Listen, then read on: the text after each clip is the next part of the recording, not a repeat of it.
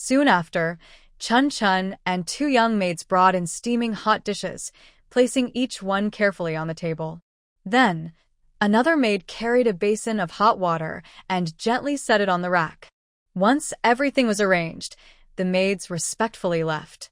Chun-Chun approached Lan Shiyu and whispered softly, "Miss, please have your meal now." Blue Shiyu heard this, stopped her actions, slowly stood up, and stretched lazily.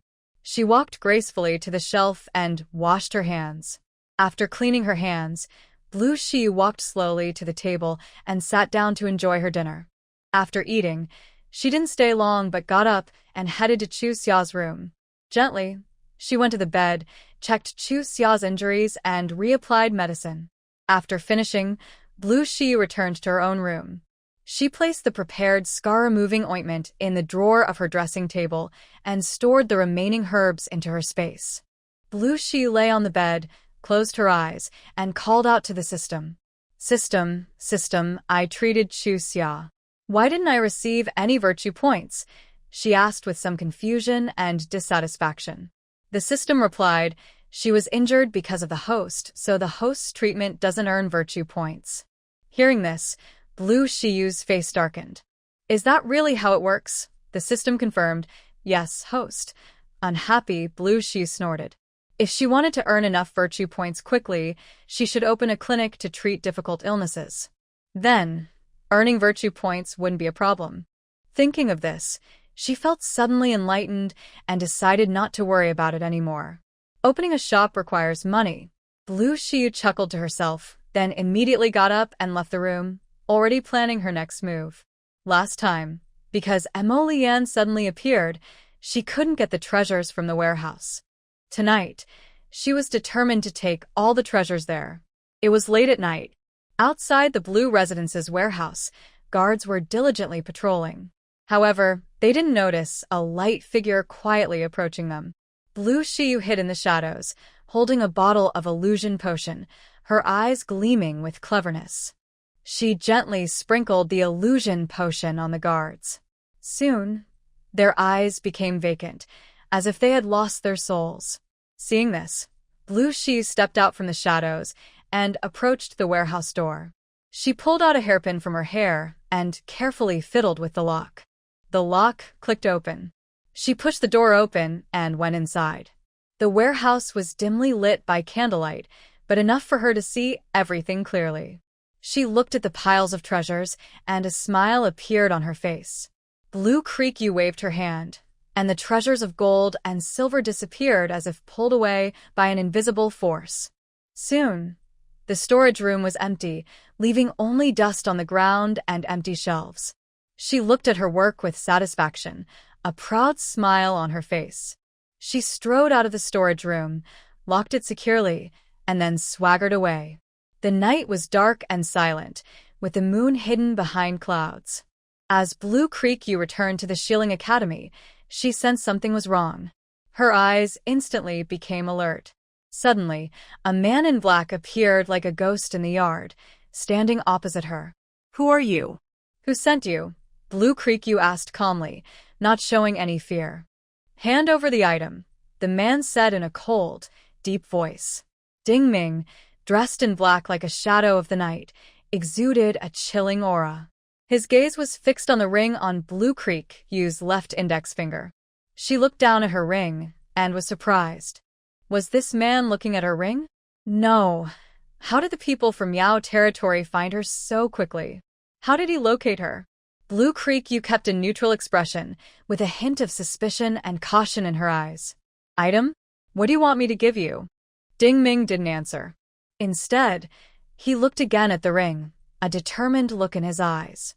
He quickly reached out, trying to grab her hand and forcefully take the ring from her finger. Blue Creek reacted just as fast. She shifted her body and cleverly dodged his attack. Wow, is he really from Yao territory, she thought to herself. Ding Ming narrowed his eyes, surprised that this woman was so agile and had evaded his strike. "So, the thing you're after is the ring on my finger," he didn't deny it. His eyes grew more determined, clearly aiming for the ring. He attacked again, faster than before. Blue Creek was no ordinary person.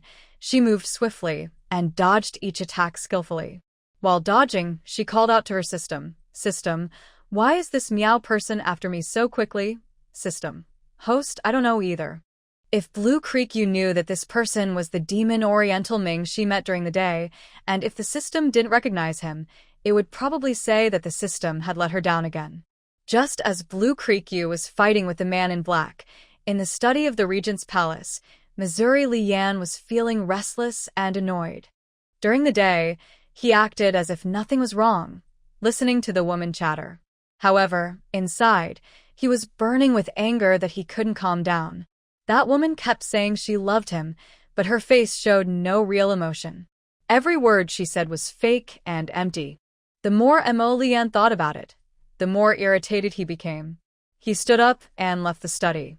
He didn't understand what game this woman was playing. Did she really love him? Or was it just because of his power?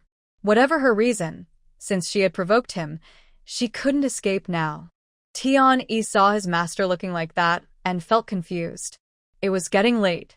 Was the master not going back to rest? Tian-Yi stepped forward carefully and said, Master, it's getting late. You should go back to your room and rest. Mo Lian only gave him a cold glance.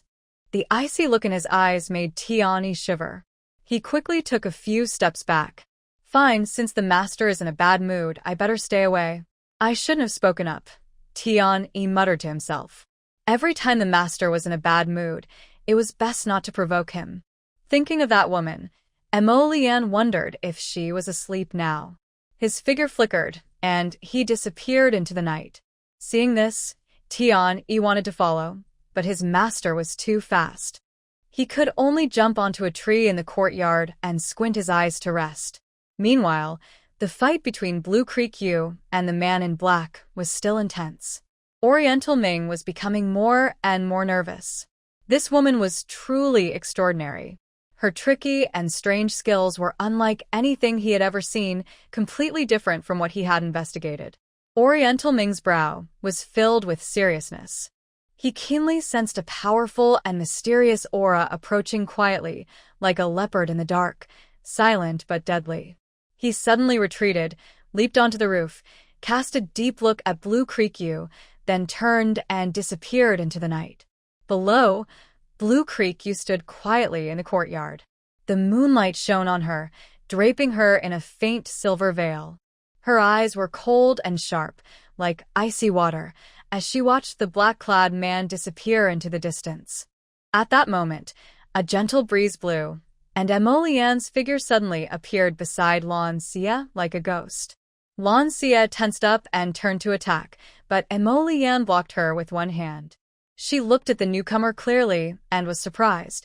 Prince, Mo Lian examined Lan Xie from head to toe, with a hint of concern in his tone. Are you all right? Then he looked toward the dark direction. Lan Xie thought to herself, why is this person here again? Infine. Why are you here so late, Prince? Mo Lian lowered his head and looked at her with deep eyes. Seeing this carefree woman made him feel very annoyed. Lan Xie waved her hand in front of him. Prince, ahem. I am hungry. The fried rice you made last time was good. Huh? You have cooks in your house, Lan Xie muttered softly. Suddenly, her eyes lit up. Prince, wait for me. I'll go make something for you. Mo Lian watched her hurriedly leave, then sat down at the stone table in the yard. Lan Xie checked the room nearby. The maids in her yard had been given a calming potion, so they were not in danger. She finally relaxed. She had suspected that the fighting sounds earlier hadn't disturbed them. There were no patrol guards near her shilling pavilion, so the fight hadn't alarmed anyone else. That was good. Lan Xie entered the kitchen. She looked around but found it empty. In the middle of the night, having to cook rice and eggs just for fried rice was really too much. System, open the shop. System. Ding. Shop opened. What would you like to buy? Lan Xie browsed the virtual shop interface. The many items dazzled her. Suddenly, her eyes lit up and she stopped at one item. Instant noodles. A smile appeared on her face.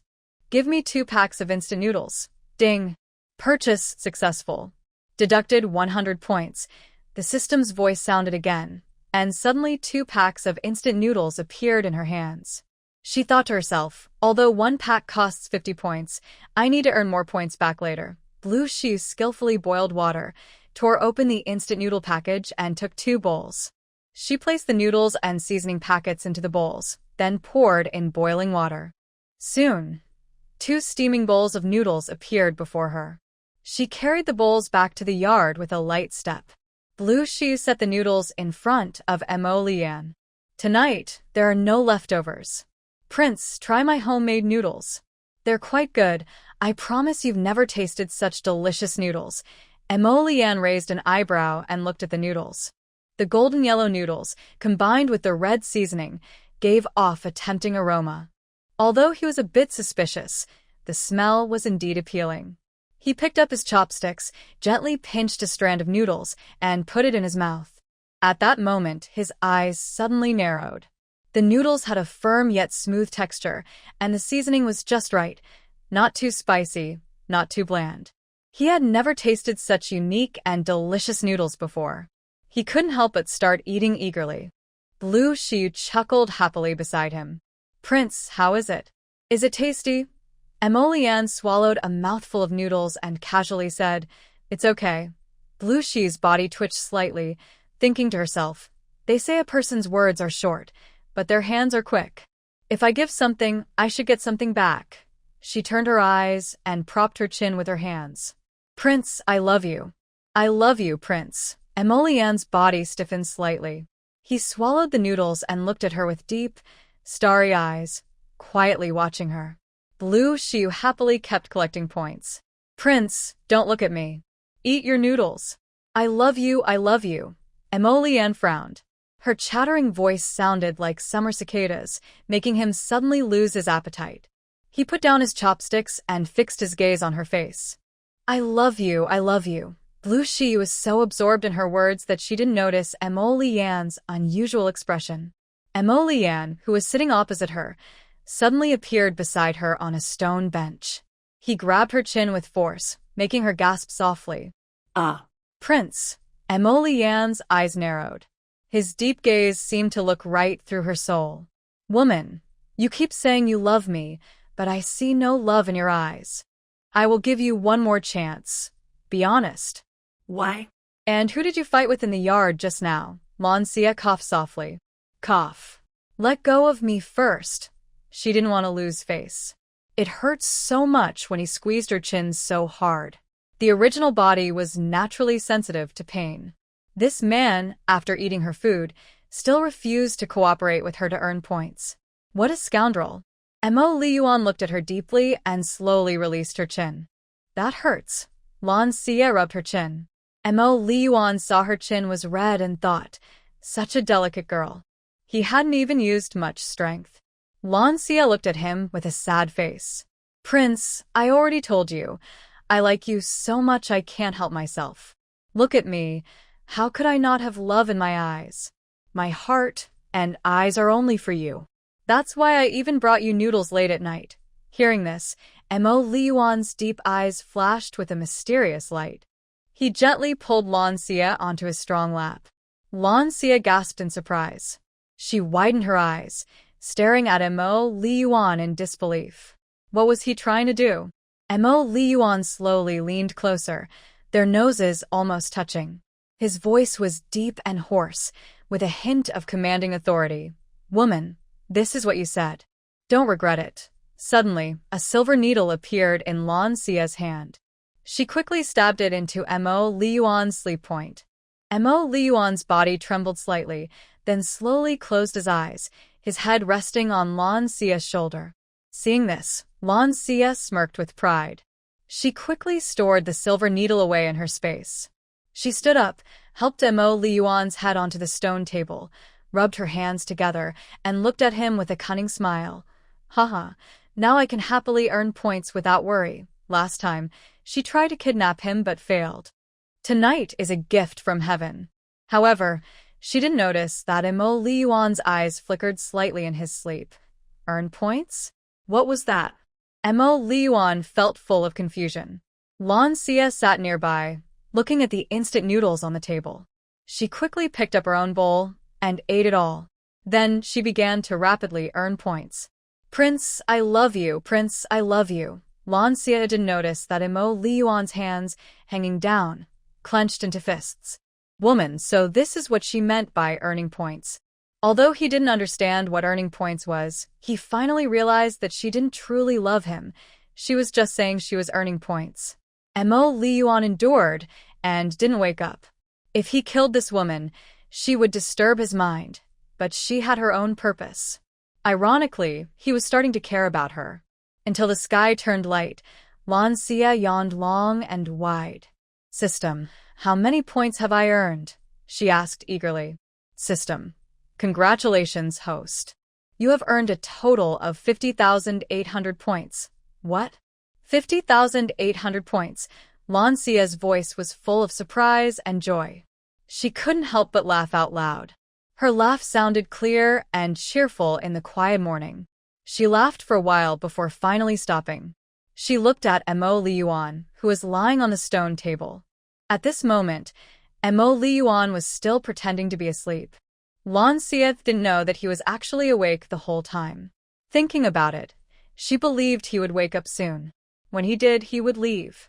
She didn't care about him anymore. After earning so many points, she felt very happy. She strode back to her room, closed the door, took off her shoes, lay on the bed, and felt proud and satisfied. What a happy night. If Imo Liyuan comes again next time, I'll just make him dizzy like last night and earn more points, she muttered to herself, smiling proudly. The system responded, yes, yes, yes.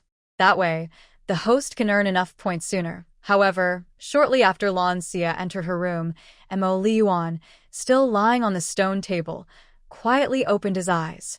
He looked at the closed door with a complicated expression, then his face turned cold as he looked at the door again. He stood up silently and left quietly. Lan Xia lay on her bed for a while, her smile gradually fading. System, can't you scan the surroundings? Did you remember that man in black from last night? System. Host, the free scanning function has been used up. You need to upgrade to use it again. What? Upgrade? How do I upgrade? Blue Xia was surprised when she heard this, then asked quickly. The system explained, the host can upgrade the system with points, and then you'll get a permanent scanner. No matter if it's night or if the person is wearing a mask, the system can see their face and scan their body organs. Blue Xia was very excited. System, how many points do I need to upgrade? The system replied, 1 million points. What? System, can you say that again? How many points do I need to upgrade? 1 million points, host. Blue Xia's eyes widened in shock. 1 million points is a huge number for her right now. She instantly felt discouraged. The system said, don't be sad, just 1 million. Next time Imo Lian comes, use the same trick as last night to confuse him. Earning points will be easy. Blue Xia smiled bitterly. She didn't want to keep talking with the system about this silly thing. Just joking, 1 million points is enough to buy her life. She was foolish to upgrade the system just for a scanner. She closed her eyes, took a deep breath. After staying up all night, she felt exhausted and needed sleep to recover her energy. Soon, Blue Xia fell into sleep, her breathing steady. Meanwhile, deep inside the regent's palace, Missouri Lian returned with a fierce aura, like a demon from, making people shiver. Tian looked at his master's cold aura and trembled, too afraid to go forward. He looked at an E with a puzzled expression, full of questions. What happened? What did the master do after going out all night? Why does he seem so angry? And E also looked confused. He blinked, as if to say, I don't know. I didn't follow the master last night either. They silently communicated for a moment, then decided to stay far away from the master today, to avoid trouble. Imo Lian entered the study. His cold voice sounded like icy needles piercing through the air. An E, come in. Tian looked at an E with sympathy. An E shivered and quietly walked in, bowing respectfully. Master. Imo Lian sat behind the desk, tapping his fingers lightly on the surface, making a clear, rhythmic sound. His eyes were deep and cold. Dark One lowered his head, not daring to breathe loudly. Go with Dark Two, and keep an eye on Lan Xia. Report her every move to me, at any time. Dark One was surprised. Was the master upset because of Miss Lan? He quickly replied, yes. Remember, that woman is not simple. If she finds out you're watching her, you too will be sent to the secret guard camp. Mo Lian's words were cold and sharp like a blade. Hearing this, Dark One's body stiffened again, and his face turned pale. He hurriedly bowed his head and tremblingly answered, yes, master. After leaving the study, Dark One let out a long breath. Then he went to find Dark Two. After explaining the master's orders, the two quietly stood in a corner of the shieling courtyard at the Marquis of Wu's residence, hidden in the shadows, contrasting sharply with the peaceful morning. Dark One sighed softly and complained in their secret guard language. Our number 1 and number 2 of the secret guard are now in such a state, sent to watch a woman. Sigh, he shook his head. Dark Two saw this, and a complex look flashed in his eyes. If Miss Lan hadn't saved him last time, he might have already lost his life.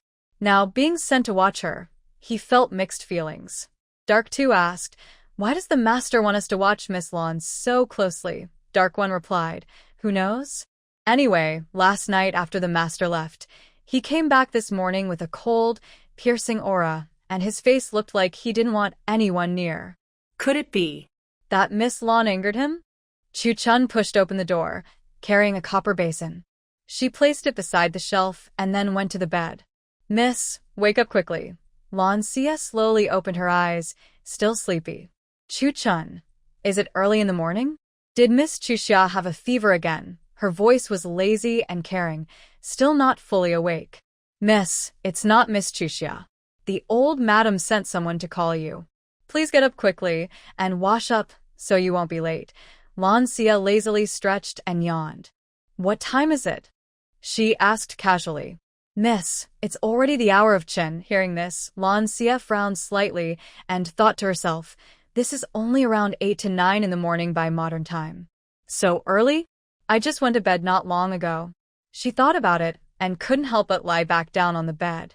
Seeing the situation in early spring, she quickly stepped forward and grabbed Lan Xia's sleeve, anxiously saying, Miss, you can't sleep anymore. Lan Xia was pulled by early spring, so she had no choice but to reluctantly get up. After tidying everything up, she slowly walked out of the room and headed toward Qingfeng Courtyard. As soon as she entered Qingfeng Courtyard, Lan Xia felt that the atmosphere was very serious. She gently nodded and said, Grandmother. After that, she walked over and sat down nearby. The old lady sat upright at the head of the table, looking serious. Her eyes swept over everyone present and said, Everyone is here. Today, I have something important to say.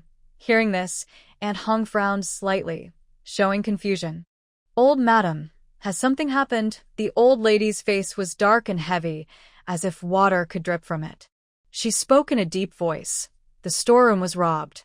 It was completely emptied overnight. Zhenrong is now in the front hall explaining the situation to Lord Bao from the Shuntian prefecture. Later, the officers will search your courtyards and investigate clues. Since you are women, you should stay in Qingfeng Courtyard until the officials leave.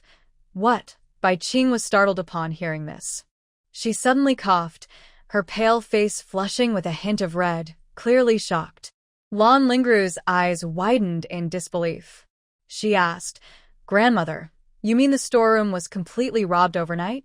And the guards in the house weren't even alerted? The old lady sighed softly, her eyes full of worry. Yes, today your father is resting and didn't go to court. Earlier, your father happened to get some calligraphy and paintings from Yang Lao. When the housekeeper went to get them from the storeroom, he found it empty. Everything was gone overnight. Her tone was heavy, as if a big stone was pressing on her heart. Lan Jiaoyun also looked surprised. How is that possible? The storeroom has quite a lot of things. Who could steal so much in one night without being noticed by the guards? Unless someone was guarding it themselves. Yun Qing frowned. Yunner, what are you looking at? Do you think this lady did it? Mother, you are the lady of the house. If not you, who could quietly steal everything from the storeroom? Otherwise, how many thieves could have broken into the Ho residence overnight and stolen the goods without alerting the guards? Lan Xia curled her lips and secretly thought to herself, Hey, someone is still trying to find a scapegoat for her. Blue Jiaoyun's way of thinking is quite impressive. Yun Qing's face was full of anger. How could it be me? Blue Jiaoyun, stop talking nonsense. Humph. Over the past few days, both Rower and I have been sick and have been resting in our rooms. Besides, the estate is managed by the main lady. If she were secretly stealing, how would that benefit me? The old lady irritably rubbed her head. All right, enough talk. Lord Bao from the detective office is very skilled at solving cases. He will surely find out the truth.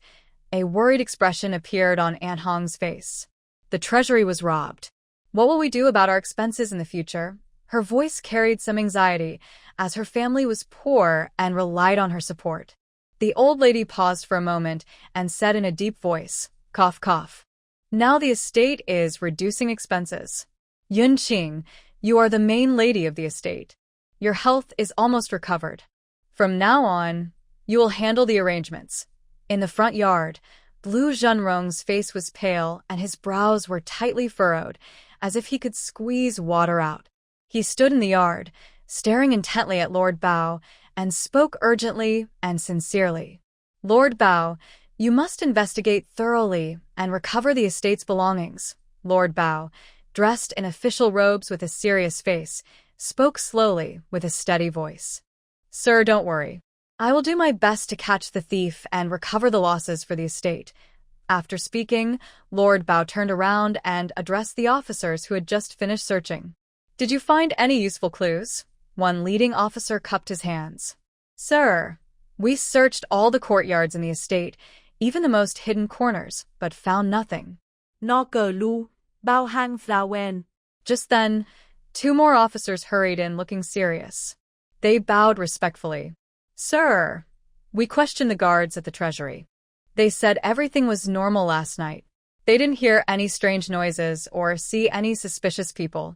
The treasury was empty, and we found no clues. The lock wasn't damaged. Bao Heng looked at Blue Zhenrong. Sir, let's go see the treasury together. Blue Zhenrong nodded. The group went to the treasury.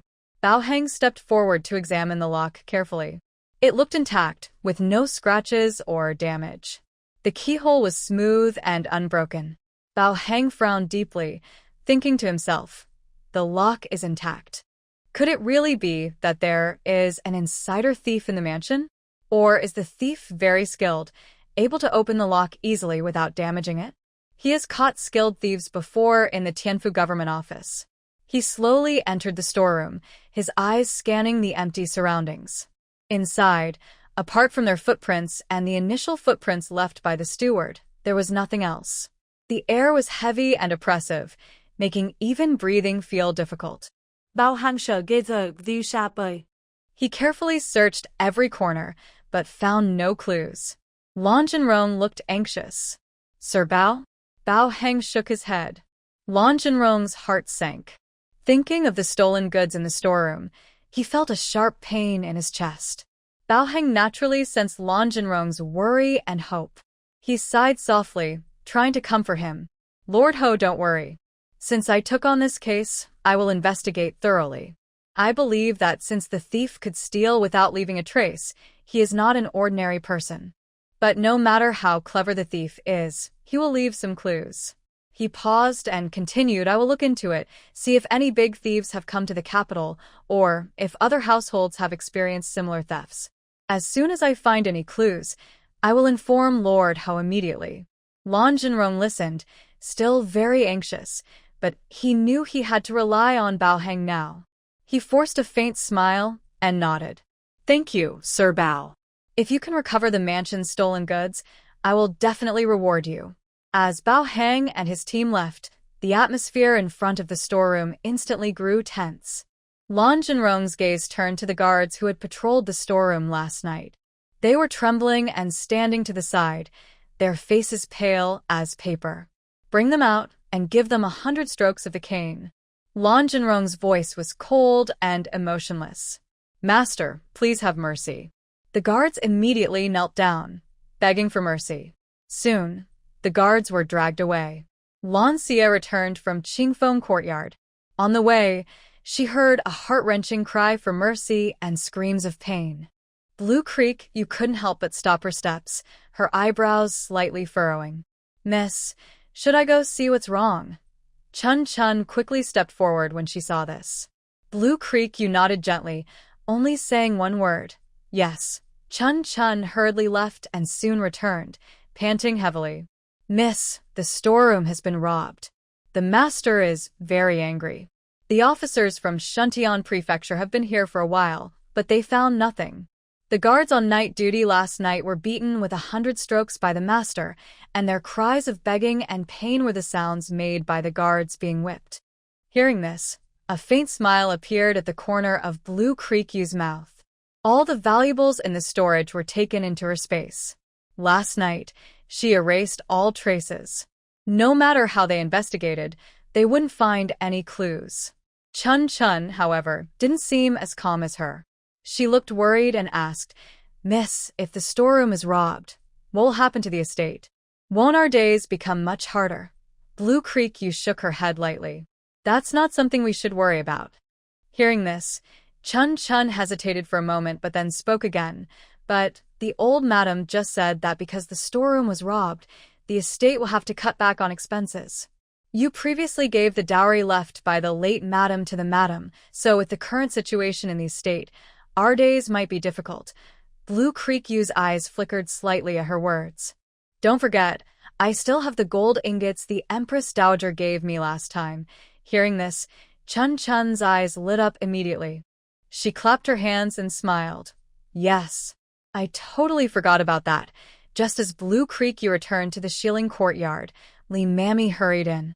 Seeing Blue Creek Yu, she bowed and said seriously, Young miss, now that the storeroom has been robbed, the income from a few shops outside the estate has also dropped significantly. The old madam means that you should take out the items the Empress Dowager gifted you earlier to help the estate in this emergency. Once Master Bao catches the thief and recovers the estate's money, it will be returned to you. Hearing this, a playful smile appeared at the corner of Blue Creek Yu's mouth. She looked at Li Mammy and slowly said, Li Mammy, even if the estate is in trouble after the theft, it shouldn't be necessary to use the gifts from the Empress Dowager. The old madam and my aunt still have money. My mother's dowry is still with my aunt. Blue Sia felt a bit frustrated. She had forgotten last night that she should also search the Farong courtyard thoroughly. Since you all have taken the rewards given by the Empress Dowager, fine. Tonight, I will visit each of your courtyards and make sure to take everything. Madam Li heard this, and her face slightly changed. After a moment of silence, she sighed and said with some helplessness, Miss, the old madam and madam do have some savings, but now the household expenses are very high. Those savings can only barely cover the costs. The old madam has no other choice but to think of asking you to take out some things for emergency. Blue Sia shook her head, a look of deep worry on her face. She sighed softly, her voice thin as a whisper, but clear enough for Madam Li to hear. Madam, I also want to help with the household's current situation. But if I sell the embroidered silk given by the Empress Dowager, it would be considered very disrespectful. If the Empress Dowager finds out, not only will we face her anger during the day, but it will also make things worse. Madam Li was startled by her words. Her eyes flashed with surprise. She quickly regained her composure, bowed, and hurried away, her steps hurried and anxious. Blue Sia watched Madam Li's figure disappear into the distance, a cold smile curling on her lips. That smile carried a hint of mockery and disdain. She wouldn't let her take anything easily. She's not the original owner. She's not so easy to fool. Madam Li hurried back to Qingfeng courtyard. She looked serious as she told the old madam everything Blue Sia had said, word for word. The old madam's face instantly turned pale as paper, and a look of panic flashed in her eyes. She had been so anxious earlier that she forgot that the gifts from the palace could not be sold easily. But with so many people in the household and the huge daily expenses, now that the storeroom was robbed, how could they sustain their life in the future? Seeing this, Madam Li thought for a moment and then spoke again. Old madam, don't worry. When I returned just now, I heard that the madam has gathered all the maids, servants, and even the maids from Qingfeng courtyard. The madam said that those who don't have formal contracts will be paid and then released from the household. This way, the household can save some money. As for the shops outside that haven't earned much, they plan to sell them at low prices. The old madam listened, her brows furrowed, and she remained silent. After a moment, she softly said, "Bring me the box from my dressing table drawer." Mama quickly responded and hurried to fetch a delicate box, carefully handing it to the old lady. The old lady tremblingly opened the box, revealing some silver notes and jewelry inside. She took out 3,000 taels of silver notes from the box and handed them to Mama. "Take this to Lady Yun. I hope it can help ease the household's current difficulties." Mama accepted the silver notes, feeling a mix of emotions. She knew that 3,000 taels was only a small help for such a large household. When Yun Qing saw the 3,000 taels of silver notes brought by Mama, her face instantly darkened. She bit her lip tightly. The household's daily expenses were not small, and with the lord's usual dealings in official circles, gift-giving, and entertaining guests, all required silver. How could this old woman only give her such a small amount? Suddenly, An entered quickly into the regent prince's study. "Master, the warehouse of the Marquis of Wu's estate has been robbed." Emolian put down his book upon hearing this. His eyes narrowed sharply. The Marquis of Wu's warehouse was robbed, and nodded. Yes, it was completely emptied overnight. Lord Bao from the Shuntian prefecture came personally to investigate, but they found no clues. Emolian's mind involuntarily thought of Lan Xia. He felt that this theft might be connected to her in some way. Where is Lan Xia? Any unusual behavior? And shook his head. No, nothing. The old maidservant beside the old lady of the Marquis of Wu said that she asked Miss Lan to produce the items the Empress Dowager gifted her for emergency use. But Miss Lan said that if the Empress Dowager's gift of Yunling brocade was sold, it would be a serious offense. She didn't mention the gold ingots the Empress Dowager also gave her, and the Marquis's household probably doesn't know about those. Hearing this, Emolian's lips curled into a teasing smile. This woman is really clever. She didn't mention the gold ingots from the Empress Dowager, only talking about the Yunling brocade. He waved his hand, signaling and to step back. Keep watching her. Report immediately if there's any unusual activity, and obeyed and left. The study returned to silence. Emolian tapped his fingers lightly on the desk, making rhythmic sounds. The entire Marquis of Wu's estate was robbed overnight. Who could have such great skill? If it was that woman, how did she manage to do it alone? If it really has something to do with her, then how did she move everything from the warehouse one by one? Is there a more shocking secret hidden behind her? Emolian's eyes narrowed slightly. Woman, no matter how big your secret is, I must uncover it layer by layer. And who is that aura from last night? The butler hurried into the study, respectfully bowing and whispering. Prince, the Empress Dowager has arrived. Hearing this, Emolian paused slightly with his pen, ink spreading on the paper. A hint of helplessness flashed in his eyes. He quickly stood up, walked out of the study, and headed to the hall. In the hall, the Empress Dowager sat at the head, with a gentle smile on her face, but her eyes sparkled with eager anticipation. Emolian entered the hall, sat down beside her, and lightly called out, "Mother." The Empress Dowager looked at him with shining eyes and asked eagerly, "Yuan, how is Yia? Should I issue an order to make her your princess consort?" Emolian looked calm and replied slowly, "Mother, my marriage is not urgent." When she heard this, the Empress Dowager's eyes widened. In the past, whenever she mentioned marriage for her younger son, he would coldly refuse, with no room for discussion. But this time he said it was not urgent. This change in attitude made her feel suspicious. It seems Yuan really has feelings for Yaya. The Empress Dowager's joy grew, and her smile became even brighter.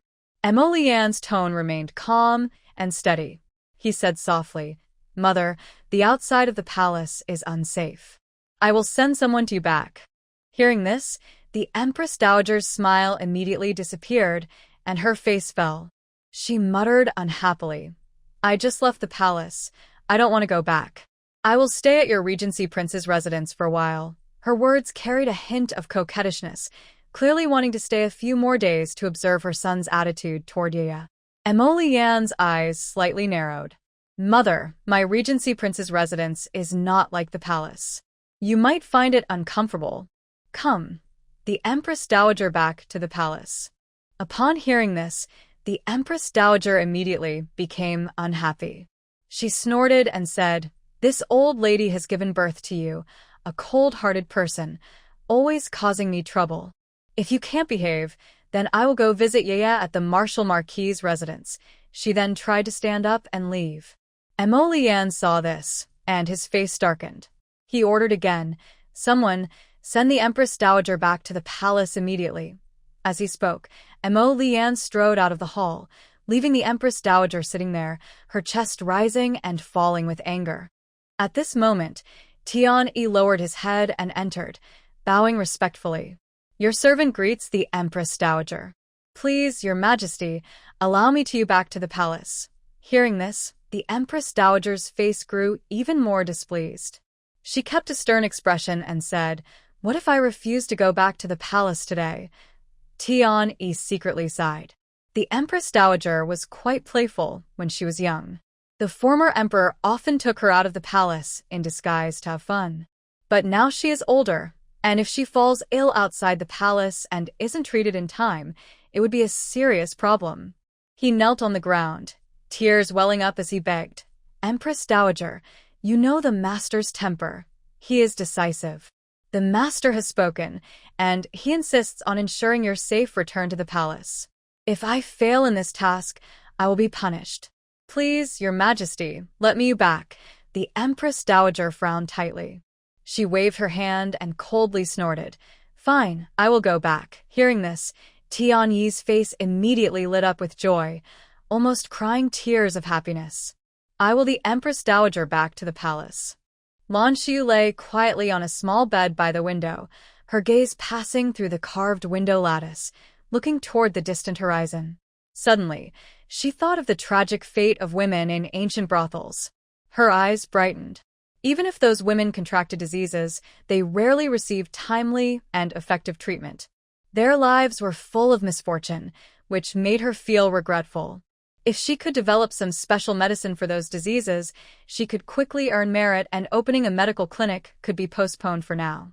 Thinking of this, Lan Xiu could no longer contain her excitement. She suddenly stood up, changed into men's clothing, and tidied herself up briefly.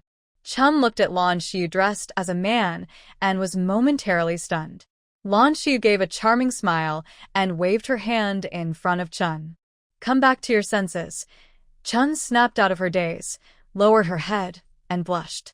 She was unexpectedly captivated by her young lady's male disguise, feeling shy and embarrassed. "Young lady, are you going out?" Be good and watch the house, and take care of Chuxia." After speaking, Lan Xia strode away quickly. "Miss, be careful and come back early." Chun whispered to her back. Lan Xia waved without turning around. She climbed over the wall from the backyard and soon arrived at a pharmacy. She entered the pharmacy, which was quiet with few customers. A young apprentice immediately came forward to serve her. As she listed the herbs she needed, she noticed that many herbs were missing from the shelves. "Do you know where I can find these herbs in the mountains?" Lan Xia asked. The apprentice scratched his head and thought for a moment before replying. "I've heard that there are rare herbs deep in the Valley of Death, but that place is very dangerous. Even experienced herb collectors rarely go there. Many villagers only gather common herbs from the outskirts of the valley to sell. Over time, even those herbs have been picked clean. Some brave villagers venture into the deeper parts of the valley, but unfortunately, none of them ever return." Hearing this, Lan Xia's eyes suddenly brightened. The Valley of Death? The name sounded mysterious and full of challenge. In this unfamiliar world, she often felt bored and empty, but now, the mention of the Valley of Death sparked her adventurous spirit. "Where exactly is the Valley of Death? Is it far from the capital?" Lan Xia paid the money. The apprentice shook his head, looking a bit scared. "It's in Guiqing County. Not too far. If you ride a horse quickly, you can get there in about a day. But please, don't go risking yourself. That place is really dangerous." Lancia smiled slightly and waved her hand. Thank you. With that, she picked up her herbs and strode out of the pharmacy. Outside, she frowned.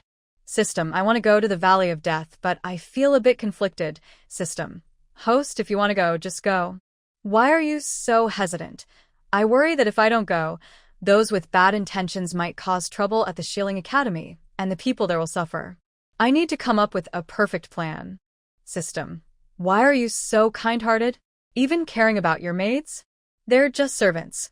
Hearing this, Lancia raised her eyebrows, a hint of displeasure in her eyes. System, I am human too, and I have feelings. Unlike you, a cold machine. System. Host, this system is capable of understanding human emotions, which is rare for a typical system. Lucia was surprised to hear this, her eyes full of wonder. Hey, you, a system, have human emotions? No wonder I often feel like you're quite lively. System. Lucia carried a bag of medicine and moved lightly through the busy marketplace. System. Host, are you not going to the Death Valley? Not yet. I need to deal with that mother and daughter first. Otherwise, I wouldn't feel at ease leaving Chuxia and the others. System. Then where are you going, host? It asked again. To the brothel. To treat the girls there. Some of the medicines I lack, but I can still treat common gynecological inflammations and other illnesses. It's faster than searching the streets for patients. After saying this, Lucia turned and stepped into the flower street. Soon after, she arrived at the entrance of Lichuan Courtyard. Lucia strode inside. A servant saw a guest and hurried to greet her, smiling broadly. Honored guest, the girls are still sleeping during the day. If you want to see a girl, you'll have to come later. Lucia shook her head, her gaze sharp and direct. Call your madam.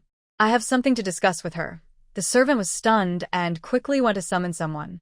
Soon, a charming middle-aged woman, the madam of Lichuan Courtyard, Mainyang, approached gracefully. Mainyang examined Lucia carefully, a hint of surprise in her eyes. Ah. Miss, this is a brothel. Are you sure you're in the right place? Her tone was teasing, clearly surprised to see a girl dressed as a young man. Lucia raised an eyebrow. As someone who had seen many kinds of people in the brothel, she could tell at a glance that this girl was pretending to be a boy. She stepped closer to Mainyang and whispered a few words. Hearing this, Mainyang's face showed disbelief. Are you serious, miss? Are you joking with me? Indeed, in this world, doctors at pharmacies often ignored the girls in the brothel, thinking they were of low status and dirty, unwilling to treat their illnesses.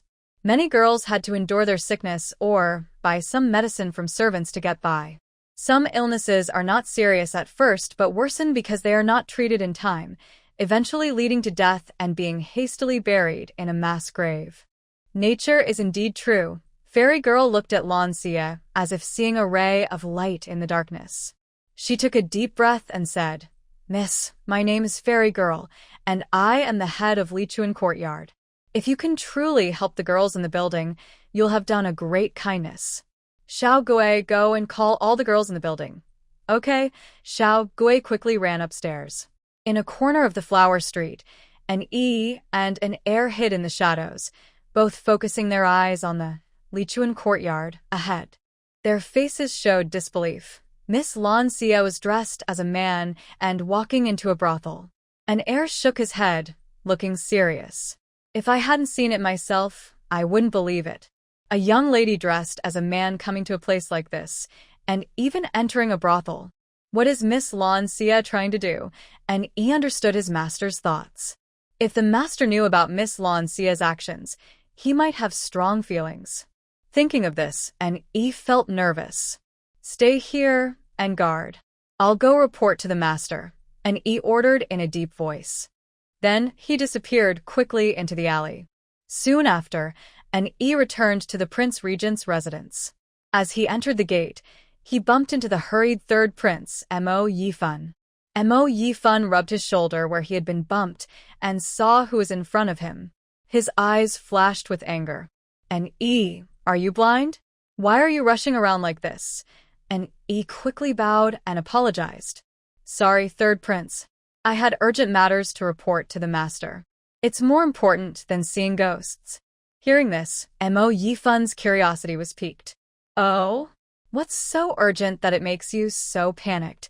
And he hesitated for a moment, but then told the truth. The master asked me and an heir to secretly watch Miss Lanxia's every move. Right now, Miss Lanxia is dressed as a man and has entered Lichuan courtyard. What? Lanxia is actually visiting a brothel? Mo Yifun's voice rose sharply, and a look of surprise and excitement appeared in his eyes. His little uncle was very interested in Lanxia. If the little uncle found out about this, his expression would be interesting. Thinking of this, Mo Yifun suddenly moved quickly, like an arrow shot from a bow, rushing toward the martial arts training ground. At this moment in the martial arts training ground, Mo Lian was holding a long sword. The sword's light was like water, and its shadow like a dragon. Every move was sharp and powerful. Just as Mo Yifun arrived, he eagerly shouted, "Little imperial uncle, Lanxia went out in men's clothes during the day to visit the brothel." And who had just landed behind Mo Yifun, heard this shocking statement and nearly stumbled and fell. He wondered why the third prince sounded so excited when he said that. Was the third prince just here to watch the fun and make trouble? Mo Lian paused suddenly, the tip of his sword lightly tapping the ground with a soft ding. His eyes turned fierce, as if two cold lights shot out from them, piercing straight into people's hearts. He leapt in front of Mo Yifun, his gaze icy and frightening. "What did you say?" His voice was deep and cold, each word like it was squeezed out from between his teeth. Mo Yifun, feeling the pressure from Mo Lian's presence, instinctively took a step back. He pointed to an beside him. "Little imperial uncle," and is the one who said it. Mo Lian's sharp gaze shot toward the trembling and felt a cold chill rise from his feet, spreading through his body. His blood seemed to freeze at that moment, making it very hard to swallow or move. He lowered his head and whispered softly, "Yes, I saw it myself." Second is still guarding the corner of the street. Hearing this, Mo Lian suddenly swung his sword. The blade flashed like lightning and struck a large stone nearby. With a loud boom, the stone shattered into pieces. The sword slipped from his hand and clattered to the ground, making a clear sound. This action made an tremble with fear. Even Mo Yifun quietly took a few steps back, thinking to himself, "The little imperial uncle is so scary now." Sigh. It looks like he's really gone deep into this. Meanwhile, in a corner of the flower street, the girls from Lichuan court were coming downstairs sleepy-eyed. Qing Yan rubbed her blurry eyes and yawned. She looked at the charming lady and complained unhappily, "Mama, we're not even fully awake yet. Why did you wake us up so early?" The charming lady glared at Qing Yan and said impatiently, "Sleep, sleep, sleep. This young master is a skilled doctor here to see you." She then pointed to Lanxia standing beside her. When the young women heard this, they all turned their eyes toward Lanxia. He was dressed in plain clothes, handsome, with an extraordinary and refined aura, like a character stepping out of a painting. The girls couldn't help but take a deep breath, secretly admiring. Wow, such a handsome young man. Soon after, these girls, still lost in their dreams, moved closer to Lanxia, calling out softly, young master, look at me, look at me." For a moment, the pavilion was filled with cheerful chatter and lively sounds. The noise in the hall suddenly stopped. Lanxia's gaze fell on the charming lady. The lady nodded, saying, "Girls, go to room number 1 on the second floor, the elegant chamber. Form a line, no pushing." Hearing this, the girls lined up one after another, their footsteps light and orderly on the stairs. The lady gestured gracefully, with a hint of flirtation. "Sir, please." Lanxia nodded slightly and followed the lady up the stairs. He entered the elegant chamber on the second floor, decorated with carved beams and painted rafters, with delicate curtains hanging, and a faint scent of incense filling the air. Lanxia sat at the table. The door opened gently, and the first to enter was Qinghuan, the top courtesan of Lichuan court. She wore a flowing silk dress, the hem swaying softly with her steps, like the tender willow branches in spring. Qinghuan's face was delicate and refined, with an expression that seemed to hide countless stories. She slowly entered, closed the door, approached, slightly knelt, and softly parted her lips. Her voice was clear and melodious, like a oriole singing in the valley. Qingwan greets the young master. Lan Xia sat quietly at the table. He gently raised his hand. Miss Qingwan, no need to be polite. Please sit. Qingwan sat down slowly, her hands gently twisting her dress, lowering her head slightly. Her shy appearance was like a blooming lotus, evoking tender feelings. Seeing this, a gentle smile appeared on Lan Xia's face as he softly said, Miss Qingwan, extend your hand. Hearing this, Qingwan gently raised her hand, her slender fingers resting lightly on the table. Lan Xia checked her pulse, then slowly withdrew his hand. Seeing this, Qingwan felt nervous. Her bright eyes showed a hint of panic. Young master, I have a health issue. Miss Qingwan, there's no need to worry. It's just a minor gynecological inflammation, which causes increased vaginal discharge and mild stomach pain. After speaking, Lan Xia opened her small bag on the table. She picked out a few medicinal herbs, enough for 7 days, wrapped them in paper, and handed them to Qingwan. Miss Qingwan, take this home, boil it, and drink it for 7 days. You'll get better. Hearing this, Qingwan's eyes immediately sparkled with hope, like stars shining brightly. She looked up in disbelief, her voice trembling with excitement. Are you serious? She had once entered a clinic, facing the disdain and leering eyes of doctors, and could only endure silently. Because in this place of entertainment, her stubborn illness made her realize that if she wanted to survive in Lichuan Pavilion, she had to find some hope of healing. Money flowed like water, but what she gained was only temporary relief and more pain. Every night, when it was quiet, her pain would follow her like a shadow. When serving guests, their rudeness made her suffer even more. Those regular customers, who once enjoyed her service with charm, now turned to the new star, Hunyuan, for gentle comfort. Lan Xia raised her eyebrows slightly, with confidence and calmness in her expression. Really? At this moment, Qingwan suddenly stood up slowly, like a willow branch swaying in spring. She lightly sat on Lan Xia's lap. She wrapped her arms around Lan Xia's neck, her eyes full of tenderness and charm. She cast a flirtatious glance and spoke softly, sweet as honey, as if water could drip from her words. Young master, I am willing to serve you. Lan Xia couldn't help but sigh inwardly. What a beautiful girl. She threw herself into her arms, her soft body pressed close, and her warm breath hit her face, making it hard to resist. Faced with such a little enchantress, even a woman couldn't handle her captivating charm, let alone a man. Lan Xia reached out her index finger, gently lifting Qingwan's chin. Oh my! Miss Qingwan, you are truly tempting. It's a pity I can't enjoy you.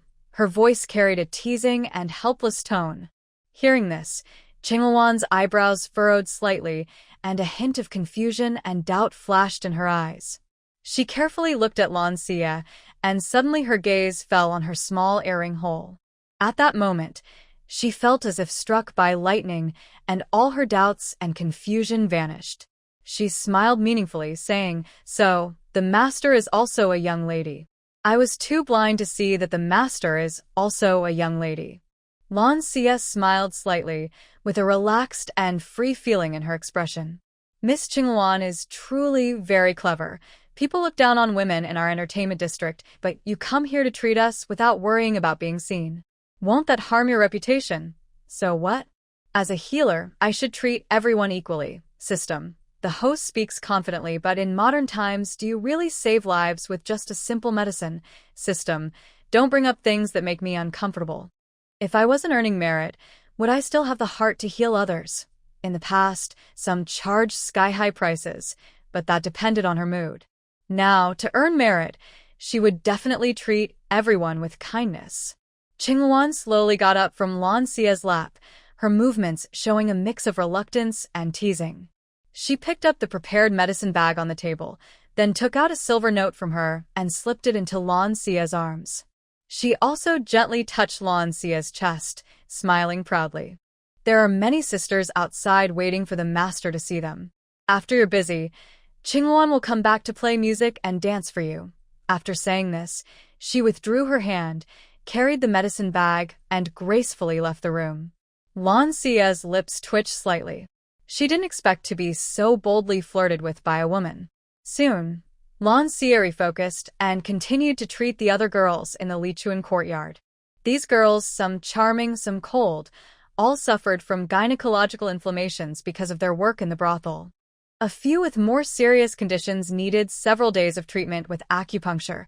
Most had common gynecological inflammations, varying in severity.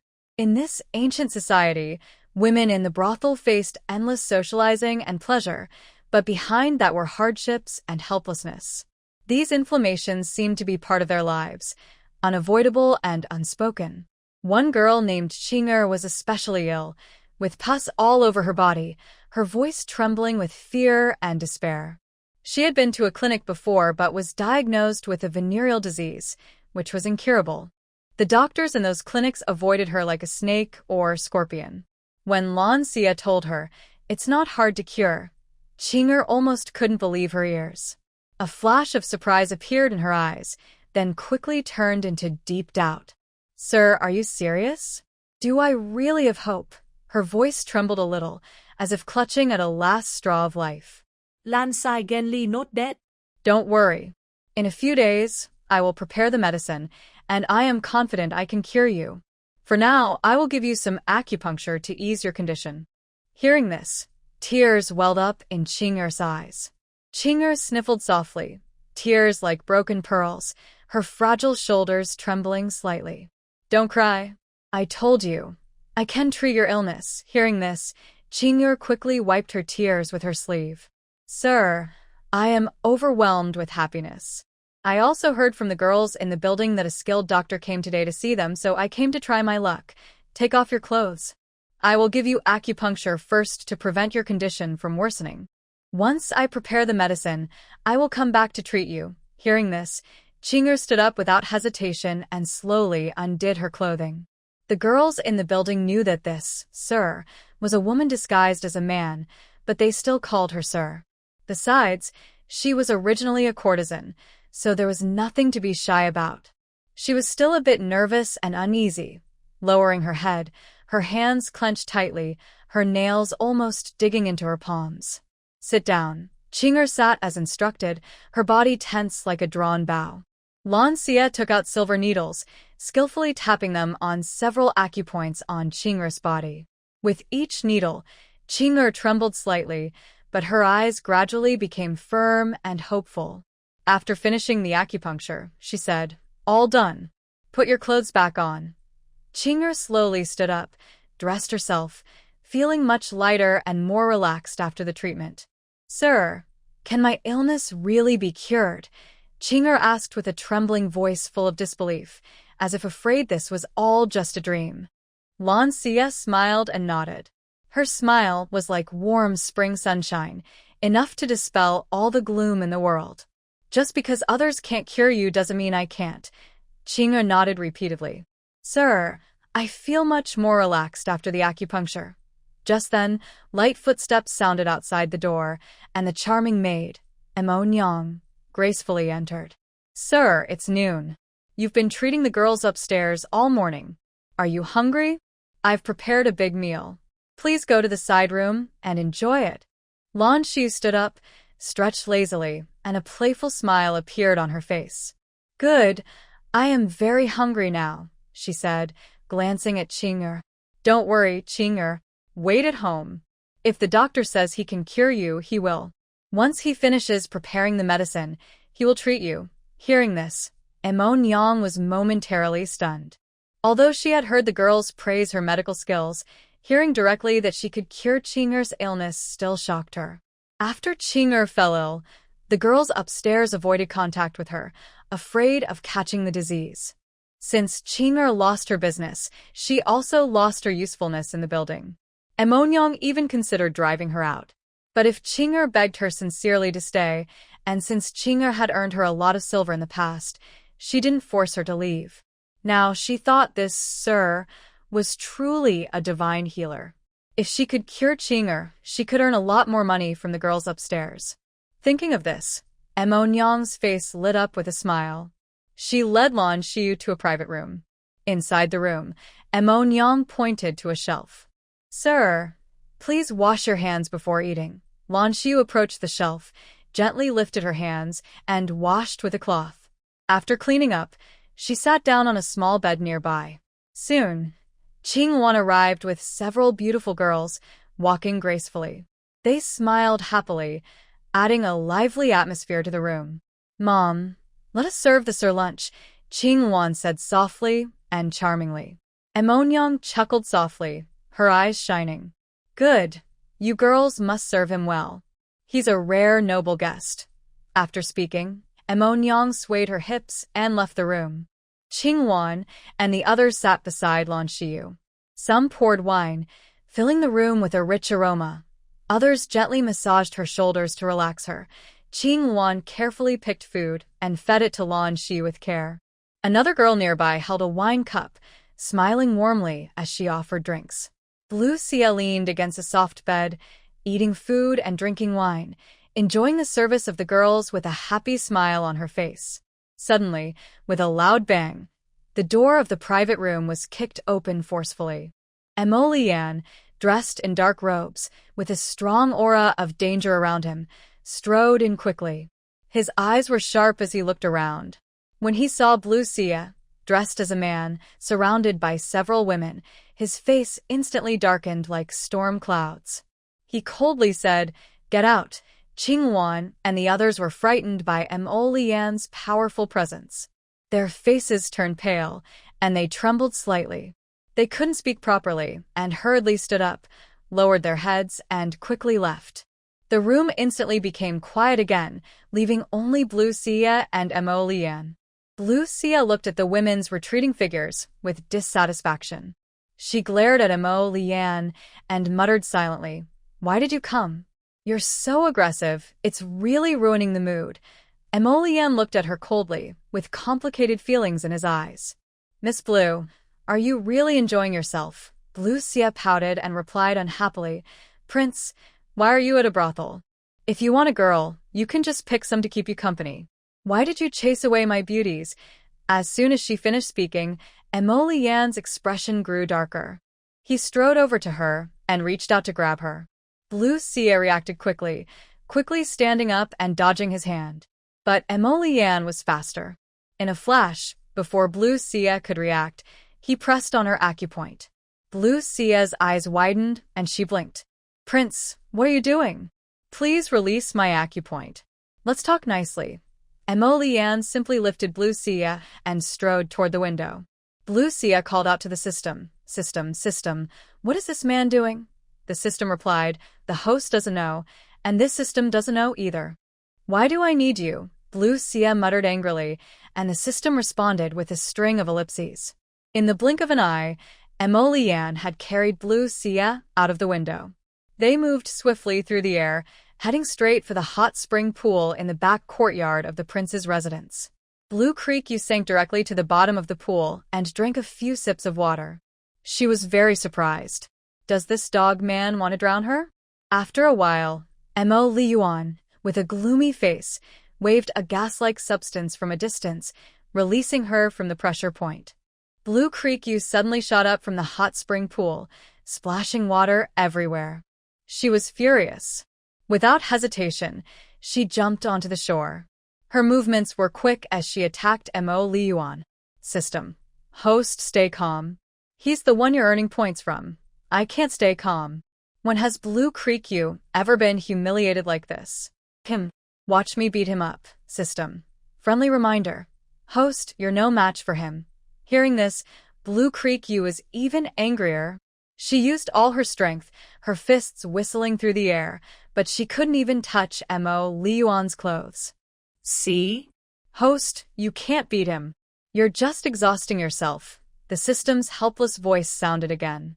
Blue Creek stood soaked in the courtyard, water droplets slowly sliding down her delicate collarbones, soaking her already messy clothes. Her hair stuck to her cheeks, a few strands dancing lightly in the wind, making her look both disheveled and charming. After fighting with Mo Liyuan, her clothes were even more disordered. Her inner shirt's corset was faintly visible, but she didn't notice. Mo Liyuan leapt onto the roof. His eyes were deep like an abyss, gazing at Blue Creek U below, and a faint blush appeared on his ears. So you can do light skills. Impressive.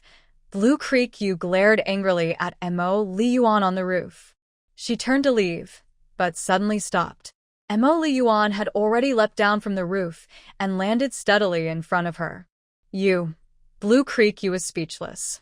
I said, Prince, what exactly do you want to do? Mo Liyuan looked away slowly and said softly, your clothes are wet. Blue Creek U looked down, pouting. Her clothes had somehow come loose, revealing her inner corset. She calmly fixed her wet clothes. Prince, you carried me back and then threw me into the hot spring. What are you trying to do? Want to drown me? Mo Liyuan turned his back to her and spoke faintly. No, not to drown you, but to wash away the rouge smell on your body from the brothel. Blue Creek U heard this and felt her anger grow stronger. She snorted softly and thought to herself, why does it seem like he's angry? Shouldn't she be the one angry? Why is he the one upset? Thinking this, Blue Creek U turned and ran toward the wall, planning to climb out. Just as she stepped onto the wall, a strong force suddenly pulled her down, and she landed steadily on the ground. She looked up with a grim face and saw Mo Liyuan staring at her with deep, intense eyes. No, Your Highness. What do you want to do? Blue Creek U was annoyed and embarrassed, hands on her hips, questioning Mo Liyuan. Mo Liyuan's eyes swept over her messy clothes. Your clothes are wet. Blue Creek U looked down at herself and shrugged indifferently. Oh, I know my clothes are wet. So what? Does the prince know how they got wet? Mo Liyuan's eyes narrowed slightly. You want to leave like this? Blue Creek U looked down at herself again. What's wrong with that? My clothes are just wet. I'm not. And who caused me to be like this? Mo Liyuan turned and walked toward a nearby room. Come with me. Blue Creek U raised an eyebrow. I refuse to go with you. Seeing him walk away, she took advantage of his distance and quickly climbed over the wall, slipping out of the prince's residence and moving swiftly through the estate, soon outside. System. Host, why didn't you stay and take the chance to earn points? I also have a temper. He threw me into the hot spring without warning, and I was even and couldn't move. I almost drowned. Now you want me to earn points? How can I say that, system? Okay, you're still angry now. Earning points isn't the right choice. At this moment, Mo Liyuan's face darkened even more upon hearing this. Does this woman even realize she's a woman? She ran out soaking wet like that. Mo Liyuan's figure flickered and disappeared from the residence instantly. Meanwhile, Blue Creek U was clumsily weaving through the busy streets. She arrived at a clothing shop and said, Shopkeeper, pick out a set of clothes for me. The shopkeeper was a woman around 40, busy counting money. She looked up when she heard this. Her clothes were soaked, clinging to her skin, outlining her graceful figure. Even in men's clothing, her feminine softness and charm were still evident. The shopkeeper put down his ledger and hurried to greet her, smiling warmly. Miss, what do you think of this sky blue dress? It's a new arrival recently embroidered by our skilled seamstress. Made from fine silk, with neat stitches and beautiful patterns, it will surely highlight your fresh and elegant look. Lancia's gaze fell on the dress. The sky blue color was as clear as a sunny sky or as deep as a calm sea, leaving a lasting impression. She gently touched the delicate fabric and nodded with satisfaction. All right, I'll take this one. Seeing her choice, the shopkeeper was very happy. He carefully selected a soft inner garment, a delicate waistcoat, underpants, and embroidered shoes for her. Miss, please follow me, the shopkeeper said, leading Lancia into the inner room. When she came out again, she looked completely refreshed. The sky blue dress swayed gently in the breeze, making her look like a fairy stepping out of a painting, fresh, elegant, and untouched by dust. The shopkeeper stared at Lancia in surprise, momentarily stunned. After regaining his senses, he smiled and said, Miss, you truly look like a beauty from a painting. This dress seems tailor-made just for you. Hearing this, Lan Xia's lips curled into a faint smile. She quickly thought of something and took out some silver notes from her space. She pulled out 200 taels of silver and handed them to the shopkeeper. The shopkeeper took the silver notes, his face lighting up with joy. He kept praising Lan Xia enthusiastically. Lan Xia waved her hand and turned to leave the clothing shop. In the shadows, Emo Lian's eyes flashed with admiration, but when he remembered how she had come out soaking wet just now, his expression darkened slightly. His gaze followed her closely. Lan Sai. Mo Yufeng's eyes showed a hint of surprise. Usually, Lan Xia appeared in bright, exaggerated makeup and colorful clothes.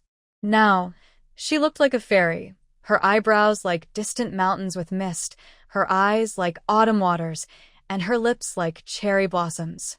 Her light blue dress fluttered in the wind, making her look like a celestial being, catching everyone's attention. Mo Yufeng couldn't help but feel proud. This Lan Xia, what does she mean by liking the Regent King? No, she's trying a new strategy to attract him, dressing so stunningly in front of him. Honestly, her outfit was very attractive to him. Lan Xia secretly sneered. She had just encountered this foolish prince again. Last time, he had caused her trouble, even got her involved in the palace, which made the Empress suspicious of her. Should she just poison him and take revenge for the original owner? No, I must not do that. If I poison him, I will be accused of wrongdoing and lose my virtue. It's better to pretend to leave quietly and secretly harm him later.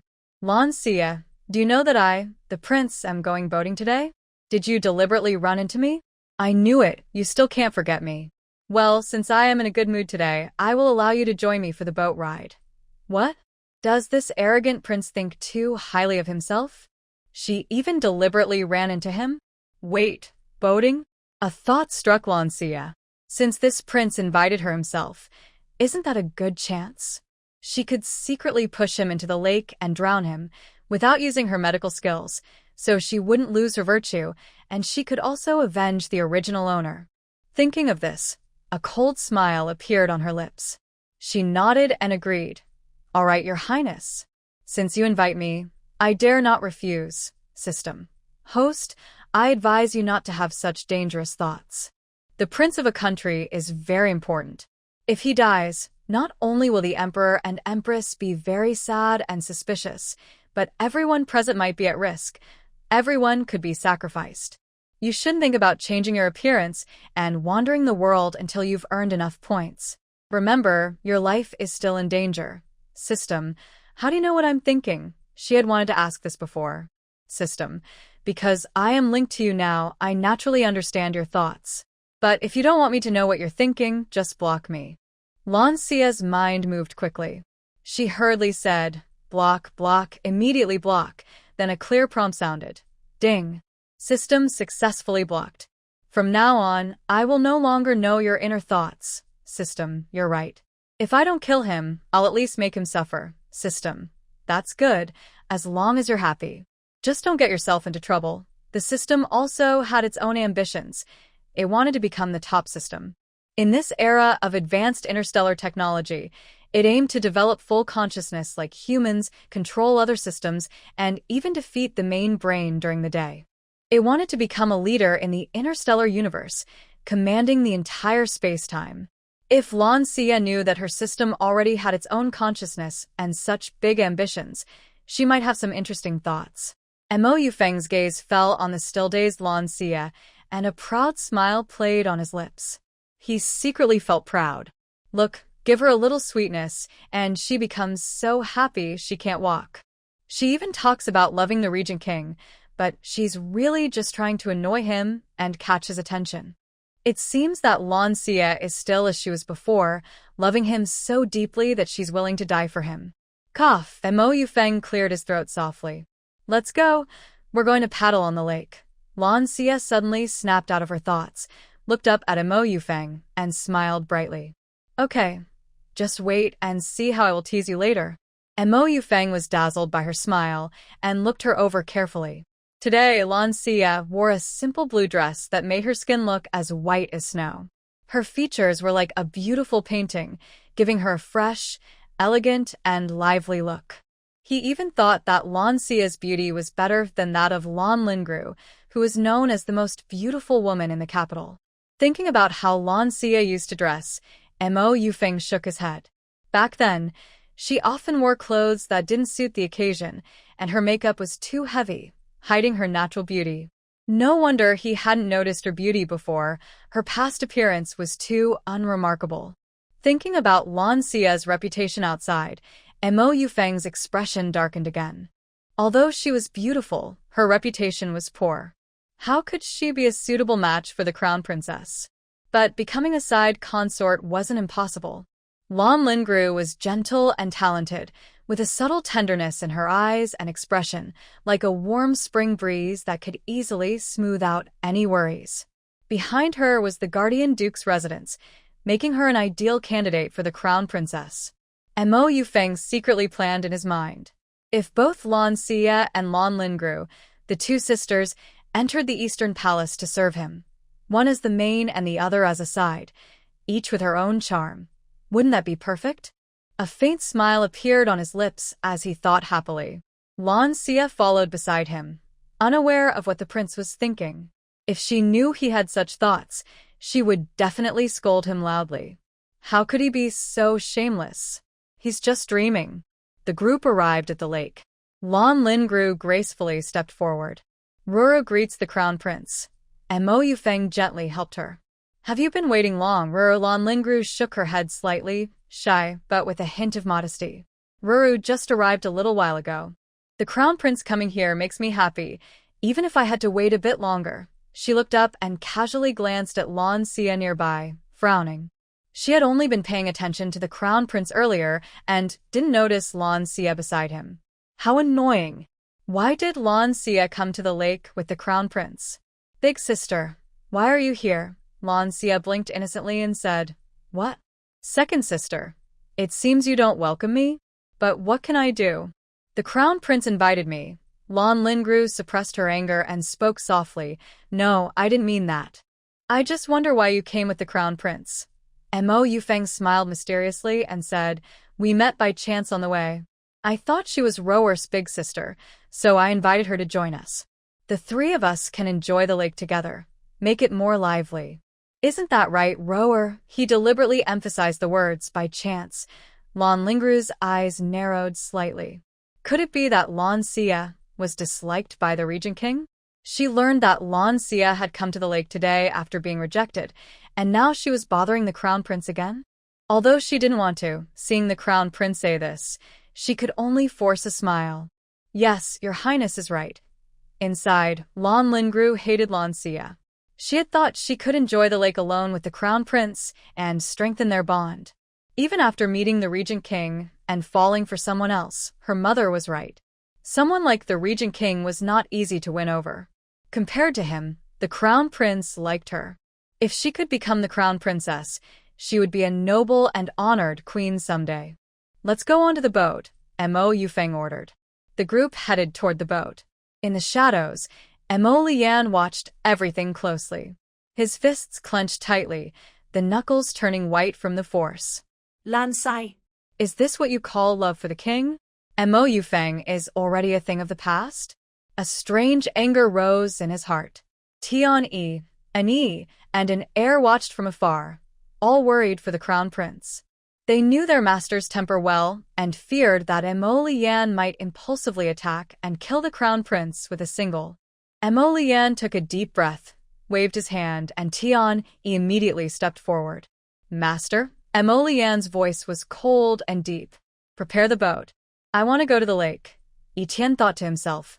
Master, if you're upset, just take Miss Lan away from the crown prince. Why are you still happily going boating? Isn't it uncomfortable to watch? This isn't like your usual self. But he didn't dare say anything and could only step back to prepare the boat. The sunlight shone through the clouds like fine threads, gently illuminating the shimmering lake, giving the scene a soft golden glow. A beautifully decorated boat slowly moved across the picturesque lake, leaving long ripples behind. On the boat, sheer curtains fluttered, and a lovely fragrance filled the air. The palace maids carried delicate teaware and snack trays, set up the tea table, then quietly stepped back. Lan Lianro picked up her teacup, gently opened her lips, and took a sip. She then turned to look at Lan Xia across from her, a faint smile on her face, hiding some hidden meaning. Big sister, I was in such a hurry today that I couldn't come to call you.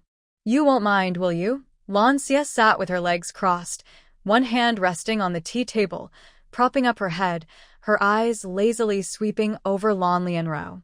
A playful smile appeared on her lips. I don't mind. After all, I ran into the crown prince by chance, and he personally invited me. That honor isn't something you, second sister, can give, right, system? Host, you really know how to make people angry to death. Haha, system, you said that using medical skills to harm someone would deduct virtue points. If she gets too angry and dies from it, I can't lose virtue points, right? System. Lan Lianro lowered her eyes, hiding her furious anger. That shameless woman is showing off to me. When she gets back, she must tell her mother to act quickly. She really wishes she could die immediately.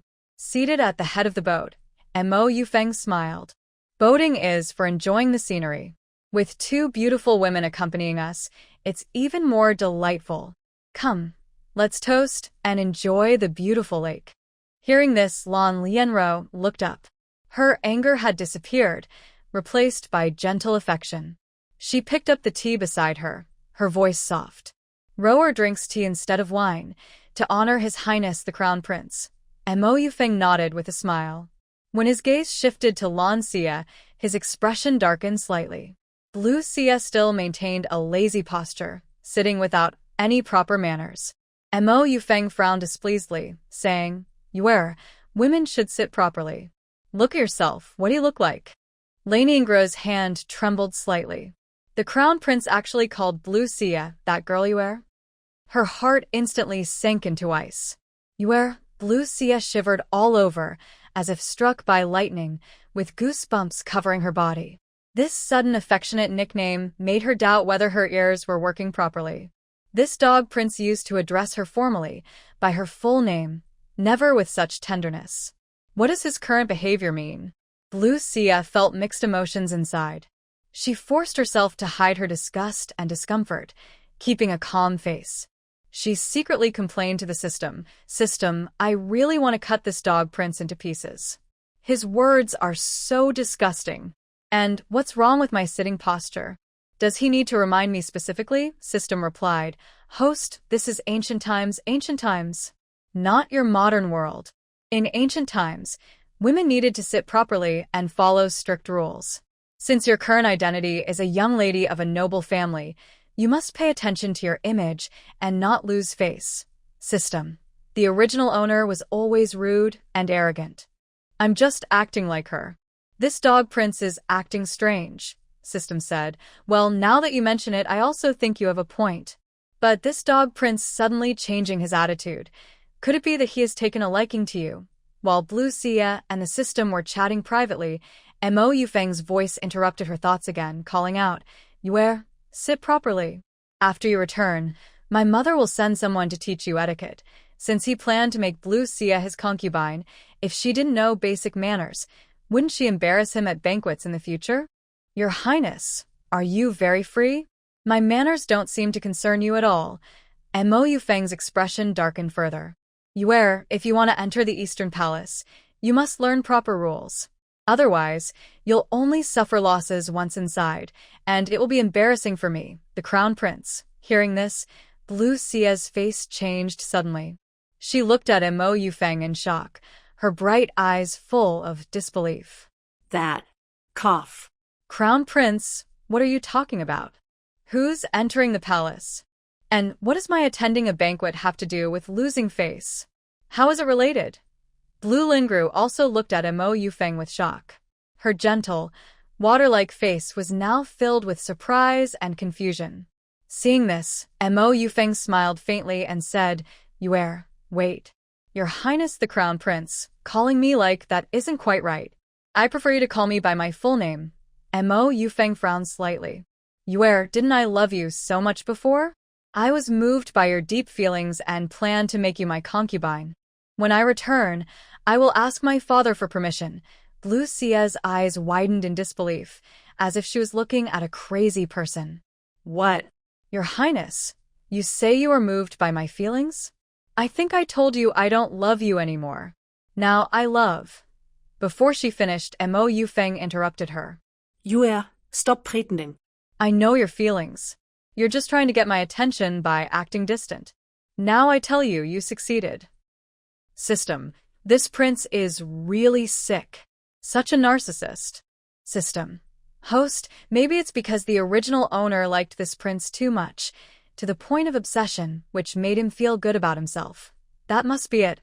At this moment, Blue Lingru's tears blurred her eyes. She looked at Mo Yufeng with a trembling voice. Your Highness. Seeing Blue Lingru crying, Mo Yufeng quickly stood up and walked over. He took a handkerchief from his sleeve and gently wiped her tears, saying softly, Rower, don't cry. You're kind, gentle, generous, and very dear to me. When we go back, I will ask the Emperor to make you my Empress, and Yue will be a concubine. You two sisters will marry into the Eastern Palace together. Mo Yufeng's words hit Blue Xia like a thunderbolt. She was furious inside and out. System, look at this prince. He doesn't look that good, but he has big dreams. I spit. He wants us sisters to marry him. Disgusting. System. Host, this is ancient times. Men having 3 wives and 4 concubines was common. Besides, he's the crown prince. Spit. System, don't stop me. I must cut this prince down. System. Host, stay calm. Killing won't solve the problem. It will only make things worse. Blue Creek Yu's eyes flickered, and she slowly stood up, walking lightly until she reached the side of the boat. The lake and mountain scenery shimmered beautifully, but her gaze did not truly fall on the picturesque view.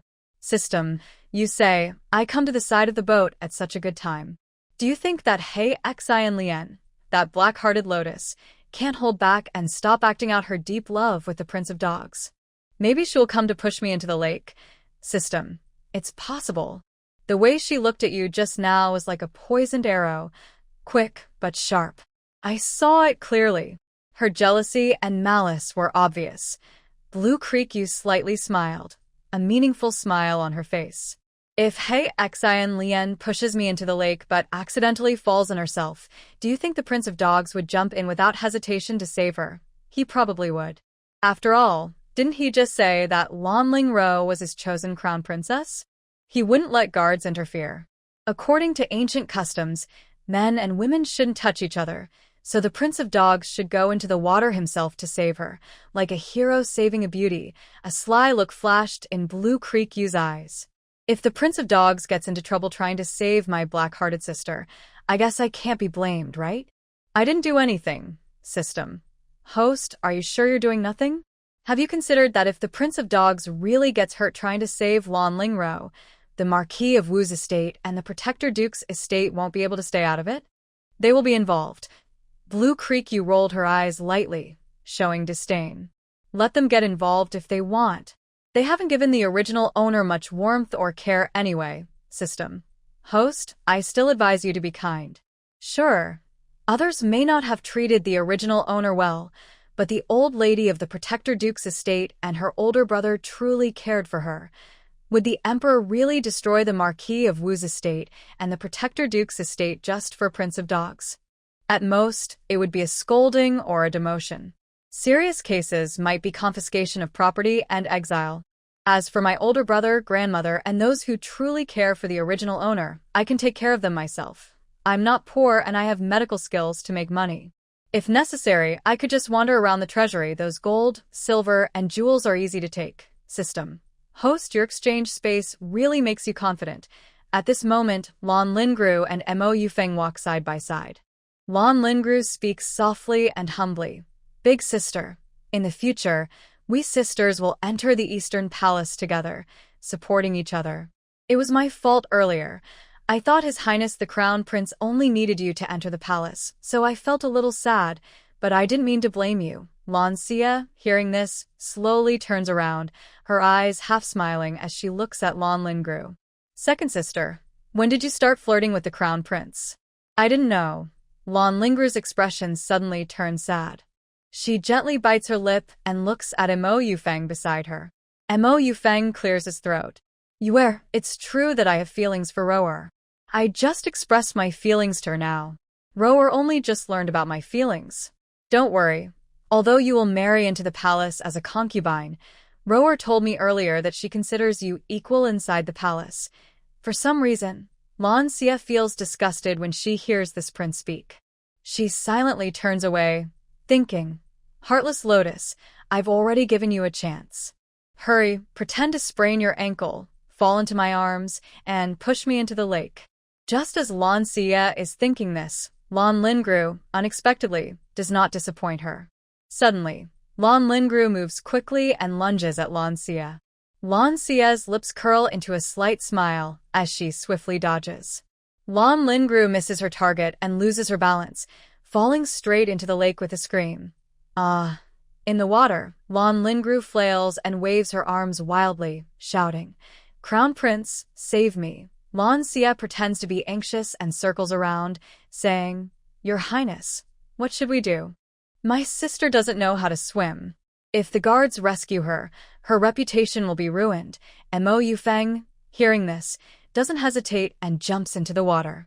Lan Xia watches the scene and smiles slightly. She quickly thinks and pulls out a sewing needle from her hand, intending to throw it at the prince who is swimming toward Lan Lingru. Suddenly, she remembers something and retracts her hand. She's so frustrated. Killing someone would waste her limited good karma points. Forget it. She can't use the sewing needle or silver needle. She still has a dagger from her storage room. She plans to go down herself and deal with this prince. The noise here alarmed the palace maids and guards. They hurriedly gathered around, worriedly watching the prince rescue someone in the lake. Lan Xia deliberately staggered a step, tilting her body, and fell into the shimmering lake. Mo Yufeng had just tightly embraced Lan Linyu when he heard a splash. Turning around, he saw Lan Xia struggling in the water. Mo Yufeng frowned and swam toward Lan Xia, holding Lan Linyu close. A faint, cold smile appeared at the corner of Lan Xia's mouth. With a thought, a dagger appeared in her hand. This dagger was something she had obtained when she searched the storeroom. Before she could do anything, she suddenly sensed a familiar yet dangerous aura approaching. Looking up, Lan Xia saw a figure walking across the lake surface, like a celestial being descending. Was that Mo Liyuan? Who else could it be? Mo Liyuan quickly grabbed Lan Xia, then moved swiftly, flying toward a more luxurious boat not far away. Inside, Lan Xia wailed silently. Why did this person come now, at this critical moment? It was just ruining her plans. System. Host, the system thinks the Regent Prince arriving at this time is perfect. Bah. Perfect? I've never been afraid to kill people. It's because of you, system, that I'm now hesitant to kill. Otherwise, I could have easily poisoned or killed that dog prince without him noticing. Now I'm so frustrated. So helpless. System. Host, without this system, could you still complain? Complain and grumble? Lan Xia. It's just unfair. Who has a system like hers? It's causing her so much trouble. Lan Linyu watched as the Regent Prince rescued Lan Xia, her eyes full of jealousy and resentment. Why is Lan Xia so lucky? Not only did the Crown Prince like her, but she was also saved by the Regent Prince. Why? Why does someone like the Regent Prince ignore her, but treat Lan Xia differently? Why? What's wrong with her? She's no worse than Lan Xia. Mo Yufeng's face was also very grim. He carried Lan Linyu onto the boat, and immediately a palace maid wrapped her in a cloak and helped her change clothes inside. Mo Yufeng looked gloomily at the departing boat, then turned and entered the cabin to change his own clothes. Meanwhile, on the boat, Mo Liyuan's face was as dark as if it could drip water. He mercilessly threw Lan Xia onto the deck. Blue Xia felt her head spin, and when she finally regained her senses, she was already sitting on the deck. She hadn't yet recovered from the sudden shock when she heard Mo Lian's cold, piercing voice. Blue Xia, do you like Mo Yufeng that much? Did you deliberately fall into the lake to get close to him? Falling into the lake on purpose? Trying to get close to the prince? Bah. How could he think she wanted to get close to the prince? If he hadn't suddenly appeared, she would have already hurt that prince. She hurt her waist. Oh my goodness. Mo Lian's handsome face was now filled with gloom. His voice was deep and dangerous. Not speaking? Does that mean you agree? Blue Sia, you have quite a nerve to play tricks on me. Blue Sia rubbed her sore waist, feeling very annoyed. This guy really has mood swings. What was wrong with him today? His words made no sense. Since he was just trying to get points, she decided not to argue with him. If she was going to argue, she would have enough points first. She looked up in frustration, her eyes full of doubt. No, Your Highness, what did I agree to? I haven't even had a chance to speak. Mo Lian's eyes narrowed slightly, filled with a murderous intent. His tone was icy. Do you really like Mo Yufeng that much? Blue Sia quickly waved her hands, shaking her head. I don't like him. Your Highness, how could you think I like that? Prince, system, did you see that? This guy's eyes are full of killing intent. Oh my. He actually has murderous thoughts about me. I haven't even earned enough points yet. Hurry up and help me think of a way to make him less angry. System. Host, don't you know how to comfort people? In her past life, as a special agent, when had she ever needed to comfort anyone? The only person she ever comforted was that strange old man who loved to drink. Whenever the old man was feeling down because he couldn't drink due to health reasons, she would cook his favorite dishes to cheer him up. Thinking of this, she couldn't help but feel a bit speechless.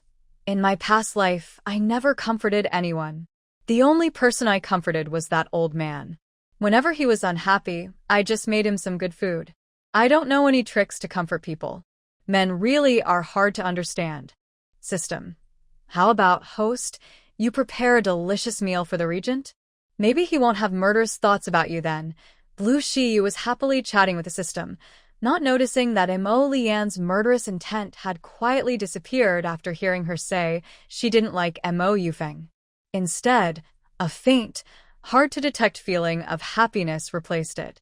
Thinking about that moment, Mo Lian's eyebrows furrowed again without control. At this time, the system's surprised voice sounded again in Blue Shiyu's mind. Hey, host, the killing intent in the Regent King's eyes disappeared so quickly. It came fast and went fast. Looks like you're right. Men's hearts are like a needle in a haystack. That's not without reason. Blue Shiyu glanced at Mo Lian. Oh, it's true. No more killing intent is good. He's my scoring machine. If he had murderous feelings toward me, what would I do? How could I keep earning points? I don't want to fight him to the death. At least, not before I finish earning enough points. I absolutely can't make enemies with him. She got up from the ground, gently massaging her sore waist with delicate hands, a shy smile on her lips, and a hint of grievance and playfulness in her voice. Prince, you're too unkind. Look at my waist and I've been thrown so hard they're almost in two pieces. It hurts so much. After saying that, she snorted softly, a sly look flashing in her eyes. Just wait and see, you rude man. I'll make you feel sick and disgusted. How rough you are, throwing your grandma around. Mo Lian heard this. A vein on his forehead twitched slightly. His deep eyes looked at Blue Shiyu like a cold lake. At this moment, her hair was still wet with water droplets, her clothes clingy against her skin, outlining her curvy figure, making one think of tempting things. Mo Lian's gaze swept to the dark corner. Tian had already turned around, sensing the tension, and even the hidden guards trembled and quietly left this place of trouble. A gust of wind blew, and Blue Shiyu shivered involuntarily, her body trembling slightly. Mo Lian withdrew his gaze, noticing her unusual state. He stepped forward, his big hand just about to touch her back, but she suddenly turned aside, her eyes full of alertness and caution. Prince, let's talk nicely. I saved you, and even helped save your subordinate. It's not good to repay kindness with enmity. Mo Lian's hand hung in midair, his face suddenly darkening like a pot of ink. Do you think I want to kill you? Blue Shiyu saw his hand still hanging in the air. Isn't that what you want? Hearing this, Mo Lian's face turned even darker, as if he were a bottomless pot. What exactly was this woman thinking? System, look at him. His face looks so bad. He must have guessed what I said. That man really wants to hurt me.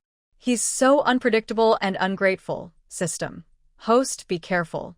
Don't risk losing your life. Lan Xia secretly plans that. Luckily she prepared a lot of medicine. If a fight breaks out, she will make him dizzy, then earn points quickly and run away. These thoughts keep circling in her mind, making her very alert to Mo Liyuan's every move. Mo Liyuan notices Lan Xia's strange behavior. Seeing her cautious look, he feels a sudden surge of anger. He takes a deep breath, trying to calm himself. I just want to use my inner strength to dry your clothes and hair. What are you thinking, woman? Do you think you can resist if I really want to hurt you? His voice is deep and strong, each word coming out like it's forced through clenched teeth. Hearing this, Lan Xia secretly mutters, "Wow. Brother, you're too confident. You're underestimating me." Your little sister. Thinking quickly, she figures that as long as Mo Liyuan doesn't really want to hurt her, earning points isn't hard. She immediately puts on a sweet smile and teases, "Haha, just joking," to lighten the mood. By the way, what did the prince say about using inner strength to dry clothes and hair? Is it really that powerful? I haven't seen it myself. Well, then, thank you, Your Highness. Mo Liyuan glances at her. He walks over to a chair, sits down, and picks up a fine robe nearby. Gently, he lifts it, and the robe seems to come alive, flying toward Lan Xia. The robe lands perfectly on her head, blocking her view. Lan Xia quickly pulls the robe off her head and frowns as she looks at Mo Liyuan. Mo Liyuan slowly raises his hand, picks up a delicate teacup, and gently touches the warm cup with his fingertips. He takes a sip of the fragrant tea, moving gracefully and calmly. Seeing this, Lan Xia tries to flatter him. "Prince, weren't you going to dry my clothes? Why are you just drinking tea now? Did you forget?" Mo Liyuan raises an eyebrow, puts down the teacup, and looks at her. "It's too late. You handle it yourself." Hearing this, Lan Xia pouts. She shakes her slightly damp clothes and thinks, what a petty man. Then she put on the robe she was holding. The robe was large and tightly wrapped her small body. Still, when the breeze from the lake blew, her clothes inside got soaked, and she felt a bit cold. At this moment, the boat slowly stopped. Everything around was quiet. Only the gentle sound of water lapping against the boat could be heard. Blue Xia was soaked all over. Her clothes clung tightly to her skin. When the wind blew, she shivered from the cold. Even though she wrapped herself in the robe that Mo Liyuan had just thrown to her, she still felt cold. But at least it covered her proud figure. Prince, you are generous. Please send me back to the shore. I am soaked and feeling very uncomfortable." Mo Liyuan gently played with a smooth, jade-like ring on his finger, his eyes deep and unreadable. He didn't look at Blue Xia at all. "Blue Xia, you haven't answered me. Why did you jump into the lake on purpose?" Blue Xia secretly cursed inside. Why was this man so difficult? Was he never going to stop? Did he really want her to admit that she jumped into the lake because she wanted to see the crown prince? The thought made her shiver. She quickly pushed away this ridiculous idea. The crown prince was the nephew of this annoying man. If he was secretly on the crown prince's side, wouldn't she be walking into a trap, risking her life? How? Haven't you decided how to lie to me? Mo Liyuan's tone was teasing and a little annoyed. His gaze finally moved away from the ring and coldly looked at Blue Xia. "Prince, I was worried about my second sister. I was in a hurry and accidentally fell into the water," she said, lowering her head and not daring to meet Mo Liyuan's eyes. System. Host, actually, this system thinks that the Regent King doesn't have much brotherly love for the Crown Prince. Otherwise, he wouldn't have told you to be careful.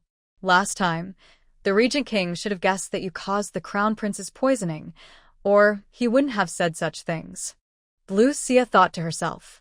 The system's words made sense, but this man was unpredictable and hard to read. If she told the truth, wouldn't she be giving him a reason to attack her? That's true, but this man is too dangerous. If he turns against me in the future or brings up old issues, can I, a daughter of a noble family, fight him? My status is too low, and I have secrets. I don't want to take such risks. System. Exactly. The host is right. Be careful, safety first. This system also earns points through the host and aims for greatness, but the host must stay safe. Mo Lian saw her lying to him repeatedly and felt a surge of anger in his heart. Meanwhile, on the shore, Dongfang Ming, dressed in red, stood tall with dark, unclear eyes. He gazed at the luxurious boat in the middle of the lake, feeling a mix of complicated emotions. Young master, the elder has already gone back, Pinu whispered urgently. If the wizard figures out where the sacred object is, the elder will send more people to take it back. It's even harder to get the sacred object during the day. Why not wait until the elder's people are away, then secretly kill that woman and take the sacred object? Dongfang Ming sneered coldly. No. That girl is skilled and has a close relationship with Mo Lian, the regent of Dongyao. From recent investigations, Mo Lian treats her very differently. We can't act rashly now. The chaos in Miaozhuang is already bad enough without war. Pinu was anxious, scratching his head. Young master, what should we do? The sacred object is right in front of us. Should we just wait? You've been hiding in Dongyao for half a year and finally found the sacred object. If we don't take it now, when will we? If the elder gets it, your position. Dongfang Ming glanced at Pinu with a hint of disdain. The elder? Ha! Pinu, you underestimate that girl. I've fought her before. She's quite strong. But I'm puzzled. Why does my grandfather's ring end up in her hands? No one knows where my grandfather's body is since he died. Only the high priest and the wizard's joint calculations confirmed he's gone. That was before this girl was born, right? As he spoke, a thoughtful look appeared in Dongfang Ming's eyes. Pinu looked confused, unable to understand. Suddenly, a person in black appeared and knelt down. Young master, a secret message. Dongfang Ming took the letter, opened it, and a hint of killing intent flashed in his eyes. Go. Immediately set out for Miaozhuang. Yes, young master. Dongfang Ming stared at the distant boat and softly whispered, Girl, we will meet again. After saying that, he turned and disappeared from the shore. On the boat, Lan Xia tightly hugged her arms and paced back and forth on the deck, trying to warm herself by walking. After a while, she finally stopped and looked at Mo Lian, who was sitting peacefully nearby. He sat quietly, making her feel very annoyed. Lan Xia, with a bold face, walked over and sat down next to Mo Lian without hesitation. Suddenly, she said, Prince, I love you. Since you won't let the boat go back and I get cold, I might as well earn some points to boost my life value. System.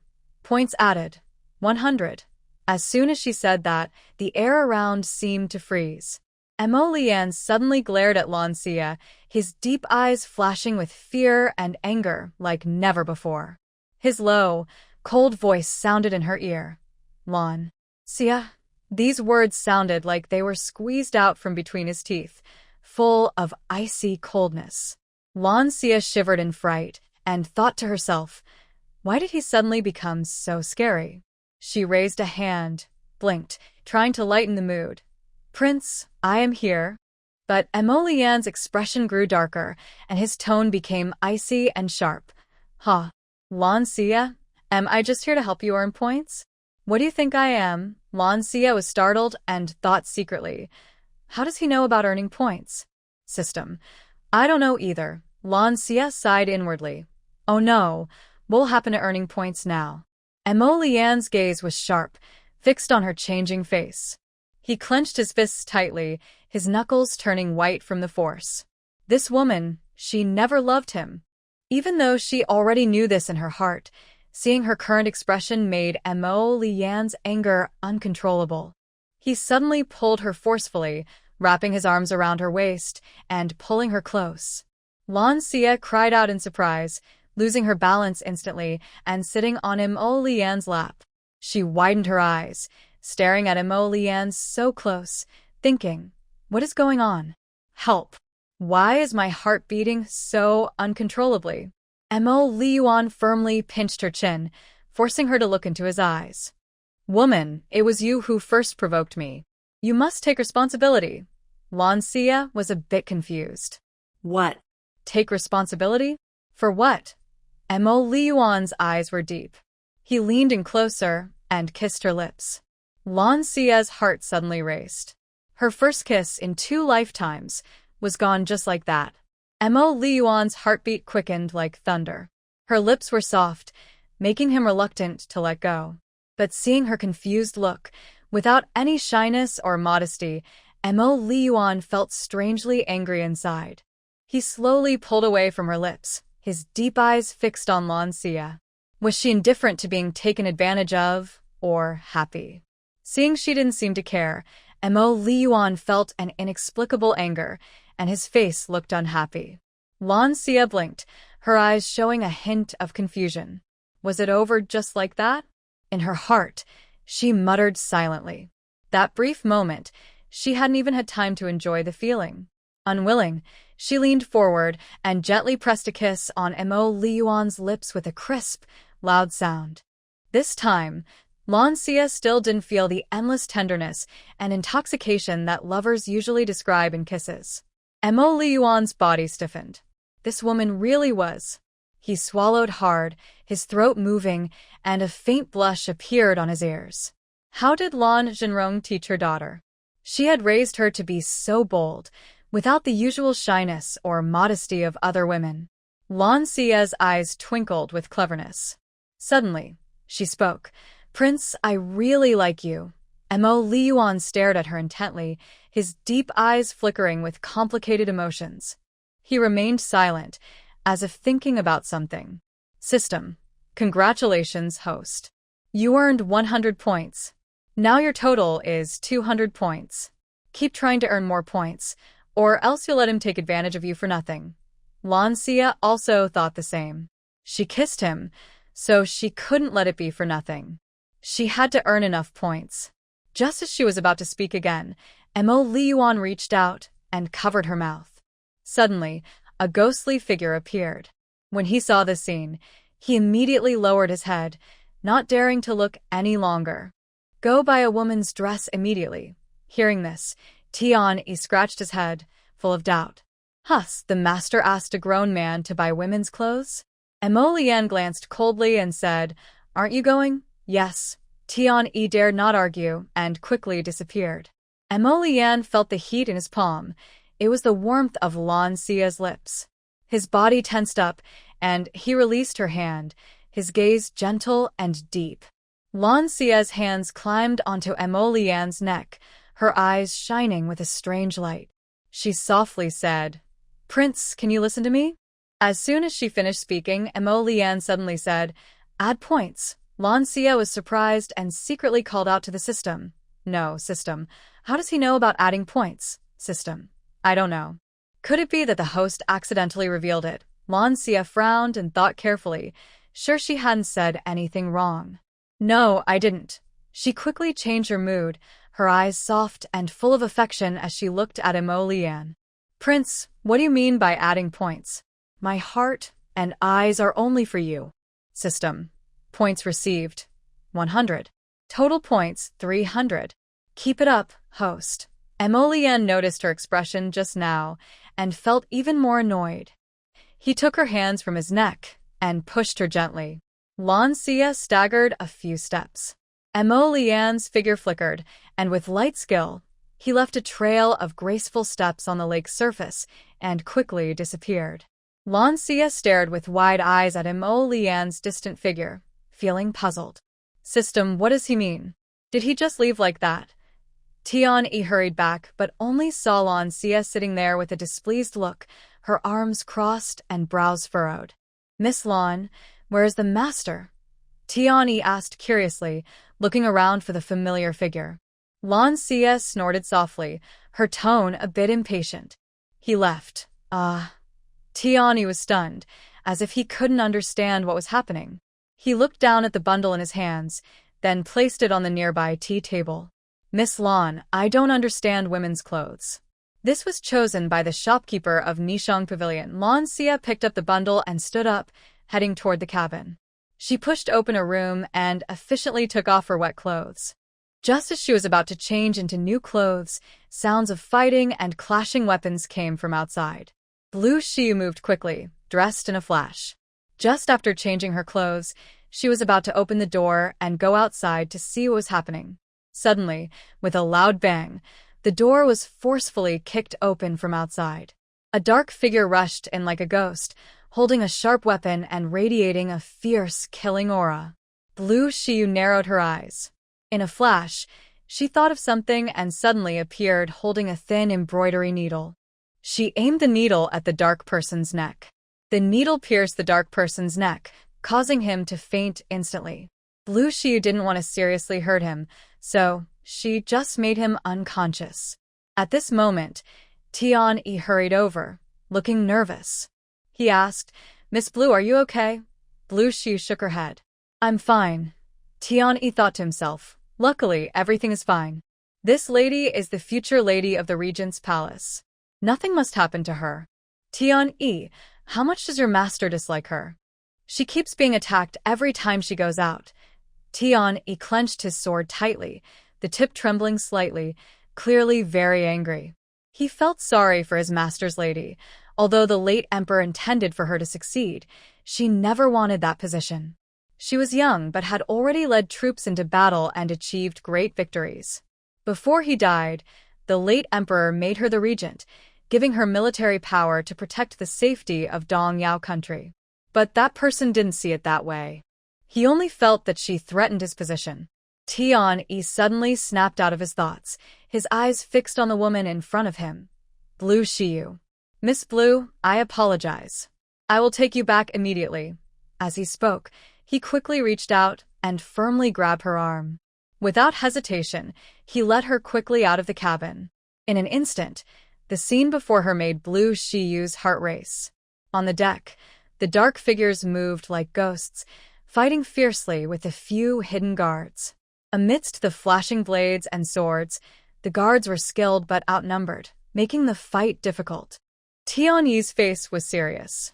Without saying a word, he pulled Blue Shiyu and leapt toward the side of the ship. Using light skills, they shot up into the air like arrows heading toward the lake.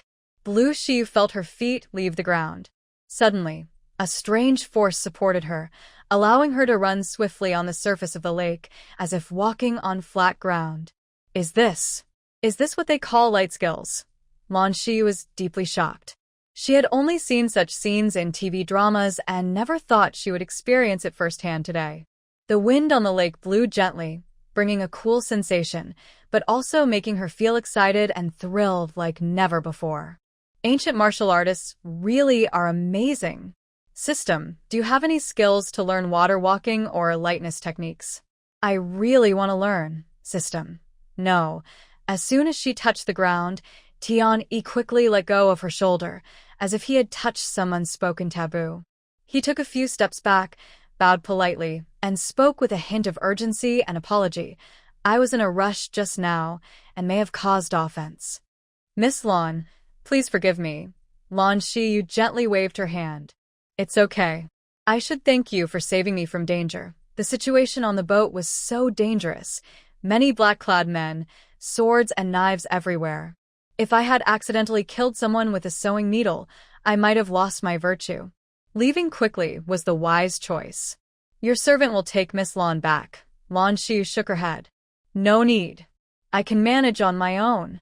You should go and do your work." Hearing this, Tian-yi thought for a moment. The black-clad men were targeting the master. Now that Miss Lan has reached the shore, there should be no danger. The master doesn't know where she went, so he must go find her. Thinking this, Tian-yi cupped his fists again. "I will go find the master. Miss Lan, go back early." With that, he flashed and disappeared instantly from her sight. When Lan Shi returned to the city, it was already late. Suddenly, a familiar figure appeared in her view. Mo Feng was helping Lan Ling Ro out of the medical clinic. "Rower is fine, just a little frightened." "Thank you, Your Highness, for saving her today and accompanying her to see the doctor." Lan Ling Ro's voice was gentle like spring breeze, with a subtle hint of teasing. Mo Feng responded tenderly, As long as Rower is fine, that's good. I will have someone take you home. A trace of disappointment flickered in Lan Lingruo's eyes, but she quickly hid it well and nodded in agreement. Lan Lingruo got into the carriage, her eyes full of hatred. Lan Shiyu, why don't you just die? Why can you get close to the regent prince? Why does the crown prince's attitude toward you change from his previous dislike? Lan Lingruo clenched her fists tightly around her handkerchief, her face full of resentment. Blue Shiyu is hiding in the shadows, a playful smile on her lips. Mo Yufeng watched Lan Lingruo get into the carriage. When the carriage moved away, his face suddenly turned grim. He quietly asked the guard beside him, "Is Lan Shi still on the regent's boat?" "Yes, your highness. Miss Lan is still on the regent's boat." A group of men in black boarded the ship, and there's a fierce fight happening. A hint of worry flashed in Mo Yufeng's eyes, but he quickly calmed down. The men in black are after the regent. Lan Shi should be safe. It's broad daylight, and only someone bold enough to attack the regent would do such a thing. The person behind this is obvious. Mo Yufeng felt a bit proud. If the regent were harmed, that would suit his plans. As night fell, Mo Yufeng waved his sleeve and said, "Let's go back to the palace." He got into a nearby carriage. The carriage started moving but suddenly stopped not far away. Mo Yufeng lifted the curtain and asked unhappily, "What's going on?" "Your Highness, I don't know why, but the horse suddenly collapsed." "Be careful. Maybe there's an assassin trying to attack you." All the guards gathered around the carriage, looking alert and cautious. Mo Yufeng got out and saw the horse lying weakly on the ground. He frowned, looked around, and saw scattered civilians on the street, some walking hurriedly, others glancing briefly before quickening their steps away. Just as he was lost in thought, a lot of white powder fell around them. The leading guard was startled. "Your Highness, be careful." Before he finished, he collapsed. Soon, all the guards around him fell to the ground. Mo Yufeng felt a sudden dizziness. He quickly held his breath, but it was too late. He felt dizzy and disoriented, the world spinning. He tried to stay conscious, but finally collapsed under the overwhelming sleepiness. A shadow like a ghost swiftly moved past. She quickly carried Mo Yufeng, lifting him as if carrying a bag, and in an instant, disappeared into a narrow alley. She threw Mo Yufeng heavily onto the ground. Kill him? To avenge the original owner. The death of the original owner was too strange. Could a head injury be enough to kill? The place where he was hit wasn't even fatal. A bad feeling rose in Lan Shi's mind. "System, tell me honestly, how did the original owner die? And how did I end up in this body?" The system said, "The host is very compatible with this body, so I erased the original soul of this body. The host was able to be reborn using this body." The system's voice grew quieter. Blue Creek widened her eyes. "So, it wasn't the dog prince who caused the original owner's death, was it her? Why, system?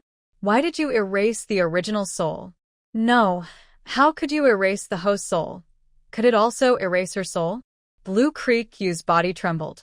For the first time, she felt that this system was a little frightening. The system explained, "Host, it's because your blood entered the purple ghost ring and bound the system. I only did this for you. If I hadn't erased the original soul, you would have been scattered. That's why I used up all my energy. Now I have lost contact with the main brain. Earlier, the main brain had discovered it and tried to erase it. It escaped and then hid inside the purple ghost ring. Just now, the host's blood bound it to the ring.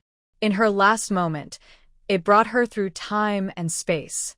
To earn more points and gain more energy, it used its final strength to erase the original owner of this body, helping the original soul enter this body. The system had its own motives. By binding the host, it could earn points, and with those points, it could gain more energy. During the day, it returned to the interstellar space, defeated the main brain, and took control of the interstellar realm. Blue Creek continued to ask, but the system remained silent and did not respond. She looked angrily at Mo Yufeng on the ground. Since the original owner's death wasn't his fault, she didn't see the need to kill him. But she was very angry now because the system ignored her and didn't explain what was happening. She felt like the system had been lying to her all along. Frustrated, she directed her anger at the person on the ground. Blue Creek Yu moved her mind, and a silver needle appeared in her hand, shimmering with cold light. Without hesitation, she stabbed it into Mo Yufeng's body. Mo Yufeng felt a cool stream flow into him. His consciousness instantly cleared, but his body was limp and weak, unable to even open his eyes. He was overwhelmed with shock and confusion. What was happening? Blue Creek Yu withdrew the silver needle and began to strike him with her fists and feet like rain. Mo Yufeng cried out in pain, tears and mucus streaming down his face. He roared in his heart, "Who dares to treat me like this?" But the intense pain made him almost lose his mind. His whole body felt as if his bones were about to be shattered. Blue Creek Yu became more and more excited, her eyes shining with wild light. After kicking the prince a few more times, she looked at Mo Yufeng, who was foaming at the mouth and barely breathing. Only then did she stop. She clapped her hands and said, "All right, now that I've calmed down, this dog prince is still alive." Blue Creek Yu beat the prince badly and felt very happy. She thought, "It's been a long time since I had hot pot. I'll buy some ingredients and make hot pot at home." She left the alley and wandered the street, shopping for ingredients to make the hot pot base. Meanwhile, at the Regency Prince's mansion, Mo Liyuan had been in the study since he returned. His face was cold, and he kept his eyes closed, feeling very annoyed. His mind kept flashing back to that cunning woman, which made him restless and irritable. Tian-yi hurried back to the mansion and, upon learning that the master was in the study, rushed to report. He bowed his head and said, "Master, there are many assassins on the boat." Mo Liyuan slowly opened his eyes, his brows furrowed, and a cold glint flashed in his eyes. He looked at Tian-yi and asked in a deep voice, "Where is she?" Tian-yi quickly replied, "Master, I escorted Miss Lan ashore." Miss Lan was not hurt at all. Hearing this, Mo Liyuan's tightly furrowed brows relaxed slightly. He waved his hand gently, signaling Tian-yi to leave. Tian-yi left the study, looking up at the sky with a helpless expression, secretly wondering, his mood is very bad now. Did something unpleasant happen between him and Miss Lan after he left? Meanwhile, in the dark of night in the capital city, the prince's guards woke up one after another, realizing the prince was missing and panicking as they searched everywhere. Finally, in a remote alley, they found Prince Mo Yufeng unconscious. His face was swollen and bruised, looking like a pig's head. If they hadn't recognized his clothes, they wouldn't believe the person in front of them was the noble prince. The guards hurriedly took the prince back to the East Palace, which immediately fell into chaos again. The news spread like wildfire, quickly reaching the imperial study and Koan-Ning Palace. The emperor and empress, upon hearing the news, changed their expressions and hurried to the East Palace. As they entered, a strong medicinal smell hit their noses. The empress saw at a glance the prince lying on the bed, barely breathing. His once handsome face was covered with scars and bruises, blood and flesh mixed together, almost unrecognizable as the once proud son of heaven. The empress's heart ached terribly, and her eyes turned fierce. "Who is it? Who dares to be so bold and hurt the crown prince like this? Are you all useless? Can't even protect the crown prince?" The empress turned her head, tears falling like broken pearls, and sobbed, "Your Majesty, the crown prince has been beaten so badly. Please, you must stand up for him." The emperor's expression was grim, his eyes sharp as a torch. He looked at the doctors kneeling nearby and spoke in a low, commanding voice, "How is the crown prince?" Chief Doctor Su Gung trembled and spoke softly, "The crown prince. Besides a broken rib, he has only external injuries. With careful care, he will recover. No serious harm." The emperor's face darkened. "Nonsense. Send someone to investigate thoroughly. Who dares to be so bold and attack the crown prince?" The doctors, frightened, knelt on the ground and dared not lift their heads. The emperor, furious, looked like a sword. He glared at the guards who had gone out with the crown prince. Bring these people to be punished. If you can't even protect your master, what's the use?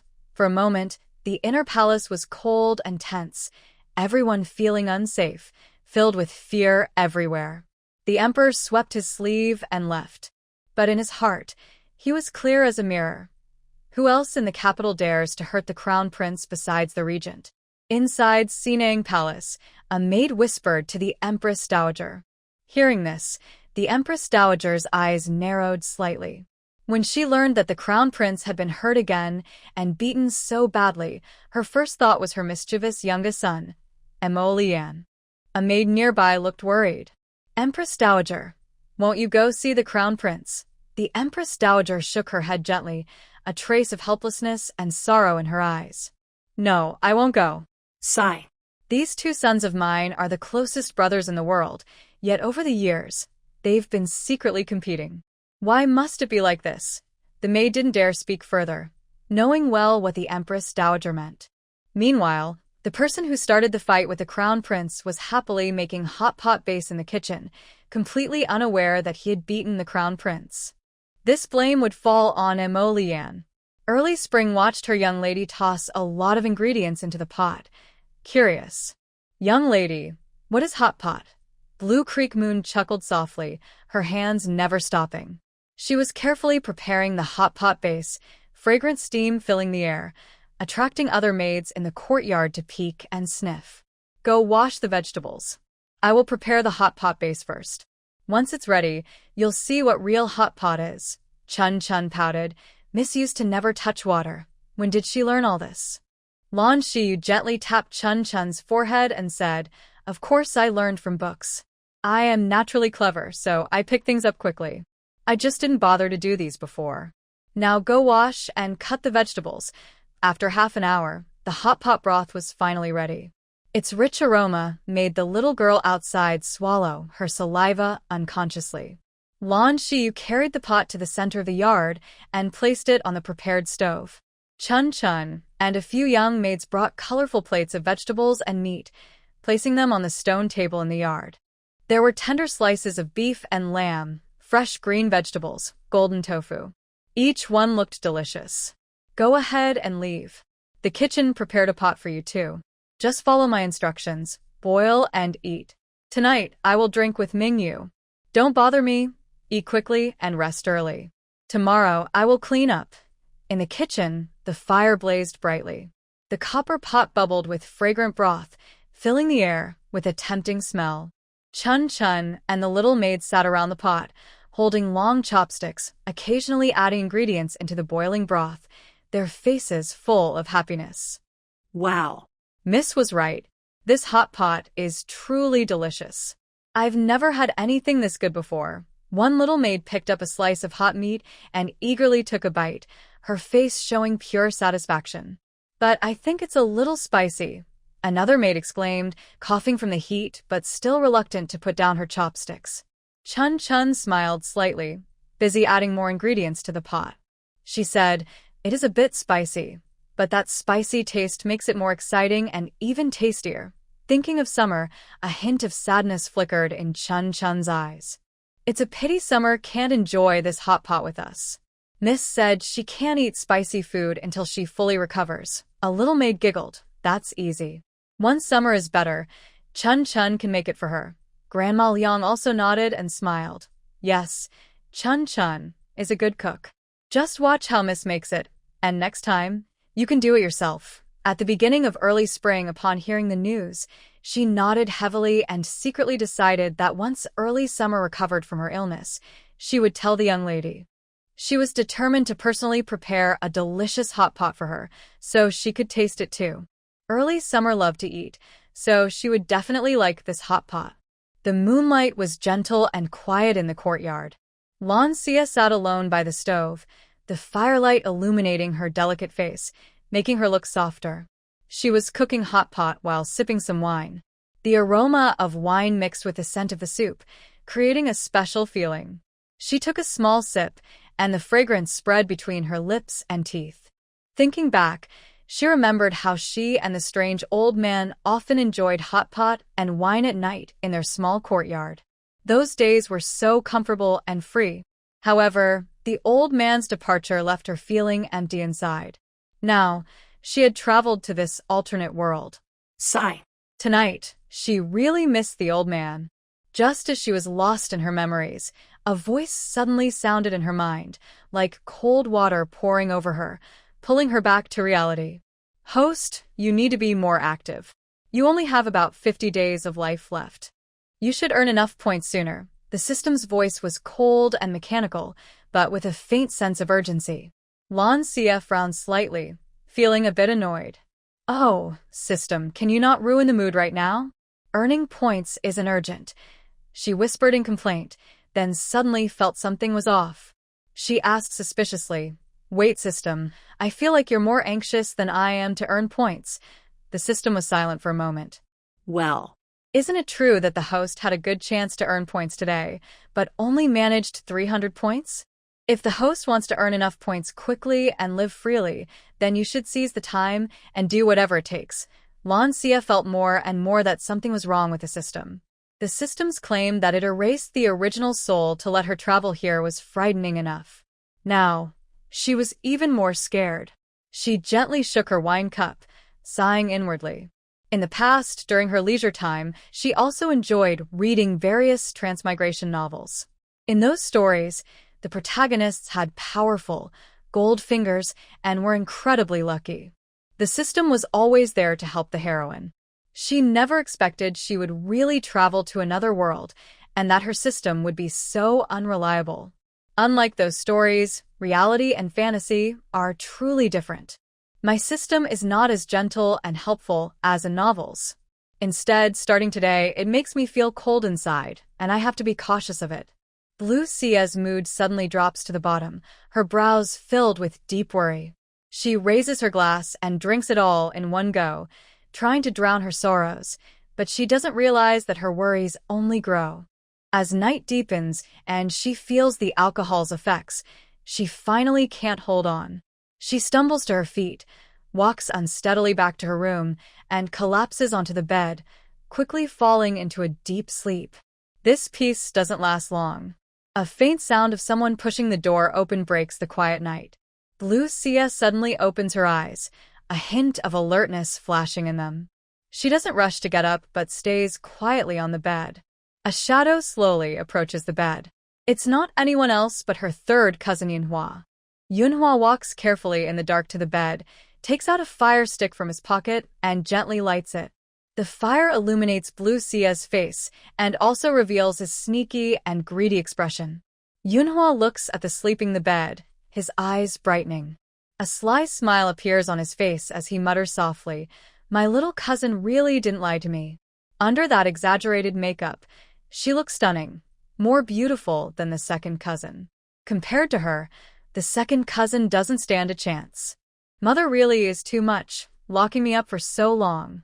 My illness isn't cured, but I feel restless. Tonight, I can finally indulge. He squats by the bed, places the fire stick on a nearby stool, then takes out a porcelain bottle from his pocket and pulls out a pill. Second cousin, just trust your third cousin. I will take good care of you. Once you're mine, I will marry you. We won't go outside to cause trouble anymore. Mother said she will find the best doctors in the world to cure my illness. Then, we can live happily. Yunhua says this while reaching out to feed her the pill. Suddenly, Yunhua feels a sharp sting in his hand, and he instantly loses consciousness, collapsing softly onto the bed. Blue Xia sits up, rubs her aching head from drinking, her eyes dark and gloomy. She gets out of bed.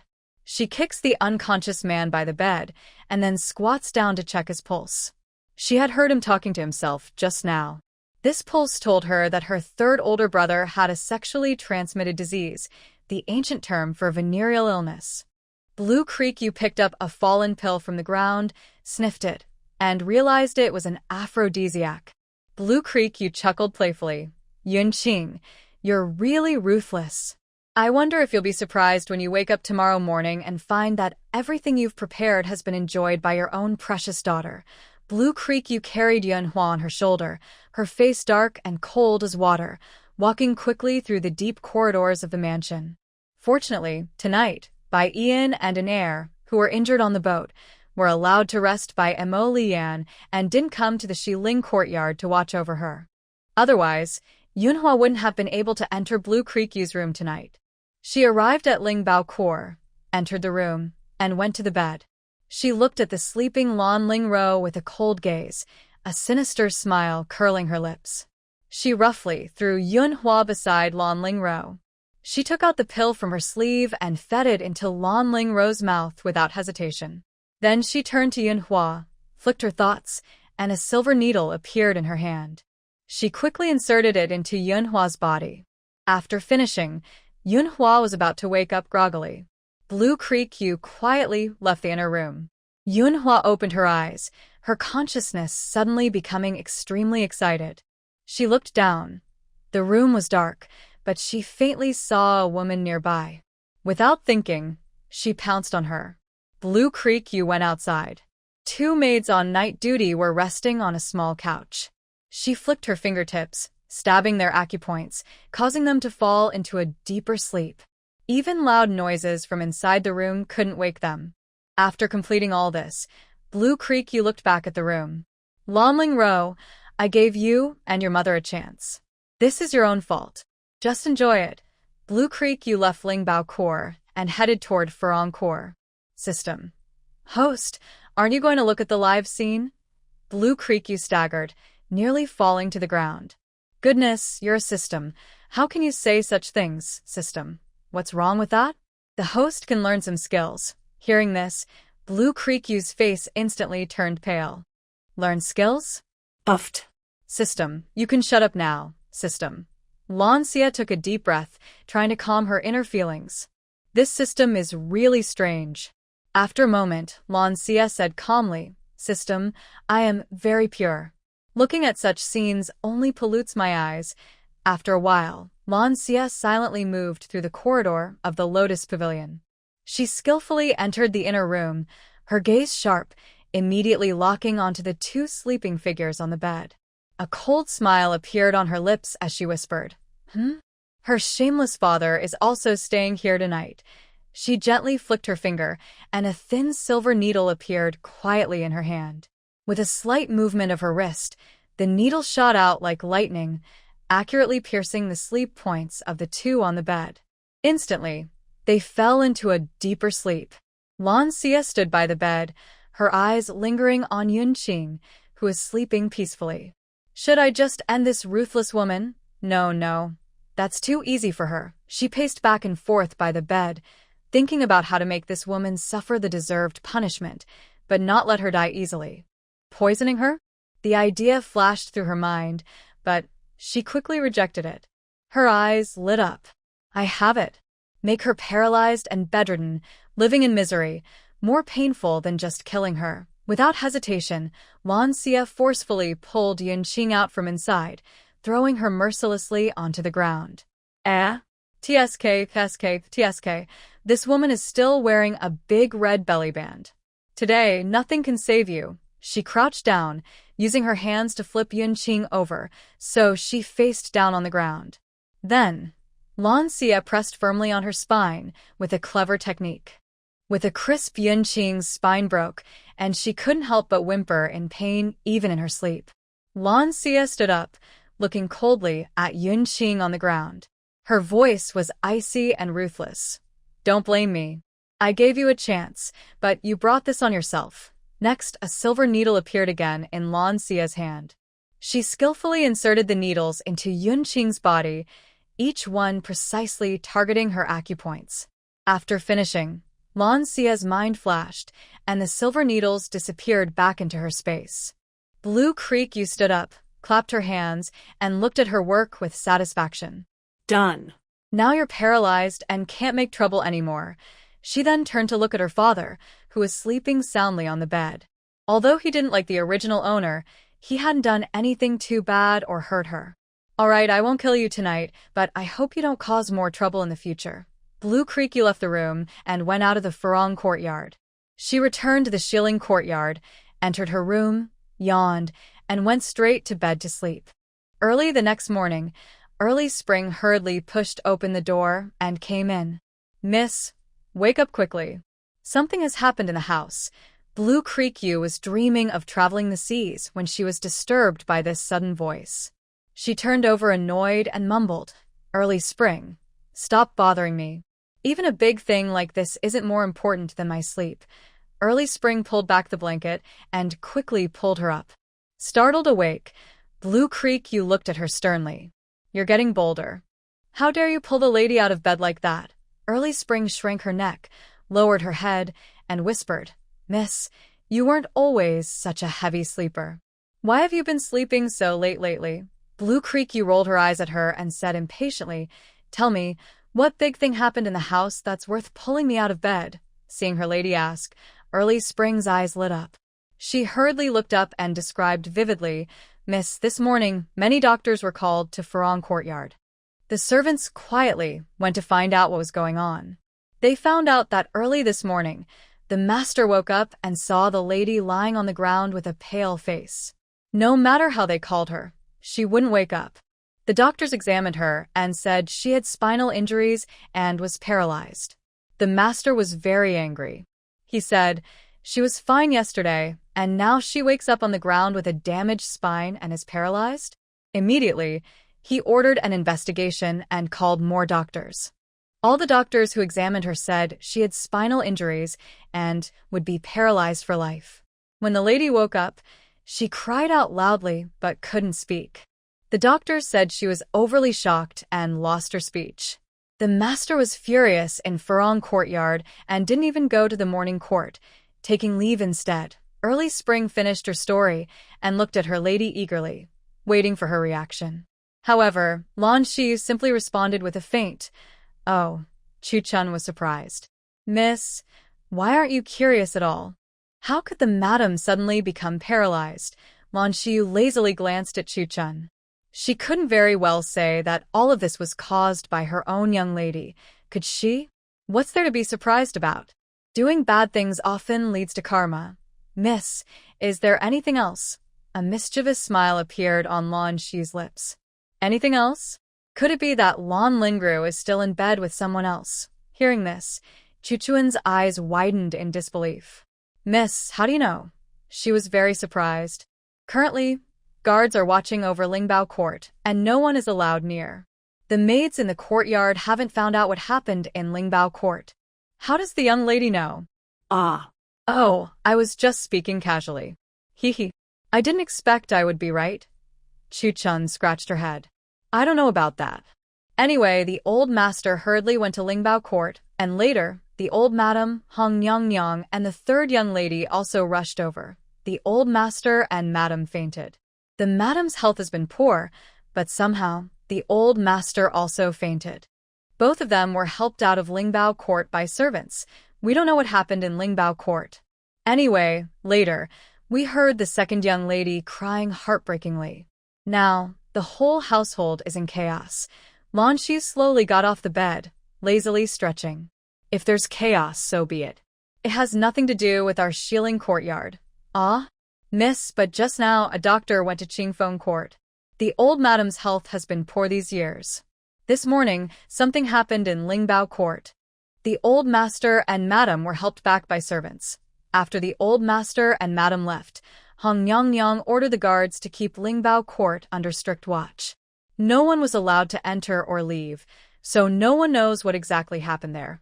Miss, do you want to go and see Qingfeng Court? Hearing this, Lan Shi frowned slightly. Something had happened in the household. If she didn't show up, it would seem strange. So she softly said, "Get ready. Let's go to Qingfeng Court and take a look." Chu Chun quickly responded and went out to prepare hot water. After washing up, Lan Shi changed into a simple white dress embroidered with red plum blossoms.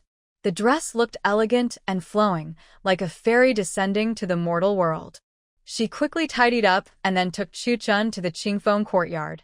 When they arrived at the courtyard, the maid at the door saw Lan Xie and wanted to go in to report, but Lan Xie stopped her with a look. The maid was startled by Lan Xie's gaze and lowered her head, not daring to move. At that moment, The old lady's weak voice came from inside the hall. What kind of trouble has our Marquis mansion gotten into? Old madam, don't get upset. You just woke up and the doctor said you shouldn't be emotional. It's bad for your health. Lan Jiaoyun's lips curled slightly, looking a bit smug. Grandmother, father, our second sister is usually gentle and proper, always polite. How could she be so shameless now, consorting with others? Hearing this, Lan Jinrong roared angrily, "Shut up." Cough, cough, cough. His eyes widened, face pale with anger. Lan Jiaoyun was startled by his shout and hid behind her aunt, pouting sadly. Father, why are you scolding me? I didn't say anything wrong. Just now, you were so angry you coughed blood and fainted.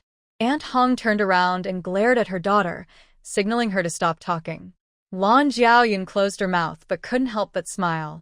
Aunt Hong walked over and held Lan Jinrong's arm. Sir, what should we do now? The lady is still paralyzed and cannot move, and second misses.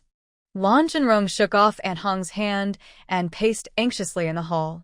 Sir, earlier you and the old lady fainted. I ordered the guards to guard Lingbao courtyard, not allowing anyone to approach or leave. And young Master Yun is still in Lingbao courtyard. What should we do? The old lady leaned on her cane, her eyes full of pain and disappointment. Oh, Ruru has always been obedient. How could she do such a thing? Lan Xia listened for a while before stepping inside. She slightly bowed. Grandmother, father. Lan Jiaoyun looked at Lan Xia and smiled. Big sister, you're late. You missed a wonderful show. Lan Xia turned her head slightly, her gaze cold as she swept over Lan Jiaoyun, and a faint smile appeared on her lips. Oh, what show? Hearing this, Lan Jinrong frowned and shot a look at Lan Jiaoyun. Lan Jiaoyun reluctantly pouted, but said nothing further. The hall fell into a tense silence. At that moment, a guard hurried in, bowing quickly and saying urgently, Master, something bad has happened. Miss Second is trying to hurt herself. Blue Jinrong looked very upset. He turned to the old lady and said, Mother, I will go see that wicked girl right now. The old lady gently waved her hand. Go, go. What a shame for our family. Such a shame. After speaking, she slowly returned to her room with Li Mama helping her. Blue Jinrong and his group hurried to Lingbao Court. The atmosphere was heavy and hard to breathe. When they reached the gate, they heard Yunhua shouting loudly, Uncle, I don't know how I ended up here. Someone must be setting a trap to hurt me and second cousin. Blue Jinrong snorted coldly, his eyes sharp like a knife. Butler, go quickly to the Duke's mansion and ask them to send someone here. The butler nodded and hurried away. Yunhua saw Blue Xia behind him and pointed at her. Uncle, it's big cousin. All of this is her plan to trap me and second cousin. Last night, I clearly... Blue Xia smiled faintly. Third cousin, what do you mean? I don't even know if you came to the Marquis' house last night, so how could I plan anything against you? What have I done to you? Yunhua was so angry he couldn't speak. Last night, he was in big cousin's room, but how could he be in second cousin's room with her? Yunhua could only look back at Blue Jinrong. Uncle, believe me, I'm telling the truth. I really was set up and that's why I was with second sister. Just then inside the room there was a loud cry, Second miss, don't. Everyone go away. Don't come near. I don't want to live anymore, boo. Blue Jinrong's face darkened like it could drip water. He strode quickly into the room. Inside, Blue Lingru was crying with tears streaming down her face, clutching a sharp pair of scissors, the pointed blade pressed tightly against her neck. Idiot. What are you doing? Blue Lingru trembled suddenly, and the scissors shook slightly. She cried, Father, I have no face to live. Blue Jinrong was furious. He brushed his sleeve and said, Humph. You still say you have no face to live. What happened last night? Blue Lingru's tears burst out like a flood. She sobbed loudly, but couldn't say a word. She didn't understand why she was acting like this. Blue Jinrong looked at his daughter, whom he had high hopes for, and felt complete disappointment. Everything was ruined. His eyes flashed with anger as he shouted, Put down the scissors. Since things are like this, We must quickly decide your marriage with Yunhua. I have already asked the butler to notify your maternal family to come to the Marquis' residence. No. I don't want to marry third cousin. Lan Lingru shouted in fear, her eyes full of despair and unwillingness. Father, how can I marry third cousin? The crown prince has already promised me, and soon he will ask the emperor to grant me the title of crown princess. Hearing this, Lan Jinrong stood with his hands behind his back, his face cold. Lan Jiaoyun sneered, Second sister, you are now a broken flower, still dreaming of marrying the crown prince? Aren't you afraid the crown prince will find out and blame our entire Marquis' house? Lan Lingru's face instantly turned pale. She lowered her hands and shook her head in despair. No, suddenly, her gaze shifted to Lan Xia behind her. Lan Sai. It's you. It's you who harmed me. You wicked girl. Lan Xia blinked innocently. Second sister, what are you talking about? How am I the one who harmed you? Lan Lingru's eyes were full of hatred, as if she wanted to swallow Lan Xia alive. She bit her lip tightly, her heart filled with endless anger and resentment. Last night's scenes haunted her like a nightmare. Her mother had clearly told her to let third cousin and Lan Xia consummate their relationship. Third cousin was suffering from a venereal disease, meant to infect Lan Xia with a dirty illness, making her suffer unbearably. But it turned out she and third cousin, they had been together all night. If her father hadn't kicked open the door in the morning and startled them with his angry shouts, they would still be there. Thinking of this, Lan Lingru's eyes were full of fear. If third cousin had the disease, then she... I will kill you. Lan Lingru, like a madwoman, grabbed the scissors and lunged at Lan Xia. Her face twisted, her eyes bloodshot. Madame Hong saw this and quickly pulled her daughter aside to hide. Lan Jiaoyun was also stunned by the scene before her. She had never seen her second sister so crazy. At this moment, Lan Lingru looked more like a lunatic who had lost her mind. Lan Xia, seeing this, nonchalantly glanced at Lan Lingru. With a flicker of her mind, she silently shot a sewing needle into Lan Lingru's right calf. Lan Lingru only felt a sharp pain in her calf and lost her balance, falling hard to the ground. She furrowed her brows, grimacing in pain, but her eyes looked at Lan Xia with resentment. Lan Xia spread her hands and said, "Oh dear, did my second sister hurt herself? What happened? Take your time to tell me. You look so anxious. Did you fall?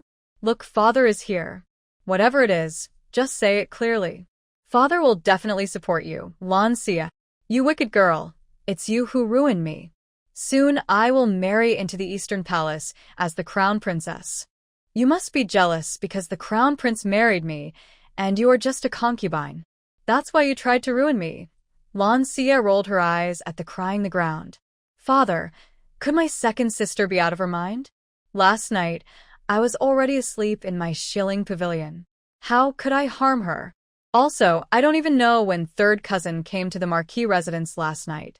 And I like the regent king, not the crown prince, who is just a concubine. At this moment, a young servant hurried into the yard, looking anxious and panting as he reported, "Master, the Duke Protector, General Yun and Major General Yun have arrived." Hearing this, Lan Jinrong frowned and shot a sharp glance at Lan Lingru on the ground. Lan Lingru was now sitting on the ground, her clothes disheveled, hair messy, tears streaming down her face, looking very miserable, completely different from her usual gentle and elegant self. Lan Jinrong coldly said, "Come here, watch the second young lady carefully. Without my orders, no one is allowed to let her leave Lingbao Pavilion. And if anything happens to her, you might as well not live." He was too busy to deal with the servants of Lingbao Pavilion now.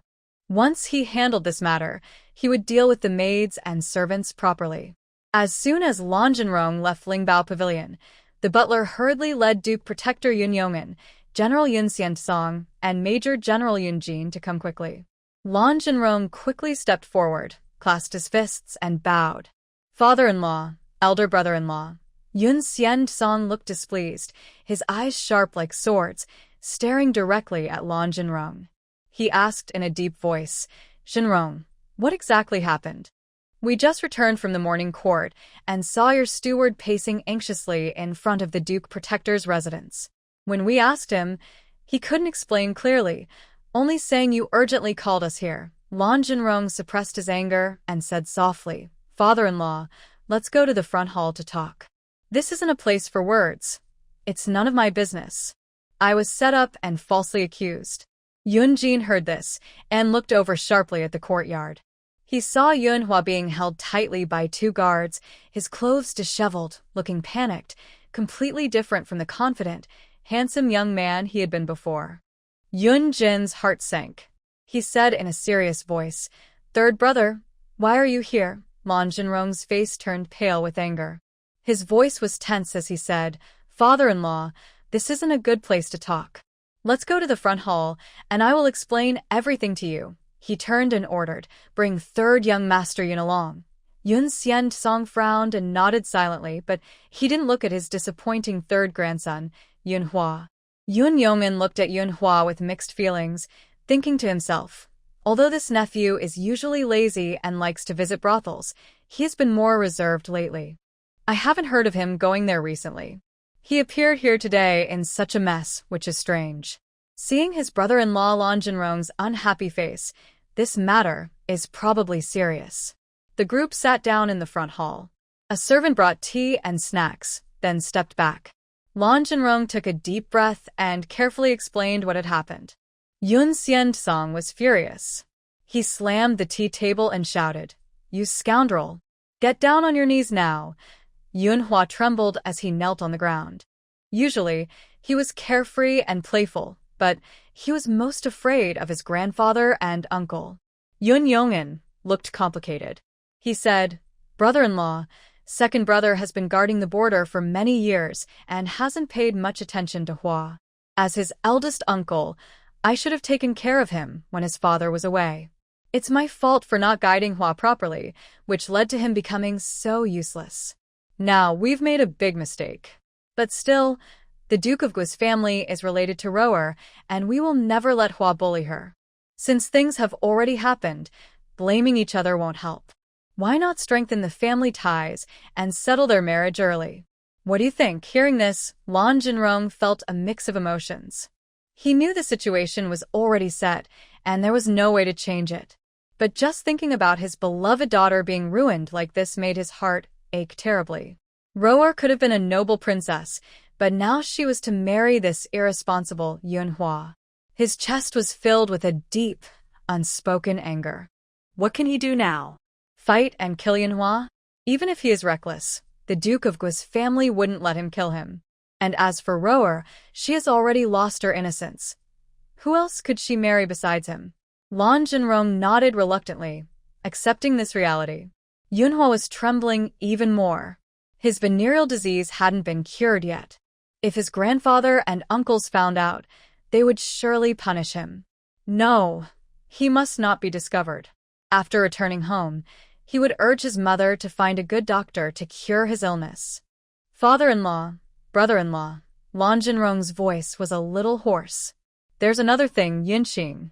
Yunqing has had an accident. This morning, she woke up but couldn't be awakened. We called many doctors, and they all said her spine was damaged. She will be paralyzed and bedridden in the future." "What?" Yun Xian was so shocked he almost jumped up.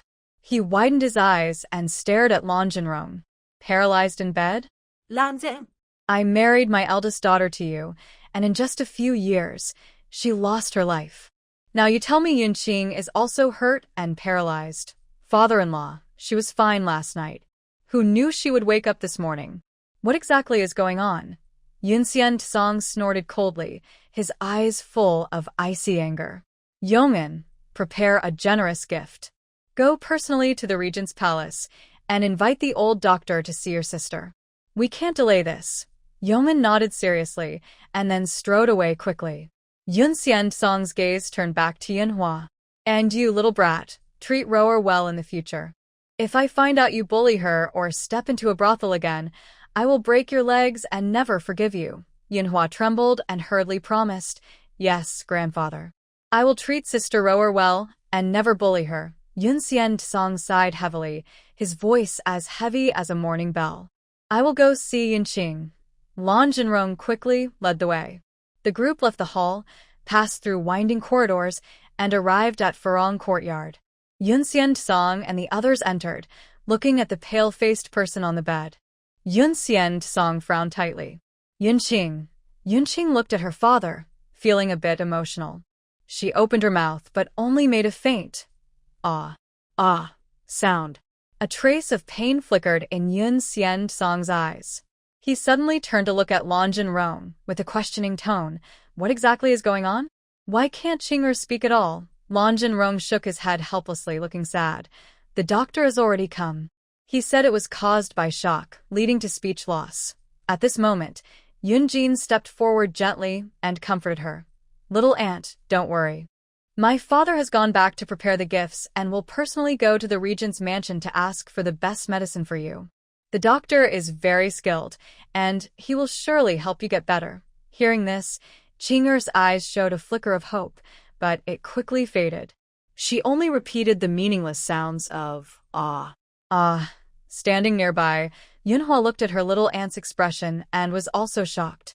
In just one night, she was supposed to have a relationship with her cousin Yuer, but instead, she and Rower and her little aunt all looked like this.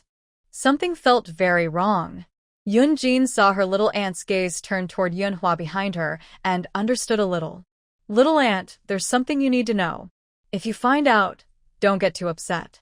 The marriage between Roa and Yunhua will be arranged properly. When the time comes, our two families will become even closer. So, you must get better soon. Qing'er's eyes widened in disbelief as she listened to Yunjin. What? Roa is engaged to Yunhua? What does that mean? Her Rower, her precious daughter, is destined to become a noble consort, and she can't marry Yunhua, who is not capable. Moreover, Yunhua has contracted a disease. This is pushing Rower into danger. Yunhua was the one she prepared for Lan Shiyu. Why is this happening? Did she hear it wrong? Qing'er struggled, trying to make a louder sound but could only emit faint cries. She glared at Yunhua, her eyes full of anger and confusion, as if she wanted to pierce Yunhua through. Yunhua felt guilty and looked away, muttering secretly, Little aunt, don't look at me. I don't know what happened last night either. Yun Xian-song stood by the bed, watching Qing'er's excited state, and gently comforted her. Qing'er, don't worry. With me and your mother here, Rower going over there won't make her suffer. If Yunhua dares to bully Roa or make her suffer, I'll deal with him. Hearing Yun Xian-song's words, Qing'er wailed inside. Everything is wrong. It wasn't her soft daughter who was going to marry Yunhua, but Lan Xia. She desperately wanted to speak and explain, but her mouth kept moving without making a sound. She was so anxious that tears streamed down her face. Little aunt, don't cry, Yunjin said with confusion. What's wrong with little aunt? Why are you crying harder the more you try to speak? Does something hurt? Yunqing was crying and trying to speak at the same time. She didn't want her soft daughter to marry Yunhua, this useless person. Several grown men in the room looked confused, not understanding what Yunqing was trying to say with her mouth. Just then, a servant outside the door announced, Master, the second young lady has been crying and threatening to kill the eldest young lady. Hearing this, Lan Jinrong frowned deeply, looking very upset. Yun Xian-song also furrowed his brows. Where? What has happened now? His voice was low and serious. Qing'er has raised Yuer for over 10 years. Now that Qing'er is bedridden, why hasn't Yuer come to take care of her? Lan Jinrong looked at a maid standing nearby and said, Go and call the eldest young lady. The maid nodded and left. Lan Jinrong extended his hand. Father-in-law, go sit in the yard for a while and have some tea. Yun Xian-song nodded. That's a good idea. He looked at Yunqing on the bed. Qing'er, don't worry. Old doctor will surely cure you. After speaking, he left the room. Yun Xian-song sat down at a stone table in the yard, and a maid immediately brought tea and snacks. Soon after, Lan Xia appeared in Farong Garden. She glanced at the people in the yard, then quickly understood what was happening. She walked to the stone table, slightly bowed and greeted, maternal grandfather, father, eldest cousin, third cousin. Yun Xian was surprised. His eyes moved over Lan Xia, feeling a bit shocked. The granddaughter who used to love wearing bright, colorful dresses and heavy makeup was now so fresh and elegant that it was impressive. His wife was right. Yue had changed. Now it was clear. He nodded gently and cleared his throat. Yue, your mother is now bedridden, and Roer is upset. You should stay here and take good care of your mother. Lan Xia responded calmly. Maternal grandfather, that is my aunt, not my mother. My mother has long since passed away. Hearing this, Yun Xian's face changed slightly, but Yun Jin spoke first. Yun Jinyu's tone carried a hint of blame and confusion. Yue, your aunt has raised you for over 10 years. She is both your aunt and your stepmother. It's natural for you to call her mother. Weren't you always calling her that before? Why now? Lan Xia smiled softly. In the past, I was young and naive. But now, I have grown up. I understand what blood ties mean and what true feelings are. Although my aunt treats me like family, no one can replace my mother's place in my heart. Yun Xian shook his head in disappointment. His eldest daughter left early, and it pained him. But his younger daughter married her stepchildren despite their objections, just to take care of her older sister's children. She did this without regret, even after having her own children, always caring for them sincerely. Yet, Lan Xia had never called her mother, always calling her aunt. He saw this clearly. Now, even Yue no longer calls her Mother Qing, but aunt, which must make Qinger feel wronged and heartbroken. He couldn't help feeling sorry for his younger daughter's years of effort. Yun Xian sighed softly. Sigh. Yue, one must be grateful and not forget kindness. Do you understand that the kindness of raising someone is greater than the sky? Lan Xia lowered her head silently. Of course she understood that kindness. But she was not the original owner, and Yun Qing was a woman with bad intentions. The original owner had been shaped into a certain kind of person because of her. Moreover, Yun Qing's current situation was her own fault. If she hadn't been reckless, she wouldn't have harmed her family. Yun Xian saw her silence and didn't continue the topic. He changed the subject seriously. Yue, you haven't been bothering the crown prince lately, but are you now bothering the regent king? Lan Xia looked up when she heard this. She blinked. Grandfather, I'm not bothering the regent king. I like him. Yun Xian's face immediately turned serious. He scolded softly, foolish. You like the regent king? If he weren't protecting the duke's estate, do you think you could still speak in front of me? Yun Jinyu chuckled softly beside them, teasing and advising. Yue, my cousin, the regent king once fought on the battlefield under Grandpa's command. He went from being a small soldier to the leader commanding many soldiers. His methods are very cruel, but you wouldn't understand. Your cousin advises you to give up this idea early. The regent king is not suitable for you. Not suitable for me? Then who is? Hearing this, everyone was surprised and immediately stood up to bow. Greetings, regent king. Emolian looked at Yun Jin and smirked coldly. You should tell me. If I am not suitable, then who is? Yun Jin's mind was filled with many questions.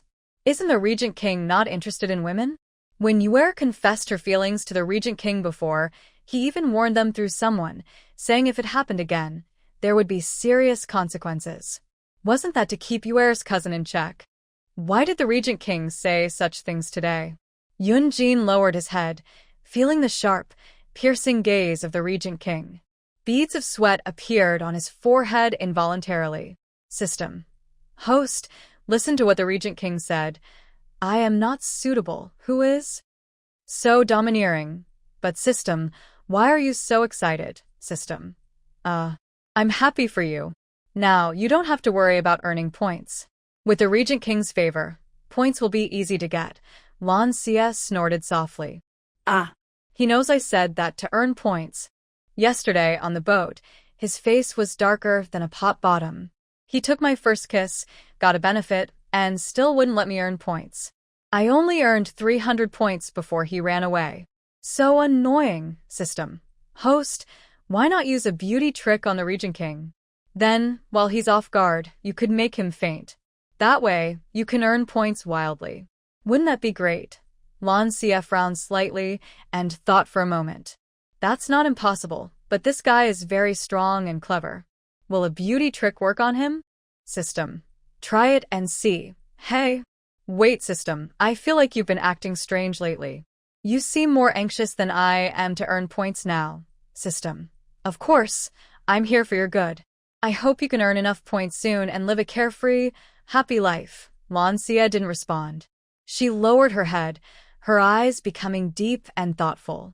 Emo Lian's gaze fell on the woman staring blankly across from him.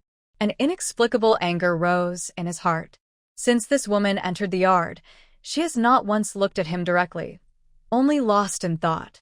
He really wants to open her mind and see what she is thinking.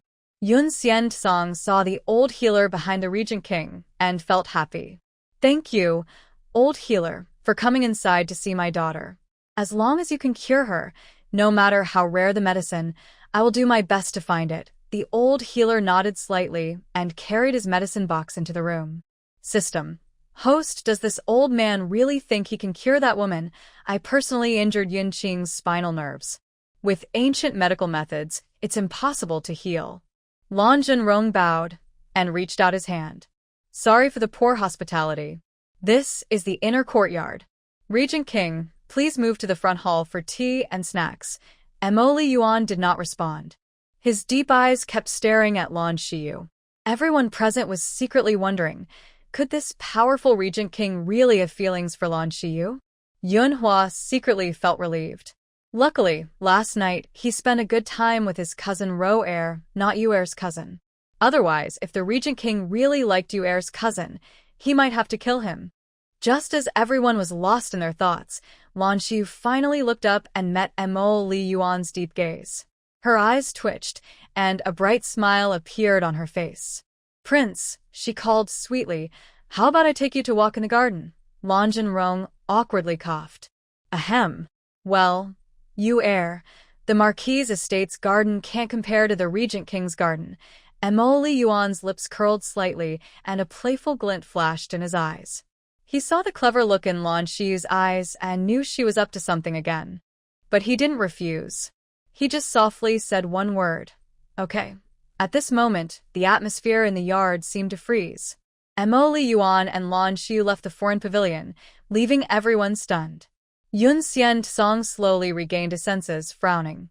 When did the Regent King become so close to Yu Er? His voice was full of disbelief and worry. Meanwhile, Lan Zhenrong's heart was stirred. Ro Er was gone, but now Yu Er had gained the Regent King's favor. He felt very happy. Dear father-in-law, you may not know this, but the Regent King visited the Marquis' residence a few days ago and spent some private time with Yu Er. I believe that was when. His words carried a hint of hope. Yun Xian Song's face suddenly changed at these words, showing clear displeasure. Foolish. Anyone can marry Yu Er, but not the Regent King. That is absolutely impossible. Lan Zhenrong looked confused. What do you mean, father-in-law? Yun Xian Song waved his hand to signal others to leave. Once only a few people remained in the yard, he lowered his voice and said, Recently, the Emperor has been acting strangely toward the Regent King, as if he plans to take back his military power and titles.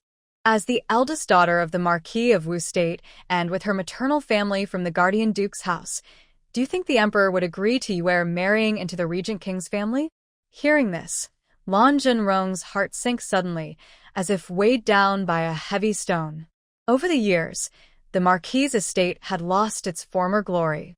Plus, their treasury had been robbed, leaving them in dire straits. He had thought that the Regent King's interest in Yuan might be a chance for the Marquis family to regain strength, but he never expected the Emperor to be so wary of the Regent King that. Father-in-law, about that. Yun Xian Song's eyes narrowed slightly. We'll talk about it later. Meanwhile, Emo Li Yuan's eyes were as deep as an abyss, quietly watching the lively, graceful woman ahead. Emo Li Yuan's steps paused slightly at the entrance of the courtyard. Xialing Courtyard? This woman brought him to her own place? His gaze grew even more intense, as he followed her inside. Lan Shi stood in the pavilion, smiling like a flower, greeting Mo Li Yuan. Prince, please sit for a moment. I'll be right back. After saying that, she turned and hurried toward the small kitchen. Mo Li Yuan's gaze stayed fixed on her back. What game was this woman playing now? Next to him, Tian Yi looked confused, muttering to himself, Miss Lan brought her master here in broad daylight and then just left? What is she up to? Master, should I follow and see what's going on? Mo Li Yuan remained calm. No need. I want to see what she's planning. At this moment, Lan Shi had already reached the small kitchen. Chun, stay outside and keep watch. Don't let anyone get close. Chun looked puzzled, full of confusion. What kind of act was her young lady putting on now? In broad daylight, you bring the regent to your courtyard and leave someone aside, then run to the small kitchen yourself? Miss, what do you want to do? Make something for the regent? I can stay and help. Blue Creek Moon shook her head. No need. You go guard outside. Only come in if I call you. Chun had to step outside. Blue Creek Moon stood by the kitchen table. She moved her mind, and 2 bottles of medicine appeared on the table. She picked up the 2 bottles. Is this a sleeping drug? Or a hallucinogen system? Host, are you planning to drug the regent? Of course. Blue Creek Moon gritted her teeth. He took advantage of me on the boat and ran away. He won't let me earn points. Such a scoundrel. What's worse, he even found out about earning points. Today, he's coming to me himself. If I don't take him down and earn enough points, I'll be losing out. System, you could just drug him directly. Blue Creek Moon shook her head. A flash of sharpness appeared in her eyes. Ha. Mo Lian is so clever. If I drug him directly, what if he notices? I'd end up losing more than I gain. I need everything to be foolproof, double protection. She looked again at the 2 bottles of medicine. Finally, she decided to use the hallucinogen. Although she was confident in her own prepared hallucination drug, that man might have strong willpower. If he woke up from the illusion, her plan would fail. Points. She had to earn enough today. Blue Creek Moon's gaze fell on the tea warming on the stove. She had a plan. She sprinkled the hallucinogen powder into the tea, then carried the tea out of the kitchen. Chun saw the lady come out, holding the tea. She couldn't help but twitch her mouth. Miss, you're bringing tea to the regent? Just tell him to come and get it. Why do you have to do it yourself? She originally thought the lady was preparing some delicious dish. Because you don't understand. The tea I brew myself tastes different. Chun pouted. What's different? Isn't this just the tea on the stove, kept warm? Chun quickly followed. Miss, let me carry it. No need. Blue Creek Moon moved lightly like a swallow. The tea in her hand gently swayed. Blue Creek Moon returned to the pavilion with the tea. She smiled like a flower and placed the tea on a stone table. Mo Lian lifted his eyelids slightly and said calmly, No servants by your side, yet you have to personally bring tea and water? Your Highness, you are mistaken. This is tea I personally brewed for you. Every leaf carries my respect and good wishes. It cannot be replaced by any servant. After speaking, she sat down slowly, close to Mo Lian. Mo Lian glanced at her, but said nothing. Lan Xie quietly planned in her mind, but kept a calm face. She looked at Tian Yi beside her. You step back. Don't disturb my and His Highness's enjoyment. Tian Yi nodded politely, bowed, and wisely stepped away without hesitation. Chu Chun also bowed slightly and withdrew. Lan Xie poured a cup of tea and pushed it toward Mo Lian. Your Highness, try the tea I made myself. Mo Lian picked up the cup, squinting slightly. His voice was deep and meaningful. What's in this tea? Lan Xie pretended not to understand, acting normal. Oh, Your Highness, this tea naturally contains tea leaves. What else could it be? Really? Mo Lian took a sip from the cup. System. Host, this person has drunk it. Just to be safe, I'll add a little more, she said softly, flicking her delicate hand. A fine, silk-like powder silently fell into the tea, without a sound. What? Still not dizzy? Lan Xie clapped her hands in front of him again. Mo Lian's eyes flashed with anger. He stood up, his voice cold. Woman, you've drugged me several times. What do you really want? Your Highness, you've misunderstood. I would never drug you. Mo Lian grabbed her neck with one hand, clenched his fist with the other, and his eyes burned with rage. Do you have a heart? Do you see me only as a tool to earn points? Can't you sincerely say those words instead of speaking insincerely? Lan Xia was forced to stand up, looking at him. No, Your Highness, listen to my excuse. No, I mean Your Highness, let me explain. Mo Lian's gaze turned even colder. Then who is forcing you? Why do you need to earn points so badly? What's the point of points? Tell me. I will kill him. System. It wants to kill the system? Host, use your drugs, hallucinogens, and silver needles. Get him. System, calm down. It seems the hallucinogens don't work on him. Oh, and since you've erased the original owner's soul, you're so powerful, then make him dizzy too. System. Host, the system's energy has been used up. If the main brain finds out, it will erase the system. Host, you should know how much the system has done for you. If you're touched, just keep earning points. Blue Creek Moon heard this and felt a little relieved. Although she still felt uneasy about the system's way of erasing the original soul and was secretly cautious of it, fearing she might be erased someday, hearing this made her finally breathe easier.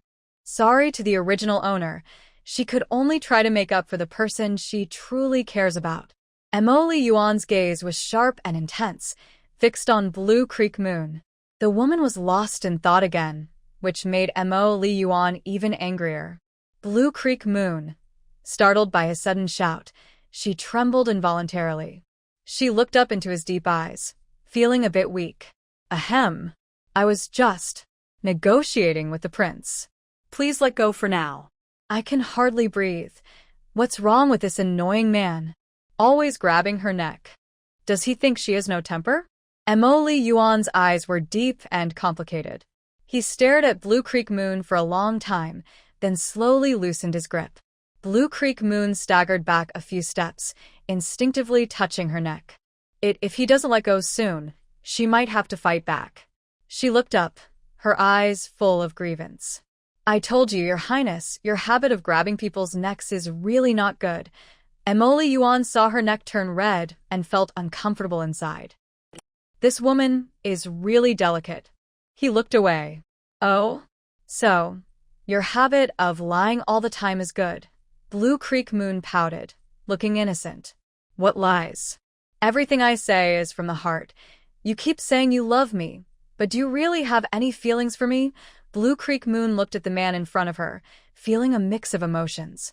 Mo Yuan, with his good looks and power, was the dream man many women longed for. But for Blue Creek Moon, all of that was like clouds floating away. She was originally from the modern world, craving freedom in her past life, unwilling to be bound by any rules. Now, living again, she wanted to live freely and happily, without restrictions. But the man in front of her, claiming he felt nothing, was impossible. Yet, he was the powerful regent king, with great influence. How could there only be her by his side in the future? She didn't want to be trapped in the backyard, constantly competing with other women, fighting for attention, earning points, and living without worries. She wanted to travel the world and live freely. That way, her life wouldn't be wasted. Mo Lian saw that she was silent and silently made up his mind. Blue Xia. If she dared to provoke him, she couldn't just walk away. He would make her his woman and keep her by his side forever. Mo Lian sat down again and looked at her with a calm gaze. Aren't you here to earn points? Why not start now? His sudden words made Blue Xia freeze in surprise. She widened her eyes. Your Majesty, what did you say? Mo Lian's eyes were deep like the ocean. He looked at her quietly. If you don't start now, I will leave. Hey, don't go. Blue Xia tentatively spoke. Your Majesty, I love you. Mo Lian's expression remained calm. In her heart, Blue Xia muttered, System. Why is he suddenly cooperating so well? That's strange, System. Host, who cares? Since he's cooperating, why not start your crazy point-earning mode? Blue Xia clenched her teeth and made a firm decision. All right, then she began her performance, Your Majesty, I love you, I love you. Mo Lian lowered his eyes. Although he knew this woman was insincere and just trying to earn points, he would make her willingly say those words someday. Blue Xia kept repeating the phrase, while Mo Lian sat there expressionless, like a sculpture. Time passed quietly. Before long, it was dark. Blue Xia's throat was hoarse, and she finally stopped. She excitedly called out to the system.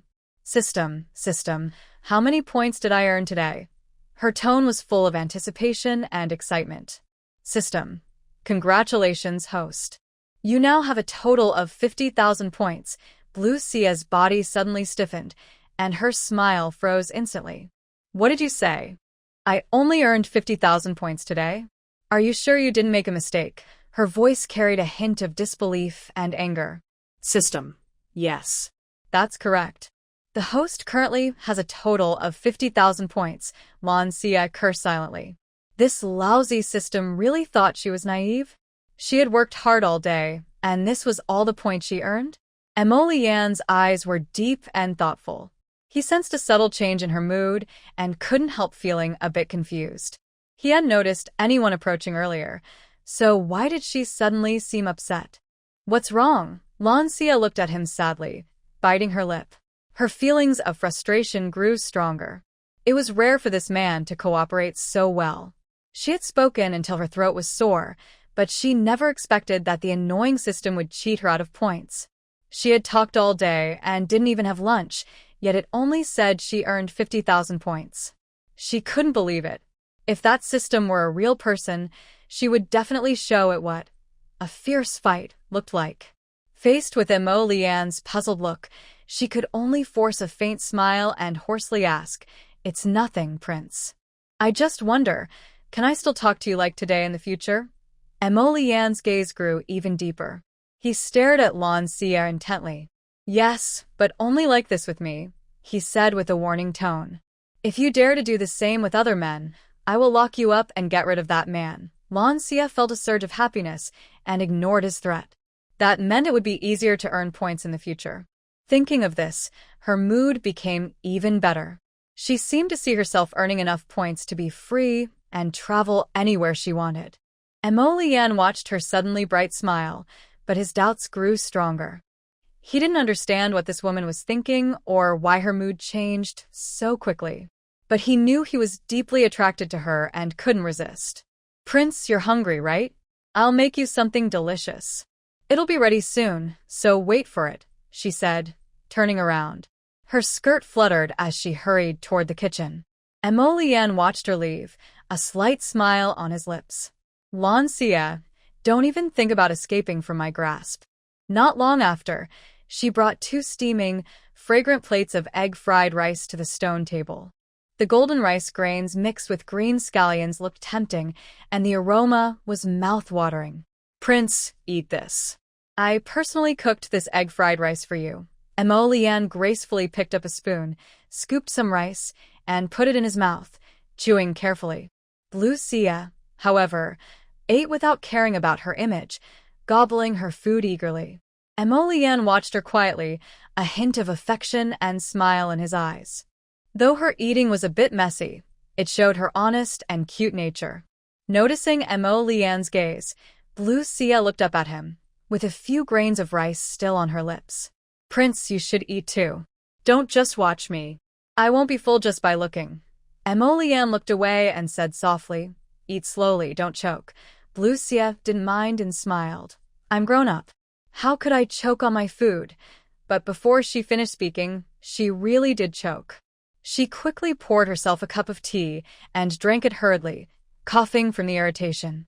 Mo Lian chuckled softly and gently patted her back. Blue Xia felt a warm flow pass through her back, and soon her cough stopped.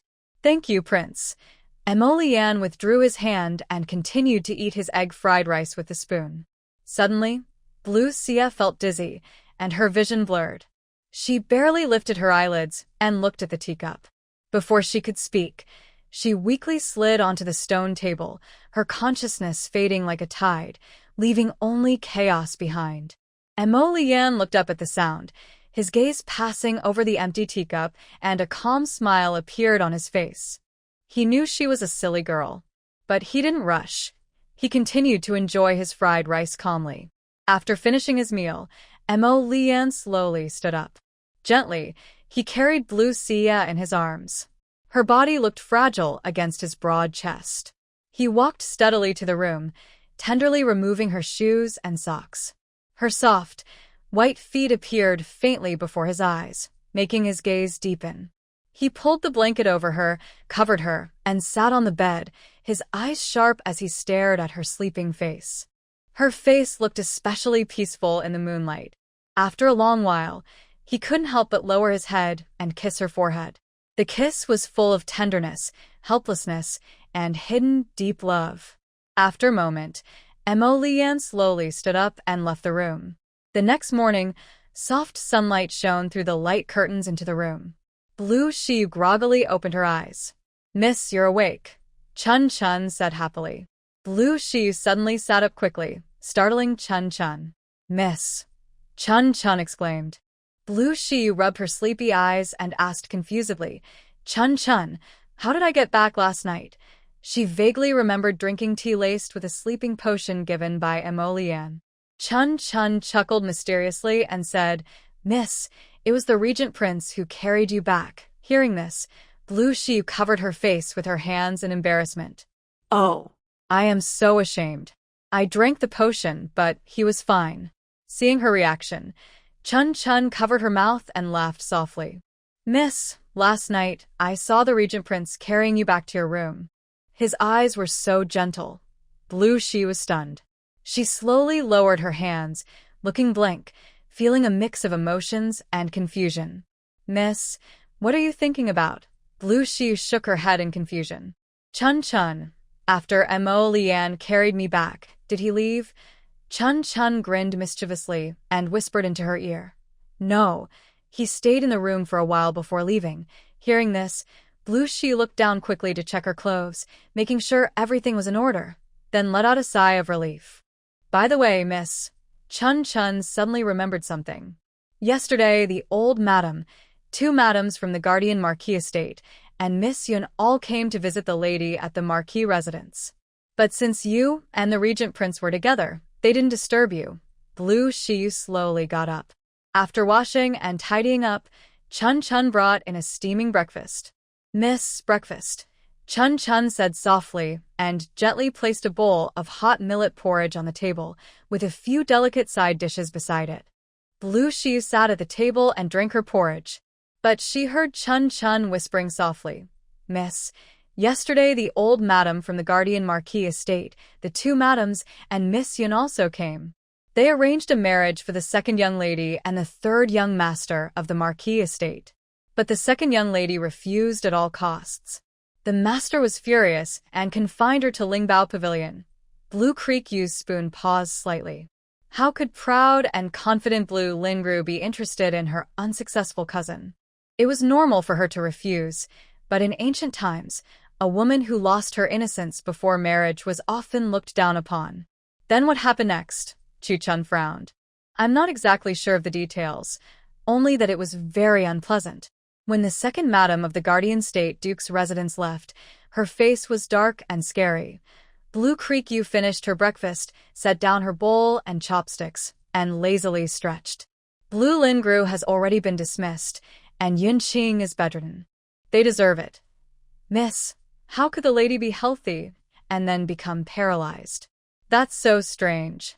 The 2nd miss also had an incident at the same time. What a coincidence. Bad people get their punishment. Let's go. I want to see Chuxia." Chu Chun followed closely, grateful. "Thank you. Mississippi Chuxia is much better now and even wants to serve you." Entering Chuxia's room, a faint medicinal smell filled the air. Chuxia was trying to get out of bed. When she saw Blue Creek Yu, her eyes lit up with excitement. "Miss, I'm fine now. The wound has healed." Blue Creek Yu quickly stepped forward, gently opened Chuxia's collar and carefully examined her chest wound. The once fierce scar had faded, replaced by pink new flesh. But in an instant, Blue Creek Yu's face darkened again. "Chu Chun, Chuxia, in the future, if you encounter danger, don't block my way. Be clever and hide somewhere safe." Chuxia looked determined. I have a humble life, but if there's danger, I will still stand in front of Mississippi. Miss has been so good to us. How can I just watch you fall into danger and do nothing? Blue Creek Yu's eyes narrowed, her tone stern. Chuxia, if you don't listen to me, then don't serve me anymore. Remember, protecting yourself is the greatest loyalty to me. Chuxia's eyes flickered with unease. She clenched her fists, her voice trembling slightly. Miss, I listen to you. Please don't abandon me. Blue Creek Yu gently patted her shoulder, a soft smile on her lips. Good girl. As long as you obey me, I won't abandon you. Starting today, you can come back and serve me. In early summer, she finally relaxed and brightened her eyes. Thank you, miss. A light step sounded outside the door, and then a young maid peeked in respectfully. Miss E has arrived. Lan Shi slightly frowned. Why is she here? In the Guardian Duke's residence, only Miss E, the daughter of the eldest sister-in-law, was loved dearly since childhood. When the second sister-in-law gave birth to Yunhua, her health was damaged.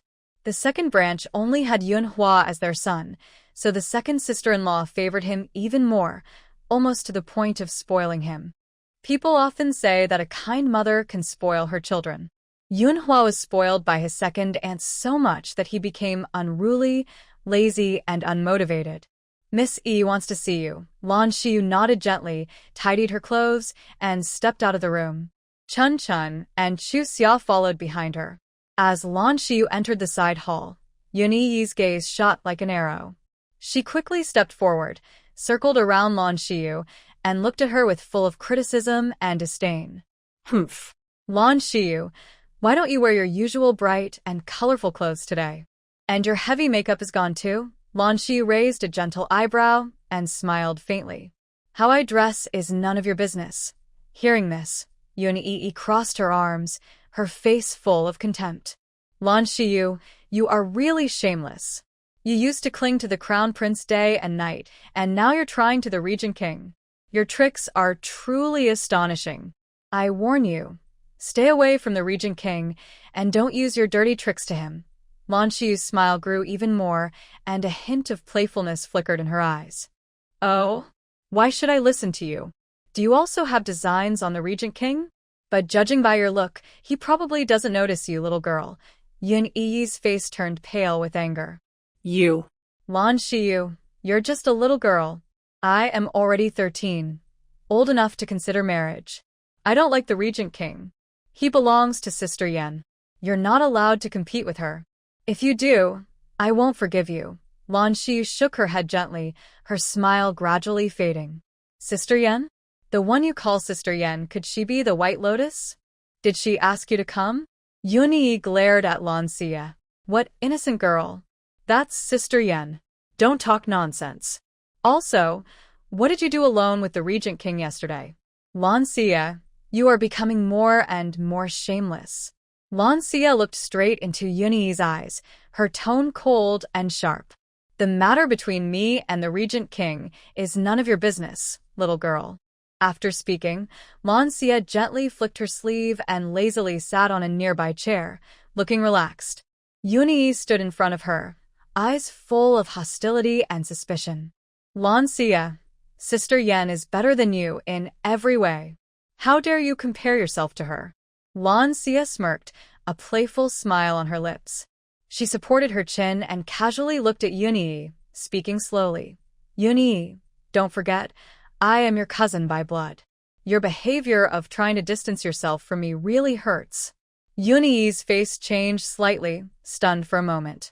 But she quickly recovered, showing a look of disdain. Lan Xia, Sister Yen is my close friend. She is talented and kind-hearted.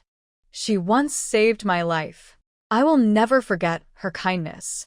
As for you, everyone in the capital knows you're a flirt and a bully. Having you as my cousin makes me ashamed. Ha! In that case, Chu Chun, see her out. With that, Lan Xia stood up and strode out confidently. Yun Yi frowned and stomped her foot in anger. Hey, Lan Sai. But Lan Xia didn't look back, which made Yun Yi even angrier. Chu Chun bowed expressionlessly. Servant will see the young lady off. Yun-yi snorted coldly, her anger boiling over as she stormed away. In the courtyard, a swing gently swayed, and Lan Xia sat peacefully on it. Chuxia pouted and said, Miss, E is too much. How can she say that about you? You're her cousin. Lan Xia smiled slightly. She's just a little girl. I don't mind. At this moment, Chu Chun returned angrily, her voice full of dissatisfaction. Miss, E has left.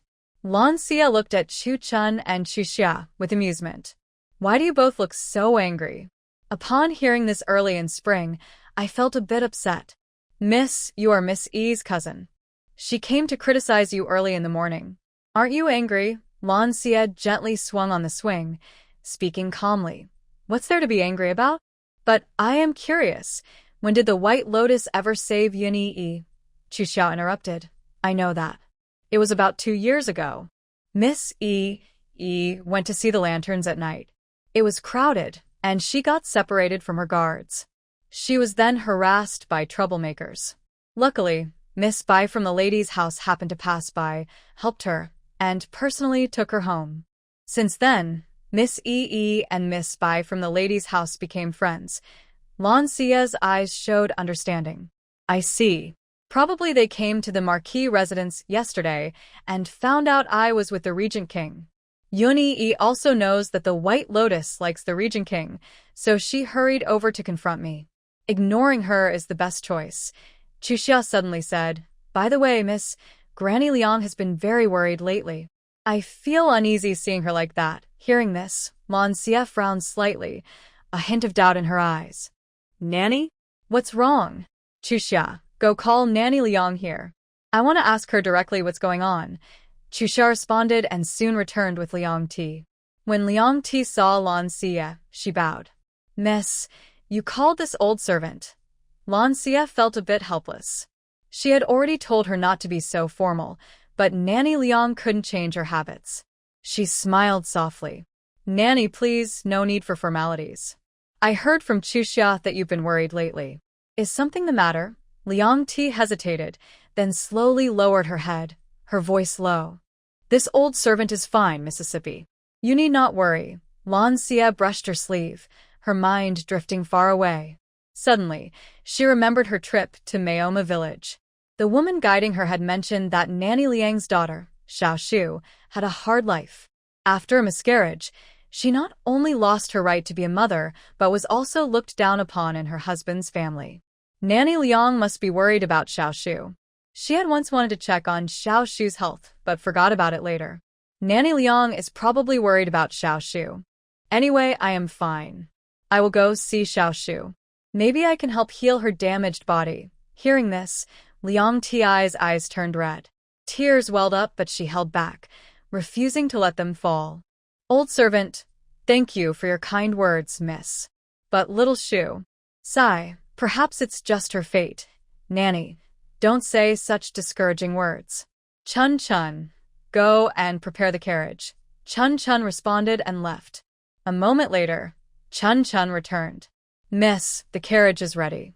These people are clever, but since Madam is bedridden and can't speak, and yesterday you spent the day alone with the Regent King, I want to tell them you wanted to go out. I asked the gatekeeper's servant to prepare the carriage, and he quickly went to do so. Xiao was a bit annoyed. They're all just followers. Miss should teach them a lesson. Last time, when I went to pick up Grandma Liang, we rented a carriage. A group of people, riding in a carriage, left the city and slowly traveled along a winding country road. Inside the carriage, Liang Ti's mood fluctuated with the bumps, but the cheerful laughter around her like warm spring sunshine gradually eased her worries. She looked at the elegant young lady beside her, Lan Xiu, and felt a deep, unspoken gratitude. Miss, you are truly kind-hearted. Old servant's heart feels warm, like drinking hot soup on a cold winter day. Liang Ti said softly, her eyes slightly teary from being touched and hopeful. Lan Xi was my nanny, we are family. No need to thank me. If Xiao Shu is willing, we can bring her here. That way, Nanny can be with her. If Xiao Shu wants to stay with her family, we'll help her recover and give her some silver notes to live better. After all, She had plenty of money in her space. "Miss, I could never repay your kindness, no matter how hard I work," the old servant said. After about an hour, the carriage finally stopped at the entrance of Wu family village, next to Zoma village. When they got off, Liang Ti's eyes sparkled with excitement and nervousness. She pointed at a large locust tree not far ahead, her voice trembling slightly. "Miss, my shoe girl is married in that Wu family at the village entrance.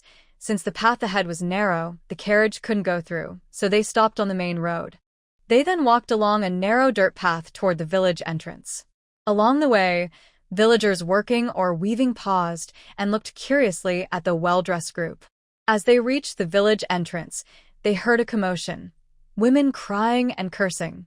Liang Ti's steps unconsciously quickened, and a bad feeling grew in her heart. Sure enough, as she moved through the crowd, she saw a disturbing scene, a ragged woman sitting on the ground, clutching tightly to an elderly woman's clothes, tears streaming down her face, crying and refusing to leave. "Grandma, don't chase me away," the woman shouted loudly, every word torn from her heart. The elderly woman was Mrs. Wu. She stood with her hands on her hips, her face full of flesh, and cursed harsh words. "You useless hen! Why are you still hanging around our Wu family? Take this divorce paper and get far away. Don't dirty our land. Grandma, please don't chase me away." The woman cried even more sadly, her voice piercing the softest part of people's hearts. "Xiao Shu!" Liang Ti almost rushed forward, pulling the woman into her arms. Tears burst out instantly. "My child, what's wrong with you?" Seeing her mother, Xiao Shu seemed to find support and cried even more freely. Her tears were full of grievance, despair, and helplessness about the future. "Mom." Liang Ti gently patted Xiao Shu, who was trembling in her arms, her eyes full of pain. "Xiao Shu, don't cry. We don't have to stay in the Wu family. Come back with me. We'll serve the young lady together, and life won't be worse than this." But Xiao Shu only buried her face in her mother's embrace, tears like broken beads, crying non-stop. Nearby, the sharp eyes of the Wu family's elderly woman flicked back and forth on Lan Xia. Seeing her dressed beautifully and with an extraordinary aura, she began to plot secretly. She forced a fake smile and stepped forward.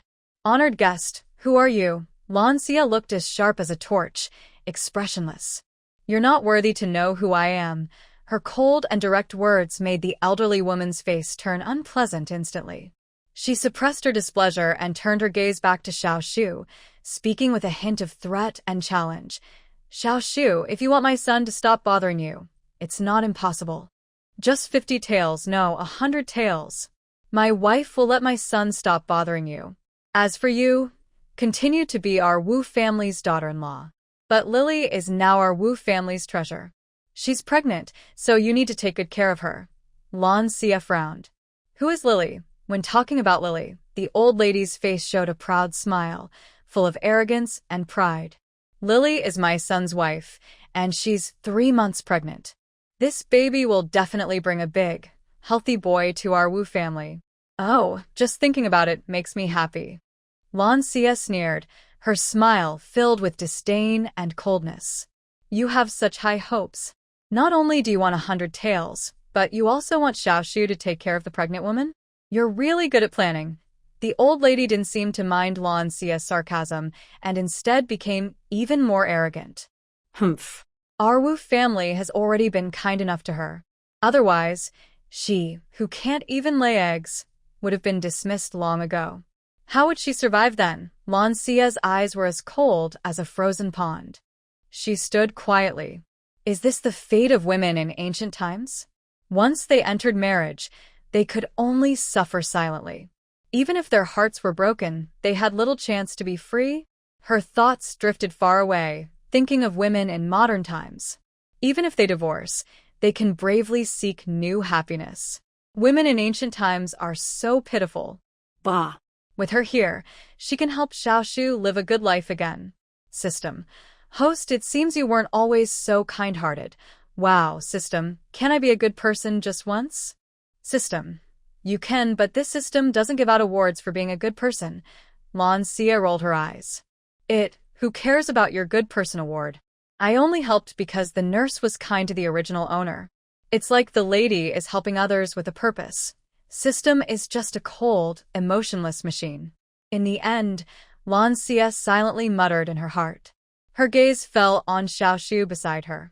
She softly asked, Xiaoshu, do you want to go back with me? Xiaoshu slowly lifted her head from Liang Ti's arms, tears in her eyes, looking at Lan Xie with a faint glimmer of hope. Liang Ti beside her advised, Xiaoshu, Miss is a good person. She doesn't mistreat her servants. Staying with her is better than being looked down upon in the Wu family. Hearing this, Xiaoshu nodded slightly, her voice soft as a mosquito's buzz. I want to serve the lady. Seeing this, the old lady from the Wu family turned red with anger. She rushed forward desperately, trying to the resignation letter from Xiaoshu's hand. Lan Xie reacted quickly, pushing her to the ground. The old woman sat on the ground, crying loudly. Oh no, they hit me. Is there no law anymore? They're bullying me, an old lady. Everyone, come see this. Lan Xie looked on coldly, feeling nothing. What's wrong? Want to take back the divorce paper? Too late now. The elderly woman from the Wu family sat on the ground, throwing a tantrum and rolling around, shouting nonstop. Old lady won't care. If you don't give 100 taels of silver, you can't take Xiaoshu away. The divorce paper isn't stamped by the government, so Xiaoshu is still my daughter-in-law from the Wu family. And you, hitting an old lady, if I don't get 100 taels, I'll go to the officials and complain about you. Lan Xie raised an eyebrow, a teasing smile on her lips.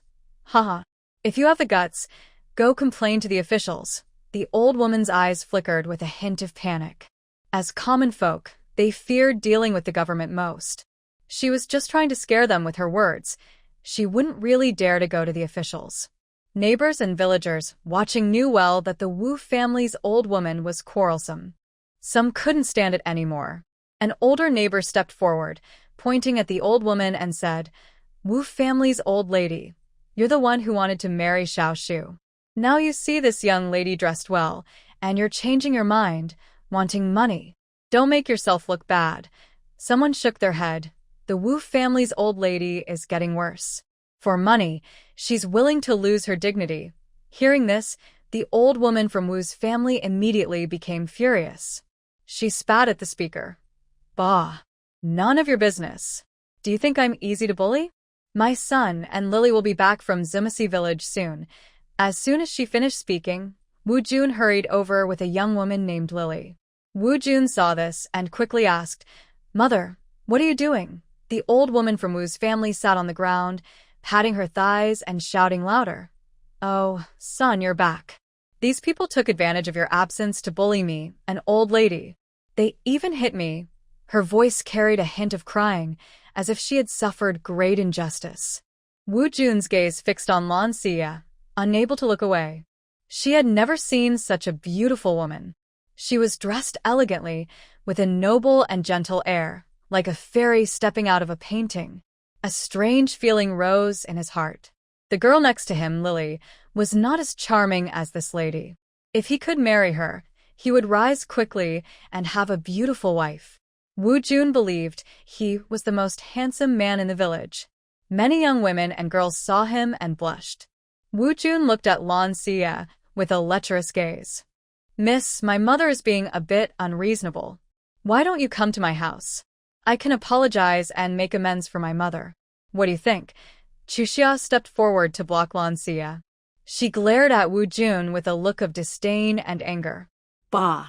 Stop that disgusting look. Our lady is not someone a country bumpkin like you can stare at. Wu Jun was so angry he blushed and his neck turned red. I'm talking to your lady. You little girl, go away. Not far away, an E and an air hid behind the dancing shadows of the trees, their eyes sharp as they watched the argument closely. An E coldly said, He dares to stare openly at our future princess. I think we should take away his eyes. An air nodded slightly, a fierce look flashing in his eyes. If the master finds out about this, he might not let that little life of his go. An E softly whistled, and a carrier pigeon responded, landing on his shoulder. He quickly took out a brush and a piece of rice paper from his clothes. The tip of the brush lightly touched his tongue, and ink spread instantly. He started writing swiftly, the brush moving like a dragon and a snake. Soon, a letter was finished. He rolled up the letter, took the pigeon from his shoulder, placed the letter in the bamboo tube tied to its leg, and released the pigeon.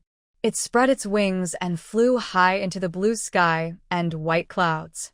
Meanwhile, the fight on the other side was still going on. Lan Xie pushed aside Chuxia and kicked Wu Jun in the leg. Wu Jun felt a huge force hit him. He lost his balance instantly, let out a scream, and fell to the ground in a mess, dust flying everywhere. Lan Xie slightly smiled. Chuxia learned from this. If you can fight, don't waste time talking. Chuxia scratched her head, looking confused but excited. Mrs. Mighty, the elderly woman from the Wu family, quickly got up from the ground and hurried over to Wu Jun's side. She clumsily helped him up while shouting loudly, "Oh no, son. Are you okay? Someone help. Officer Li Zheng, did you see that? She hit my son for no reason. Is there no justice anymore? Please, stand up for my son." Li Zheng, feeling helpless, shook his head and thought to himself. He was usually a fair village elder, handling neighbor disputes without bias. But the Wu family's elderly woman often caused trouble in the village, which gave him a headache. Just as he was about to leave, he saw this scene.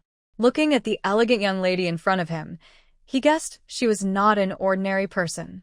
Someone like her wouldn't bother arguing with common villagers like them. The Wu family's elderly woman was probably blinded by greed. A crowd gathered and started talking. Some supported Lan Xie's actions. They thought the Wu family's mother and son deserved a lesson. But the elderly woman from Wu was too stubborn and unreasonable. Usually, people avoided her. At this moment, she looked like a furious beast. She suddenly stood up and glared at Lan Xie with a mean look. "You wicked girl! How dare you kick my son? I won't let you get away with this." As soon as she finished speaking, she lunged at Lan Xie with claws. Lan Xie had already picked up a small stone. She flicked her finger, and the stone shot out like an arrow, hitting the elderly woman's right knee precisely. Ouch! The woman cried out in pain, lost her balance, and fell to the ground like a broken kite, her face full of dust. She lay on the ground, crying out in pain, "Ouch! That hurts so much. That wicked girl has hurt me." Some villagers couldn't help but speak up. "Wu elderly woman, you fell down yourself. Why blame the young lady? Aren't you ashamed?" Hearing this, many nodded in agreement. Exactly. It's your own fault for losing your balance. Soon, neighbors and villagers gathered around, pointing and talking about what happened. Wu Jun staggered over, helped his mother up, and looked at Lan Xie with a stern face. Lan Xie teased, "What? Don't want your eyes anymore?" Wu Jun quickly looked away, and Lili hurried forward to support the elderly lady of the Wu family from both sides as they headed back. The elderly lady kept cursing loudly as she walked. "Little Shu, you've met a kind person now. You're finally out of trouble," Granny Li said kindly. "There are good days ahead. Forget the past and focus on living well in the future." Granny Li's words felt warm, like a gentle breeze entering little Shu's heart. She wiped her tears softly and nodded. "Thank you, Granny Li," another old woman agreed and said, "There's no need to pack things up. Let's avoid causing trouble for the elderly lady of the Wu family. Little Shu, you should go back with your mother." Little Shu nodded again, feeling a mix of emotions inside. Many neighbors and villagers felt sorry for little Shu's situation. Since she married into the Wu family, she had a miscarriage shortly after becoming pregnant because of her father's gambling and violence.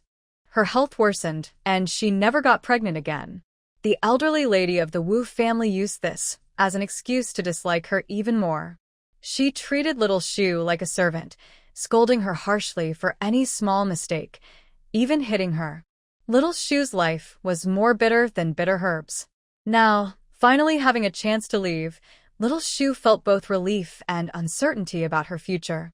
The group followed a small path through the fields and reached a wide main road. A carriage was waiting nearby. The driver was a young man named Little Lantern. He wore simple clothes and had a shy smile. When he saw Lan Shiyu and the others, he hurried to greet them. Little Lantern bowed and called out, "Mississippi." Lan Shiyu nodded calmly and got into the carriage. The group was a bit crowded inside. Chu Xia sat outside the carriage. Little Lantern, being so close to a woman for the first time, was very nervous. Chu Xia looked at Little Lantern driving the carriage and smiled. "Why are you blushing so much? What's your name?" Hearing this, Little Lantern's face turned even redder, like a ripe apple. He stammered, "Servant, my name is Little Lantern.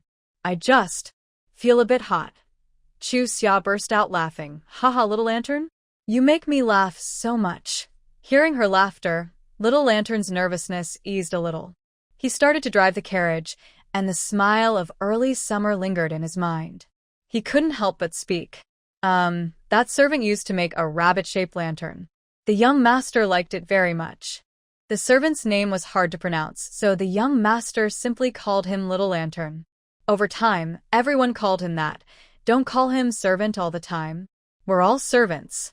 Our young lady doesn't even allow us to call ourselves maids in front of her. Little Lantern was surprised to hear this, then smiled and said, "Really? The young lady seems different from the rumors." "Of course. The young lady has a kind heart.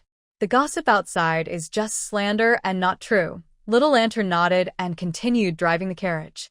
Inside the carriage, Xiao Shu looked at Lan Xia with gratitude, tears shining in her eyes. "Thank you, miss, for saving me from the fire. I will work hard to repay you." Lan Xia smiled gently. "You are the daughter of the nursemaid, older than me. From now on, you are my sister. I arrived late, but from now on, follow me and live a good life. Forget the past." Xiao Shu's eyes suddenly filled with tears, and she said tremblingly, "How can I be worthy to be your sister?" Her voice was full of self-doubt and disbelief. Liang Ti was also surprised and quickly said, "Miss, how can Xiao Shu be your sister? You, the young lady, are so noble.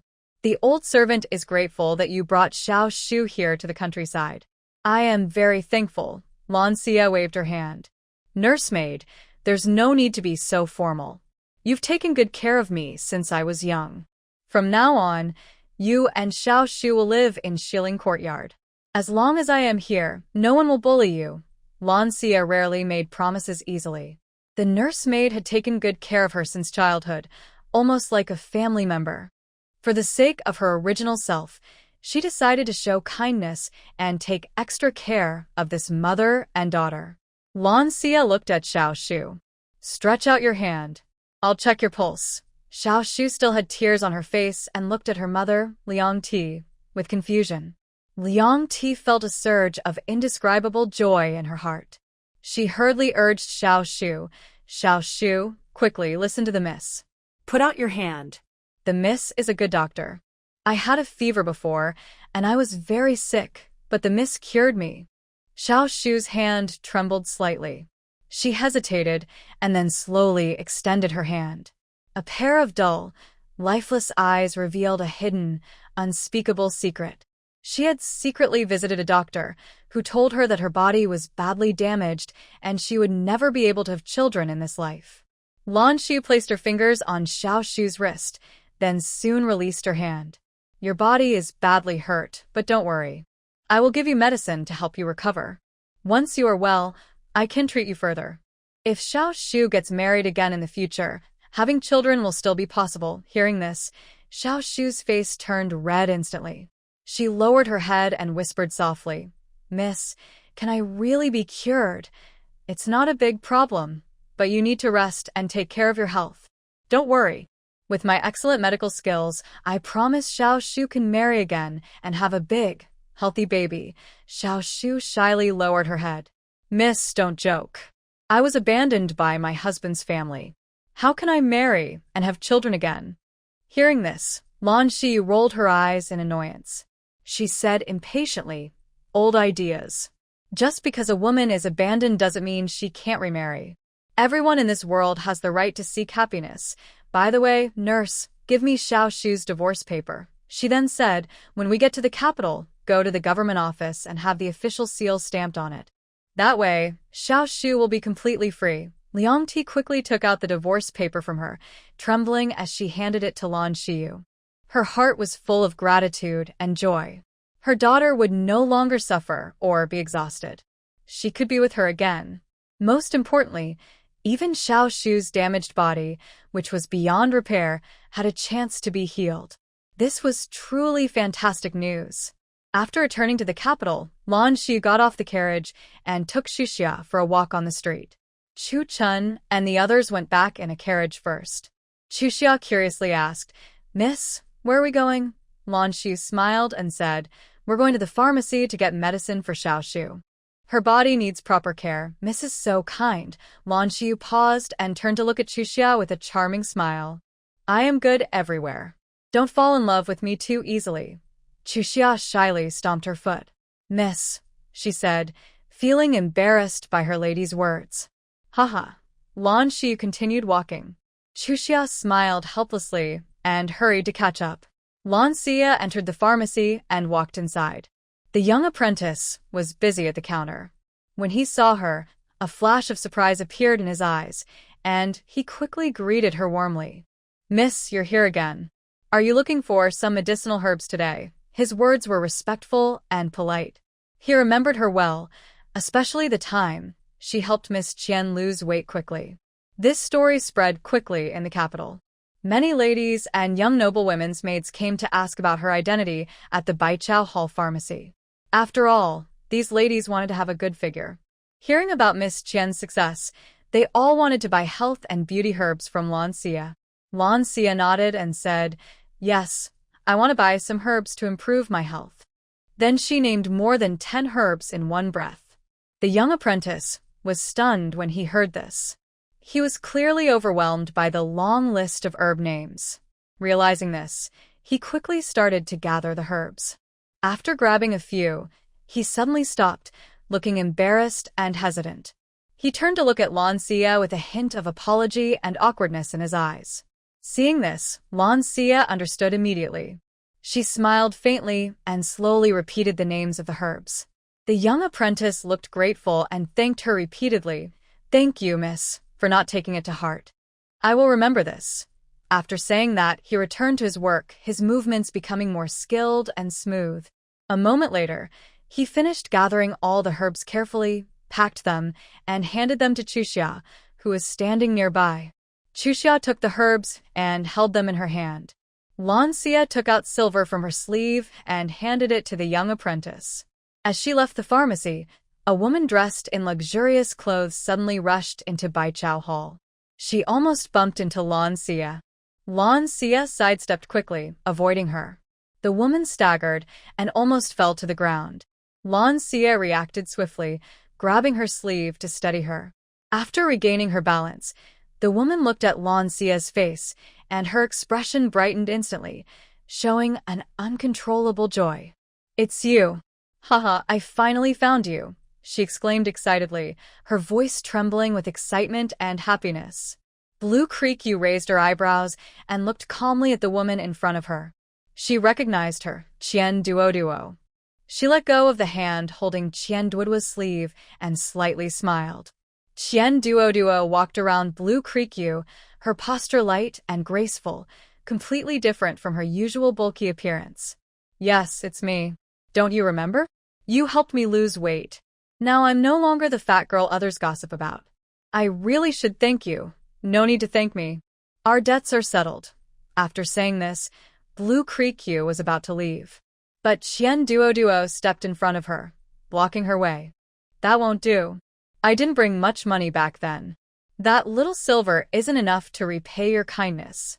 Come on, I'll treat you to a big meal at Tianxiang restaurant, and we can chat properly." Blue Creek-Yu wanted to refuse, but seeing Qian Duoduo's sincere and persistent eyes, she thought, "I have nothing to do anyway," and nodded in agreement.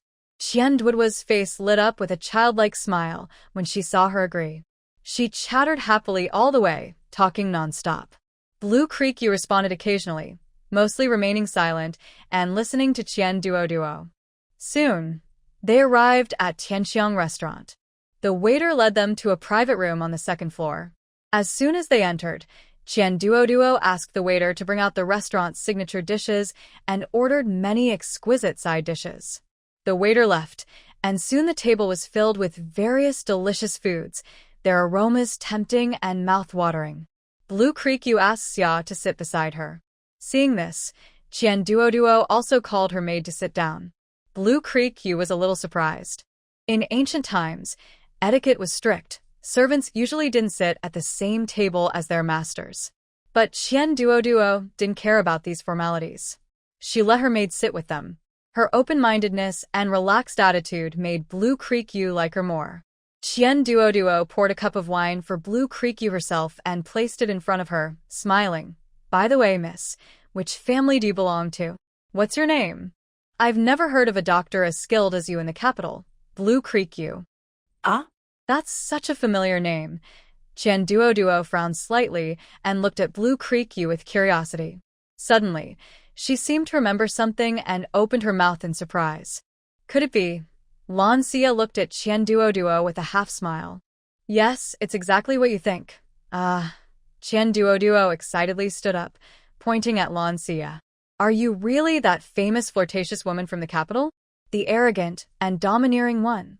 After saying that, she carefully looked at Lan Xia again, puzzled. Huh? Why don't you look as ugly as before? As soon as she spoke, Qian Duo realized she had said the wrong thing. She quickly covered her mouth and looked at Lan Xia with embarrassment. Lan Xia just smiled casually and said, I was just dressing that way on purpose before. That way, I could see a man's true heart. Qian Duo listened, looking confused. She scratched her head and said, I don't really understand what you're saying, but I really appreciate you. You don't know, at the Qian family, every day women come to propose marriage, and they keep trying to get in.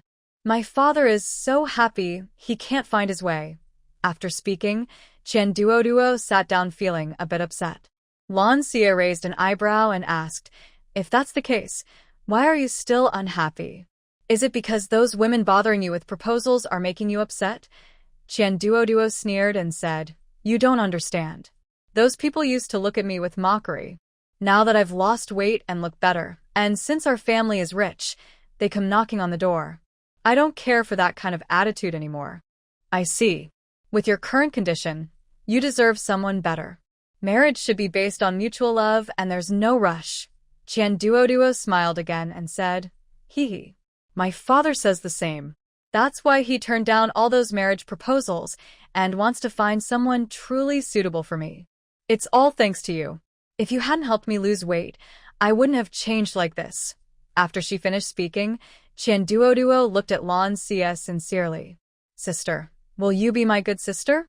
I'll be your money bag. In the future, when we go out to eat, drink, and have fun, I'll pay for everything. What do you think? Xiaohong, standing nearby, couldn't help but tug at her lady's sleeve and whisper, Miss, she's from the noble Wu country Marquis family. Of course she has money to spend. Qian Duo glared at Xiaohong. Who says I dislike money? I just like her and want to be good sisters with her. Xiaohong sighed and said, My dear little sister, who treats their sister as just a purse?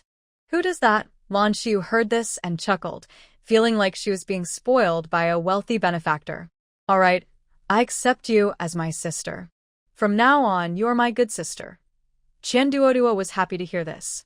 She picked up the wine jug, poured a glass for Lan Xiu, and then poured one for herself. She put down the jug, holding her glass with both hands, her eyes shining brightly. After we drink this, we will be good sisters. We will face difficulties together and share happiness. Lan Xiu raised her glass, gently clinked it with Qian Duo's, and took a sip. Qian Duo suddenly said, Yaya, can I call you Yaya from now on? Her tone was affectionate and expectant. Lan Xiu's eyes sparkled. Sure, I will call you Duo. Qian Duo nodded happily, her eyes shining with sincerity. Yes, from now on, you are my good sister, Yaya. You don't know, I don't have any good sisters. You will be my only good sister. Cheers to our friendship. Cheers. Lan Xiu lifted her glass and gently clinked it with Qian Duo's.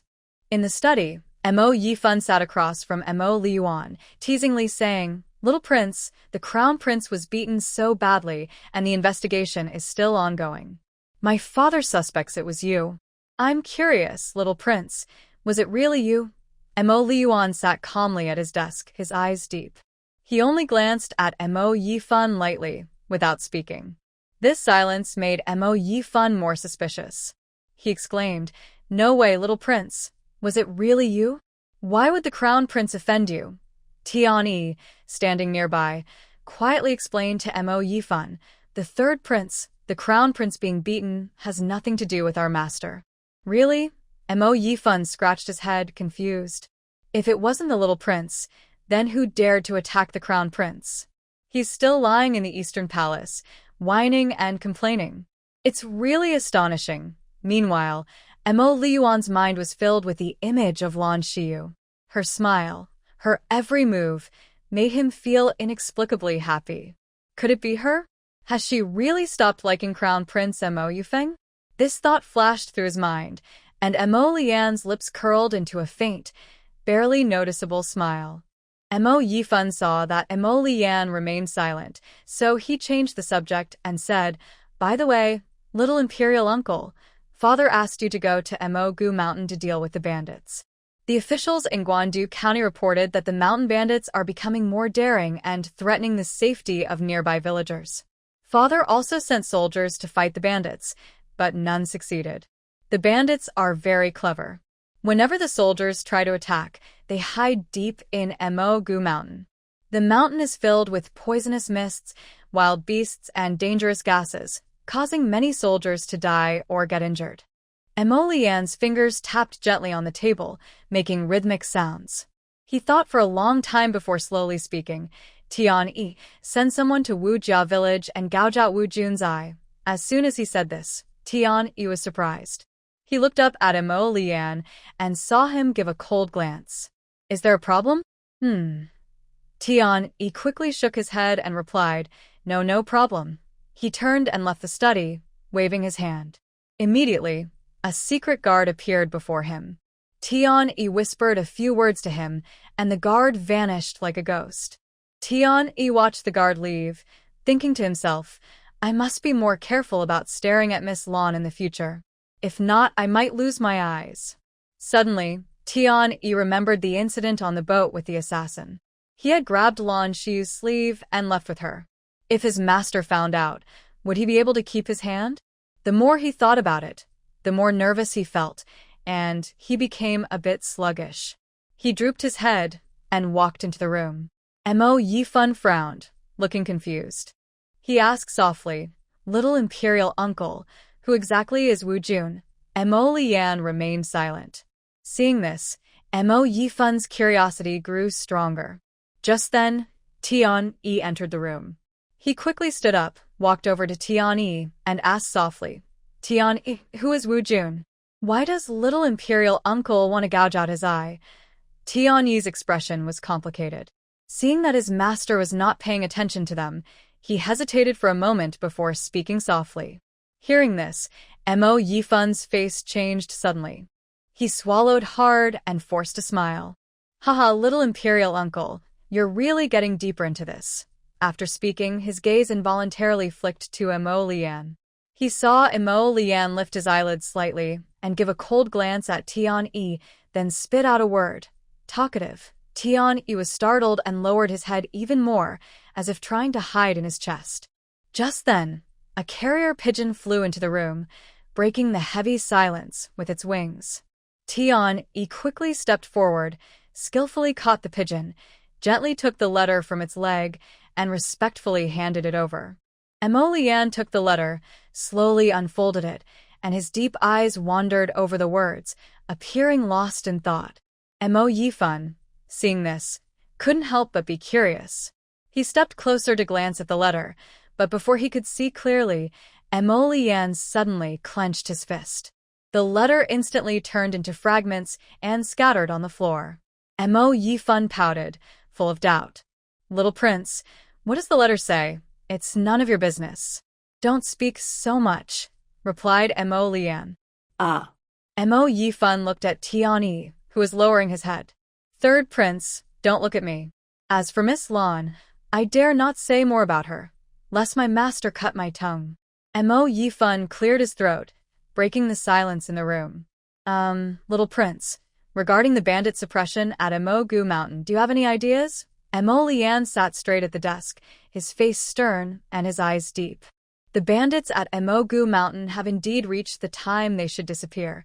Hearing this, Mo Yifun frowned slightly. Though he had doubts, he couldn't help but ask, "So, little prince, do you plan to go to Guandu County yourself?" Mo Yifun was puzzled. He looked at Mo Lian with confusion in his eyes.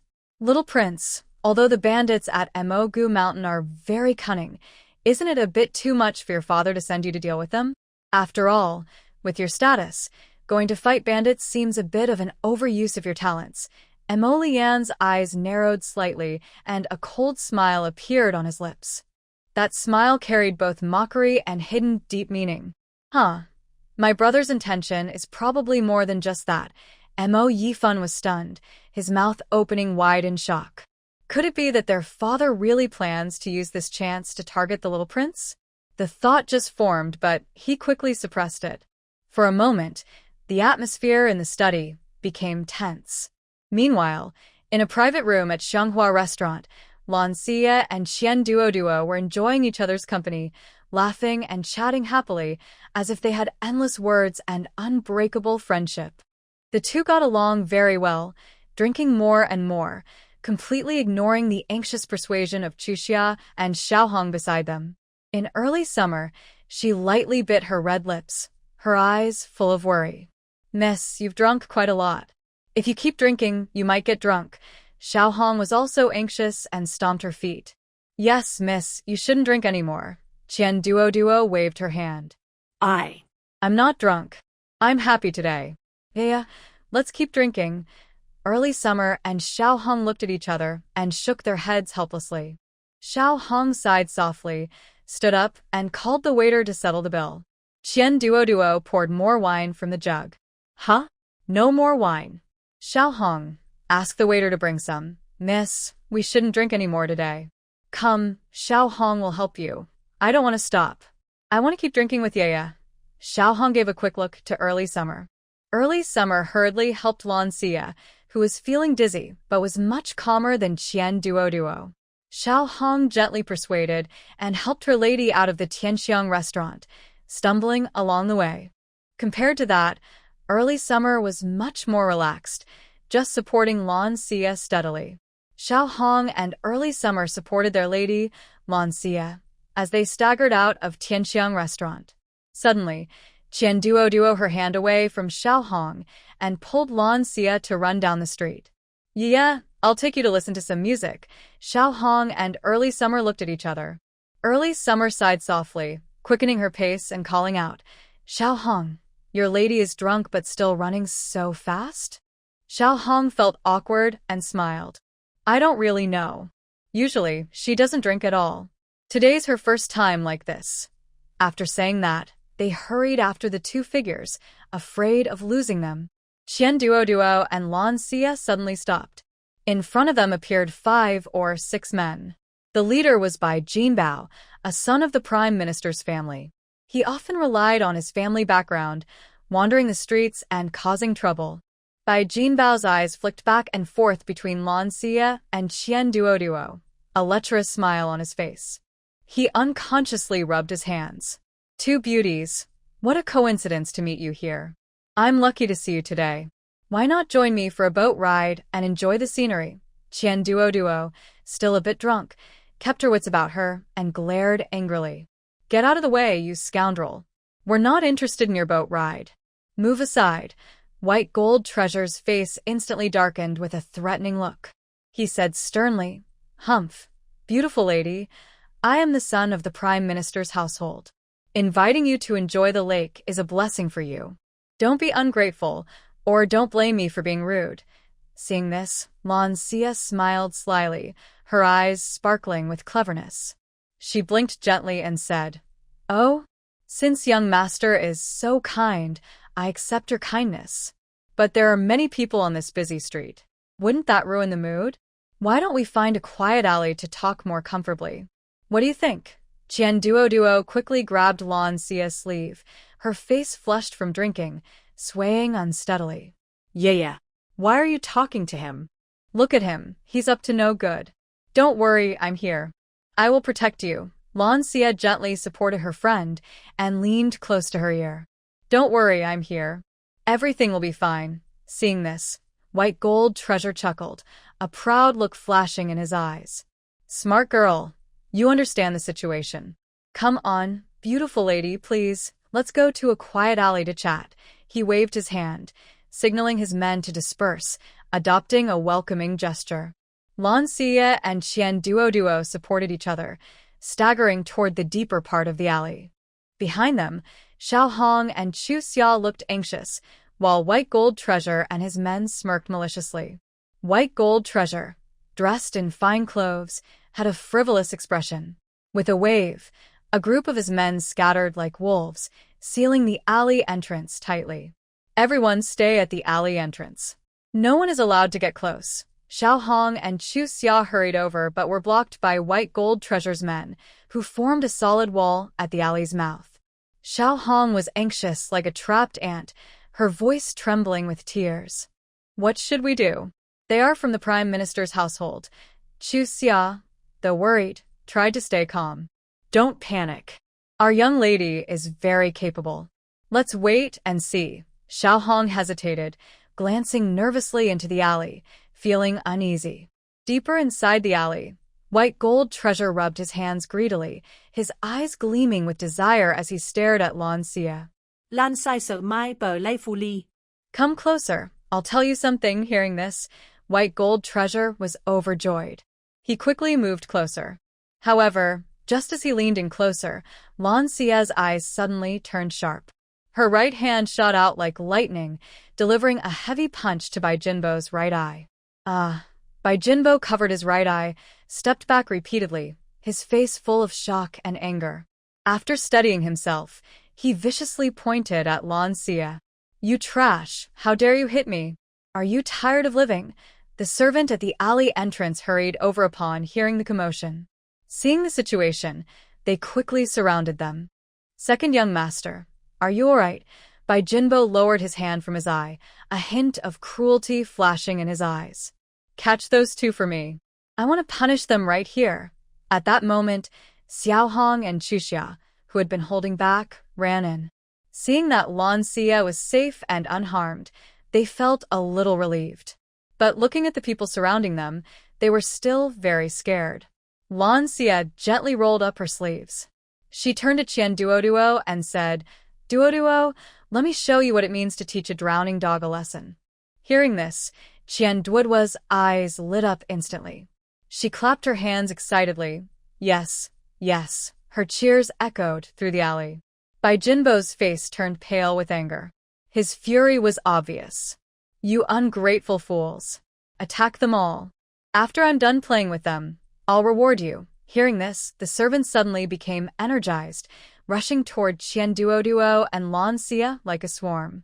Lan Xia reacted quickly. She pulled Duo behind her and moved like a ghost, swiftly fighting off the attackers. Every punch was precise and powerful. The alley filled with screams and chaos as she fought. Duo cheered happily. Yay! Yaya is amazing. Yaya is so brave. Watching the scene, Bai Jinbo swallowed hard, fear making him step back involuntarily. He turned to run out of the terrifying alley. But Lan Xia was faster. Like a whirlwind, she appeared in front of him, grabbing his collar and gently tossing him aside. Bai Jinbo was thrown to the ground, dazed and nearly fainting. Next to them, Xiao Hong couldn't help but shrink her neck.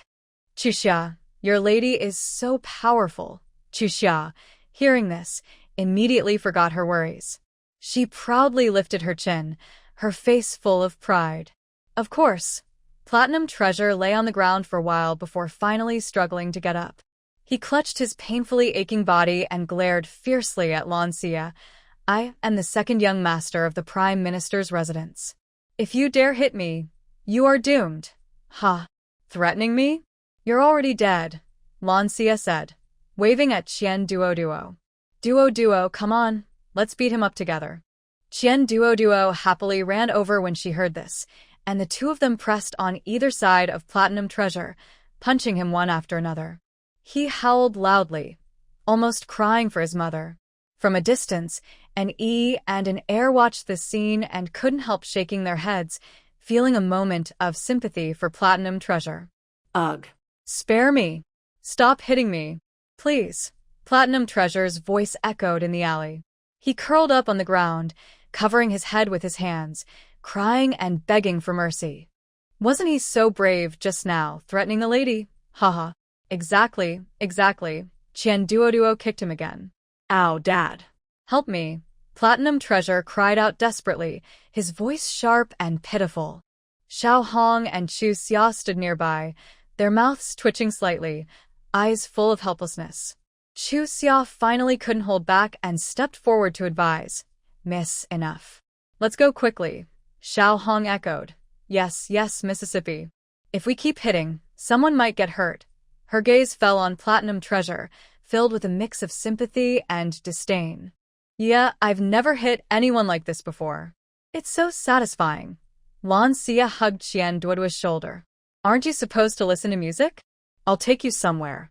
Not only can you listen to music, but you'll also have beautiful company. Let's go.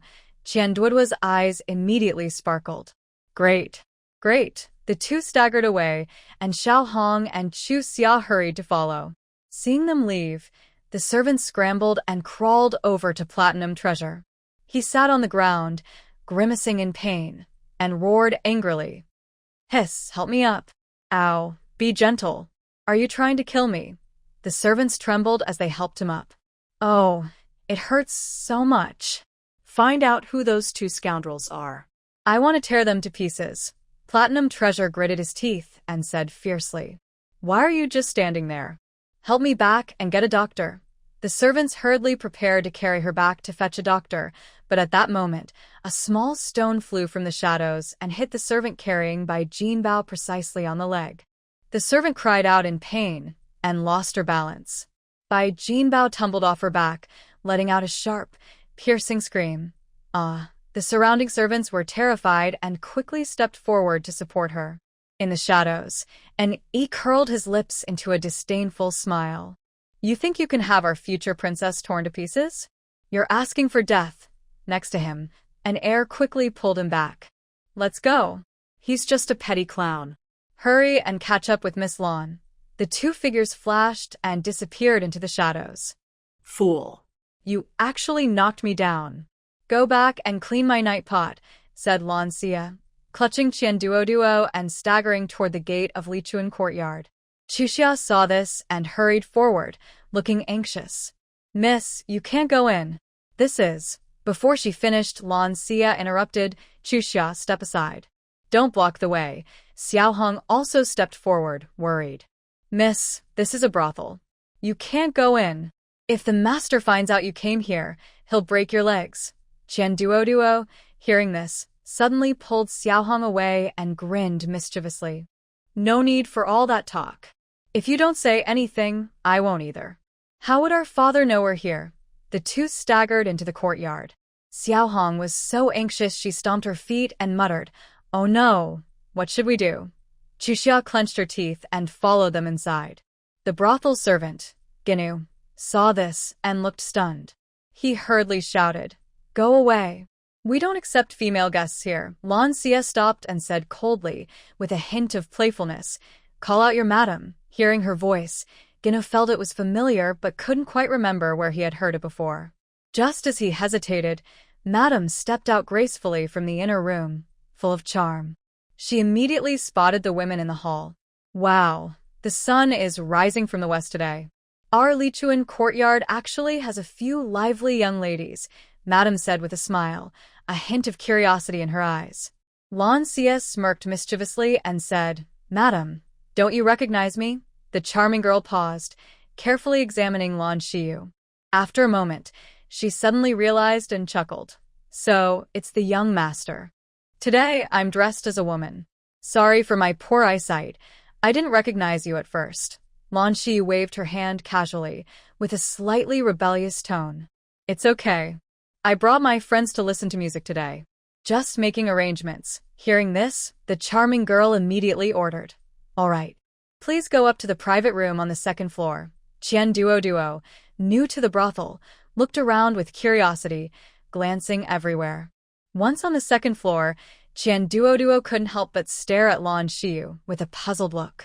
Yeah, how do you know so much about Lichuan Court? Do you know the madam here? Lan Xiyu was lying on a small bed, gently sipping tea from a cup beside her, and said slowly, I've been here before. Qian Duo whispered. No wonder. The charming girl gently shook her fan, her steps graceful, and her lips slightly parted. Ladies, come in and take a look. The young master you've been thinking about has arrived. Go and greet him. With that, she turned aside, and several girls dressed in colorful clothes entered one after another. Qing Wan wore a green dress, her waist swaying gently, like the tender willow branches in spring. She immediately recognized Lan Xiyu and approached gracefully. She came to Lan Xiyu's side, lifted her delicate hand, and poured a clear, beautiful wine into a glass. Qing Wan's eyes sparkled, her voice soft and charming. Young master, I am here to serve you. After speaking, she leaned gently against Lan Xiyu, a faint fragrance filling the air. Lan Xiyu lightly lifted Qing Wan's chin with his finger, his gaze deep and playful. Miss Qing Wan, you look much better today. Qing Wan's face lit up with an even brighter smile, her body almost melting into Lan Xiyu's embrace. Thanks to you, young master. Why aren't you dressed as a man today? Why are you in women's clothes? Well, I made a new friend today and brought her to listen to music, Lan Xiyu replied casually, no longer calling himself young master. Nearby, Qian Duo, Chuxia, and Xiaohong watched the scene with wide eyes. Qian Duo stammered, Sister, no, you're amazing. He gave a thumbs up. Chuxia covered her face with her hand, looking incredulous. Miss, you're a woman? How come you look just like a man hugging another girl? And you're dressed as a woman too. Chuxia couldn't bear to watch anymore. Her lady was so bold. Qing Wan gently stood up, flicking her delicate hand, her voice clear and sweet. Ladies, our benefactor wants to listen to music. Show off all your talents. Inside the private room, the atmosphere instantly became lively. On one side, several girls dressed in colorful clothes played the zither or softly sang, their melodies like mountain streams flowing gently, soothing the heart. On the other side, a few girls in thin silk dresses danced gracefully, like butterflies among flowers, their movements light and beautiful. Qing Wan stood nearby, sometimes feeding Lan Xia some clear, shiny fruit, and other times offering her wine. Qian Duo was at that moment surrounded by friends on both sides, exclaiming, Oh, why doesn't my father make me a boy? Everyone chuckled at this, making the mood even more relaxed. Just as everyone was enjoying the laughter and joy, Lan Xia suddenly stood up and walked slowly toward a guqin. Luer, seeing this, quickly got up to give her seat. Lan Xia sat beside the guqin, her fingers lightly touching the strings. I'll try to perform a piece, she said softly. Then, her fingertips gently plucked the strings, and the melody of Western Sea Love Song began to play. The music was sometimes deep and tender, like crying, sometimes loud and passionate, stirring the soul. Within the melody, it seemed to carry endless longing and sadness, as if telling a love story across mountains and rivers. For a moment, the room fell silent. Everyone's eyes focused on Lan Xia. The music, like magic, drew everyone's hearts tightly together. The girls singing and dancing gradually stopped, leaving only the beautiful sound of the zither echoing in the room. When the song ended, the lingering notes filled the space, never fading away. Everyone was lost in the deep emotion of the music, unable to pull away. Qian Duo suddenly snapped out of her trance, clapping loudly. Beautiful. Beautiful. Xia, you're amazing. Qing Wan moved gracefully to Lan Xia's side, softly asking, This song is so beautiful. I've never heard it before. Was it created by our benefactor? Lan Xia smiled slightly and shook her head. It's not mine. It was composed by an artist from our time. Hearing this, Qing Wan looked confused, not understanding what Lan Xia meant. Lan Xie patted her shoulder gently. Since I'm here today, I'll call the girls who aren't feeling well in the building. I'll take a look at them. Soon. The girls still asleep in their dreams were awakened one by the charming lady. They rubbed their sleepy eyes and lined up to enter the private room. Lan Xie carefully checked their pulses, sometimes applying needles, sometimes giving medicine, with smooth and skilled movements. Qian Duoduo watched nearby, feeling tipsy, and soon fell asleep. After Lan Xie finished examining the last girl, she also fully woke up. By then, it was late, and Lichuan courtyard was lively again, with many guests already arriving downstairs. Lan Xie woke Qian Duoduo, who blinked sleepily and asked, "What's wrong?" Lan Xie smiled and said, "It's time to go. It's getting late." Ganua led them out through the back door of Lichuan courtyard, as the front was bustling with noise and excitement. Wearing women's clothes, they couldn't walk openly through the front door. Stepping out, the night breeze was cool and refreshing. Lan Xie took Qian Duoduo back to the Qian residence's gate.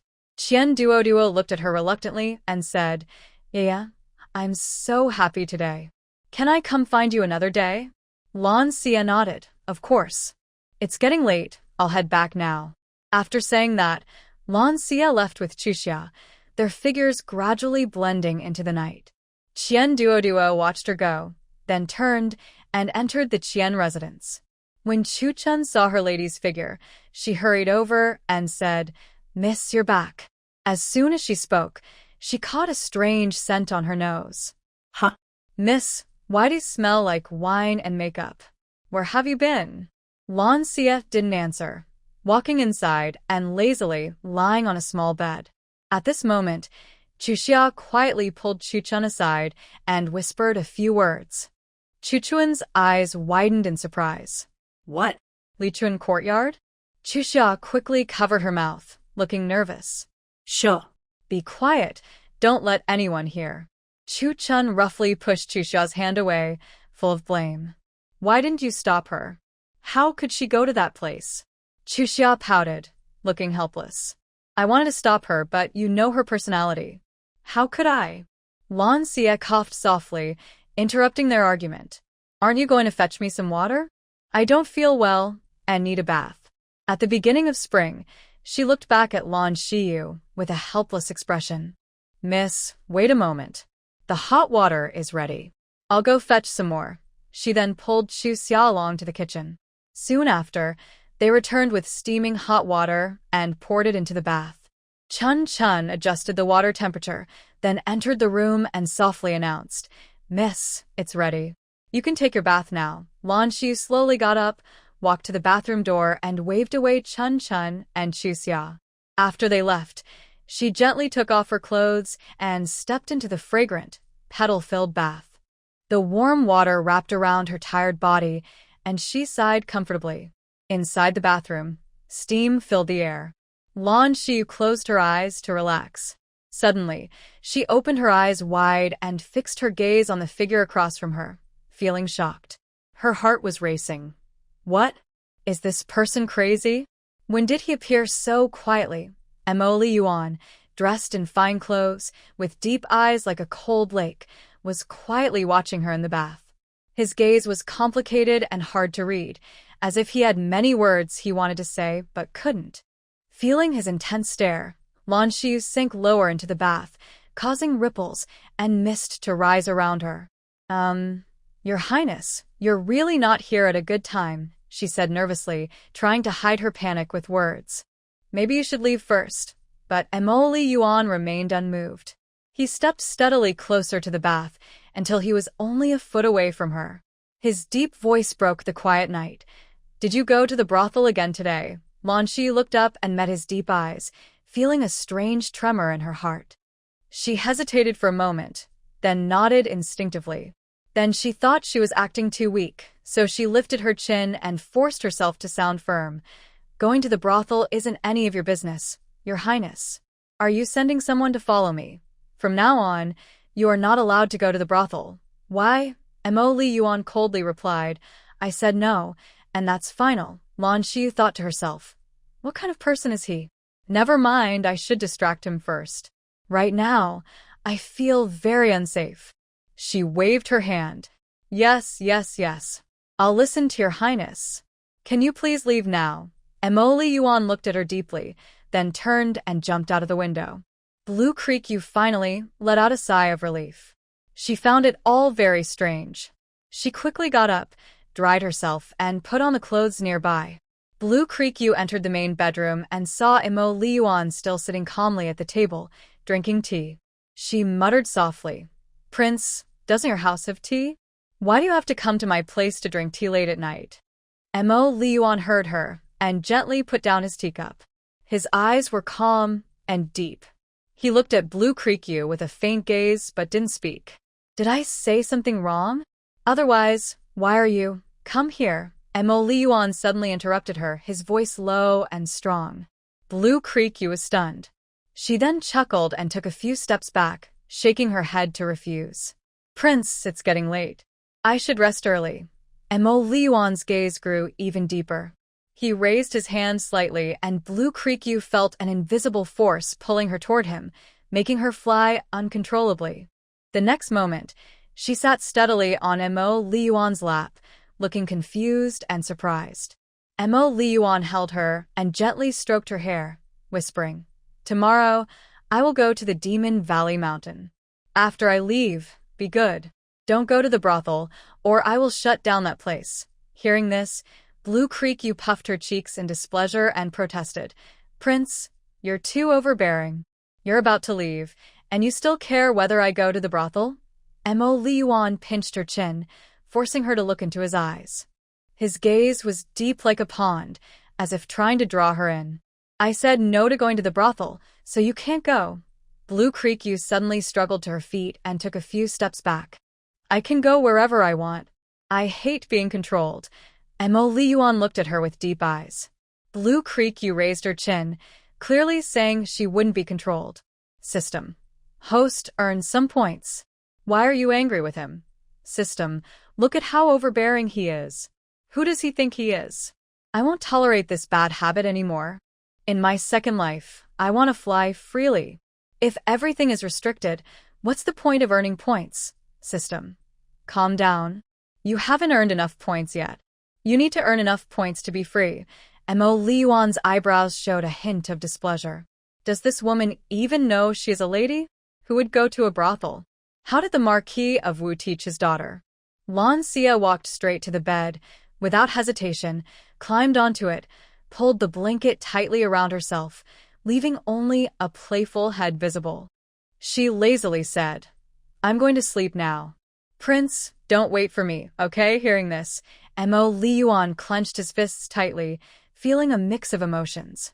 "Lan Xia, you're the one showing warmth to me, and you're the one acting cold now. In your eyes, where do you really see me?" Lan Xia turned over, her back facing Imo Liyuan. Imo Liyuan stood up, looked at the person on the bed with complicated eyes. After a while, he turned and jumped out of the window, disappearing into the night. After Imo Liyuan left, Lan Xia slowly turned around, looked at the empty room, and a sly smile appeared on her lips. "Little brat, I still can't control you." System. "Why aren't you earning points?" Host. System. "That thing about playing hard to get, we should do it properly. Otherwise, people might really think I love him so much I can't live without him, and I get completely taken over. Sometimes, resisting a little can bring unexpected rewards." System. Host. "Just play along, just don't overdo it and get hurt." Lan Xia chuckled. "Of course I won't go too far. I cherish my life, haha." System. "Actually, does the host really love the Regent King?" Lan Xia stiffened, took a long time before she said, "Go to sleep. Go to sleep. You, a system, don't understand anything. Don't think that pretending to have human feelings means you truly understand human emotions." System. "Its host really seems to have fallen for him. That's good. Then it can earn endless points, gather energy faster, return to the interstellar space, and fight the main brain to dominate the galaxy." The night was dark and ink-like, with the moon hidden among the stars. On the roof of the Marquis of Wu's residence, a proud figure stood quietly, emanating a cold aura that made one's heart tremble. Yuan was hiding in the shadows, glancing at the master on the roof from time to time, muttering to himself, "Is the master upset again because of Miss Lan? Oh, I say, master, you're sulking here, but Miss Lan can't see you being upset either." While he was feeling upset inside, Emolian suddenly moved. Like a ghost, he leapt down quietly and swiftly. The young servant at the door felt a cold breeze, and before he could react, he fainted and fell to the ground, unconscious. Emolian headed straight to the main courtyard. When Tianyi saw this, his heart skipped a beat. "Master, going to Miss Lan's room wasn't enough. Now you're going to her father's room? What does the master want to do?" Although Tianyi was confused, he dared not delay. He quickly followed. Entering the main courtyard, he saw the house was empty and very quiet. Tianyi took a step forward, swallowed nervously, and asked carefully, "Master, do you want to see the Marquis? He might be resting with his concubine." "Bring him here knocked out," Emolian said coldly, like ice. Hearing this, Tianyi was stunned. Huh? Knocked out? "Master, this." Emolian shot him a sharp look, cold and intimidating. Do you doubt me? I don't dare." "I'll go right away," Tianyi hurriedly replied, bowing and turning to leave quickly. He muttered to himself, "Master seems very upset tonight. I wonder what happened with Miss Lan?" After Tianyi left, he took a deep breath to calm himself and then hurried to Lady Hong's place. Soon, he arrived at Lady Hong's house. Inside, candlelight flickered, and cheerful voices could be heard. Tianyi's heart sank. He cursed silently, such a flirt. Playing around so openly. Too bad, trouble is coming. Quietly, Tianyi slipped inside. He saw Blue Jinrong holding Lady Hong. Suddenly, Tianyi attacked, knocking both of them out. "TSK, TSK, TSK. Such a sight. He quickly tore off the apron Lady Hong wore over Blue Jinrong's belly, threw it aside, and then put clothes on him. He carried him away swiftly. Not long after, Tianyi carried Blue Jinrong to Emolian.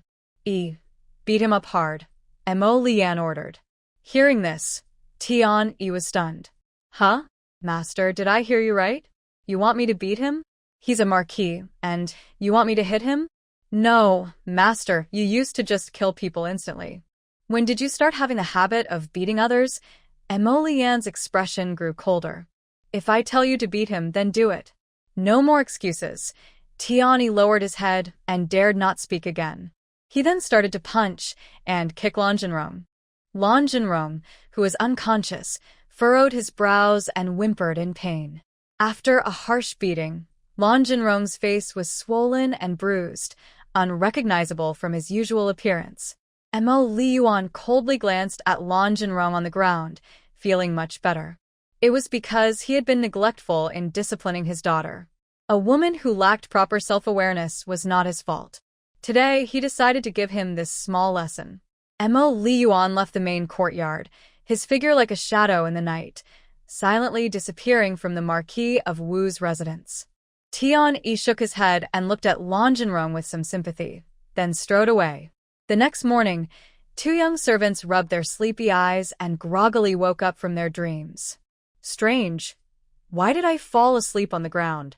One of them rubbed his shoulder, looking confused. "Yeah, it's really strange. Maybe we were too tired last night and just dozed off?" The other agreed. Huh. "Last night, didn't the master go to Aunt Hong's room? Why is the door wide open so early in the morning?" One sharp-eyed servant noticed something unusual in the main house and became more suspicious. They exchanged glances, feeling something was wrong. They went inside and were stunned by what they saw. One servant hurried over and squatted down to check. "Oh no, it's the master." At this moment, Lan Jinrong struggled to open one eye, feeling dizzy from everything around him. Why did his body ache so badly, as if he had been beaten? What was going on? The two servants carefully helped Lan Jinrong to stand. He let out a sharp gasp, clutching his chest from the pain. Wasn't he enjoying a gentle time in Aunt Hong's room last night? What happened? What's going on? Why does my whole body hurt? Where is Aunt Hong? Lan Jinrong's voice trembled. The two servants looked at each other nervously. One replied, "Sir, I don't know when you returned last night." Their hearts also fluttered with worry. Lan Jinrong wavered and looked around. This wasn't his main bedroom. He staggered to the bronze mirror. In the mirror, he saw himself with a swollen face and bruises all over, almost unrecognizable. He widened his eyes in disbelief as he looked at himself in the mirror. He wondered why his whole body hurt and realized he had been beaten. "Who the heck did this?" Lan Jinrong shouted angrily, causing the whole room to shake as if it were trembling. At that moment, the butler hurried in, holding official robes. "Master," Lady Hong woke up and said she didn't see you. "I guessed you returned to the main courtyard. It's getting late, so I brought your official robes," the butler said with concern and worry. He was puzzled. The master had returned to the main courtyard early in the morning, so why wasn't he dressed in official robes? Yesterday, he even took the robes to Lady Hong. The time was almost for court, so why the delay? When the butler saw Lan Jinrong's face, he was so surprised he felt like he could fit an egg inside. Lan Jinrong, furious, pointed at two young servants nearby. "Come here, drag these two down, and whip them to death." The two servants trembled violently, their knees buckling as they knelt on the ground. Their faces showed fear, and they begged trembling voices, "Please forgive us, sir. We really don't know what happened last night." Lan Jinrong, burning with anger, clearly didn't want to hear their excuses. "Punish the guards on patrol last night with 20 strokes each," the butler softly asked. "Master, it's getting late. Do you want to take a day off and skip the morning court? I can ask the doctor to come and see you." Hearing this, Lan Jinrong's eyes flashed with a fierce look. "Thieves are too bold. The warehouse was robbed, the household is short of money, and now I've been beaten like this. I will ask the emperor to help me settle this. These unthinking people, why aren't they helping me change clothes?" The butler saw this and, though he had many words to say, could only carefully help Lan Jinrong change clothes. He secretly thought, "Master, if you go to court like this, those officials might mock you. It's better to wait a few days for the emperor to decide." But he dared not say this aloud, knowing the master was angry and wouldn't listen. The butler called a maid to bring hot water. After helping Lan Jinrong change, he saw him grimace in pain even when washing his face, which made him even angrier. He supported Lan Jinrong, who was limping as they left the room. On the way out, the maid and servants lowered their heads, all thinking, "Is that really our master? How did everything change overnight?" The master's face was swollen and bruised, and he was walking with a limp. A maid hurried into the room, looking worried. "Madam, I saw from afar that the steward was helping the master. His face was all bruised, and he was limping. What did you say?" she asked in disbelief, her voice trembling. The maid lowered her head and whispered softly, "Madam, I saw it clearly. I asked the steward, and he told me that the master woke up early in the main courtyard and was on the ground when he did." Madam Hong frowned. "Quick, help me up. I want to see the master." "Madam, the master has gone to court." She was stunned. "What?" "You said his face was swollen, and he was limping. And now he's gone to court." "Yes, madam." Madam Hong thought carefully about last night. She remembered that under the flickering candlelight, she and the master. Suddenly, she lost consciousness and didn't remember anything. When she woke up, the master was gone. She thought she had fallen asleep last night, but now she felt something was wrong. At that moment, hurried footsteps sounded outside. Another maid entered. "Madam, something's wrong." The master beat 2 young servants in the main yard and also whipped the guards on patrol last night 20 times. Now, the front yard is loud with the sound of the beating. Madam Hong was shocked. Last night, could someone have broken into the estate? She had been with the master last night. Thinking of this, her heart raced, and a strange fear filled her. She looked down at herself, pulled the blanket tightly around her, hoping it would chase away her unease. But the panic and fear stayed with her, impossible to shake. "Madam, what's wrong?" Madam Hong shook her head. "Did you hear any noise last night?" The 2 maids shook their heads. Madam Hong was very anxious. Could she have been harmed last night? If so, The master might dislike her and never come to her room again. Her ladyship had finally been bedridden, and it seemed she might be able to recover. Now, she was furious and punched the bed. If Tiani knew what Madame Hong was thinking, he would definitely say, "Pa." He didn't look at her properly last night, and he doesn't want to get a pimple on his face. He just pulled Lan Jinrong over. Well then, Madame Hong raised her hand. "Fin, stay at the gate. If the master returns, inform me immediately." The maid Fin nodded and stepped back. Madame Hong then looked at another maid, Fong. Fong, help me change and wash up. We will wait at Qingfeng courtyard until the old lady gets up, Fong responded and approached to help Madame Hong dress. At this moment, a carriage slowly stopped at the palace gate. Blue Jinrong got out, limping. Blue Jinrong looked at the guards at the gate with a strange expression and started to regret. Suddenly, a loud voice rang out, "Blue Jinrong." Blue Jinrong froze and lowered his head. Yun Yongin strode over, looking unhappy. "Blue Jinrong, I called you. Why don't you answer? What are you looking down for?" Big brother Yun Yongin frowned. "Huh? Why do you look strange this morning? Lift your head." Nearby, Yun Xian-song, the old head of the Yun family, also noticed Blue Jinrong's unusual behavior. He said in a deep voice, "I saw you limping from afar just now. What happened? Did you fall?" Blue Jinrong hesitated and said, "Father-in-law, I didn't fall. I was beaten." Blue Jinrong felt ashamed. He slowly raised his head, revealing a swollen nose, black eyes, and a face that was hard to look at. Yun Yongin was shocked. "You." "Blue Jinrong? Who did this?" "That's too cruel." Blue Jinrong gritted his teeth. "I don't know. I woke up like this morning." Yun Xian-song's eyes grew deeper. As the Marquis of Wu Kingdom and the son-in-law of the Protectorate General's mansion, who could have humiliated him so badly? "With your current look, how can you go to court? It's embarrassing." Yun Xian-song's voice carried some anger. "Go back and see a doctor. I will explain the situation to the emperor and ask him to decide." Blue Jinrong nodded and whispered, "It was just a moment of anger that made me want to go to court and ask the emperor for justice." Hearing this, Yun Xian-song's eyes narrowed slightly.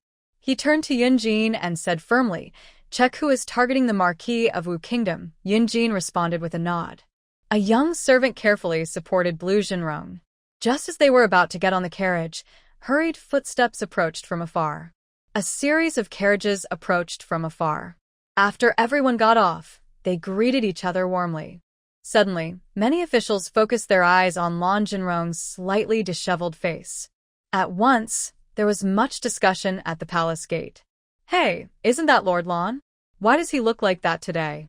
Did he get scolded by his wife?" One official teased, full of mockery. Another replied, "Although Lord Lan's wife comes from the Protectorate Duke's family, she is gentle and kind. Could it be that Lord Lan got drunk and upset his wife, even alarming his brother-in-law? Huh? Don't you know? Lord Lan's wife is bedridden." Many people looked at Lan Jinrong and Yun Xian-song with unclear expressions. Lan Jinrong was furious inside. Who spread the news that Yun Qing was paralyzed? Bai Xianzhe walked over seriously, with a tone of questioning. "Lan Jinrong, what are you up to? Yesterday, your daughter suddenly beat up my son, and today you look like this. Did your daughter do this too?" Lan Jinrong was surprised. "Your Excellency, what do you mean?" Bai Xianzhe snorted coldly. "My son is badly hurt. Does that mean everyone in the Lord House has learned this violence?" Lan Jinrong also lost his temper. He was already angry, and now Bai Xianzhe's sarcastic tone made him even more annoyed. The Crown Prince wanted to bring the Protectorate Duke's family and the Lord's family into his camp. His father-in-law didn't want to choose a side too early, so he stayed neutral. His family and the Protectorate Duke's family shared both glory and loss, and naturally listened to his father-in-law, the Protectorate Duke, who wanted to keep good relations with the Crown Prince by making Yun Jin appear friendly with him. But Bai Xianzhe often looked down on him. Now he was talking even more strangely. "Chancellor, no need to be sarcastic. Just say what you mean." Bai Xianzhe clearly didn't want to say more. He angrily flicked his sleeve. "Humph. We'll go to the emperor and settle this. With that, he strode away, leaving the officials who had come to court looking at each other in confusion, full of doubts.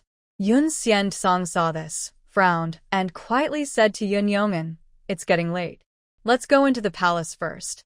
Yun Yong'an snorted coldly, looking disdainful. Bai Xianjia, that old fool, relies on the empress being his sister. He's even more dismissive of our protectorate duke's family. At this moment, Lan Jinrong had already been seen by many officials. He could only grit his teeth and, limping, enter the palace to attend the court session. At dawn, outside the Hall of Heavenly Mandate, the atmosphere was solemn. The red walls and golden tiles looked even more majestic in the morning sun. Inside the grand hall, officials gradually entered and took their seats. The scene at the palace gate earlier caused many officials to whisper and exchange curious glances, full of speculation. Suddenly, a sharp voice broke the silence. "The emperor has arrived." With this shout, the officials quickly adjusted their robes and knelt down in unison, shouting, "Long live the emperor! Long live the emperor! Long live the emperor forever!" Their voices echoed loudly throughout the hall. The emperor strode confidently to the throne and sat down, his gaze sharp as he surveyed the officials below. "Everyone, stand up. Thank you, your majesty," the Grand Chamberlain, Fu Gonggong, loudly announced. "I have a report to make." The chancellor, Bai Xianjia, stepped forward briskly, bowed deeply, and spoke firmly. "Your majesty, I have an official matter to report." The emperor slightly turned his head. "Oh? What does the chancellor wish to say?" Bai Xianjia took a deep breath and said, "I accuse the Marquis of Wu of assaulting his daughter. To cover for her, he staged a cruel act himself, trying to preempt the situation." His words caused a stir in the hall. The officials looked at each other in shock and began to discuss quietly. Hearing this, Marquis of Wu, Lan Jinrong, suddenly changed color. He trembled as he stepped forward and knelt on the ground. "Your Majesty, this is false. I have no idea what the Chancellor is talking about. The injuries on my body were caused by thieves who broke into my residence last night," he continued. "The thieves entered without asking questions and attacked me. I don't know what enemy I have offended, but they retaliated like this." Bai Xianjia snorted coldly, his gaze sharp as a blade, staring directly at Lan Jinrong. "Lan Jinrong, don't try to shift the blame. My son is still in bed, unable to move. Isn't this your daughter's doing?" The emperor's eyes narrowed slightly. "Chancellor, has Jinli been injured?" Bai Xianjia cupped his hands and replied, "Yes, your majesty. The injury is on my illegitimate son, Jin Bao." Hearing this, the emperor looked at Lan Jinrong, his expression twitching. The man in front of him had a face swollen and bruised, not looking like he was staging a fake injury. It resembled the prince's face, both covered in bruises, but the prince's rib was fractured, and he was still resting in bed. The emperor paused for a moment, then slowly spoke. "Lan Jinrong, have you found out who the thief was last night?" Lan Jinrong looked troubled and lowered his head. "Your majesty, no, I haven't." The emperor's eyes narrowed slightly as he spoke slowly. "It's quite a coincidence lately. First, the crown prince was suddenly beaten up, then the prime minister's son, and now even Marquis Wu Gua has not been spared. Under the emperor's watch, in this bright and clear world, someone dares to be so arrogant in the capital. It's simply lawless." After speaking, the emperor suddenly slapped the armrest and shouted angrily, "Bring the regent king here." Grandpa Fu, bowed and whispered, "Your majesty, the regent king left with his troops for Mogu Mountain early this morning." Although Grandpa Fu's voice was soft, it echoed loudly in the hall like thunder. The officials heard this and were all shocked. The regent king had gone to Mogu Mountain? It was known that bandits there were very bold, taking advantage of the difficult terrain and poisonous mists. The soldiers had tried to attack several times but failed and lost many men.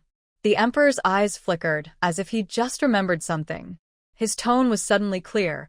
"Oh, I almost forgot. I assigned the regent king to suppress the bandits at Mogu Mountain, Minister of Justice." At the emperor's call, Minister Yan Haoxiang stepped forward and bowed respectfully. "Your servant is here." I order you to find out within 10 days who has been committing acts of violence recently. Hearing this, Yan Haoxiang looked grim and secretly cursed inside. It had been a few days since the crown prince was beaten, but no clues had been found. Now the emperor gave him 10 days. The emperor's orders were hard to refuse. He could only grit his teeth and reply, "Yes, your majesty. I obey." At this moment, Bai Xianzhe spoke again.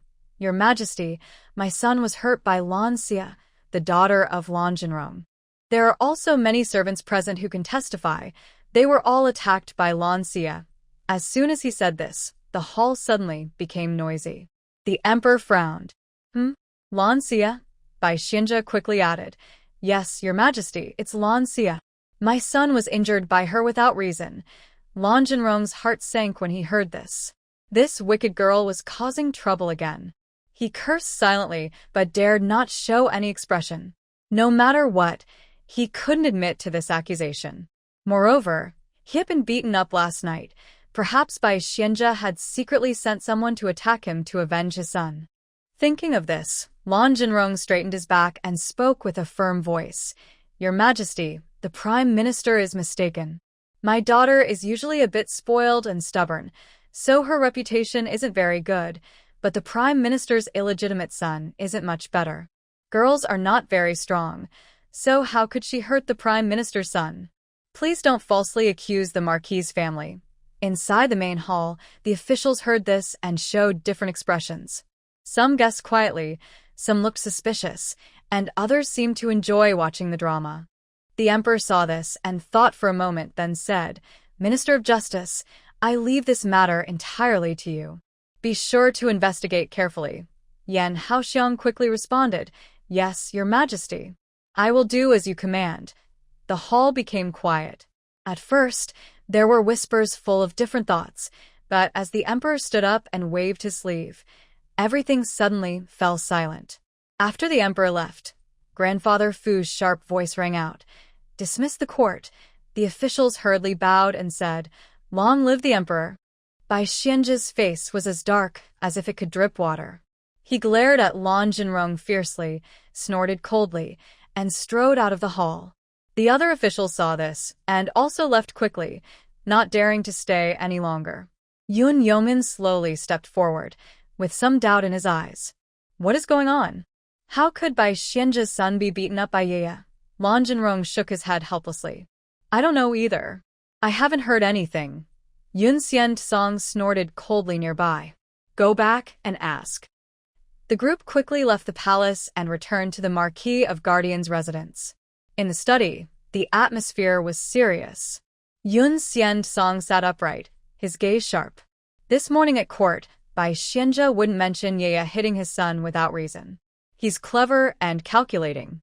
"Yun Jin, go and bring Yaya here. I have something to ask her." Yun Jin immediately stood up and respectfully replied, "Yes, grandfather." Then he turned and left the study. Lan Jinrong looked at Yun Xian, feeling uneasy. "Father-in-law, do you think my injury was caused by Bai Xianzhe to take revenge on me?" Yun Xian pondered for a moment, his voice deep and strong. "First, call Yaya here and ask clearly." Meanwhile, in a shieling courtyard of the Marquis of Wu's residence, Lan Xia was happily eating breakfast. Suddenly, Shi Ling ran in hurriedly, looking anxious. "Miss, something has happened at the residence again." Blue Creek Yu's spoon paused slightly, then she calmly continued eating her porridge and asked, "What's the matter?" Early Summer took a breath and quickly said, "The guards on patrol last night were all whipped in the front yard. Also, I heard that the master was beaten up last night and has bruises all over his face and body. He left this morning limping." Hearing this, Blue Creek Yu raised an eyebrow. She put down her chopsticks, stood up, and looked deep in thought. "It seems I missed a good show. Who was the one who beat up my useless father?" Early Summer shook her head. "I heard the master was very angry and even punished 2 young servants in the main courtyard." Blue Creek Yu thought to herself, "Emily Yan came to her room last night. After he left, he probably went to beat up her useless father. Whoever did it, her father being beaten up made her feel a little happy." Early Spring came in and said, "Miss, young Master Yun is here." As soon as she finished speaking, Yunjin entered. Blue Creek, you stood up. Before she could speak, Yunjin said, Blue Creek, you. Did you beat up by Jinbao? Blue Creek, you looked at him with a hint of innocence in her eyes, biting her lower lip lightly. No. Yunjin looked at her suspiciously, frowning slightly. Really? Then why did the Prime Minister say during the morning court that you beat up his son? Blue Creek, you helplessly spread her hands. Big cousin, look at my thin arms and legs. Am I his match? He probably beat me. Early Summer, standing nearby, watched her young lady lie without blushing or her heart racing, with a look of disbelief in her eyes. She secretly glanced at Blue Creek, you. Sensing her gaze, Blue Creek, you lightly glanced at her. Early Summer quickly lowered her head. Yunjin didn't notice the interaction between master and servant. He just nodded slightly and said, It's better if not. Come with me to the Duke of Protectorate's residence. Grandfather wants to see you. Blue Creek, you smiled sweetly. Okay. Yunjin was momentarily stunned. His young cousin seemed to be getting even more adorable and charming. Blue Creek, you's steps paused gently on the small stone path. She looked back and her gaze fell on the figure standing still behind her. She slowly approached, extended her hand, waved in front of him, and said, Big cousin, let's go. Why are you daydreaming? Cloud Jean suddenly snapped back to himself, awkwardly coughing. Let's go. Don't keep grandfather waiting, he said quickly. Before he finished speaking, he strode out hurriedly. Lan Xia watched Cloud Jin's slightly flustered back, a subtle smile appearing on her lips. She quietly wondered, who was the one daydreaming just now? Her voice was soft but clear enough for Cloud Jean to hear. Cloud Jean paused briefly, then quickened his pace, seeming eager to escape this awkward moment. He had been so captivated by his cousin that he lost focus. Seeing this, Lan Xia felt even more puzzled. Was it really necessary to be in such a rush? She quickly followed behind him. The two of them walked through the winding corridor and arrived at the front yard of the Lan residence. Lan Lingru saw Cloud Jean and Lan Xia's figures and hurried forward. Big cousin, you're here. Where are you and big sister going?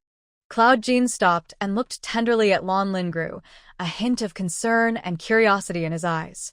Rower, what's wrong with your face? Why are you wearing a veil? Lan Lingru lowered her head upon hearing this, gently twisting the handkerchief in her hands. Her voice was soft, like a mosquito's buzz. It's nothing, just some heat rash, a pimple grew. Though Cloud Jean was puzzled, he didn't say much. He knew women cared about their appearance. A small pimple might seem insignificant, but it could cause worry. Especially since his second cousin was a perfectionist, he understood her feelings well. Is Aunt feeling better? Lan Lingru shook her head sadly, voice choked with emotion. Mother is still the same. No improvement. Seeing her bedridden like that, I feel so sad. Big cousin. Cloud Jean patted her head gently. Don't worry. Grandfather will ask the doctor to treat Aunt. She will get better. Lan Lingru nodded. She asked, where are big cousin and big sister going? Grandfather wants to see ya, so he sent me to fetch her. I won't visit Aunt today. I'll go another day. Hearing this, Lan Lingru's brow furrowed slightly, a strange feeling of sourness rising in her heart. Why does grandfather want to see big sister? And why does big cousin have to come personally to fetch her? Her voice carried a hint of dissatisfaction and jealousy, but she still tried to sound gentle. Rower, your marriage with third brother has already been decided, right after grandmother's birthday. Second aunt is also preparing for it. Do you want to go see it? Lan Lingru's face instantly turned pale as paper. She tightly clenched her handkerchief, almost squeezing out water. Tears welled up in her eyes, and her voice carried a sense of despair and helplessness. Big cousin, I don't want to marry third cousin. Lan Xia looked at Lan Lingru with amusement. The marriage was already arranged, and she still didn't want to marry. In this old-fashioned society, her words didn't matter. If she didn't want to marry, she wouldn't have to. TSK. Wearing a veil? Got a pimple from heat? Probably infected with a venereal disease.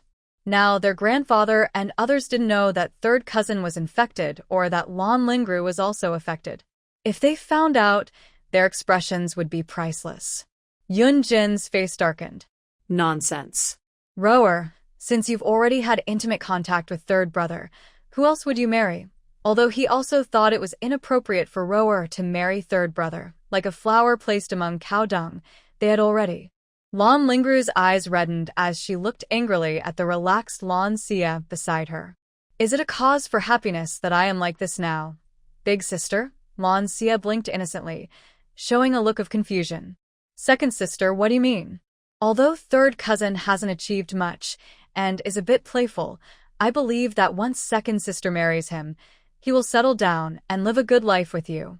And marrying into the Protectorate Duke's family is a good thing.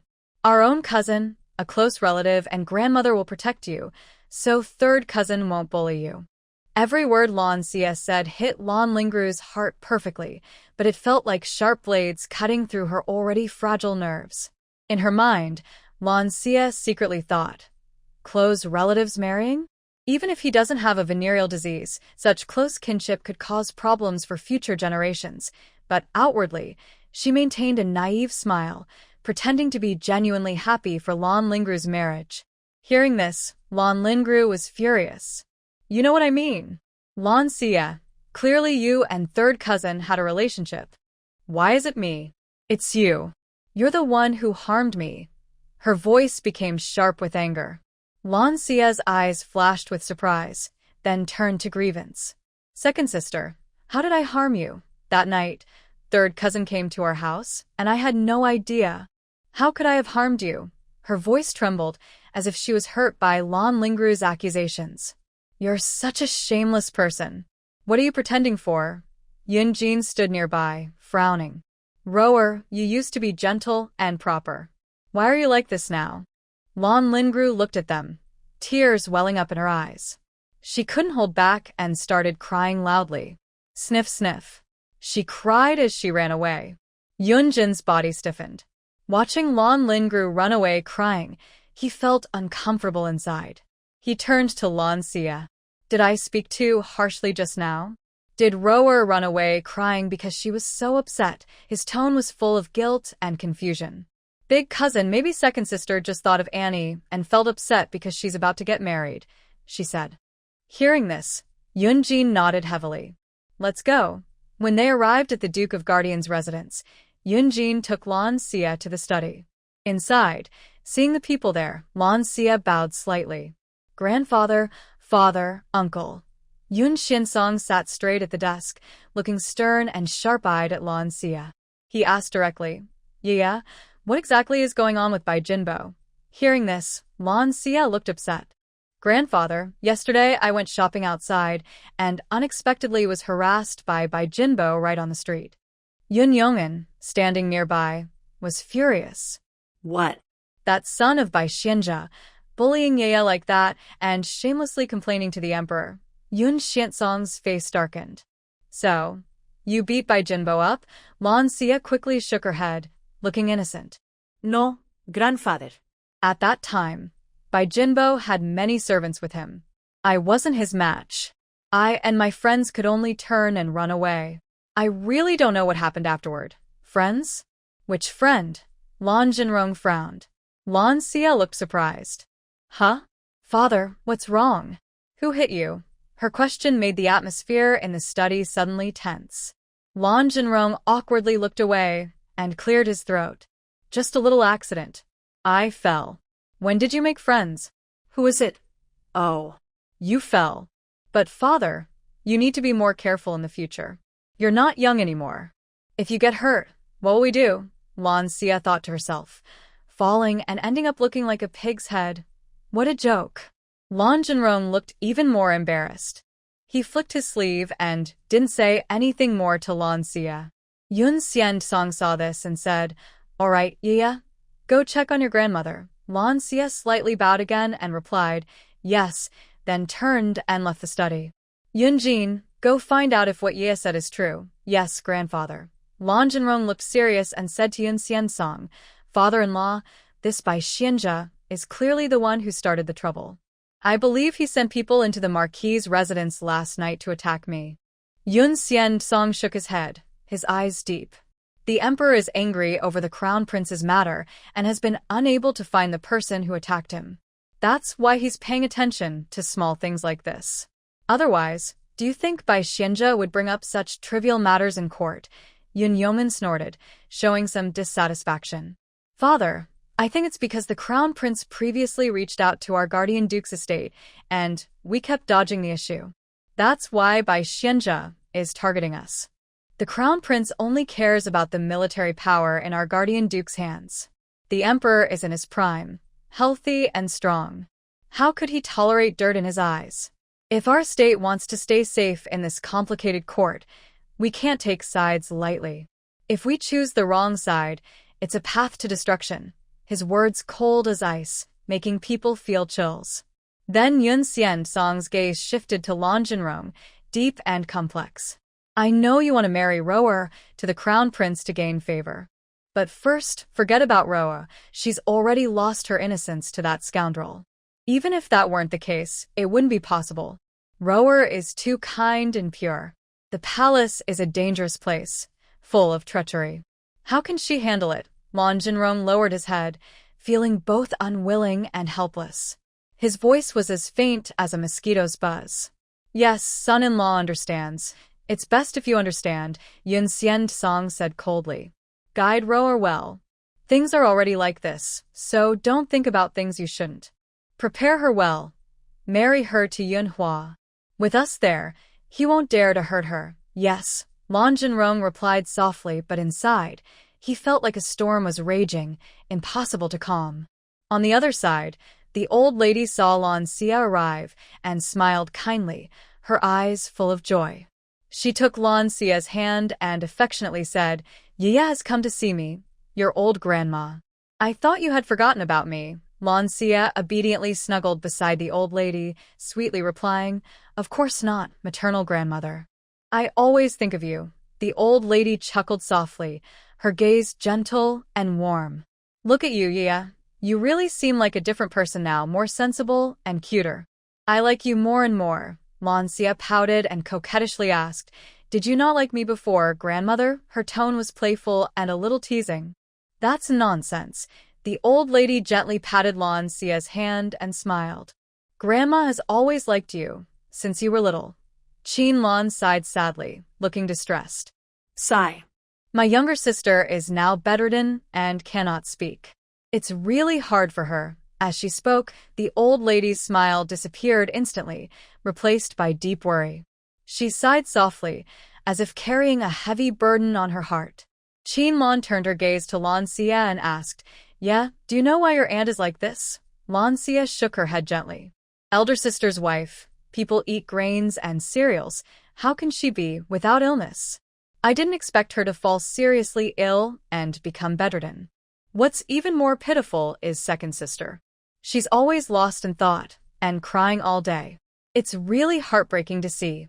At this moment, Lu Fangmin frowned tightly, though she was secretly pleased. Originally, she had planned for her son to marry Lan Xia, but now it was changed to the gentle and talented Lan Lingru.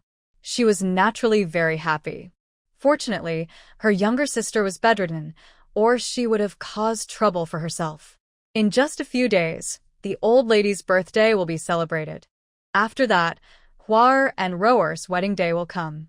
Roer keeps crying all the time, that's not good. Yeah, you must talk some sense into her. Hearing this, Lan Xia raised her eyebrows slightly and looked sharply at Lu Fangmin's scheming face. She secretly sneered in her heart.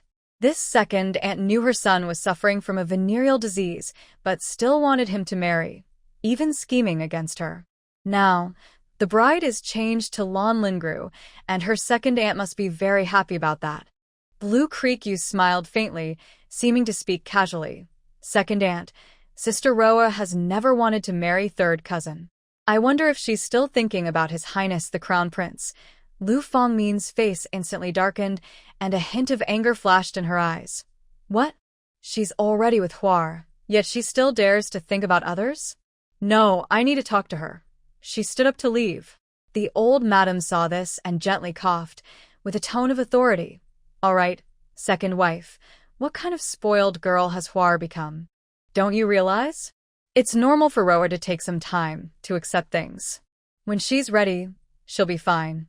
Lu Fangmin pouted and sat back down. She only had this one son. If she didn't spoil him, who would she spoil? But she also needed to find a way to cure Hwa's illness. She only had this one son. If she lost him, she couldn't go on. Hwa's illness was urgent. After Lan Lin grew married in, she decided to tell her father-in-law and others about Hwa's condition, so they could get a doctor to treat her. The medicines the doctors prescribed didn't work.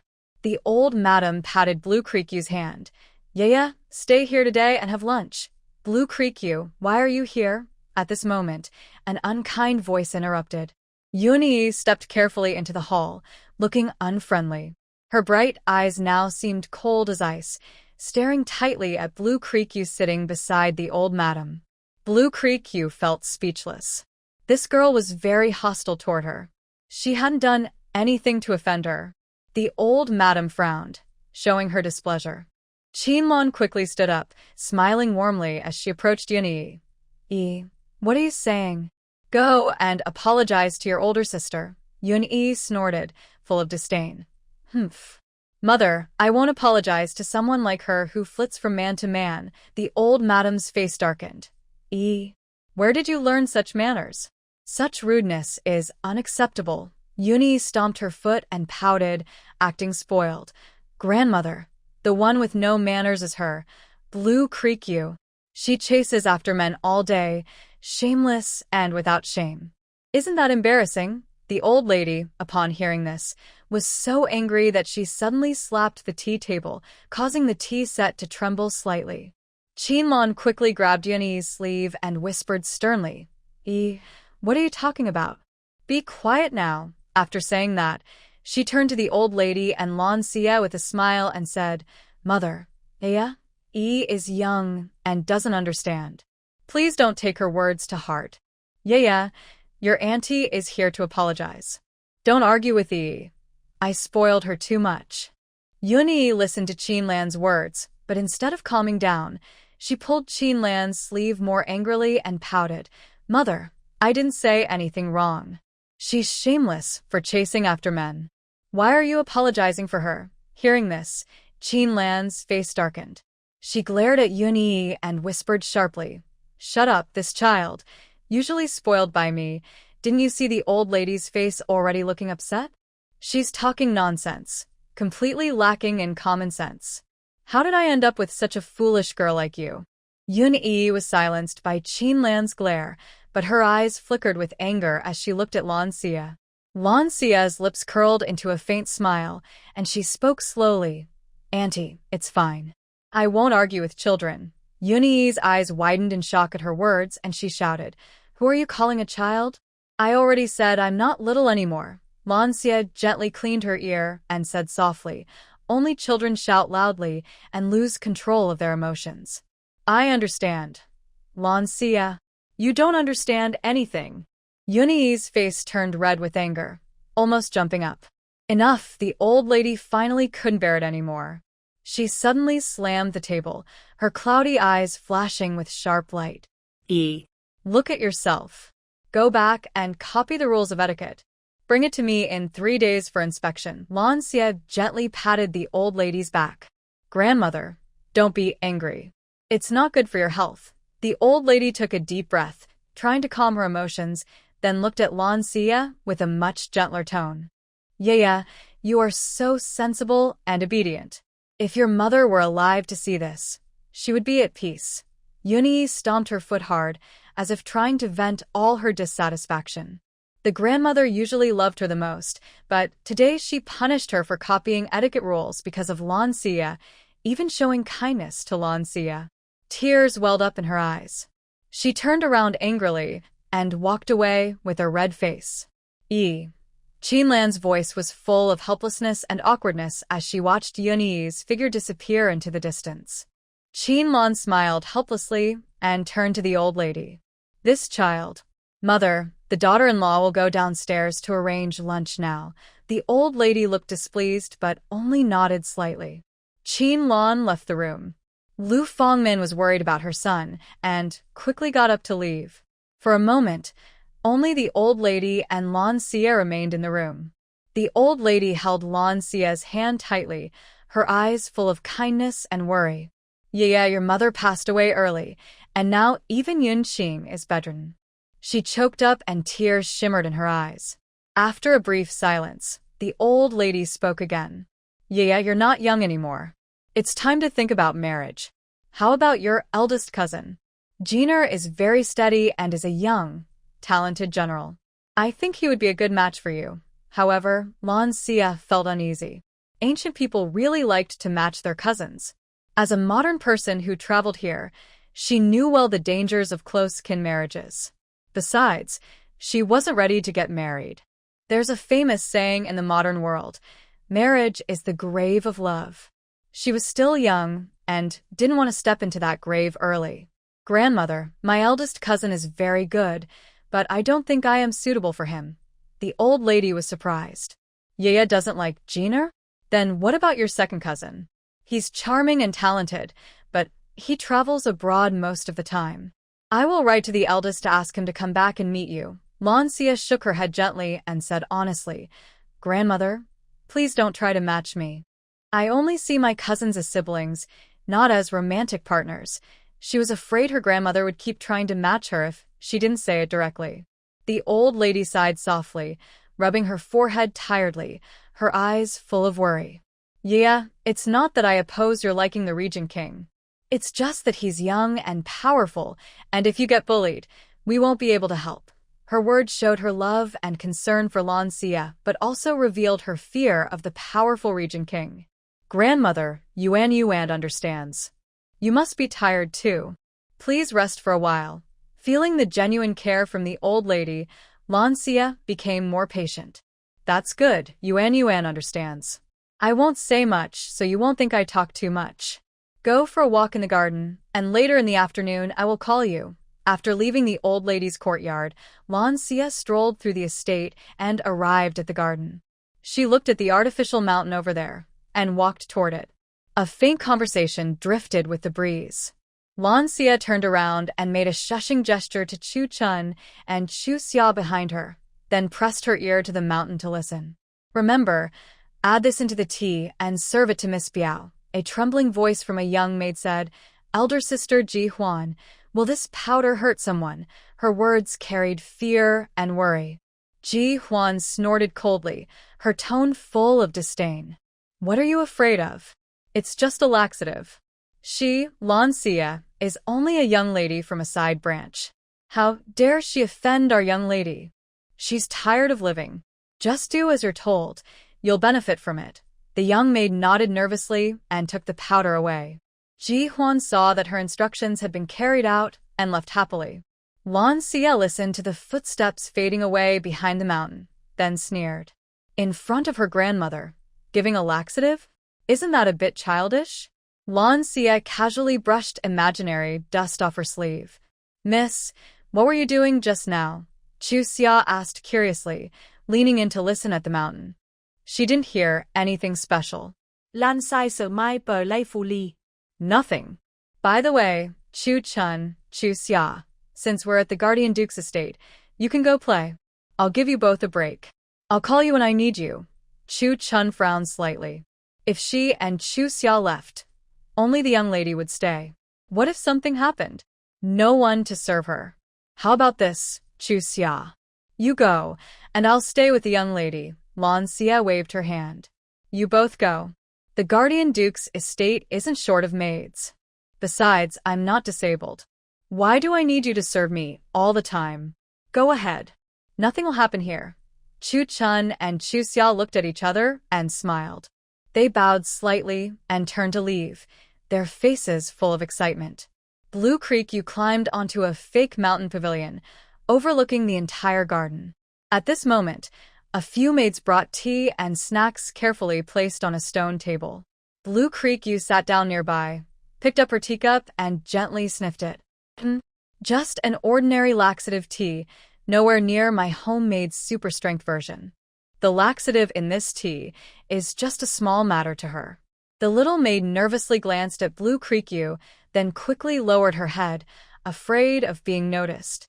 Blue Creek, you wouldn't trouble a small maid. She smiled softly, took a sip of tea, then slowly put down the cup. Seeing that Blue Creek, you drank the tea, the maid breathed a sigh of relief, bowed, and stepped back. Blue Creek, you watched the maid leave, then stood up and walked to the pavilion edge, spitting out the tea she had just drunk. Yuni stood by the window, staring tightly at the jade ring beside her, and asked anxiously, did she really drink the tea with the laxative? Jae-hee nodded slightly. Yes, Mississippi. The little maid just secretly told me she saw her drink it. Hearing this, Yuni couldn't help but laugh loudly, a hint of pride in her expression. Haha, Blue Creek, you. Let's see how you embarrass yourself. Humph, you're so annoying, fighting with Sister Yen for the Regent King, making her sad. Only Sister Yen can match the Regent King's noble appearance. Later, we'll go see the fun. Ji Jiao entered holding a letter. Miss, Bias sent a letter. Yuni turned around, her face instantly brightening with a more radiant smile. Quick, give it to me. I want to see what Sister Yen wrote. Ji Jiao handed over the letter. Yuni opened the letter and started reading. But as she read, her brow gradually furrowed, and her face grew uglier.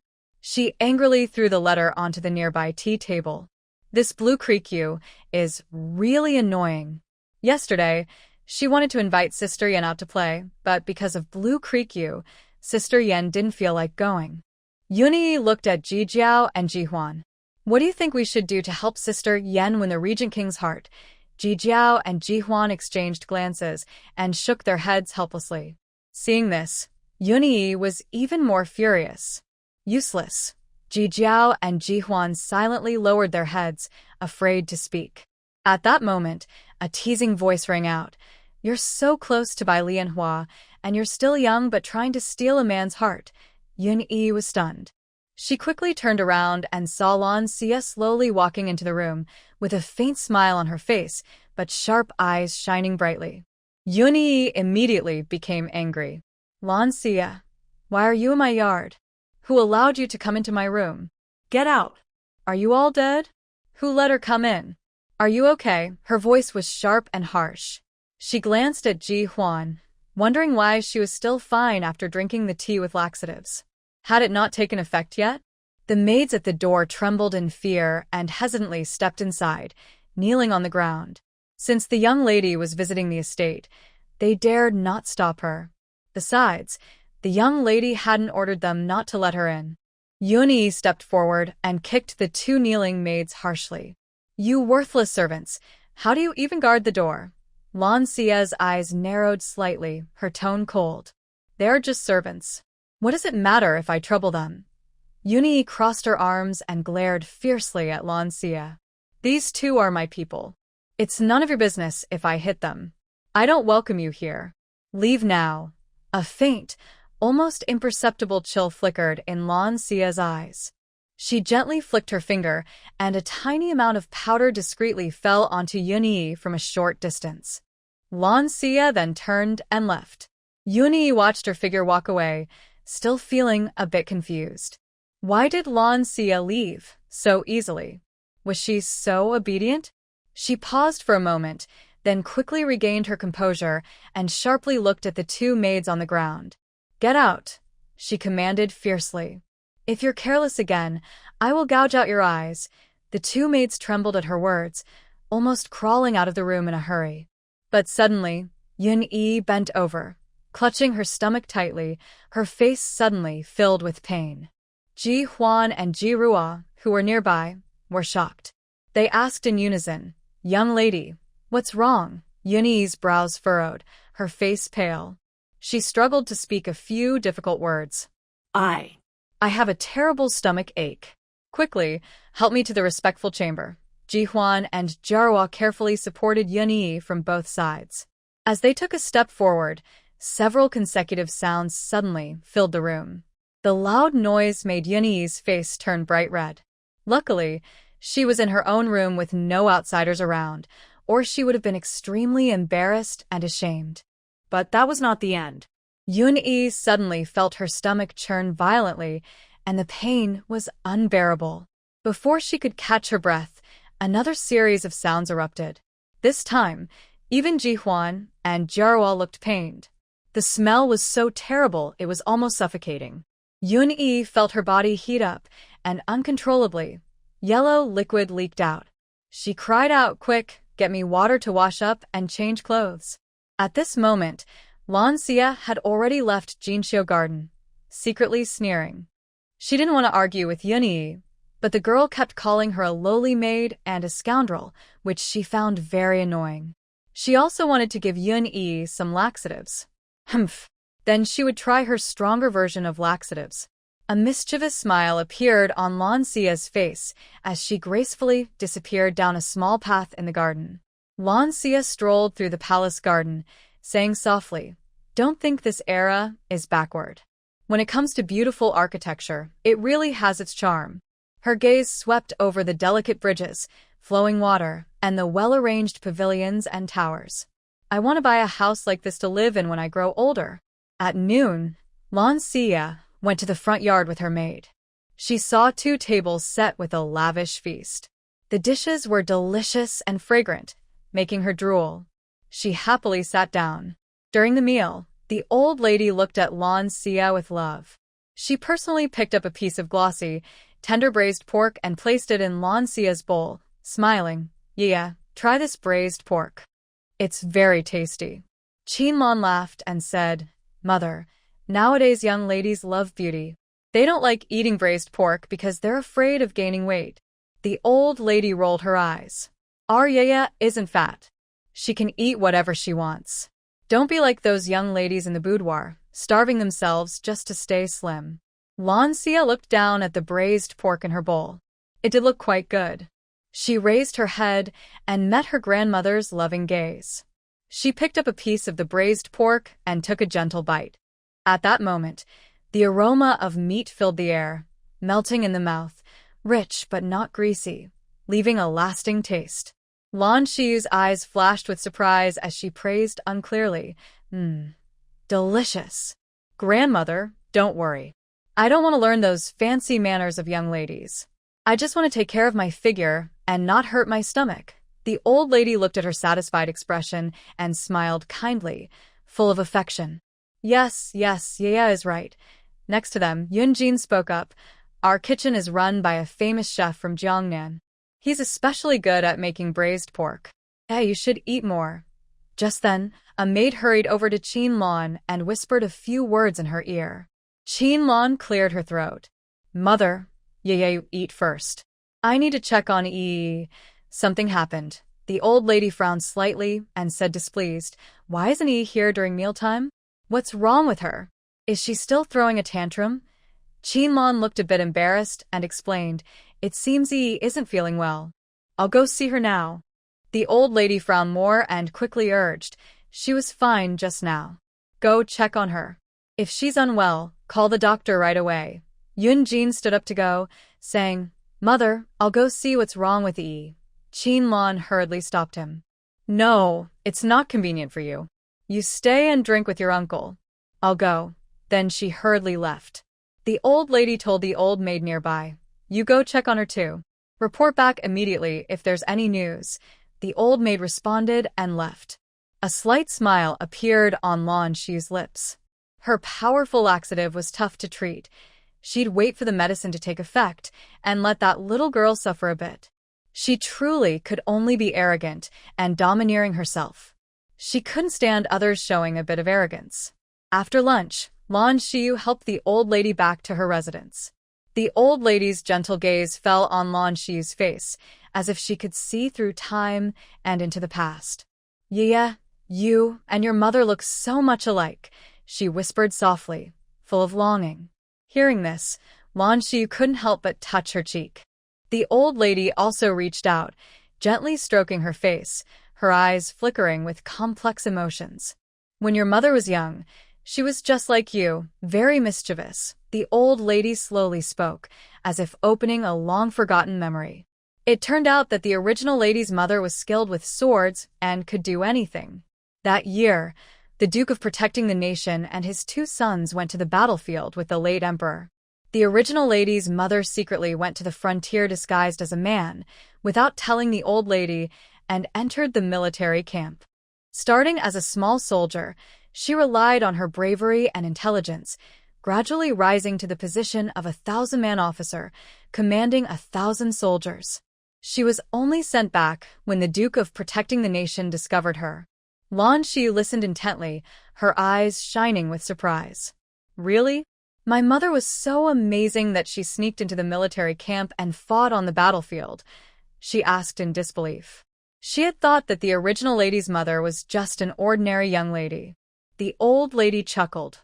Yes, she was.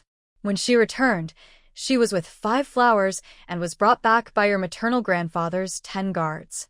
I saw her like that and felt both angry and amused. But later, after she married your father, her personality softened quite a bit. Hearing this, Lan Shi frowned slightly. Mother is such a person. Why would she willingly marry, have children, be confined in the backyard, and even die giving birth to me? Shouldn't she have been free to live boldly and happily? The old lady's eyes reddened, tears welling up. Yes, she should have lived freely and happily, she whispered softly. But that night during the Lantern Festival, she and your aunt went out to play. They got separated in the busy crowd. There, she met your father. At that time, your father was entangled with some troublemakers. Your mother saw it and helped him, and they became connected. Later, good news came from the border. Yuan Kingdom surrendered, and the late emperor and your grandfather returned victorious. When your grandfather came back, he was very angry and kept your mother under house arrest. Why? Just because she disguised herself as a man and entered the military camp. The old lady's gaze drifted far away, as if she was recalling those distant, sealed memories. Child, do you know? I also asked your grandfather about your mother's marriage back then. He always shook his head and said that women should behave like women. Your mother, Xiao Shan, was lively and active. How could she get married in the future? Who would have thought that right after the Lantern Festival, a matchmaker happily came knocking, saying she had accepted the marriage proposal from the Marquis of Wu 3 days earlier, and came on the second day after the festival to ask for Yun Qing's hand. The old lady sighed softly and continued, back then, the Wu Guohou residence gradually declined after the old lord passed away. Your father inherited the title, but the household was really just an empty shell.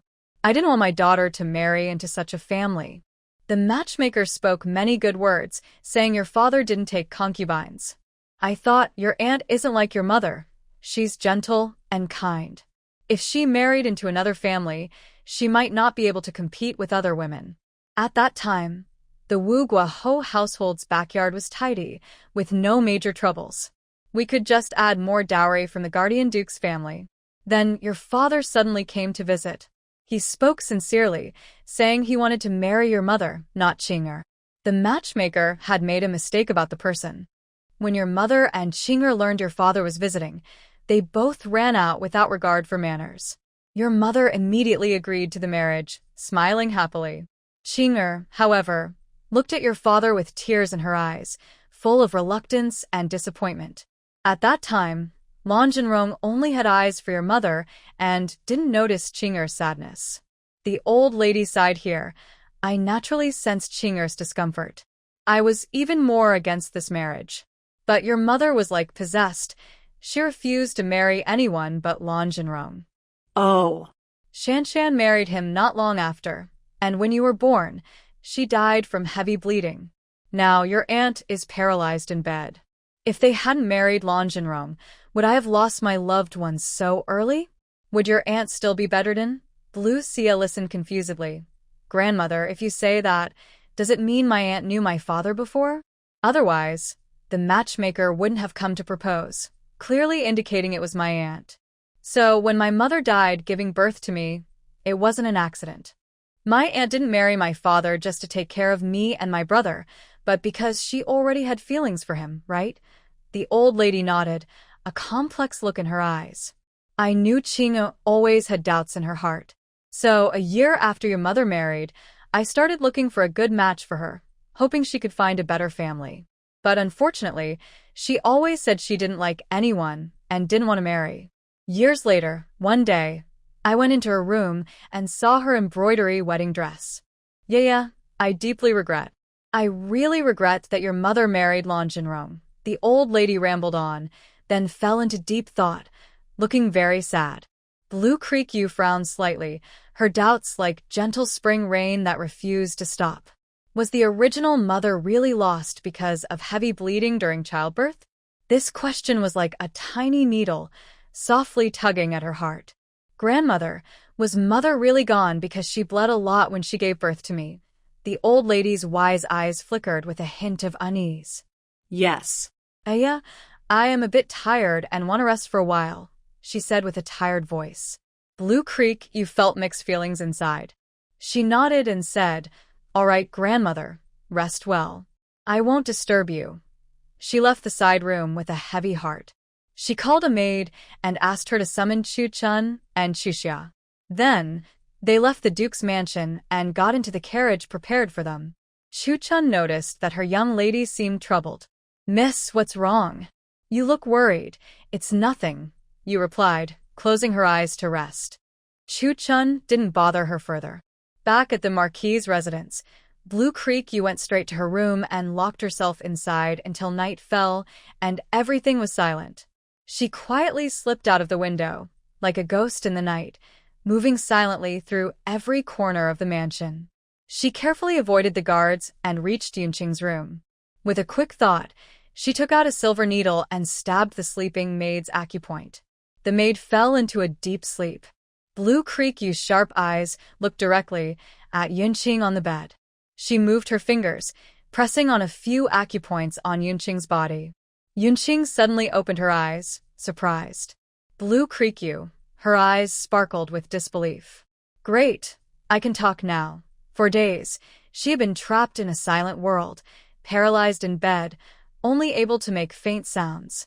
The despair and helplessness almost pushed her to the edge of breaking down. Someone, bring Rower to see me, Yunqing said urgently. She desperately wanted to see her beloved daughter and share this sudden joy. But instead of help, she heard a cold, mocking voice. Auntie, it's late at night. You shouldn't bother Roa now. Blue Creek Yu was sitting on the bed, a mysterious smile on her lips.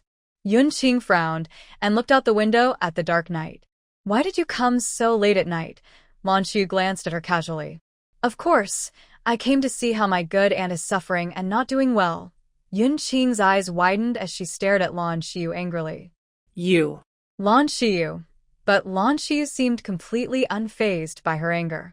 She raised an eyebrow lightly and continued, Oh, by the way, your aunt might not know yet. After Grandma's birthday in a few days, Rower will marry Brother Yunhua. What?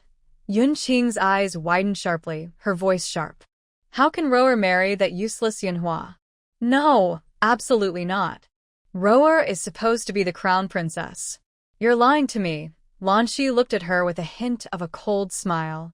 Thanks to your planning, Aunt. Don't you remember what you arranged? Rower and Brother Yunhua are now married. How can she still be the crown princess? She will marry third cousin and be a good wife to him. Our noble family and the Protectorate General's family will become even closer. Isn't that great? Are you happy, Aunt? Yunqing was struck like lightning. Her mind went blank. She remembered how Rower visited her every day with red eyes. She thought Rower was worried about her, so she was sad. Could it be because of this? No way. It must be you, Yunhua. Yunqing finally reacted, glaring at Lan Xiu with fierce eyes. It's you. You did this?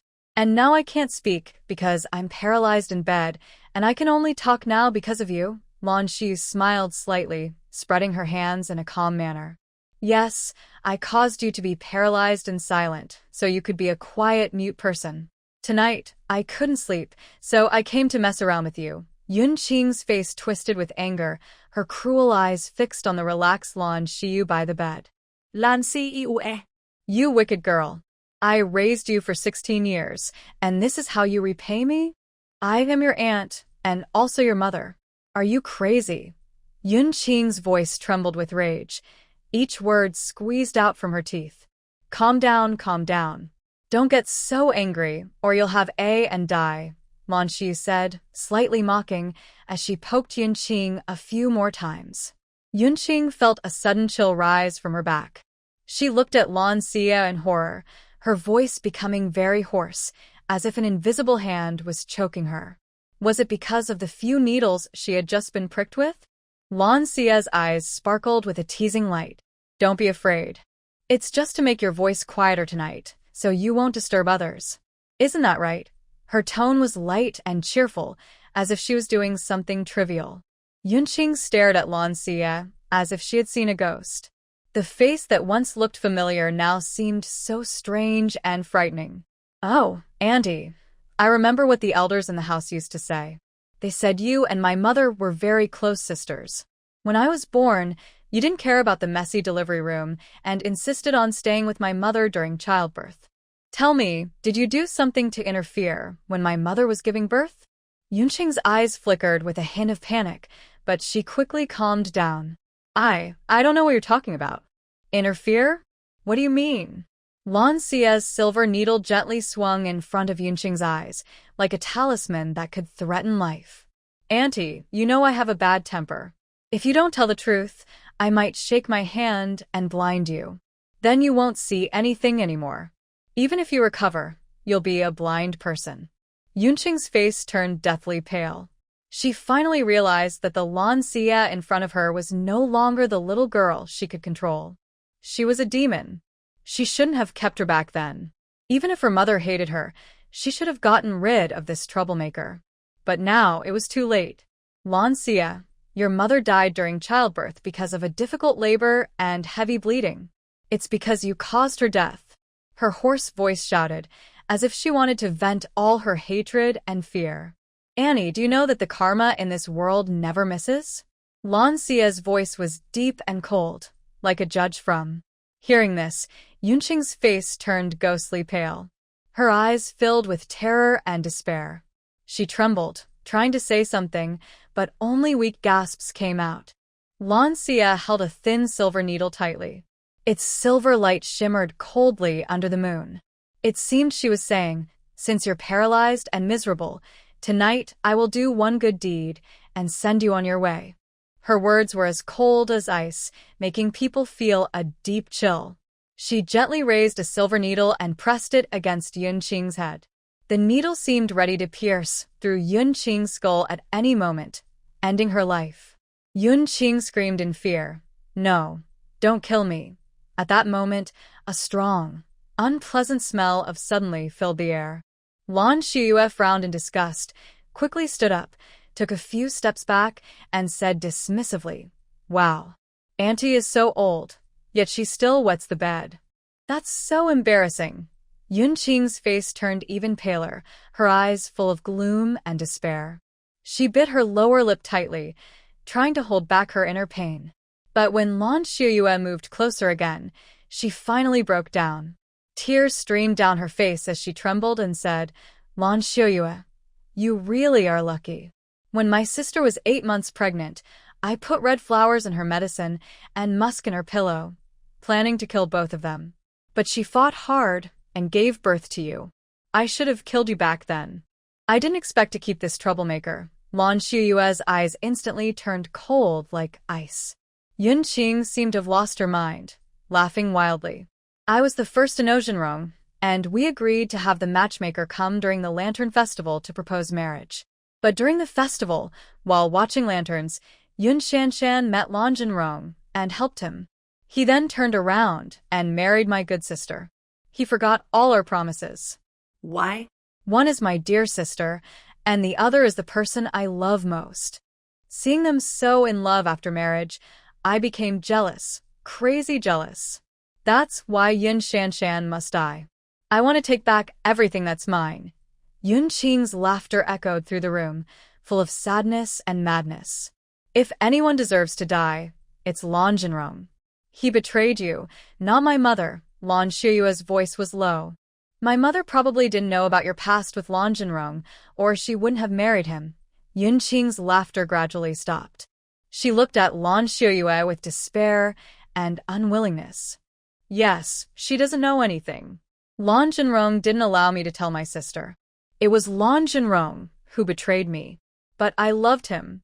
Look, after my sister was gone, I still married Lan Jinrong and became his wife. Then Yun Shanshan appeared and took everything that should have been mine. She deserves to die, Lan Shuyue's mind flashed, and a porcelain bottle appeared in her hand. Her eyes were cold, and a faint, mysterious smile played on her lips. The porcelain bottle tilted gently, and a round pill slipped into her palm.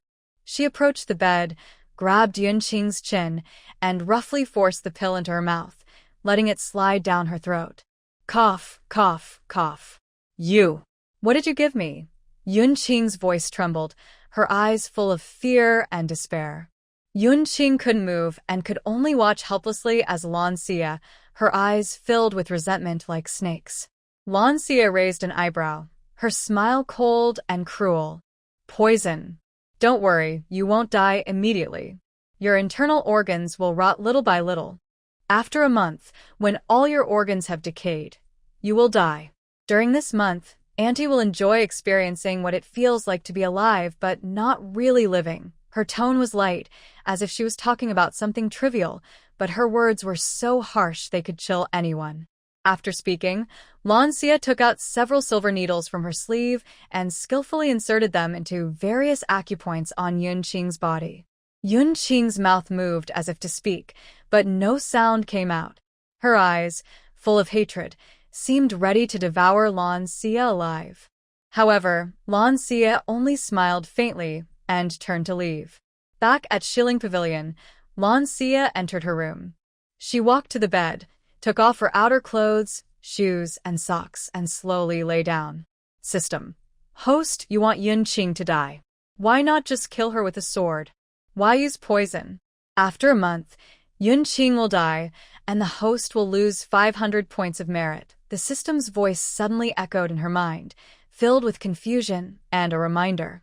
Lan Xie stiffened slightly, realizing she still needed to earn merit quickly, then relaxed again. Yunqing is so hateful. Killing her directly would be too easy for her. Let her suffer and die painfully. That's the best punishment. She paused, then suddenly remembered something. Oh, right, system. I still have 50,000 points. Convert them all into life points. Wait and open the shop. Ding! Shop opened successfully. With the system's prompt, a virtual interface appeared before Lan Xie. She lay on the bed, her gaze wandering over the many items displayed. Finally, she fixed her eyes on a pistol in the first row. She stared at it for a long time before saying, "Buy the pistol." The system responded quickly. Purchase successful. Deducted 5,000 points. The host now has 45,000 points remaining. Suddenly, a flash of silver light appeared, and a pistol materialized out of nowhere in front of her. Her eyes flashed with surprise, then quickly turned to excitement. She suddenly sat up, grabbed her pistol, and examined it carefully. She skillfully opened the magazine, hoping to find some bullets inside. However, she saw it was completely empty. Blue Xia's face instantly darkened. She questioned the system. System, are you joking with me? Why are there no bullets? System. Host, bullets need to be purchased separately. Hearing this, Blue Xia looked at the center of the interface. She saw the price of a bullet was 1,000 points.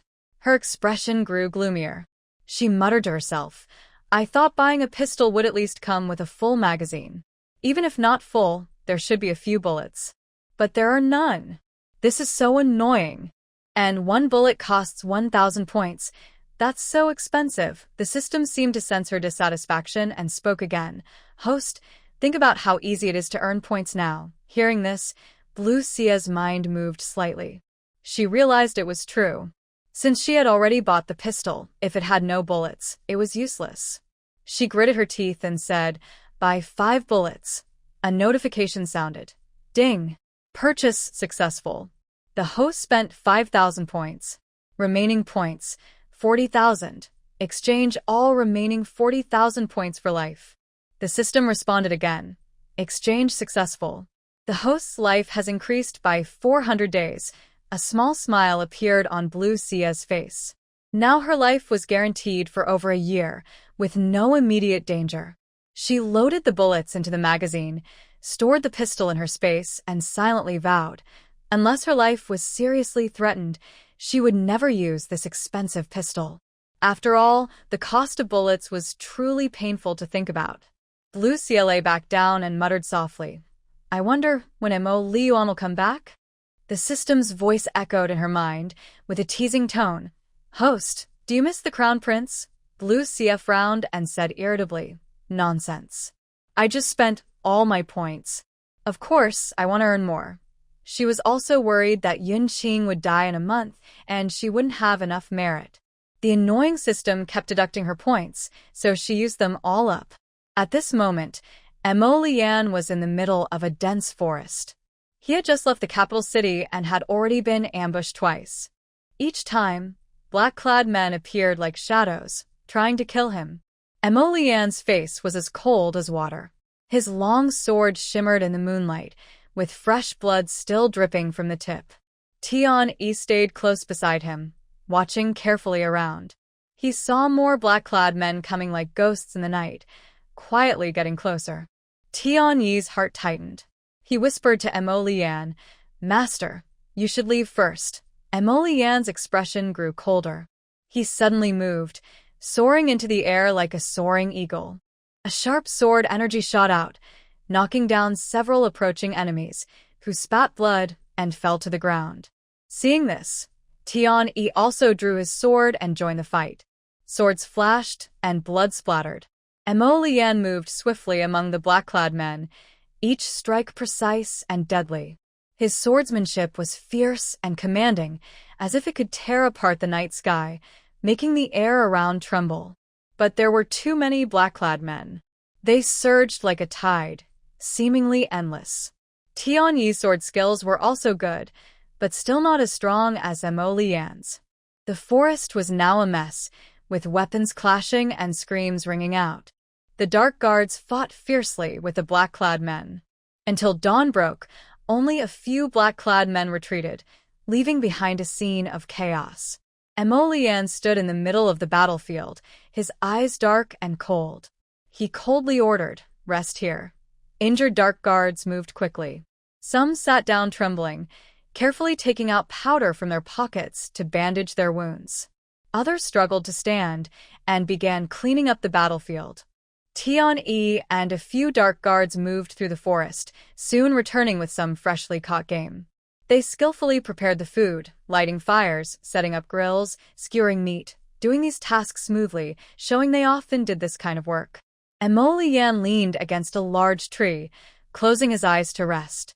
But his mind kept drifting to the image of Lan Xiyu. The woman who always carried a playful and cunning smile was probably still sleeping soundly in bed. Mo Lian suddenly opened his eyes, his gaze passing through the dense leaves to look toward the capital city. Master, Tian-Yi's voice interrupted his thoughts. Mo Lian came back to himself, took the roasted chicken handed to him, and ate slowly. The aroma of the chicken filled his mouth, temporarily easing his fatigue. After eating and drinking enough, Mo Lian's face remained cold and stern. He said in a deep voice, Rest for 2 hours. After 2 hours, we leave immediately. Before he finished speaking, he suddenly moved and jumped onto a nearby big tree. He lay on a thick branch, but his mind was full of endless thoughts. He had to hurry to Emogu Mountain to eliminate the bandits there. He needed to go back early. If he stayed away too long, would she go after other men again? As soon as this thought appeared, his expression grew even colder. Lan Ciue. You belong to me. You better wait patiently for me to return. If I am not here, and you dare to chase other men, just wait and see how I deal with you when I get back. The dark guards also climbed trees, each finding a good spot to rest. They had fought all night last night, and were exhausted now. Although they had cleared the battlefield and buried the bodies, the bloody smell still lingered strongly. In this dense forest, if wild animals were attracted, it would be another fierce fight. Lan Xiyu suddenly woke up from her bed with a start, sitting upright and gasping for air, as if she had just escaped from a never-ending nightmare. Oh my gosh! She couldn't help but whisper. The system asked, Host, what's wrong? Did you have a nightmare? Lan Xiyu rubbed her temples. It wasn't just a nightmare. In my dream, Emolian actually grabbed my neck and coldly said, "Woman, I will kill you." Her voice trembled slightly, clearly still shaken by the fear from the dream. The system said, "It seems you've been thinking about him during the day and dreaming at night. Last night, didn't you keep mentioning when the Regent King would return?" Hearing this, Lan Shi rolled her eyes. "Thinking about him during the day? I was just thinking about points, not about him choking me. Who was I thinking about?" After saying that, Lan Shi got out of bed, walked to the table, poured a glass of cold tea, and gulped it down. Cool tea slid down her throat, bringing a slight chill and easing her dryness. At this moment, there was a soft knock at the door. Chu Chun softly called out, "Miss, are you awake?" Lan Xia put down her teacup and calmly said, "Come in." Chu Chun pushed open the door and carried a cup of hot water into the room. "I heard sounds from inside just now at the door. It seems you are awake, miss." Chu Chun placed a basin on the shelf. "Did you not sleep well last night? You still look tired." Lan Xia walked over, bent down, and cupped water in her hands to wash her face. She stood up, took a cloth, and wiped her face. "I stayed up late last night and woke up early this morning, so I'm a bit tired." Chu Chun smiled slightly. "Miss, after breakfast, you can rest a little more." Lan Xia nodded. "My Chun Chun is so thoughtful." Chu Chun chuckled softly. Sometimes, her lady was just like that. No sense of seriousness. She left quickly and soon returned with some breakfast, placing it on the table. Lan Xia went to sit at the table, picked up a bun, and took a bite. Chu Xia hurriedly ran in, bending over and panting heavily. Chu Chun, standing nearby, frowned slightly and shot Chu Xia a disapproving look. "Miss, you are becoming more and more unruly." Chu Xia stuck out her tongue, made a funny face at Chu Chun, then turned to Lan Xia and said, "Miss, I saw the maid from Furong Courtyard rushing to call the doctor just now. It seems the madam's condition has worsened." Lan Xia ate her bun and sipped her porridge calmly, responding with a faint, "Miss, aren't you curious at all?" Chu Xia scratched her head, looking puzzled. Why did the madam suddenly fall ill? And her condition has gotten worse. Lan Xia puffed her cheeks and mumbled vaguely, "What's there to be curious about? I already said before, she's done many bad things and is now facing the consequences." Chu Xia pouted, clearly not convinced. "Miss, you're acting like it's all true. If doing bad things always led to punishment, then wouldn't there be no bad people in the world?" Lan Xia put down her chopsticks, wiped her mouth, and her gaze grew deep. "You'd better believe it. Doing bad things will always bring its own retribution. It's just a matter of time. Either in this life or the next there will be consequences." When she said this, a complex emotion flickered in her eyes. If she hadn't experienced this crossing, Lan Xia wouldn't believe in karma. But since such a miraculous thing as crossing has happened, what can't she believe? Seeing this, Chu Chun softly reminded her, "Miss, do you want to go see Madam? In the past, you always listened to her and she is your aunt. If you don't go, who knows what others might say behind your back." Hearing this, Lan Xia smirked coldly. "Sorry, but right now this situation is all my doing." As for others' gossip, she didn't care at all. "I'm naturally bad-tempered and arrogant. I don't mind adding another charge of disrespecting elders." Hearing this, Chu Chun felt helpless but knew it was just her personality, so she didn't say more. At this moment, a young maid entered quietly, bowing slightly and whispering softly, "Miss, the gatekeeper just said a young lady named Qian Duo Duo came to see you. Would you like to meet her?" "Duo Duo?" "Chu Xia, go and see her." Chu Xia responded and quickly left. The young maid also bowed and followed Chu Xia out. "Chu Chun, tidy up the table and bring some new snacks and tea." "Yes, miss," Chu Chun replied, efficiently clearing the leftovers from the table. Soon, the room was refreshed, with the aroma of new snacks filling the air and tea gently swaying in a delicate porcelain teapot. Lan Xia changed her clothes and sat back in front of the mirror, with Chu Xia helping her style her hair. At this moment, she was leading Qian Duo Duo into the room. Hearing the noise, Lan Xia stood up with a gentle smile, greeted her, took her hand, and led her to sit beside her. As soon as Duo Duo sat down, her eyes turned red, tears welling up. She choked with a sad voice. Yeah, boo. Hearing this, Lan Xia frowned slightly. What's wrong? Duo, our shop in the capital is under unprecedented pressure. My father said it's all the doing of the Prime Minister behind the scenes. You know, my father is just a merchant.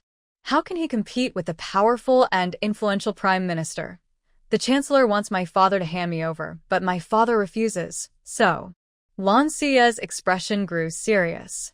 She said in a calm voice, "It's because of the incident with Bai Jinbao, right? I was the one who caused trouble. I take responsibility for this. At first, I just wanted to fight happily. I will think of a way to handle the Qian family's matters." Qian Duoduo's eyes lit up with hope. She tightly held Lan Xia's hand. "It's not just because of that. My father told me that the Chancellor had wanted him to join him before. But my father didn't want to get involved in power struggles. He just wanted to be a simple merchant." Lan Xia shook her head. Duo, when a person has too much money but no power, they will eventually be eaten up by those with influence. Instead of that, it's better to find a strong backing. Qian Duo nodded. Yeah, you're right. But my father refuses. He says he can't survive in the capital anymore and plans to move back to Jiangnan to live a carefree life. Yeah, how about I persuade my father to join your Wu Kingdom Marquis house? Maybe he can be a supporter for you. If Qian family joins the Wu Kingdom Marquis house, my useless father would be furious. They are currently worried about money at home. Duo, let's not talk about my father for now. He's unreliable, but with me here, the Qian family will be safe. I'll go to the Chancellor's residence now and distract that old fool so he won't have time to bother your family." Hearing this, Qian Duo was deeply touched. Yeah, you're risking yourself for us. I will never forget this kindness. But... Thea, are you sure you won't get into trouble? Lan Xia smiled slightly. Don't worry. I have my own plans. Just watch how I handle this. But remember, don't show yourself, or that old fool might hold a grudge against your family. Then, everyone rode in a carriage toward the Chancellor's gate. When the carriage stopped, Lan Xia quietly told Chun and Xia a few words. She then took out some silver notes from her sleeve and handed them to both of them. They took the silver, got off the carriage, and disappeared into an alley. Qian Duo felt mixed emotions. Yeah, do you think your plan will really work? And are you sure you won't be in danger? Lan Xia teased gently and comforted her. Sisters, just relax and trust me. Wait and see how I perform a good show. But remember my words. You must not show yourself. Little Red, you need to watch over your young lady carefully. Little Red quickly nodded. Miss Blue, don't worry. I will stay with our young lady and won't let her appear. Qian Duo saw this and pretended to be angry, giving Little Red a quick look. Who exactly are you a servant to? Blue Xia looked at Qian Duo with a half-smile. Qian Duo chuckled and said, I am one with Yaya. Whatever belongs to Yaya is mine, and whatever is mine belongs to Yaya. Little Red watched her young lady act so obedient and couldn't help but cover her mouth to laugh secretly. At the same time, she felt happy for her young lady. Even though they had just met, their friendship was very deep, which was quite rare. Soon, a group of ragged beggars approached. The leader knocked on a copper gong and shouted, Come and see. The Prime Minister's mansion is shameless, falsely accusing others and twisting facts. The guards at the Prime Minister's gate looked angry and said loudly, Get out. This is the Prime Minister's mansion. How dare you? A bunch of beggars caused trouble here. Leave now. But their shouts did not scare the beggars away. Instead, more townspeople gathered to watch. Blue Xia got off the carriage. Among the crowd, Chu Xia and Chu Chun quickly came to her side, protecting her as they pushed through the crowd to the front. Blue Xia's eyes shone with determination as she spoke clearly, I am Blue Xia from the Marquis' household of Wu. A few days ago, I was wandering in the market when I unexpectedly encountered Bai Jinbao. He, relying on his father being the Prime Minister and his aunt being the Empress, dared to harass me despite my noble status. Fortunately, my two loyal maids protected me, allowing me to escape. The next day, the Prime Minister accused my father in court, saying he was negligent in discipline, and even claimed that I, a young woman, beat his precious son Bai Jinbao until he looked like a pig's head. At this point, Blue Sia's tone was full of anger and helplessness. She looked around at the growing crowd and felt more confident. Everyone, judge for yourselves. How could a delicate woman like me possibly be a match for that strong man? The Prime Minister's household is twisting the truth and falsely accusing us. It's just too much. The crowd immediately started discussing. Some wondered, yes, how could such a fragile woman be a match for that strong man? Another person shook his head and said, brother, you don't know? You haven't heard of Lan Shiyu? If not, you're really out of the loop. She's a woman, but she's not someone to be messed with. No matter what, a woman can never be a match for a man, someone said dismissively. Before he finished speaking, someone else raised an objection. Huh? Lan Shiyu is actually a beauty? Didn't people say she was fierce and ugly before? Hearing the gossip around her, Lan Shiyu's lips twitched slightly. She took a deep breath and continued. Everyone, Bai Jinbao is arrogant and bullying others, oppressing the city, and stealing from innocent girls. Such a person, do you think she should be punished? Lan Shiyu, maybe a woman, but I know right from wrong. I don't want to see innocent people hurt by him. Today, I will seek justice for myself and for the victims. As she spoke, the crowd suddenly erupted into enthusiastic applause. At this moment, an old man shakily stepped out from the crowd. His clothes were tattered, his face marked by years, and his voice choked with emotion. My granddaughter, Xiaozhen, was kidnapped by that beast Bai Jinbao and has not returned. The old man continued, I went to the Prime Minister's residence to ask for her, but they not only turned me away, but also beat me. It's just too much. As soon as he finished, voices of agreement quickly spread through the crowd. Some townspeople shared their experiences of being bullied by Bai Jinbao, while others condemned the Prime Minister's house for their arrogance. The anger spread like wildfire among the people. Not far away, a luxurious carriage slowly stopped. It was Bai Xianzhe returning from court, blocked by the crowd in front. The carriage had to halt. The window was rolled down. Bai Xianzhe looked at the scene with sharp eyes. Seeing what was before him, he frowned, then decisively lifted the curtain and stepped out briskly. He pushed through the dense crowd and reached the front. When he saw Lan Shiyu, his face instantly darkened like water, and his tone was cold as frost. Lan Shiyu, are these common folk your instigators to cause trouble at the Prime Minister's gate? Lan Shiyu smiled calmly. Prime Minister, such great authority. Look around. How many people have been hurt or maimed by your son? And how many families have been torn apart because of him, stealing girls and ruining their families? As the head of all officials, is it true that so many of your children are acting violently? Are there still any injustices? Is there no sense of justice anymore? Bai Xianzhe's face turned pale with anger, and he glared fiercely. Nonsense. Absolute. Lan Xia shook her head with a hint of sarcasm. Oh, Lord Prime Minister, the victim is right in front of you, and you still say it's nonsense? Without evidence, you accuse me of hitting your son during the court session. Do you still want to keep your face? Or do you just not care about your reputation? Bai Xianzhe stared at Lan Xia with a murderous look in his eyes, gritting his teeth. You insolent girl. Not far away, inside a carriage, Qian Duodua laughed loudly. Lan Xia dares to scold the Prime Minister like that. She's really brave and quite refreshing. Xiao Hong smiled and said, Miss, be careful with your laughter. Lan Xiaojie is trying to make you look bad. Qian Duodua paused her laughter and asked, Lan Xia is quite bold, but is she really okay doing this? Xiao Hong also looked worried and shook her head.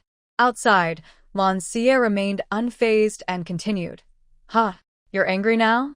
Chuchuan and Chuxia, go immediately to Shuan Tianfuya and Dolly see to report. Say that at the Prime Minister's residence, many victims have no way to seek justice. Hearing this, the two maids immediately left to carry out the orders. Seeing this, Bai Xianzhe was furious and shouted loudly, Lan Xia, I advise you to stop now, or it won't be good for you. Lan Xia gently cleaned her ears, a nonchalant smile on her face, her voice cold but teasing. Prime Minister Bai, are you threatening me? She looked directly at Bai Xianzhe, whose face was dark with anger. Bai Xianzhe snorted coldly, his tone full of authority. I am only warning you kindly. Don't deceive yourself. His eyes flashed with coldness, warning Lan Xia not to cause more trouble. Lan Xia sneered, showing disdain. Ha! Lord Prime Minister, you don't know. I always prefer to be soft rather than hard. I believe once the officials arrive and investigate Bai Jinbao's courtyard, they'll see whether he has been kidnapping women. So, is Lord Bai feeling guilty? Bai Xianzhe's face grew even darker. He snorted coldly, full of contempt. Lan Xia, what do you think the Prime Minister's residence is? Do you think you can investigate freely? At that moment, the grand gate of the Prime Minister's residence slowly opened, and a well-fed woman gracefully stepped out. She was holding Bai Xianzhe's arm and spoke softly, Master. Bai Xianzhe's face instantly darkened. He scolded harshly. What are you doing here? Go back. The third madam gently shook Bai Xianzhe's arm and coquettishly said, Master Jinbao is still in bed, crying in pain. These commoners dare to cause trouble at the Prime Minister's house. Just chase them away. Master, go see Jinbao. He's been calling out in pain. Seeing this, the Prime Minister's wife's face turned pale with anger. She shouted, Third madam, shut up. Inside, the Prime Minister's wife cursed silently. This woman is truly spoiled by the master. What a fool. There are so many people here, and she still dares to say such nonsense. Bai Xianzhe's expression grew even more grim. He glared fiercely at the third madam and pulled his arm away from her. The third madam took a few steps back, looking very aggrieved. Seeing this, Lan Xia's lips curled into a teasing smile. She mocked, Oh, dear Bai Prime Minister, your concubine's mouth is full of slaps. Looks like she's been quite active lately. Suddenly, a rush of heavy, hurried footsteps broke the noisy street. Officers from the Shuntian prefecture and the Dali court surged forward like a tide, their expressions stern as they shouted, Make way! Make way!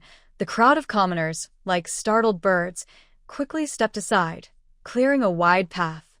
Prime Minister, Bai Xianzhe's eyes shone sharply as he looked around, a cold smile playing on his lips. He replied softly.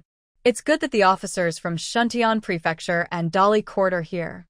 Quickly arrest all these troublemakers. Hearing this, Lan Xia sneered coldly. Troublemaking commoners? These are victims. They're accusing the second young master of the Prime Minister's house of oppressing the people and kidnapping innocent girls. Her gaze was firm, directly facing Bai Xianzhe, without fear. Bai Xianzhe suddenly swung his sleeve and snorted coldly. Nonsense. My son is now bedridden from your beating.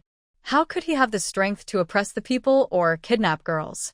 Lan Xia, if you keep talking nonsense here, I will charge you with false accusations. The officers from Shuntian prefecture and Dali court looked at each other, knowing well that the Prime Minister's power was immense and offending him was dangerous. They all lowered their heads and remained silent. Some frightened villagers quietly slipped away, afraid to get involved in the conflict between the powerful and the common people. Just then, the old man tremblingly grabbed the sleeve of a guard and said in a hoarse voice, Officer, you must help me. The second young master of the Prime Minister's residence. He kidnapped my granddaughter. The guard, hearing this, suddenly pulled away and replied coldly, Old man, we only act with evidence. If you falsely accuse the second young master of the Prime Minister's residence without proof, you'll face punishment. After speaking, he kicked the old man to the ground. The old man's frail body fell weakly into the dust like a leaf in the wind. From a distance, the crowd sighed, but no one dared to step forward to help. The old man's face was full of pain, and his eyes showed helplessness and despair. He trembled as he knelt on the ground, repeatedly kowtowing, his voice trembling with tears. I won't accuse the second young master anymore. I just want him to return my granddaughter. Lan Xia narrowed her eyes, feeling a surge of strong anger. She knelt down and helped the old man, saying, Old sir, please get up. Tears welled up in the old man's eyes. Don't mind me. I am old now. If I could exchange my life to get my granddaughter back, it would be worth it. Nearby, Madame Su Ning, the wife of the Prime Minister, spoke. Old sir, what is your granddaughter's name? The old man trembled as he answered, "My granddaughter is Xiaojin.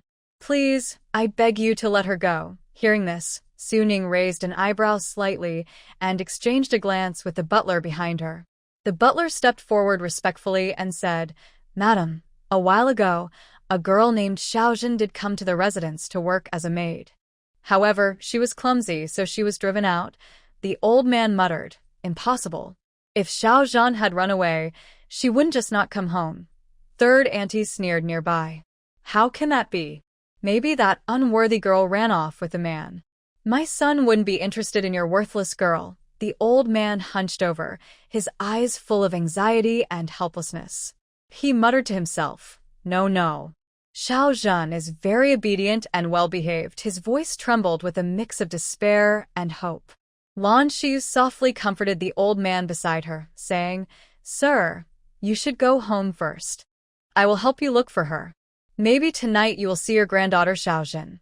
The old man looked up, a faint hope flickering in his cloudy eyes. He trembled as he stood up and muttered, "All right.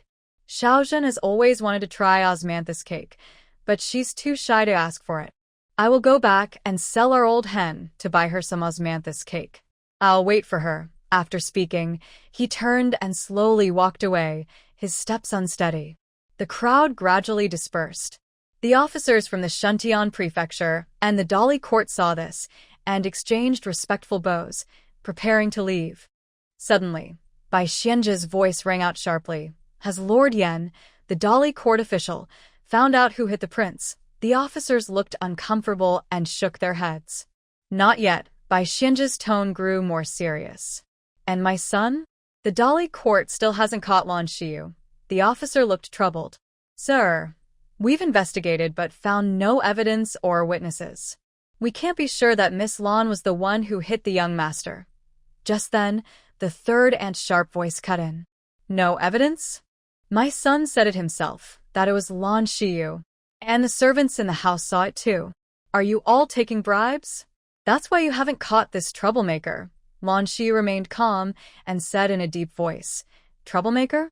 Who are you calling troublemaker?" The third aunt's eyes widened as she retorted without hesitation, "You are." Lan Xiu raised an eyebrow slightly and elongated her tone. "Oh, so you're the troublemaker?" This casual remark instantly made the third aunt's face turn pale with anger. She pointed at Lan Xiu and shouted, "You, shut up!" A cold voice interrupted her accusation.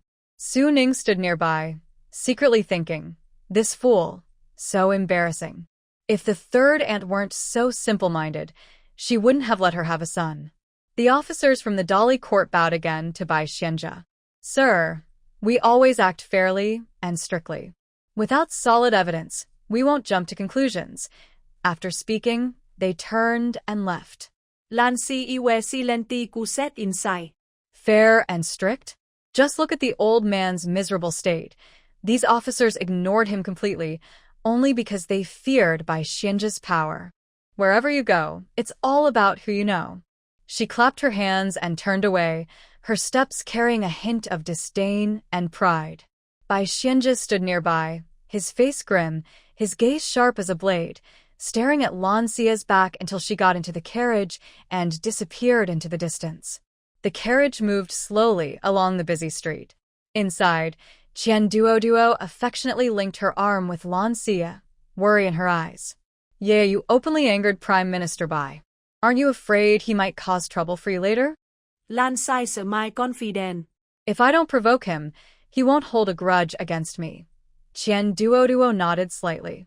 "That's true, but you really did enjoy scolding him just now." Chu Xia giggled. "Yes, the Prime Minister looked so angry, like he had a bitter taste in his mouth." "Chun Xia, did you complete the task I asked of you?" Chun quickly nodded. "Miss, don't worry. We've already found people to spread the bad deeds of the Prime Minister's residence around the city." Lan Xia's lips curled into a satisfied smile. "Good job. Let's go to the tea house for some tea." Inside the tea house, the noise was lively and bustling. They didn't choose a private room upstairs but sat in a corner in the main hall. As soon as they sat down, they heard a storyteller on the second floor passionately describing, "The Prime Minister's residence, backed by Empress Dowager, is powerful outside. They bully others, amass wealth, oppress common people, kidnap women, and commit all sorts of evil. Hearing this, Lan Xia's eyes flickered slightly as she looked at Chun. Are the people you hired so bold? They openly talk about the Prime Minister's bad deeds in the tea house. Aren't they afraid of getting into serious trouble? Chun and Xia exchanged glances, both looking puzzled. Xia scratched her head. Miss, we just gave some silver notes to beggars to spread rumors about the Prime Minister's residence. We didn't hire the storyteller upstairs. Lan Xia frowned slightly. Could there be someone else targeting the Prime Minister's residence? Qian Duo laughed loudly. Yeah?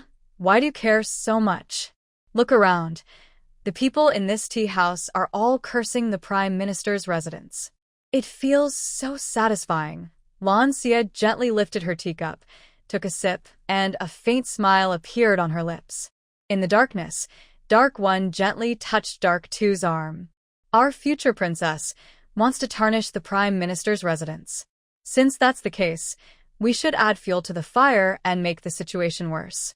It seems Miss Lan is quite pleased. Dark Two replied coldly. Old White Xianjia dares to provoke our future princess. He's asking for trouble. Dark One slowly took out paper and a brush from his pocket, moving skillfully and quickly to write on rice paper. Soon a letter was finished.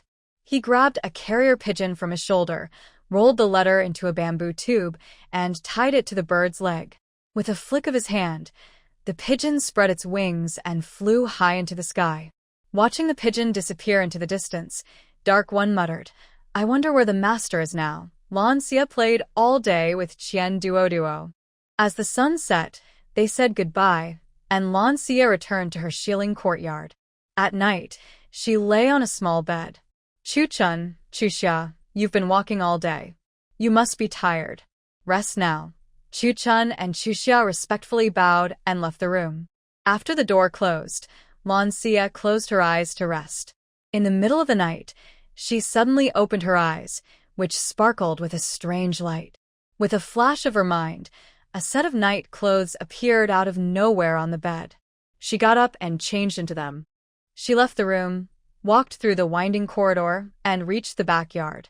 Looking up at the tall wall, she took a few steps back, adjusted her breathing, then ran forward like an arrow shot from a bow. She tiptoed lightly, leaped into the air, and quickly climbed onto the wall.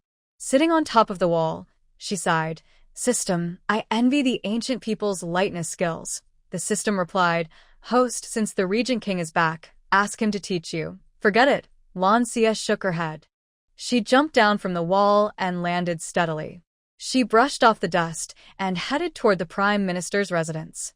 The street was empty, with not a single person in sight. If she had lightness skills, she wouldn't need to walk like this. In the shadows, Dark One and Dark Two followed from afar. Dark One yawned. Miss Lan is staying up late. Why is she wearing night clothes and going somewhere? Suddenly, Lan Xia stopped. She turned sharply, scanning her surroundings with sharp eyes and a serious expression. Dark One's body stiffened, and Dark Two glared at him. Dark One immediately held his breath. Lan Xiu narrowed her eyes. System, why do I feel like someone is following me in secret? System. Host, the system scanning experience is over. Asking me won't help. I can't assist right now. You need to be careful yourself. Don't lose your life. At least until it becomes stronger. Your life is my priority. Haha. System, you're really weak. System. Weak? Once I gather enough points to gain energy, you'll see how powerful I am. Then you'll have no place to cry. In the shadows, Dark One and Dark Two exchanged a quick look, both showing signs of tension. They both held their breath. Dark One knew Lan Xi was alert.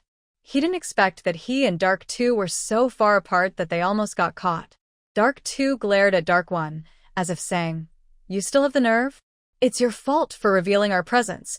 Dark One awkwardly turned his head away. Who knew Miss Lan would be so alert? It's all my fault. Lan Xiu carefully listened to the sounds around her. Nothing unusual was detected. She muttered to herself, Am I overthinking things? Continuing forward, after 2 incense sticks worth of time, Lan Xiu finally reached the outer wall of the Prime Minister's residence. She looked at the wall. then suddenly moved like a swallow, skillfully flipping over and landing steadily inside. Inside the Prime Minister's residence, lights flickered faintly. From a distance, the sound of patrolling guards' footsteps could be heard. Lan Xiyu quickly hid in a dark corner, holding her breath and waiting patiently for the guards to pass. Once the footsteps faded away, she suddenly moved like a ghost, swiftly knocking out the last guard and dragging him into the corner. After the patrol sounds disappeared completely, Lan Xiyu gently woke the guard. The guard opened his eyes to see a silver needle pressed against his throat, gleaming coldly and frighteningly. He looked at the black-clad person in terror, trembling. "Don't make a sound, or you'll lose your life. Understand?" The guard nodded tremblingly. "Where does Platinum Treasure live?" "Take me there." The guard, trembling, stammered. I will take you. And then you'll let me go." Lan Xiyu raised an eyebrow, her tone playful.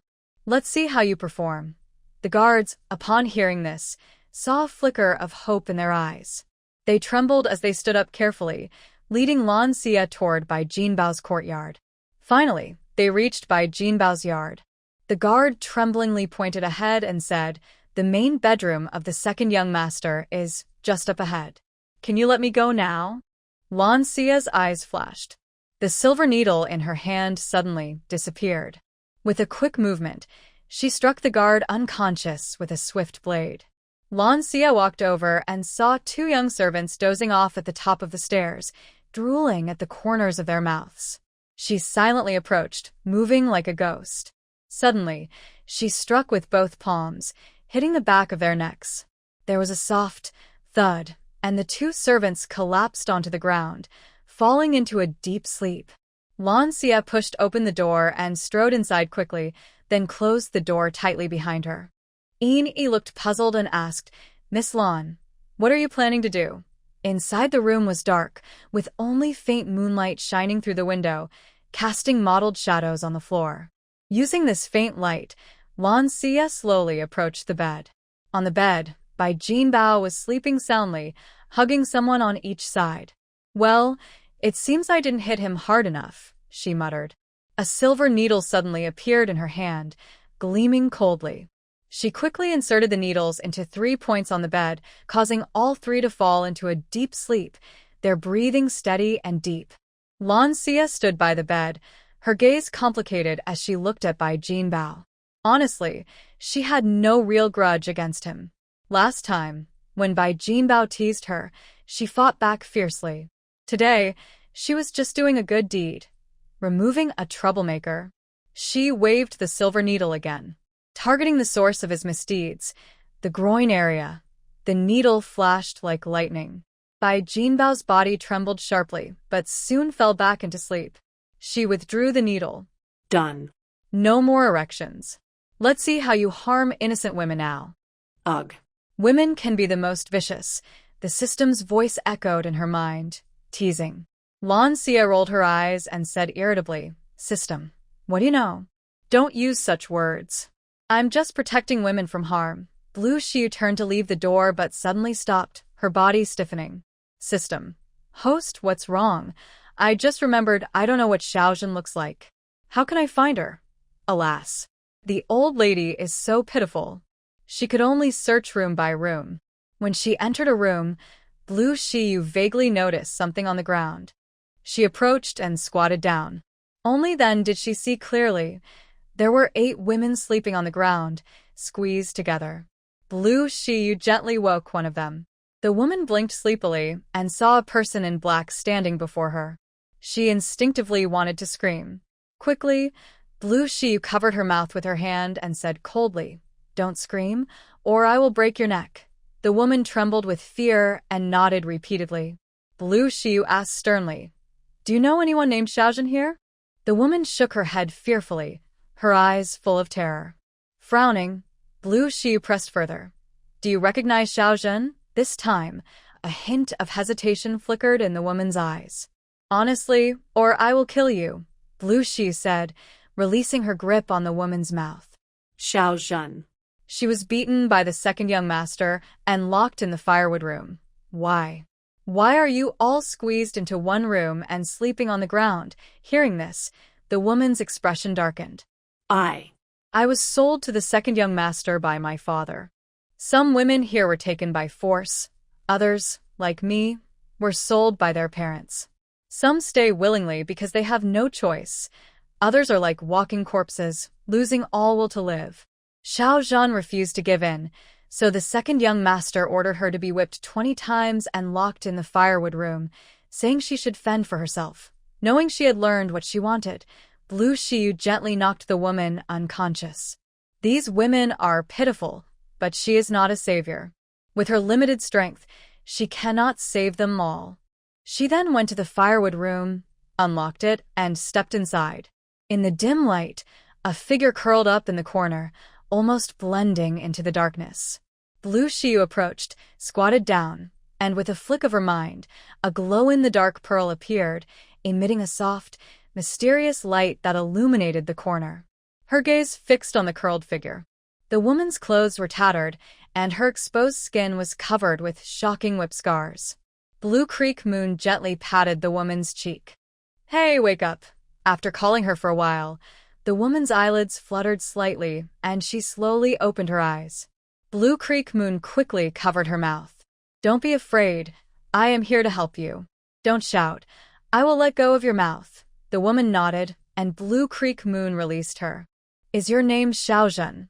A hint of confusion appeared in Xiaozhen's eyes. You. Who are you? "How do you know my name?" "I am here to save you." A spark of hope lit up in Xiaozhen's eyes. "Really?" Her voice trembled a little, filled with joy and excitement like rain after a long drought. Blue Creek Moon nodded gently and helped the weak Xiaozhen to her feet. But as soon as Xiaozhen stood up, she collapsed back weakly. "I've been hungry for days. I only have a bowl of porridge each day to survive. I really can't walk." Seeing this, Blue Creek Moon didn't hesitate. She carried Xiaozhen on her back. Her back was strong and warm. Xiaozhen was surprised and wanted to struggle, but Blue Creek Moon's gentle words calmed her. "Don't move, I will take you home." With that, Blue Creek Moon carried Xiaozhen away, avoiding patrolling guards and carefully climbing over the wall. "I'm finally out, comma." Xiaozhen's tears fell like broken beads, wetting Blue Creek Moon's shoulder. It was the joy of surviving a disaster. Blue Creek Moon carried Xiaozhen back to the Duke of Wu's residence. They returned to the Shilling courtyard and put Xiaozhen down. Blue Creek Moon went to the table, drank a few glasses of water, and caught her breath. "Here, let me treat your wounds." Blue Creek Moon's voice was gentle, but Xiaozhen felt anxious inside. She was shy and scared, hesitant to take off her clothes. Seeing this, Blue Creek Moon didn't hesitate. She reached out and gently pulled off Xiaozhen's top, revealing the shocking scars. Blue Creek Moon carefully applied medicine and stitched her wounds. After a simple treatment, Blue Creek Moon felt exhausted and didn't want to move. "There's half an hour before dawn. You should rest now." "I'll take you home when it's light." Blue Creek Moon went to the bed, took off her night clothes, and lay down. She soon fell asleep. Xiaozhen lay on the small bed, feeling calm inside. The person who saved her was a woman. She had said she would take her home after dawn. Tears kept flowing down Xiaozhen's face. The next morning, Early Spring and Early Summer arrived at Lanqi's door. Early Summer pressed her ear tightly against the door, listening carefully for any sounds inside, her brow slightly furrowed. "Huh? No movement. Is the young lady still not awake?" Early Summer gently pushed the door, which opened smoothly. They entered the room. Early Spring carried a hot water basin to the shelf, placing it down, then turned to see Early Summer standing stunned beside the small bed, looking surprised. She hurried over and asked with some doubt, "What are you doing?" Early Summer pointed at the woman on the small bed, speaking with some disbelief. "Who is this woman? Why is she sleeping in the young lady's room?" At that moment, Lan Qiyu on the bed suddenly yawned lazily, sat up with a sleepy voice, slightly hoarse from waking. "She is Xiaozhen, the granddaughter of the old man from yesterday. I will send her back later." Both Early Spring and Early Summer turned their heads at the same time, calling out in unison, "Young lady, you're awake." Lan Qiyu thought to herself, She wasn't a pig. These two girls had already woken up when they were at the door. Lan Xiyu went to the shelf and started washing up by herself. After finishing, she changed into a beautiful dress and sat in front of a bronze mirror. Early Spring picked up a comb and gently combed her long hair, while Early Summer was busy tidying the bedding nearby. As Early Spring combed Lan Xiyu's hair, she couldn't help but ask, "Young lady, did you go to the Prime Minister's house last night to rescue someone?" "Yes," she replied calmly, as if talking about something very ordinary. Hearing this, Early Spring exclaimed, "Oh my! Young lady, you are so brave. Luckily you're fine." Her tone was full of relief and fear. Early Summer also came over, her eyes full of shock. "Young lady, just hearing about it scared me. You didn't sleep last night and went to the Prime Minister's house to rescue someone. How did you do it?" "Because I am capable." "Don't be so surprised. You two will have to get used to my skills in the future." Lan Xiyu suddenly turned the conversation. "Huh? We're talking like this, but did we wake Xiaozhen?" Hearing this, Early Summer hurried over, carefully looked at Xiaozhen's face, frowned, and asked anxiously, "Oh no, young lady, her face is very red." As she spoke, she reached out to feel little Zhen's forehead. It's very hot, miss. "She has a fever." Lan Xia's face immediately turned serious. She didn't have time to look at her freshly styled hair and quickly got up to walk over. Hearing this, Lan Xia's expression changed. Her beautiful eyebrows furrowed tightly. Her smooth, dark hair, which had just been styled, fell softly over her shoulders. She hurriedly stood up and walked quickly over. Little Zhen was lying on the bed, her face pale as paper, lips cracked, and her breathing was unusually rapid. Lan Xia gently touched her forehead, and sure enough, it was burning hot, like fire. "Chu Chun, go get some cool water." Chu Chun quickly went out. Soon, she returned with a basin of cool well water. Lan Xia took a clean cloth, dampened it gently in the basin, and placed it on little Zhen's hot forehead. The coolness of the cloth seemed to temporarily ease her pain. "Go get some strong alcohol to wipe her palms and forehead for physical cooling," Lan Xia ordered again. Chu Xia looked curious. "Miss, what is physical cooling?" "It means lowering her body temperature." Chu Chun looked hesitant. After a moment, she whispered, "Miss, we don't have strong alcohol in the yard, and the kitchen probably doesn't have any either. You don't know, the estate is short on money now. We haven't even received this month's silver allowance." Lan Xia was stunned. Her father was a Marquis of Wu Kingdom. Even if she emptied the treasury, it shouldn't be this bad. Didn't he have other ways to make money? So poor. "Miss, I will go buy some strong alcohol." As she spoke, Chu Xia hurriedly ran out, leaving behind hurried footsteps. Lan Xia looked at Chu Chun and ordered, "Chu Chun, watch her. I will prepare the medicine." Chu Chun nodded. "Yes, miss." Lan Xia went to the table, turned her back to Chu Chun, and with a flick of her mind, her hands moved lightly. Suddenly, many medicinal herbs appeared on the table out of thin air. She began preparing the herbs. After 2 incense sticks worth of time, Chu Xia returned quickly with a jar of strong alcohol. Lan Xia was focused on the herbs, but when she heard her, she looked up with a hint of surprise. "You're back so soon?" Chu Xia chuckled. "I ran into Little Lantern. When he saw I was going out to buy strong alcohol, he helped buy some. He's quick."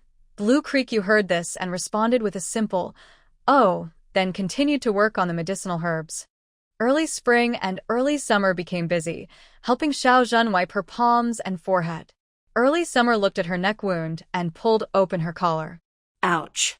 She has so many injuries on her body.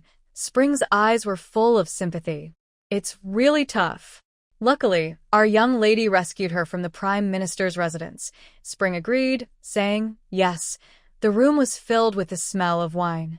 Meanwhile, Blue Creek, you had almost finished pounding the herbs. She poured a bowl of water, added the powdered herbs, stirred well, and then carried the bowl over. Seeing this, Spring quickly helped Xiaozhen sit up, and Blue Creek you fed the medicine into Xiaozhen's mouth. Not long after, Xiaozhen slowly opened her eyes, looking confused and uncertain. What happened to me?" Spring touched her forehead. You have a fever. You were burning hot all over just now, but now you're much better. The fever has gone down. Xiaozhen turned to look at Blue Creek Yu, her eyes full of gratitude. Thank you for saving me. No need to thank me. Spring, go bring her a bowl of porridge. She must be starving now. I am hungry too. Spring nodded quickly and went to prepare the porridge. Blue Creek Yu washed her hands, then sat down at the stone table in the courtyard. Spring placed the breakfast on the table, and Blue Creek Yu ate leisurely. Inside the house, Spring carried the porridge and fed Xiaozhen. Xiaozhen drank the porridge, tears shining in her eyes. Soon after, Spring helped Xiaozhen slowly walk out. Young lady, she insists on going home. Her body is so weak now, no matter how I persuade her, she won't listen, Spring said softly, full of helplessness. Blue Creek Yu turned to look at Xiaozhen. Her clear eyes were full of determination and urgency, which made her feel pity. She gently frowned and said softly, You are very weak now. Before she finished speaking, Xiaozhen knelt on the ground, tears shining in her eyes. I thought I would die at the Prime Minister's residence. Thank you, young lady, for saving me. I depend on my grandfather, and I was kidnapped by the Prime Minister's people. My grandfather is old and must be very worried. I want to go back early to be with him. Hearing this, Blue Creek Yu slowly took out some silver notes from her and handed them to Xiaozhen. Take this money first. Little Zhen kept shaking her head. Miss saved me. I cannot repay you, so please do not accept your silver note. Keep it. When you go back, leave with your grandfather, so the officials from the Prime Minister's residence won't find you. Chu Xia, have the little lantern driver take her home. Upon hearing this, Chu Xia immediately responded, Yes. Seeing that Little Zhen was still hesitant to take the silver note, she directly took it and tucked it into Little Zhen's pocket. This is from Mississippi. Just take it. Little Zhen felt the silver note in her pocket, and her eyes welled up again. She bowed 3 times, voice choked with emotion. Thank you, Mississippi. I have no way to repay you in this life. From now on, I will eat vegetarian and pray for Miss every day. After speaking, she stood up, supported by Chu Xia, and slowly walked toward the door. Soon after, Lan Xiaoyun stormed into Lan Shi's residence, full of anger. Lan Shi lazily glanced at the maid behind Lan Xiaoyun, who was hanging her head. Lan Shi pointed at her. Lift your head. The young girl slowly raised her head. Lan Shi's gaze immediately fixed on the slap mark on her face. She turned to look at Lan Xiaoyun. Did you hit her? Lan Xiaoyun smirked with disdain. Just a lowly servant girl. How dare she block my way and not let me in? I just gave her a little lesson.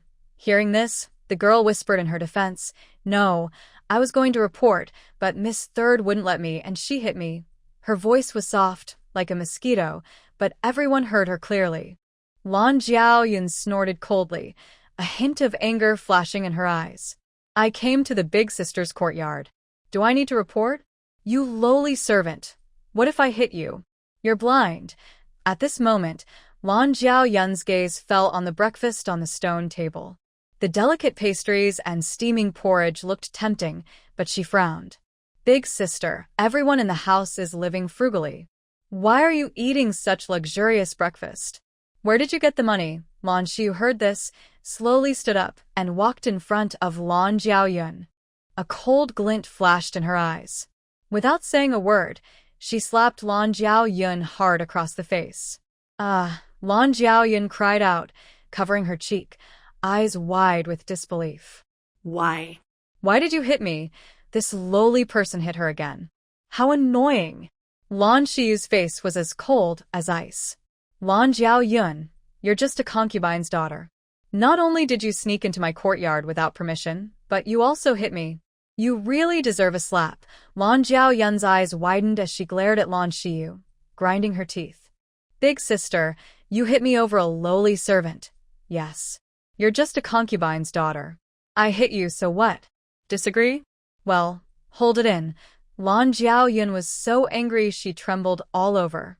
She stomped her foot and turned to run away. Lan Shi watched her go, a little surprised. Huh? She just ran off. So, what was she here for? Chu-chun also shook her head, looking confused. Lan Shi looked away from her and spoke to the young girl nearby.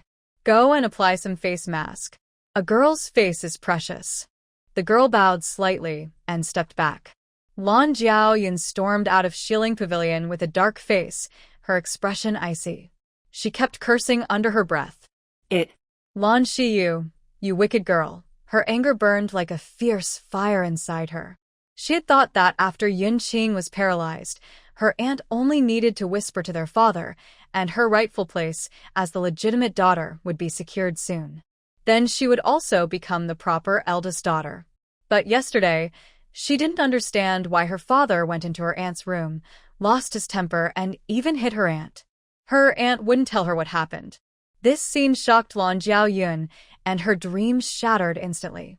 What made her even more upset was that the storeroom in the estate had been robbed, so she hadn't been able to buy new clothes or jewelry for days. Her aunt was also struggling and couldn't meet her material needs. Today, she wanted to go to Shilling Pavilion to see what was going on. Recently, everyone in the estate was struggling, except Shilling Pavilion, which seemed unaffected. Just as she turned to leave, a gentle voice called her. Third sister. Lan Jiaoyun turned around and saw Lan Lingruo, her face hidden behind a veil. Second sister. Why are you wearing a veil? She asked with concern. Lan Lingru sai sốc tì. I just got a pimple from anger. I was about to go to big sister's courtyard. Do you want to come along? Lan Jiaoyun smirked coldly and said calmly, I won't go. I just came out of Shilling Pavilion and was slapped by big sister. By the way, the older sister had a very good breakfast. Hasn't the kitchen reduced its ingredients? Where did she get the money from? Could it be that the older sister went to the Duke of Protectorate's residence, and her maternal grandmother gave her a silver note? Lan Lingru's body stiffened involuntarily upon hearing this. Did her maternal grandmother really give Lan Xia a silver note? Although her grandmother had indeed sent her mother many medicinal herbs, she never sent her a silver note. Thinking of this, she felt a sense of unfairness in her heart. Seeing Lan Lingru remain silent, Lan Jiaoyun smiled and continued. By the way, congratulations to the second sister. She is about to get married. That's wonderful news. I believe mother is also very happy for her. Shut up. Lan Lingru glared at Lan Jiaoyun and walked towards Shilling Courtyard. Lan Jiaoyun tightly watched Lan Lingru's distant figure, a meaningful smile appearing at the corner of her mouth. She whispered mockingly, if the second sister hadn't lost her innocence, she wouldn't be willing to marry. Maybe she did it because of our good eldest sister, or Yun Qing. Otherwise, how could it be so coincidental? My eldest sister seems to have changed a lot. A maid nearby listened carefully and replied cautiously, Miss, the eldest lady, lately hasn't been the same as before. She isn't as close to the second lady and madam. But I don't feel there's anything different about her. How do you know? It feels like she's no longer easy to fool, as if she suddenly became smarter. Maybe Lan Xia is possessed or something is controlling her. And why does she hit me every time she sees me? She never used to do that. She shivered slightly, as if startled by her own suspicion. Lan Jiaoyun glared at the maid. Go away. Hurry and find some ice to put on my face. With that, she flicked her sleeve and left. Lan Xia's heart stirred with a ripple of emotion. What's going on today? First Lan Jiaoyun leaves, and now Lan Lingru is here again. They didn't take the wrong medicine, did they? Why are they both coming to her courtyard? She secretly muttered in her heart, but she showed no sign of it, only watching quietly as Lan Lingru stepped closer. Blue Lingru approached with a gentle smile on her face and softly called out, Big sister. Before she finished speaking, Lan Xia reached out and lightly waved her hand in front of her, interrupting her. Blue Lingru, stop right there. Yes, keep this distance. I'm worried about catching some unclean illness. Blue Lingru's face instantly turned pale. She widened her eyes, her voice trembling slightly with nervousness. What? What do you mean by unclean illness? Do you know what you're talking about? A flash of panic appeared in her eyes, but she quickly tried to stay calm, hiding her inner turmoil. Lan Xia smirked slightly, a half-smile on her lips. She slowly stood up and looked at Blue Lingru with sharp eyes. Why are you so nervous? Inside, Blue Lingru felt a surge of hatred but forced herself to stay calm. She took a deep breath, trying to steady her emotions. She glanced at Sherwin nearby, took the delicate box from her hand, and handed it to Lan Xia. Big sister, in a few days, it's our grandmother's birthday. I went to Jinbao Pavilion yesterday and bought the latest rouge. I thought of giving you a box too, so I brought it here. Lan Xia gave a subtle glance and stepped forward to take the box, then handed it to Lan Xia. Lan Xia received the box, her eyes flickering over it. A mysterious smile appeared on her lips. I say, Blue Lingru, are you so kind-hearted to give me rouge? Did you add something special inside? Blue Lingru hated her to the core. This despicable woman, wasn't she the biggest fan of Jinbao Pavilion's rouge before? Why is she so difficult now? It's truly hateful. Yet, she maintained her gentle smile and spoke with a hint of grievance and helplessness. Big sister, what are you saying? Didn't you love Jinbao Pavilion's rouge before? Recently, they released a new product and I bought 2 boxes thinking each of us could have one. Lan Xia shook her head lightly. Second sister, I have to tell you, the government office is almost out of funds. How can you still be so extravagant, buying rouge from Jinbao Pavilion? That's really irresponsible. Blue Lingru's hatred grew even more, but she held back her anger. She lowered her eyes slightly, hiding her inner fury and frustration.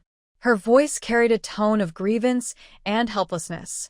Big sister, I didn't spend the family's money on the rouge. I bought it with my own silver. She had saved up enough silver to buy jewelry, and then went to Jinbao Pavilion for rouge. You wicked woman. Everything I am now is because of you. I wish you would die. Blue Creek raised her eyebrows and smiled meaningfully. Oh? I was mistaken about my second sister. If that's the case, I will accept her kindness. Lan Lingru felt a cold smile inside, but kept a gentle smile on her face. Big sister, I won't bother you anymore. I will take my leave now. She bowed slightly, then turned and left the small courtyard with Sherwin. Once Lan Lingru left, Chuchuan couldn't hold back her surprise and exclaimed, Miss, that's the rouge from the Treasure Pavilion. Second Miss is so generous this time. She looked at her young lady with confusion. Blue Creek slightly raised her elegant eyebrows and smiled faintly, but her smile hid a subtle coldness. She muttered, She hates me so much that she would be so kind? I don't believe it. Her tone was teasing and dismissive. After speaking, she went inside quickly, and Chuchuan followed, scratching her head in confusion. Next to the bronze mirror, Blue Creek slowly opened the delicate rouge box. Her slender fingers gently touched the rouge inside, sniffed it, and frowned slightly. Huh? I didn't notice anything wrong. That's impossible, she whispered, a hint of doubt flashing in her eyes. Chuchuan watched her young lady staring blankly, feeling even more curious. When had the second miss ever been so generous? Usually, she only gave away things she didn't want, but her young lady always treasured them. After inspecting carefully, Blue Creek shook her head with a look of boredom and casually tossed the rouge box aside. Chuchuan's eyes widened suddenly. The rouge from the Treasure Pavilion was very precious, yet her young lady discarded it so casually. It was truly heartbreaking. Miss, this is the rouge from the Treasure Pavilion. Why are you just throwing it aside? Blue Creek glanced at her and smirked playfully. You're so nervous. Do you like it? Later, I'll buy a few boxes from the Treasure Pavilion for you and Chuxia. The one from the second miss, we don't need it. Although she hadn't found anything unusual about the rouge, Blue Creek still felt something was off.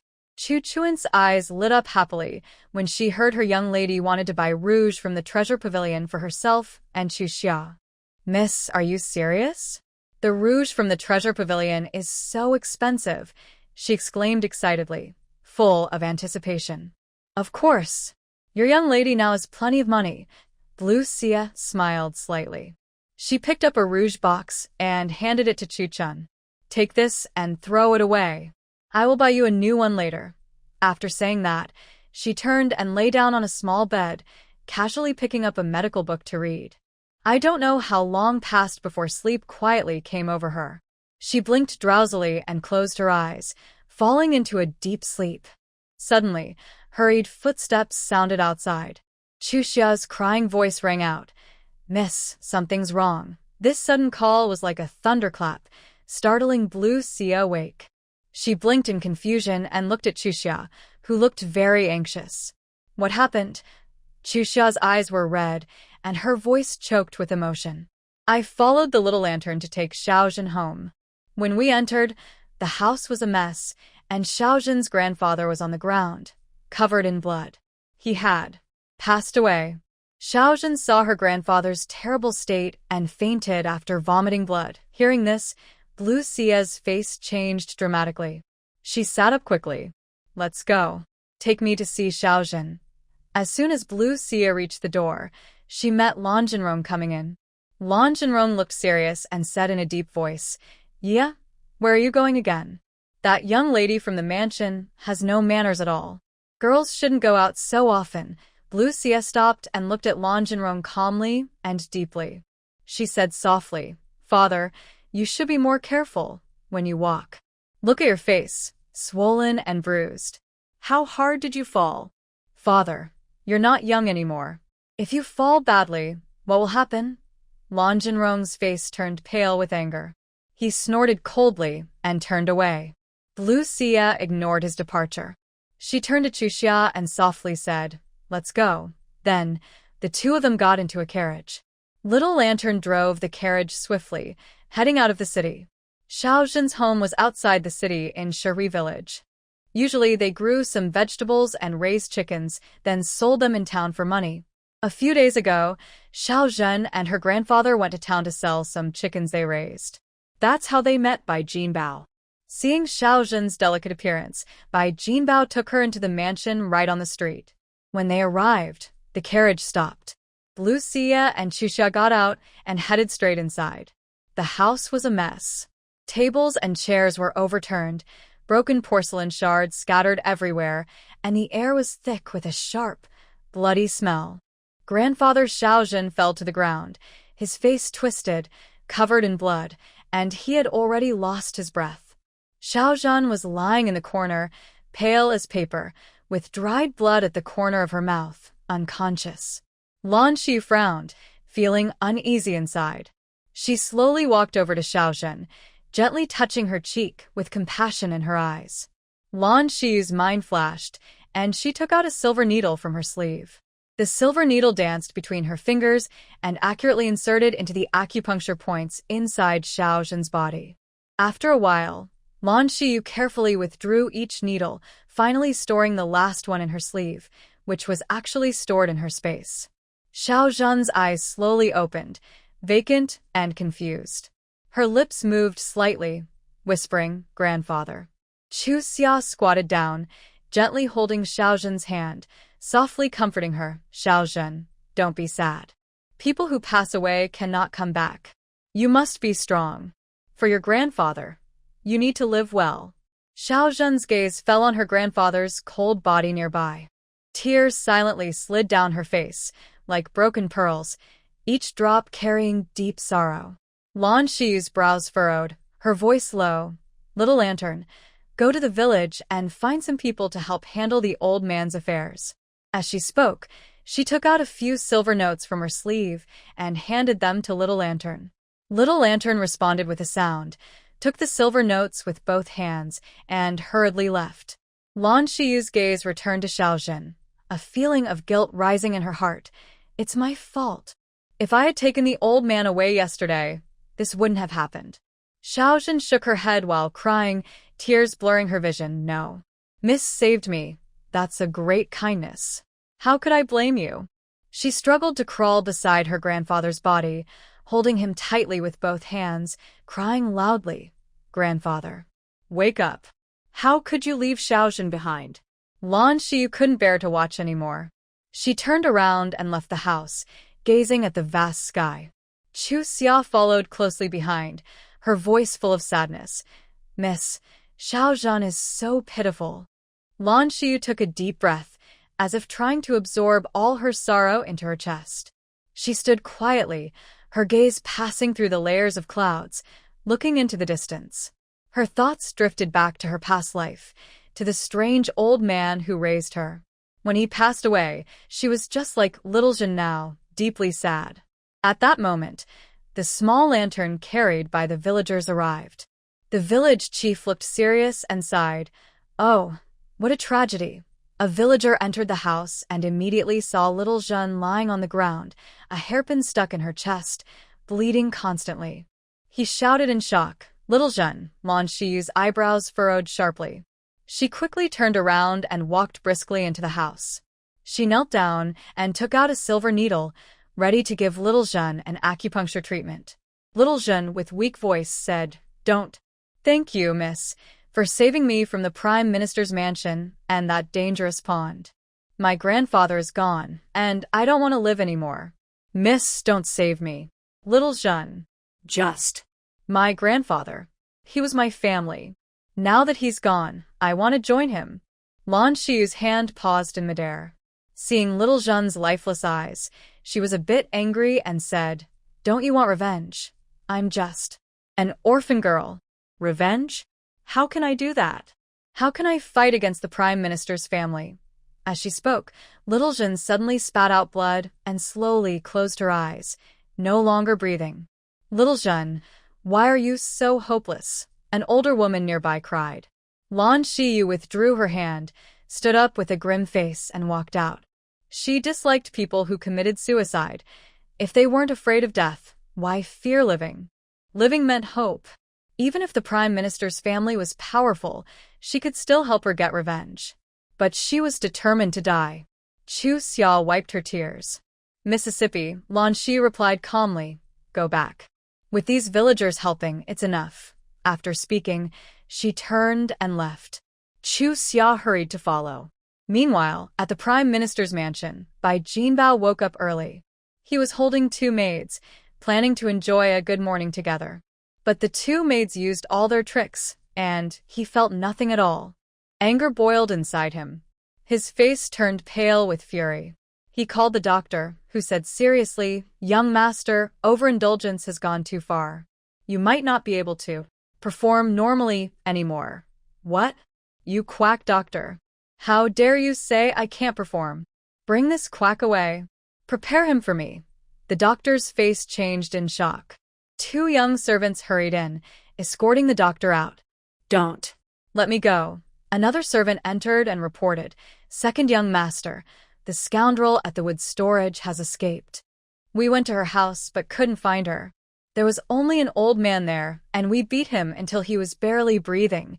Hearing this, Bai Jinbao became even more angry. He suddenly sat up, pulling at his wound and crying out in pain. "Ugh, a worthless person, not only resisting me but also running away? You useless fools, how do you look at people? Go find her and bring her back. Make sure to punish her well." Then he angrily ordered, "And call all the doctors in the city for me." The servant trembled with fear and hurried out. Bai Jinbao then turned his gaze to the two maidservants kneeling on the ground. "Come here," he said coldly and fiercely. The two maidservants trembled and carefully approached the bed. Bai Jinbao grabbed one of their wrists roughly and pulled. Soon, his shouting filled the room again. "Get out. All of you, get out now." The two maidservants, disheveled and looking very distressed, scrambled and crawled out of the room. "Second young master, I've called the best doctors in the city." The servant hurried in, followed by several elderly doctors. However, after examining Bai Jinbao, each doctor shook their heads and sighed, saying they couldn't help. Seeing this, Bai Jinbao was completely panicked. He clung tightly to the bed frame, his fingers turning white from the grip. Quick. "Call the imperial doctor for me," he shouted hysterically. The servant responded quickly, not daring to delay, and rushed out immediately. The carriage slowly stopped on a busy street in the city, but traffic was not as smooth as usual.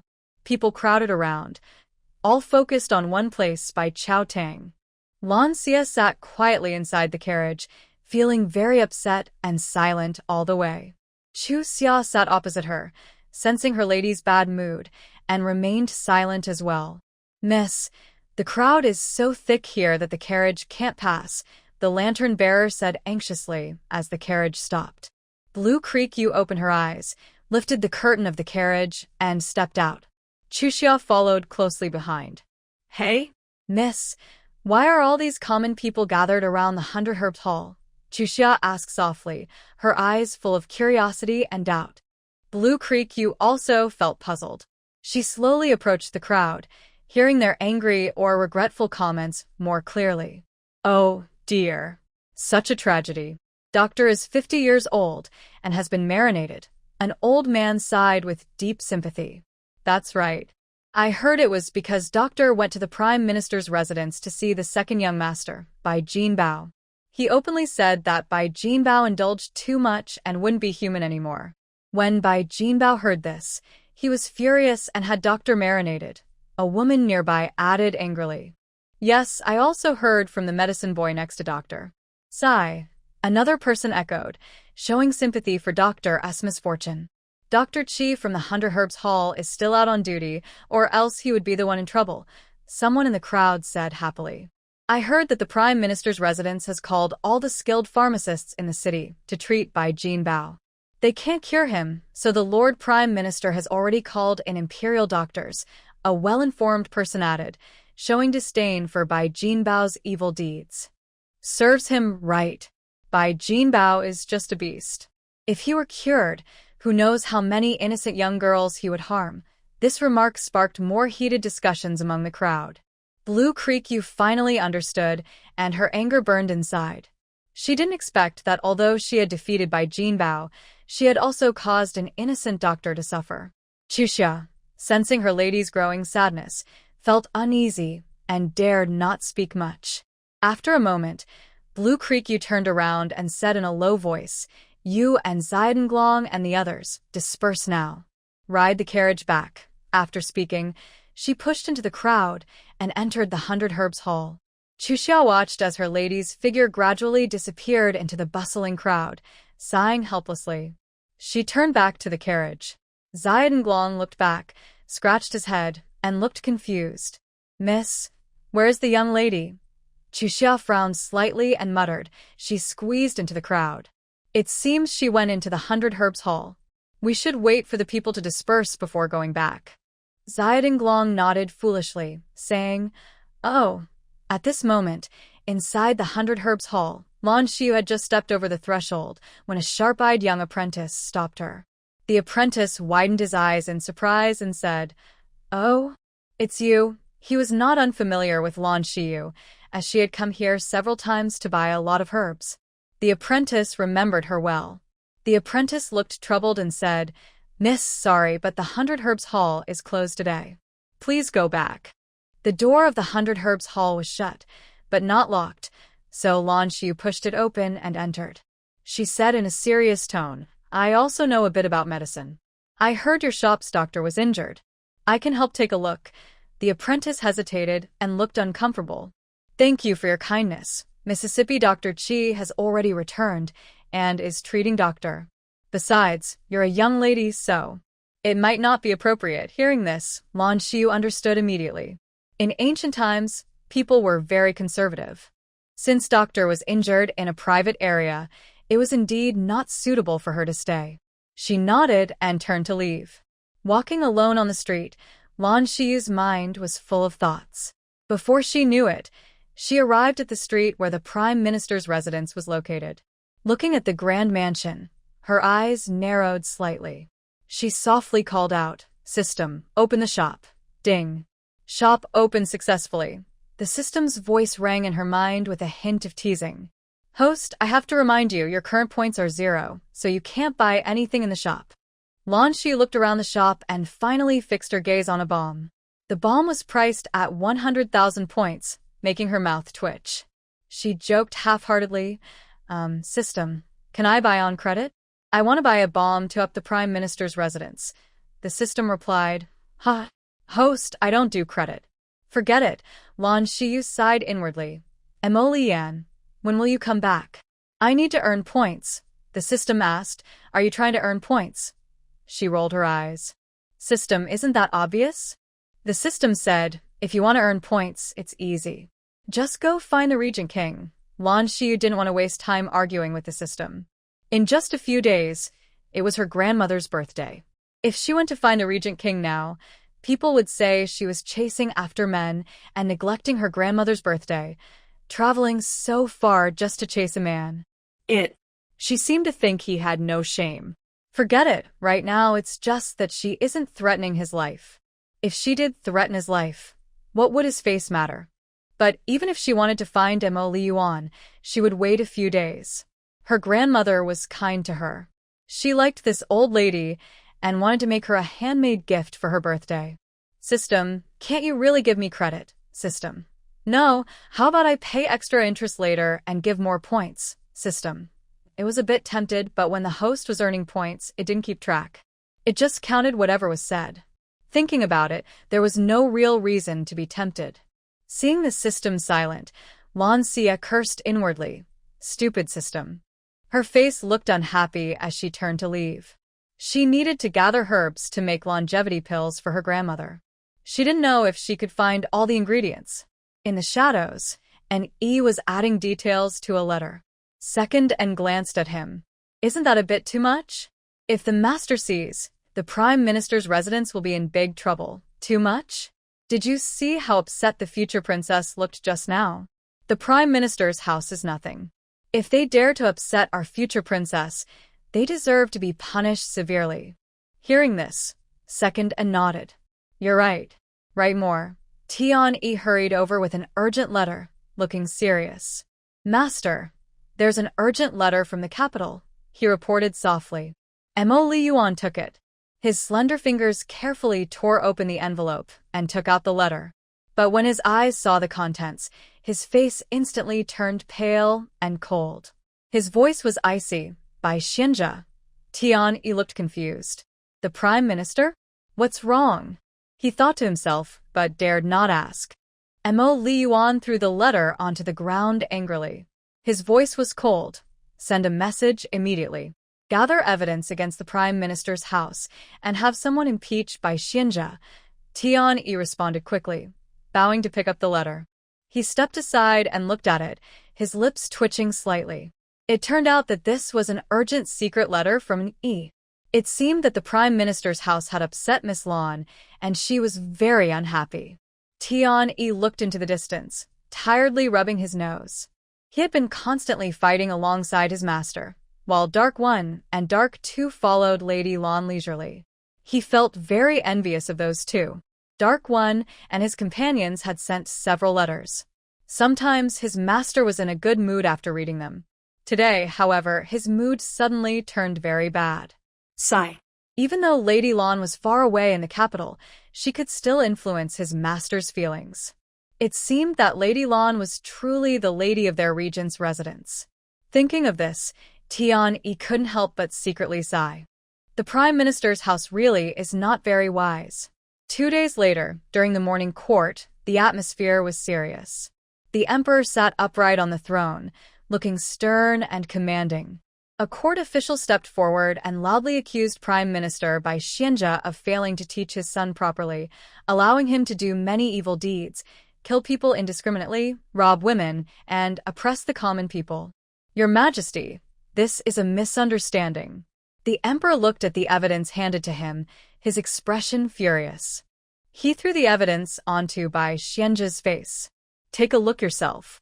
Do you still have the nerve to say it's a misunderstanding? Bai Xianjia knelt on the ground, trembling as he looked at the rows of evidence. His body shook with fear. That wicked son. The emperor immediately ordered that Bai Xianjia be fined a year's salary and whipped 20 times. His son, Bai Jinpao, was detained at the Shuntian prefecture office and sentenced to 3 years in prison with 50 lashes. In the end, the emperor's punishment was relatively light, considering Bai Xianjia was a national prime minister and the brother of the empress. Early Summer hurried into the room, unable to hide her excitement. Miss. Everyone outside is talking about it. The prime minister was ordered to be whipped during the morning court today and fined a year's salary. Bai Jinpao was even more miserable. He was whipped 50 times and thrown into the Shuntian prefecture office to serve 3 years in prison. Hearing this, Lancia paused slightly while preparing herbs. A trace of surprise flashed in her eyes. Oh, isn't Bai Xianzhe the prime minister of the country?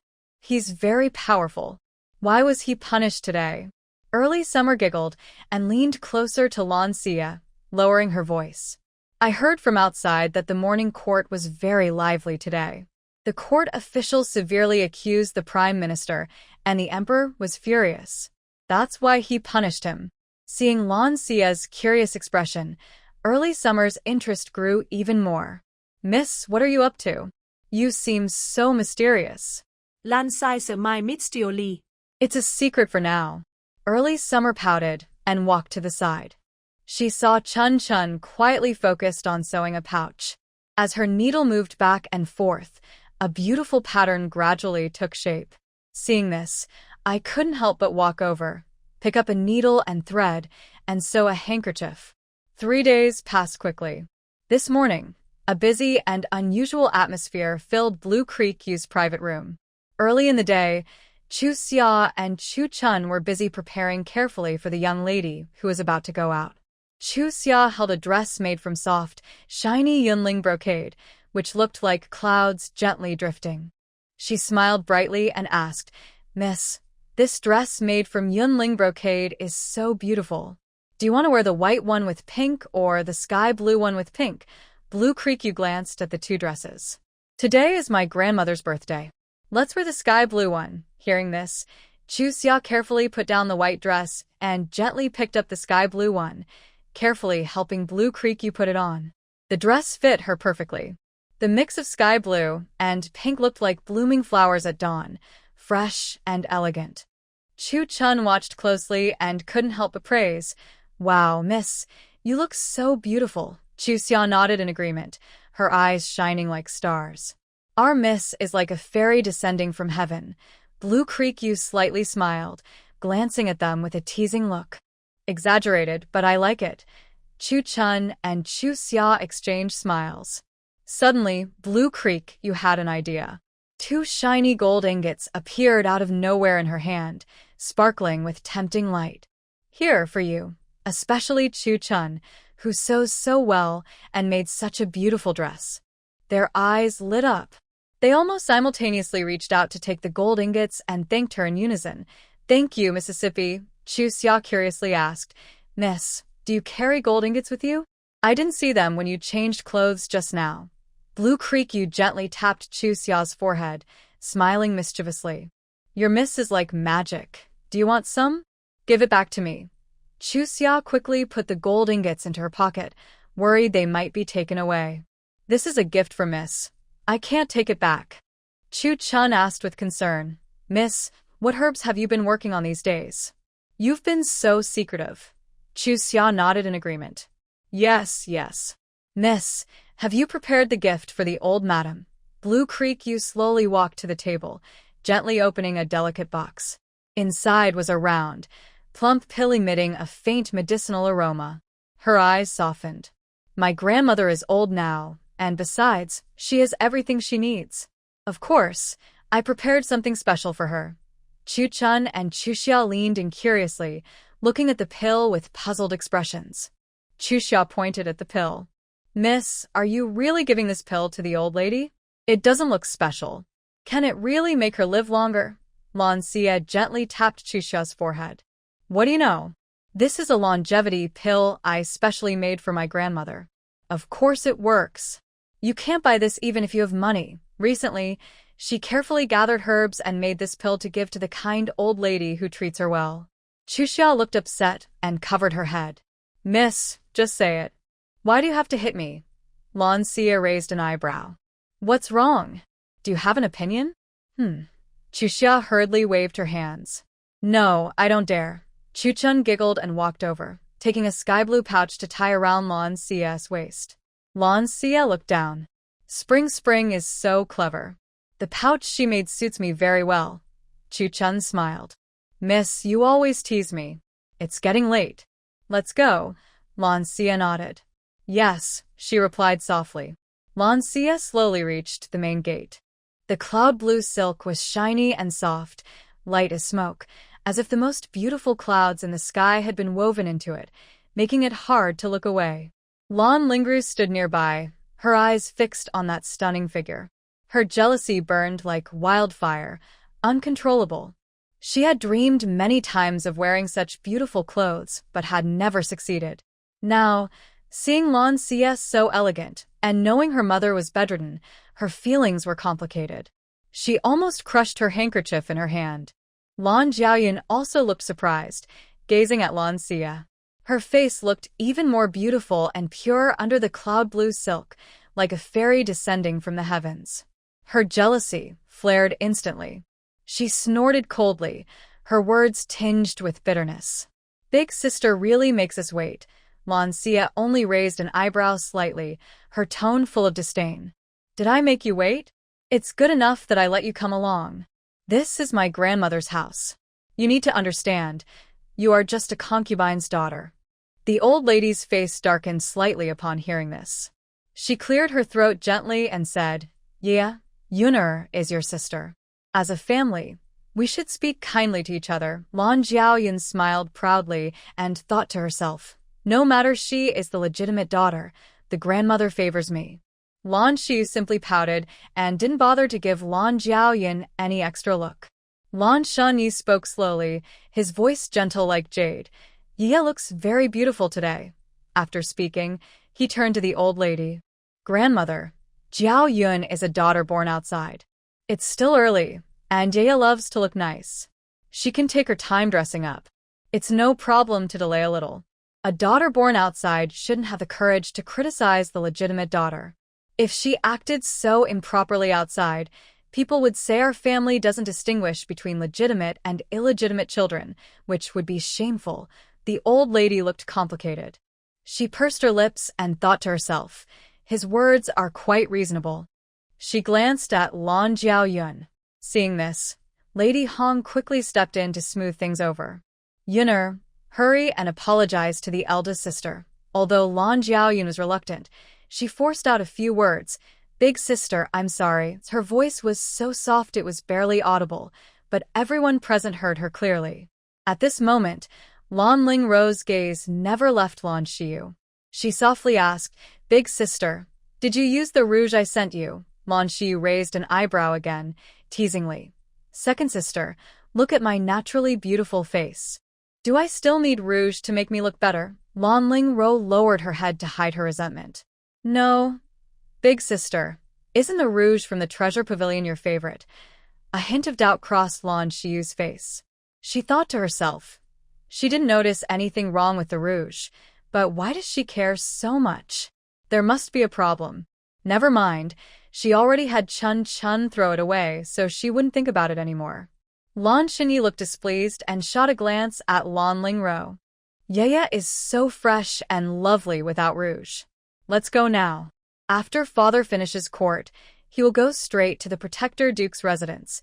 In the past, Yaya's heavy makeup was often encouraged by this second sister.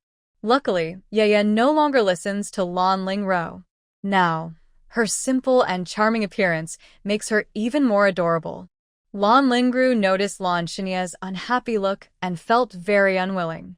Her older brother, Lan Runs, went traveling with his master and hasn't come back yet. He already sent her a letter, but she doesn't know if he received it. Their mother is paralyzed in bed, and she is forced to marry her third cousin.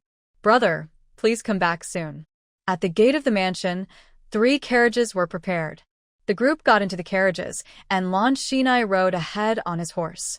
When they arrived at the Duke of Hugua's residence, Lan Shinai jumped off his horse. Mrs. Qin and Lady Lu stood by the door, smiling happily. Seeing the old lady of the Wugua Marquis' house get out of the carriage, Qin Lan hurried forward and asked with concern, Old Madam of Wugua, is your health good lately? It's been a long time since we last saw each other. I miss you very much. The old lady smiled and waved her hand, saying, Same as always, getting old, not much use anymore. Mrs. Qin smiled and said, Old madam, you don't look old. You seem healthy. Lan Shinai followed politely and bowed to the 2 aunts. Hello, 2 aunts. Mrs. Qin looked at Lan Shinai with admiration and said, Ye is becoming more handsome. Do you have a girl you like? Auntie can help you find someone. Hearing this, Lan Shinya's face turned slightly red. Auntie, you're joking. I just want to focus on preparing for the imperial exam next year. Mrs. Qin nodded approvingly and said, a good man has big ambitions. Shinai, your determination is a blessing for the Wugwa Marquis house. At this moment, Lan Xia, Lan Lingru, and Lan Jian also stepped forward to greet. Hello, Auntie. Hello, second auntie. Mrs. Qin smiled and nodded, then turned to the old lady. Old Madam of Wugwa, please come inside. Let's talk inside. After speaking, she led everyone into the house, heading toward the backyard. Lan Shinai was guided by a servant to the front yard. When they arrived at the backyard, where the old lady was, the air was filled with the scent of flowers, peaceful and elegant. The two old ladies met with big smiles and friendly chat. The old lady of the Wugwa Marquis house said, Old sister, it's been a while. How have you been? We haven't seen each other for many years. The old lady of Wugwa nodded and smiled. Yes, time flies. Please sit down, let's have a good talk. She then looked at the younger generation, including Sia and others, and said with a smile, You take Sia and the others out to play. Don't sit here with us old folks. Sia and the others bowed and excused themselves. Yuni and her group slowly left the old lady's courtyard. They arrived at a quiet pond in the backyard, where the water was clear and some colorful koi fish swam lazily. Yun-yi gently held Lan Lingru's hand and asked with concern, Sister Roa, why does your face look so pale? Are you feeling unwell? Lan Lingru forced a small smile, but her eyes drifted involuntarily toward Lan Xia standing nearby. She shook her head lightly, as if she had many words but couldn't speak. Seeing this, Yuni frowned slightly and immediately pointed at Lan Xia, saying, Xia, did you bully Sister Roa again? Lan Xia smirked playfully and said, Yuni, I am also your older sister. Right now, I am a guest. Calling me by my full name like that isn't polite. Yuni huffed and turned her head away. She didn't like her, but today, seeing this big sister so beautiful, she couldn't find the words to argue. Lan Xia's eyes twinkled. You're accusing me wrongly. I wouldn't bully second sister. I just feel a bit hopeful because she's about to marry third brother. Hearing this, Lan Lingru's heart suddenly filled with anger. How could Xia see her expectations? How annoying! Yuni was stunned for a moment, then looked at Lan Lingru. Although he's third brother, I think Sister Rower deserves someone better. Third brother isn't suitable for Sister Rower, and Sister Rower has already been close to third brother. From now on, I will be third sister-in-law. If third brother dares to bully her, I won't stand for it and will definitely help Sister Rower. Yuni's words were innocent and pure, but they felt like a sharp knife stabbing unexpectedly into Lan Lingru's heart. Lan Lingru suddenly stiffened, her expression becoming very complicated. She didn't want to marry that useless third brother. Why was fate playing such cruel tricks on her? She had finally used medicine to remove her pimples, but now new ones had appeared. Worse, she feared she might have contracted some unspeakable disease. Thinking of this, Lan Lingru felt dizzy and her forehead broke out in fine sweat. She instinctively tightened her collar, worried others might notice her strange condition. Yuni saw this and became even more confused. Sister Rower, what's wrong? Why aren't you talking? Your forehead is sweating, and you're still wearing a high-collared dress? I will take you downstairs to change into a new dress. Lan Lingru's face instantly turned very pale when she heard this, and she sharply said, No, I don't want to. Yuni was surprised and didn't expect her to react so strongly. Lan Lingru gently withdrew her arm that Yuni was holding, her face slightly pale, and her voice trembling just a little. I'll just sit in the pavilion for a while. After saying that, she turned around and walked unsteadily toward the pavilion, leaving Yun-yi looking confused. Yuni watched her cousin's lonely back, feeling puzzled. Usually Lan Lingru is gentle and kind, always smiling. But today, she seemed covered by an invisible shadow. This strange change made Yun-yi feel mixed emotions, but she didn't know what to say. Just as Yun-yi was lost in thought, Ji Huan hurried over. Miss, the young ladies from the Prime Minister's house, and a few others have arrived. Madam asked you to go and greet them. Yun-yi's eyes lit up. Sister Yen is here. I'll go and see her now. She turned to leave but stopped after a few steps, looked back at Lan Xia and Lan Lingru in the pavilion. I'll be back soon. Lan Xia just smiled without saying anything. Yun Yi was stunned. She thought, wow, she's so beautiful. She was momentarily distracted by Lan Xia's smile. When she came back to herself, she glared at Lan Xia in annoyance.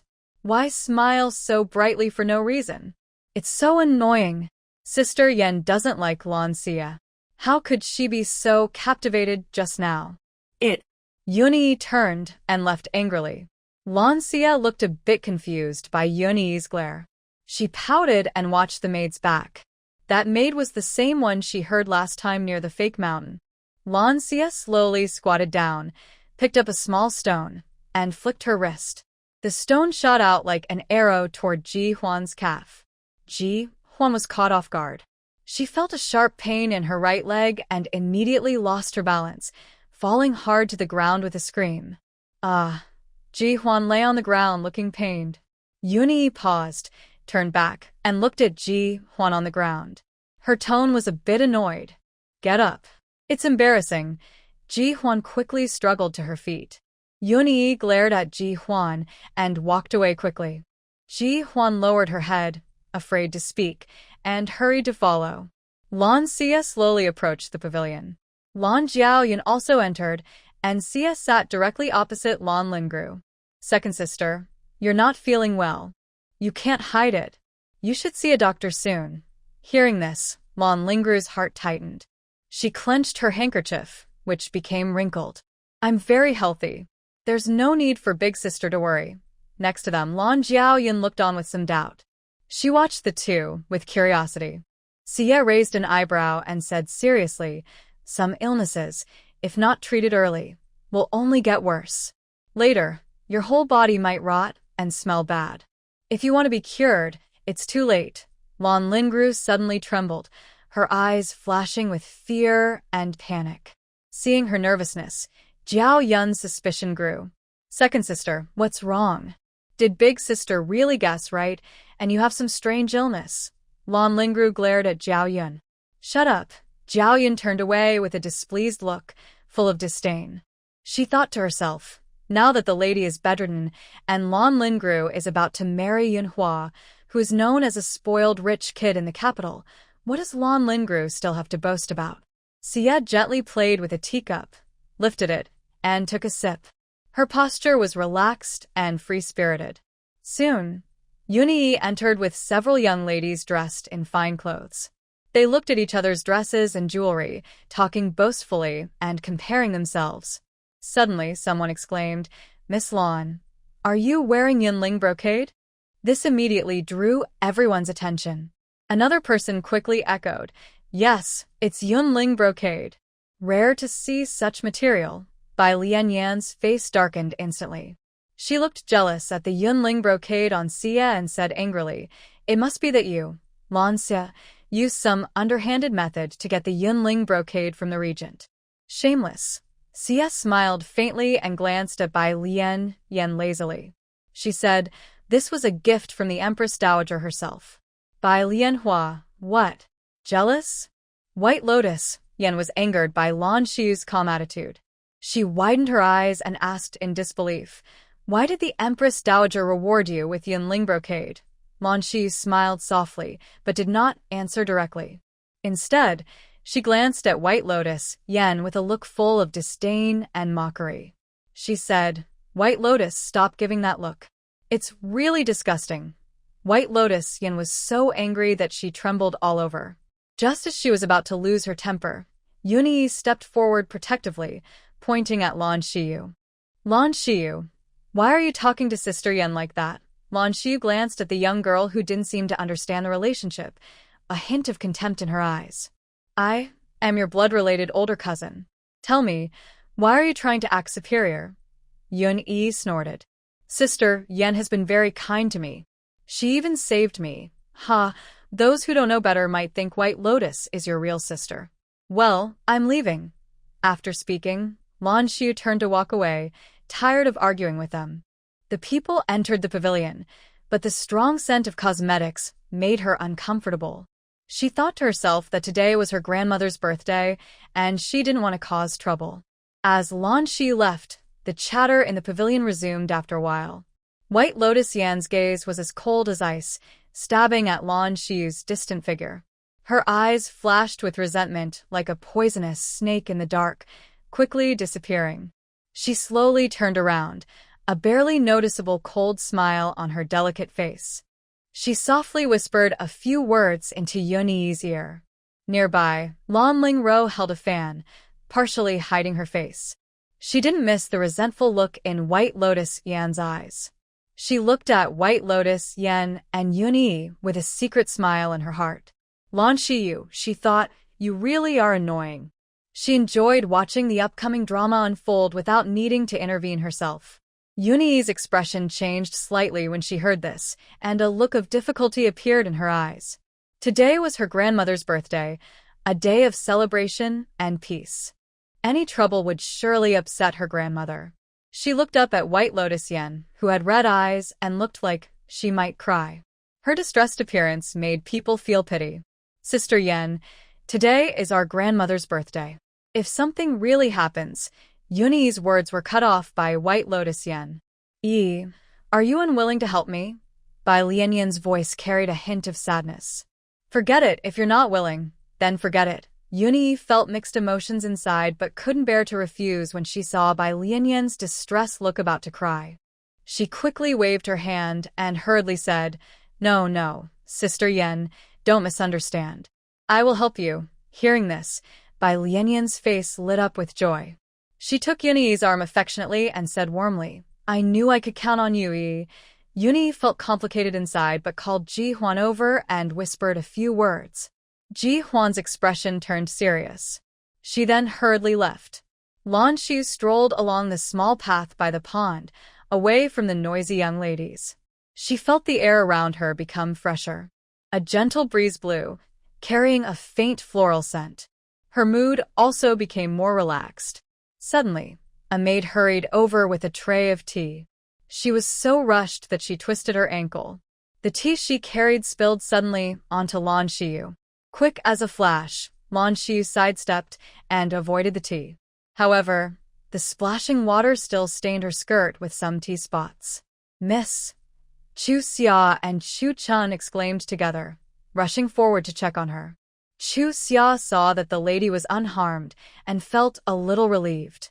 But when she saw the tea stains on her skirt, her anger flared. She crossed her arms and glared at the maid. Are you blind? How could you pour tea on our miss on such a wide path? Luckily, our miss dodged quickly. Do you even know what kind of fabric our miss is wearing? If we sold you, it wouldn't even cover the damage. The maid turned pale with fear. Her legs buckled, and she knelt on the ground. I'm sorry. I didn't do it on purpose. Hearing this, a playful smile appeared at the corner of Lan Shi's mouth. She sensed a scheme in the air. She raised an eyebrow lazily and looked at the trembling maid on the ground. If apologies could fix everything, I would just kill you and then apologize over your corpse. What do you think? Chu Xia was startled. She looked at her lady, knowing this was her grandmother's birthday banquet. If blood was shed, it would be very unlucky. Chu Chun, however, seemed much calmer. She had already read her lady's expression. The lady was just scaring the maid. The maid was terrified out of her wits. She kept kowtowing. I really didn't do it on purpose. I just twisted my ankle. Please, miss, have mercy. Blue Creek, you spoke casually. Get up. Chu Xia was surprised again. Did the young lady really not plan to punish this maid? The maid seemed to feel greatly relieved and kowtowed 3 times loudly. Thank you, Miss Biao. Thank you, Miss Biao. Miss Biao, I will take you to change into a new dress, the maid said softly, with a slight tremor that was hard to notice. Blue Creek, you thought to herself. Here it comes. Let her see what conspiracy I've prepared. She kept a calm face and smiled playfully. All right. The maid led her through winding corridors to a courtyard. Blue Creek, you looked up and saw the sign, Green Full Pavilion. Chushin said nearby. Miss, I'll go get another dress from the carriage for you to change into. Luckily, I made 2 sets in this color just in case something happens. Blue Creek you nodded. After Chushin left, she followed the maid into the green full pavilion. Miss Biao, please. The maid respectfully pushed open the door, signaling her to enter. Blue Creek you stepped inside, then turned to Chuxia, who was about to come in. Chuxia, stay outside and keep watch. I'll rest for a bit. When Chu-chun comes back, wake me up. She wanted to see what was waiting inside. Chuxia responded and stayed at the door. The maid knelt and bowed. I will leave now. Go ahead, Blue Creek you said, then closed the door. The maid hurriedly left. Chuxia watched her go and snorted coldly. Today's your lucky day. My lady is in a good mood, so I won't bother with you. Usually, you get a good beating. Blue Creek you walked to the window and leaned on a small table, her eyes fixed on the incense burner nearby. She already had a plan in mind. She stood up, opened the lid of the incense burner, and a stronger, more fragrant aroma wafted out. Blue Creek you smiled mischievously. A love potion? Huh, I thought some big conspiracy was waiting for me. Turns out it's just this. Too small-minded. Boring. As she finished speaking, her mind flickered, and several silver needles appeared in her hand. She skillfully inserted a few needles into herself, then withdrew them. Next, a delicate porcelain bottle appeared in her hand. She poured out a pill, her own crafted calming pill. She hadn't expected it to be useful so soon. Blue Creek you swallowed the pill without hesitation. Instantly, a clear stream of energy flowed into her heart, making her feel refreshed and alert. Soon after, Chu Xia's stern voice was heard. Where are the two beggars? Leave now. Our young lady is resting here. The two beggars exchanged glances and stepped forward. Hey. You. Blue Creek you quickly sat up, her sharp eyes fixed on the door. Just as she was about to go out, she heard voices outside. This maid fainted. No wonder she's the young lady of the family. She looks quite lively too. Yes, but the employer said we're supposed to serve a lady in the room, not this maid. Sounds of opening and closing doors came from nearby. Blue Creek you finally relaxed and lay back down, closing her eyes. Again, a door was pushed open easily, followed by the sound of it closing. Lying on the bed, Blue Creek you's eyelashes fluttered slightly. Two shadowy figures quietly entered the room. They were ragged and ugly, clearly beggars. They rubbed their hands together, their eyes gleaming with greed as they looked at the person on the bed. Such a beautiful lady. The young lady is much prettier than that maid. I didn't expect such good luck to come to us, one beggar said lecherously, eyeing the person on the bed with a sly smile. The other beggar couldn't hold back his excitement. He wiped the saliva from his lips and said with a leering smile, dying under a peony flower is romantic, even in death. Old Ma, who should go first? Old Ma chuckled and said, I'll go. Old Lee, feeling jealous, shouted, Why should you go first? Old Ma shrugged and said hurriedly, Then what do you suggest? At that moment, Blue Creek you suddenly opened her eyes, her gaze cold and sharp as she looked at the two men, teasingly saying, Why don't you both go together, how about that? The two beggars were startled. Quickly, Old Ma smirked and said, Oh, the beauty is awake. They say the young lady of the family is reserved. Old Lee, we've found a desperate one. This is a good idea. Let's do it together. However, when Old Lee met Blue Creek you's icy gaze, he couldn't help but step back. A strange chill ran through his heart. Old Ma saw this and couldn't help but sneer. He said, Old Lee, what are you afraid of? It's just a little girl. Are you scared of her? We did our job, took the money, left the capital, and can now enjoy life anywhere. We won't have to beg anymore, and we might even get to experience the taste of being a noble lady. Old Lee tugged at his sleeve nervously and said, No, Old Ma, that girl's eyes look a little scary. Hearing this, Old Ma turned to look at Lan Xia. His body trembled slightly. Those eyes are so cold. Old Ma couldn't help but swallow nervously. At that moment, Old Lee suddenly pulled at his clothes and said, Old Ma, I feel so hot. Old Ma also sensed something was wrong. Yeah, me too. Why do I suddenly feel so hot? Outside, in the shadows, an E and an Air looked at each other with serious expressions. What should we do? Those two beggars actually broke into Miss Lan's room, An heir said anxiously, glancing nervously at the tightly closed door. An E frowned, his eyes sharp. He whispered, "Don't panic. If we show ourselves now, the future wife might see us. The master has given strict orders. If Miss Lon finds out we're here, we should just go back to the Dark Guard camp and train again." As he said this, an E shivered involuntarily, as if the tough training at the Dark Guard camp was still fresh in his mind. An heir sweat slightly and stammered, "But what if something happens to Miss Lon? We might not have a chance to go back to the Dark Guard camp. We could end up in the underworld.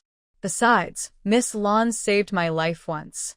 I can't just stand by and watch her be in danger." And Yi's body stiffened. "No, an heir, I think those two beggars probably aren't a threat to our future wife. Don't forget, our future wife isn't a fragile girl." An heir glared at an E. "What if? Who knows what dangers are inside that room? If anything happens to Miss Lon, can you really bear it?" An E cursed. If I had known those two beggars entered the yard, I should have attacked them right away, thrown a stone to knock them out.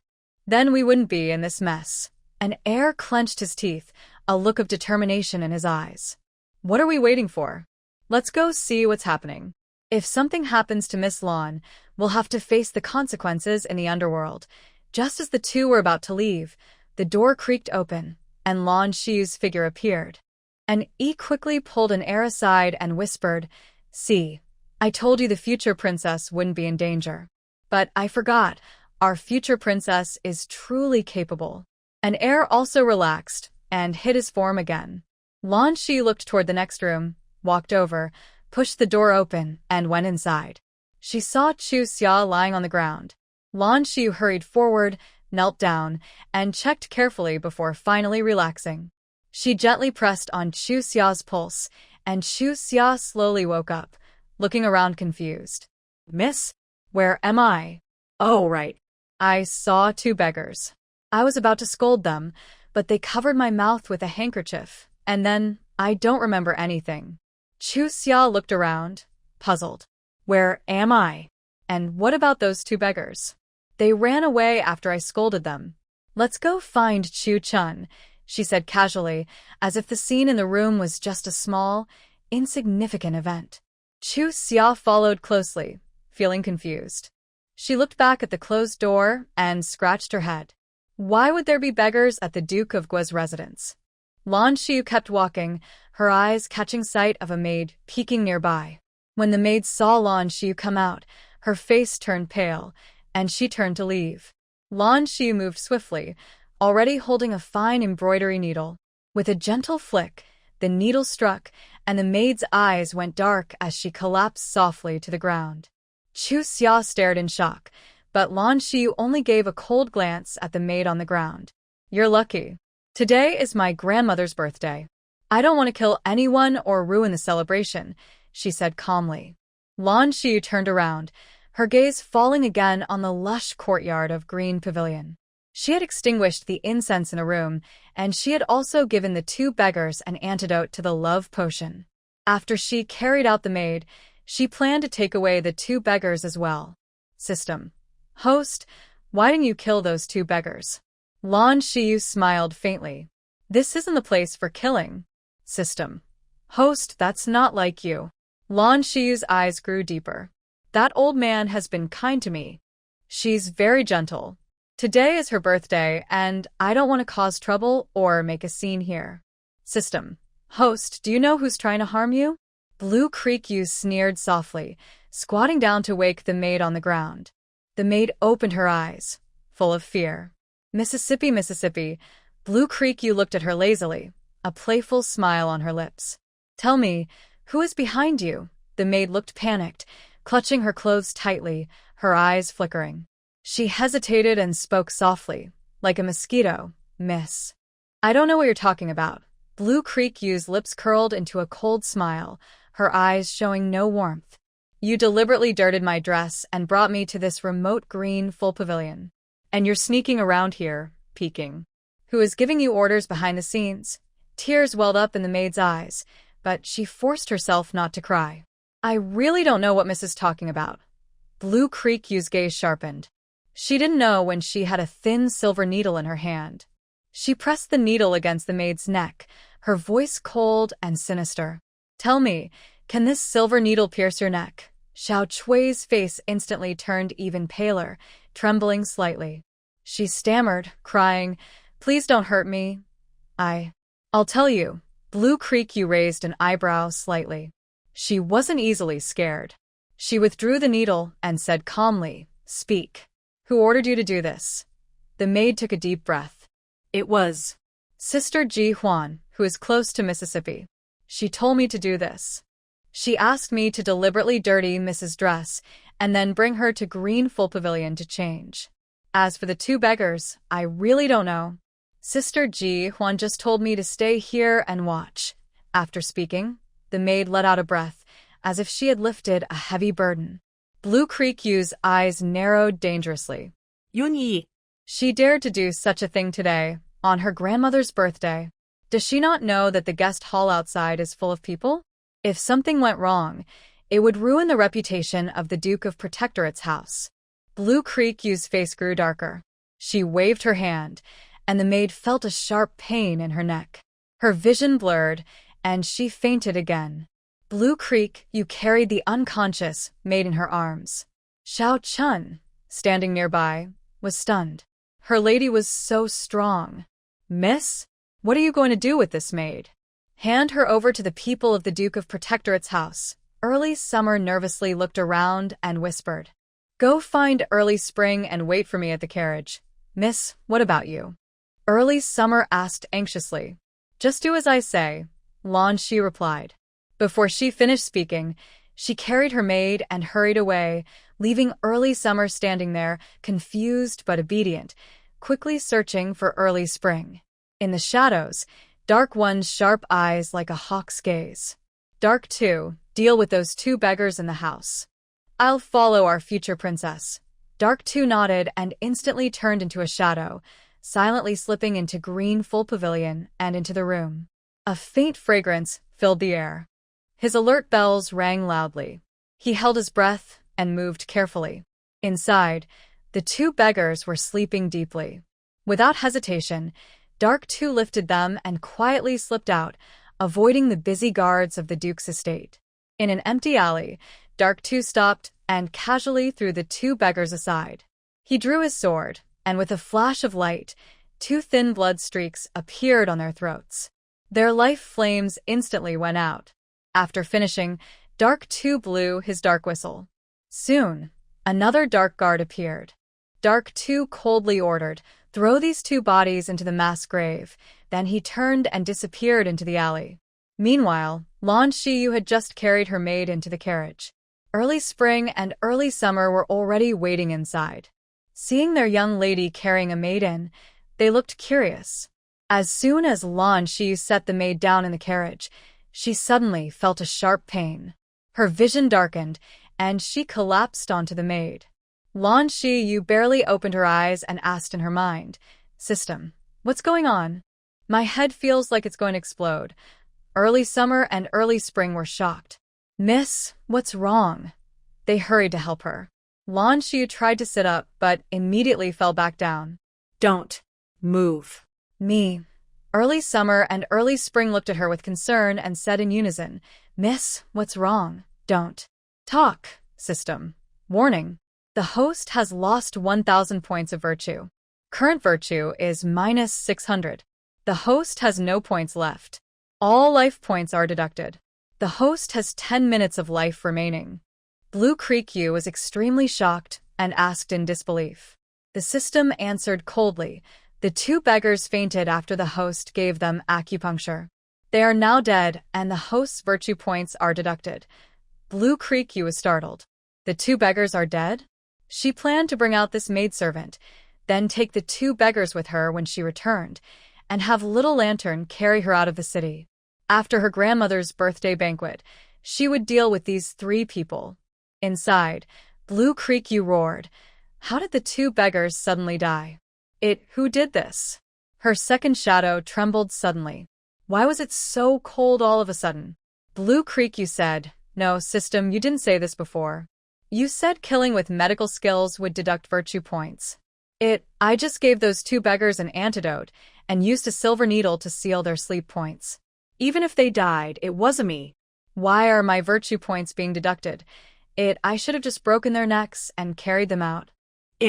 Stupid system. Is it trying to find loopholes? I need to figure out how to get rid of this system. The system replied, they died because the hosts sealed their sleep points with silver needles. This connection justifies deducting virtue points from the host. Fine, then I have no life. This heartless system, should I find a new host or disappear with me? The system was silent for a moment. Host, there's a way. What way? The system said, this system can borrow half a month of the host's life force. But the interest is 5 million points. As long as the host finds the Regent King within half a month and earns points, the host will be fine. As for the interest, this system can let the host repay it slowly this time. Blue Creek, you bit her lip. She now suspected that the system was deliberately doing this. But even if the system had human emotions, it felt like it had its own thoughts, like it had a purpose. Could the system have become sentient? Thinking this, her whole body seemed to freeze as if her blood had turned solid. This is too strange. She had never seen such a bizarre system in novels before. If it was really like she thought, it was terrifying. She was completely passive, controlled by the system, and she felt so uncomfortable. System, what if I say I won't do what you tell me? The system replied, then the host will be soul-free and vanish forever. And this system will look for the next host. The system was getting anxious. The host now had over a year of life left and was no longer eager to earn points. When would it finally earn enough? It could only take a risky move now. Actually, it still couldn't leave the host. If the host died, the main brain would immediately discover it. It couldn't attach itself to another person. Currently, it was inside the host because the purple ghost ring concealed it. Without the ring, the main brain would have found it long ago. It wouldn't tell the host the secret. Seeing Lan Xia silent, the system said, Host, you have 5 minutes left. You will be gone soon. Please make your decision quickly. Lan Xia softly asked, System, do you want points? But why? Is it just to upgrade the system? After saying this, she no longer believed what the system had previously claimed. For minutes remaining. 3 minutes. 2 minutes. 1 minute. Lan Xia gritted her teeth and said, All right, system, lend me half a month of life. I will slowly pay back the interest. Ding. Host's life has been extended.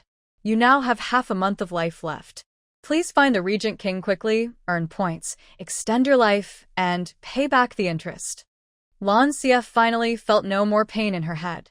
She got up from the maid and sat aside, looking very unhappy. Next to her, Chuxia and Chu Chun looked at their young lady with worry. Lan Xia looked at the maid inside the carriage. She had planned to deal with her after the birthday banquet. Now her mood was very bad. She reached out and touched the maid's neck. With a snap, her neck was twisted, and she was gone. Chu Chun and Chuxia stared with wide eyes, too scared to make a sound. Lan Xia took the dress from Chu Chun and changed inside the carriage, not caring about the two frightened maids. Lan Xia tidied her clothes, her gaze falling on the two trembling girls. Their bodies still shook slightly. She briefly gave some instructions.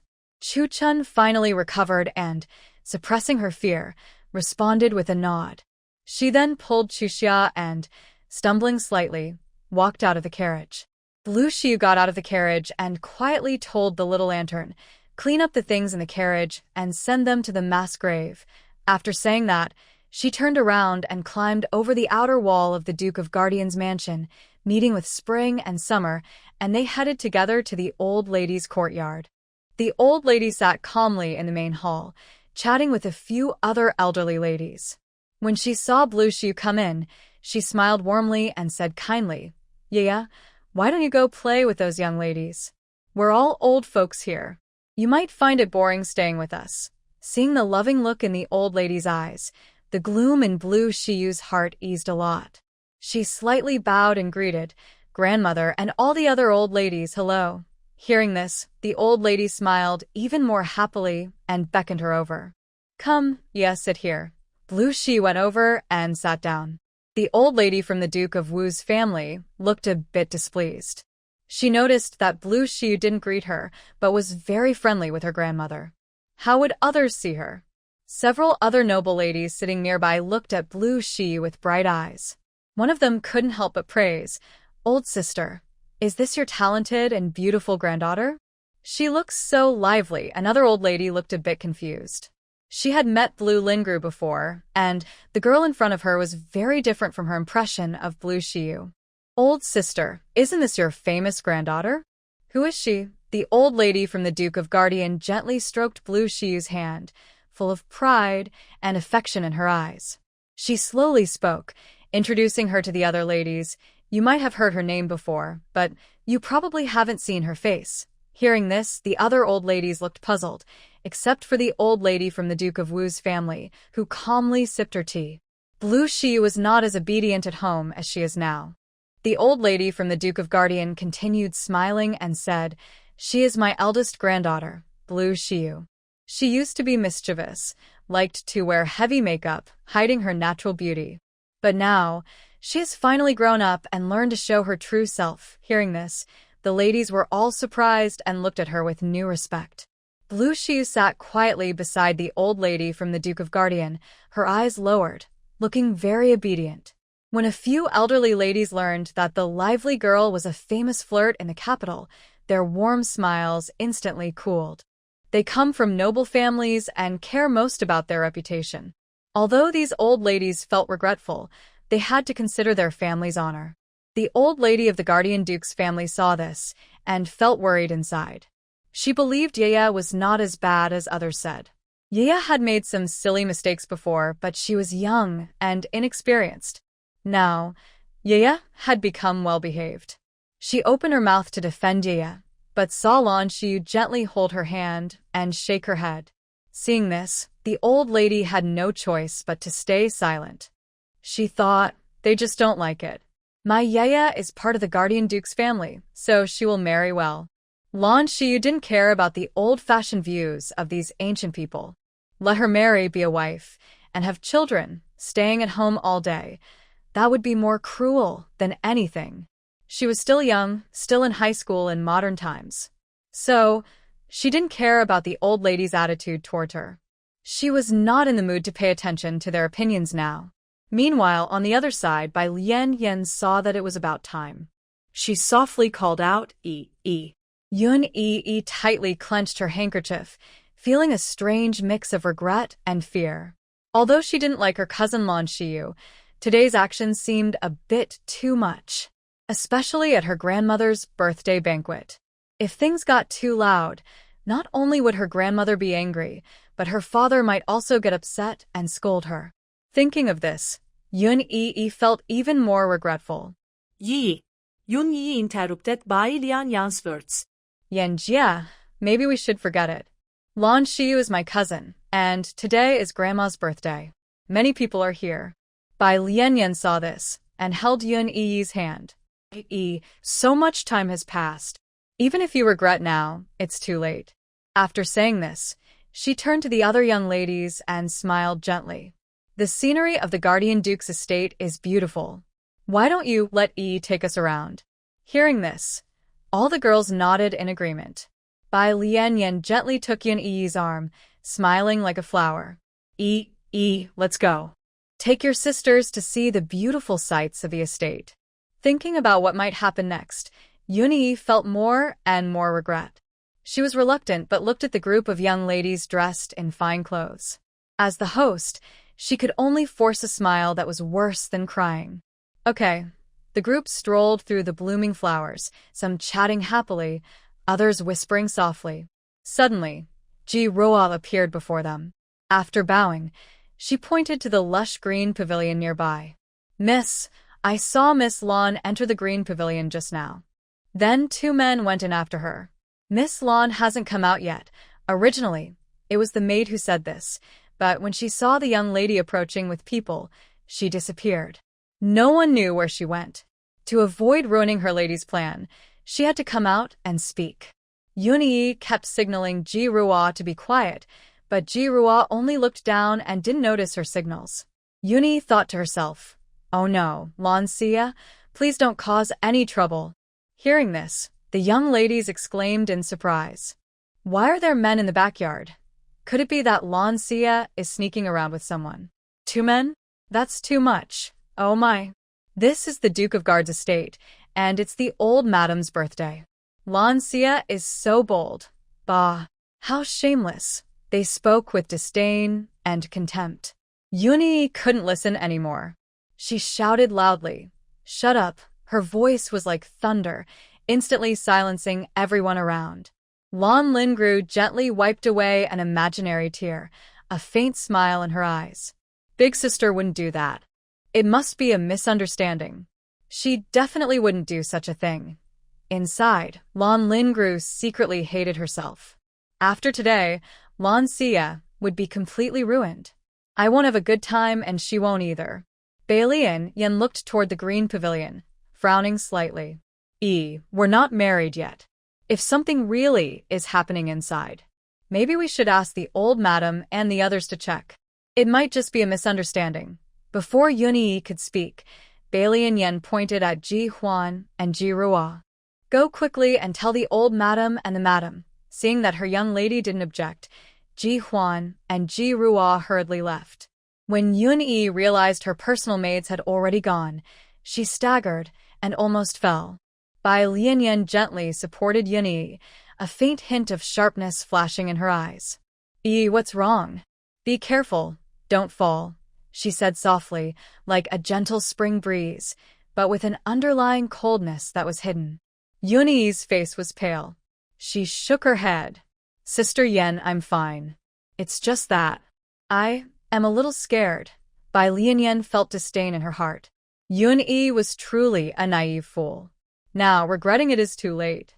She curled her lips into a cold smile, planning the upcoming scene. To make sure her plan succeeded perfectly, Bai Lianyan secretly ordered her maid to replace the 2 guards originally assigned to Yunyi with 2 ragged beggars. When the noble ladies arrived, they would see the dirty scene of Lan Xia tangled with those 2 beggars. At that moment, Lan Xia would be completely finished. She would no longer appear before the Regent King. Today, she had also humiliated the Duke of Guardian's estate and the Marquis of Wu's estate, who had been courting the Crown Prince's cousin and the father, playing tricks. Now, see how much face the Duke of Guardian's estate still has. Thinking of this, Bai Lianyan couldn't help but feel proud.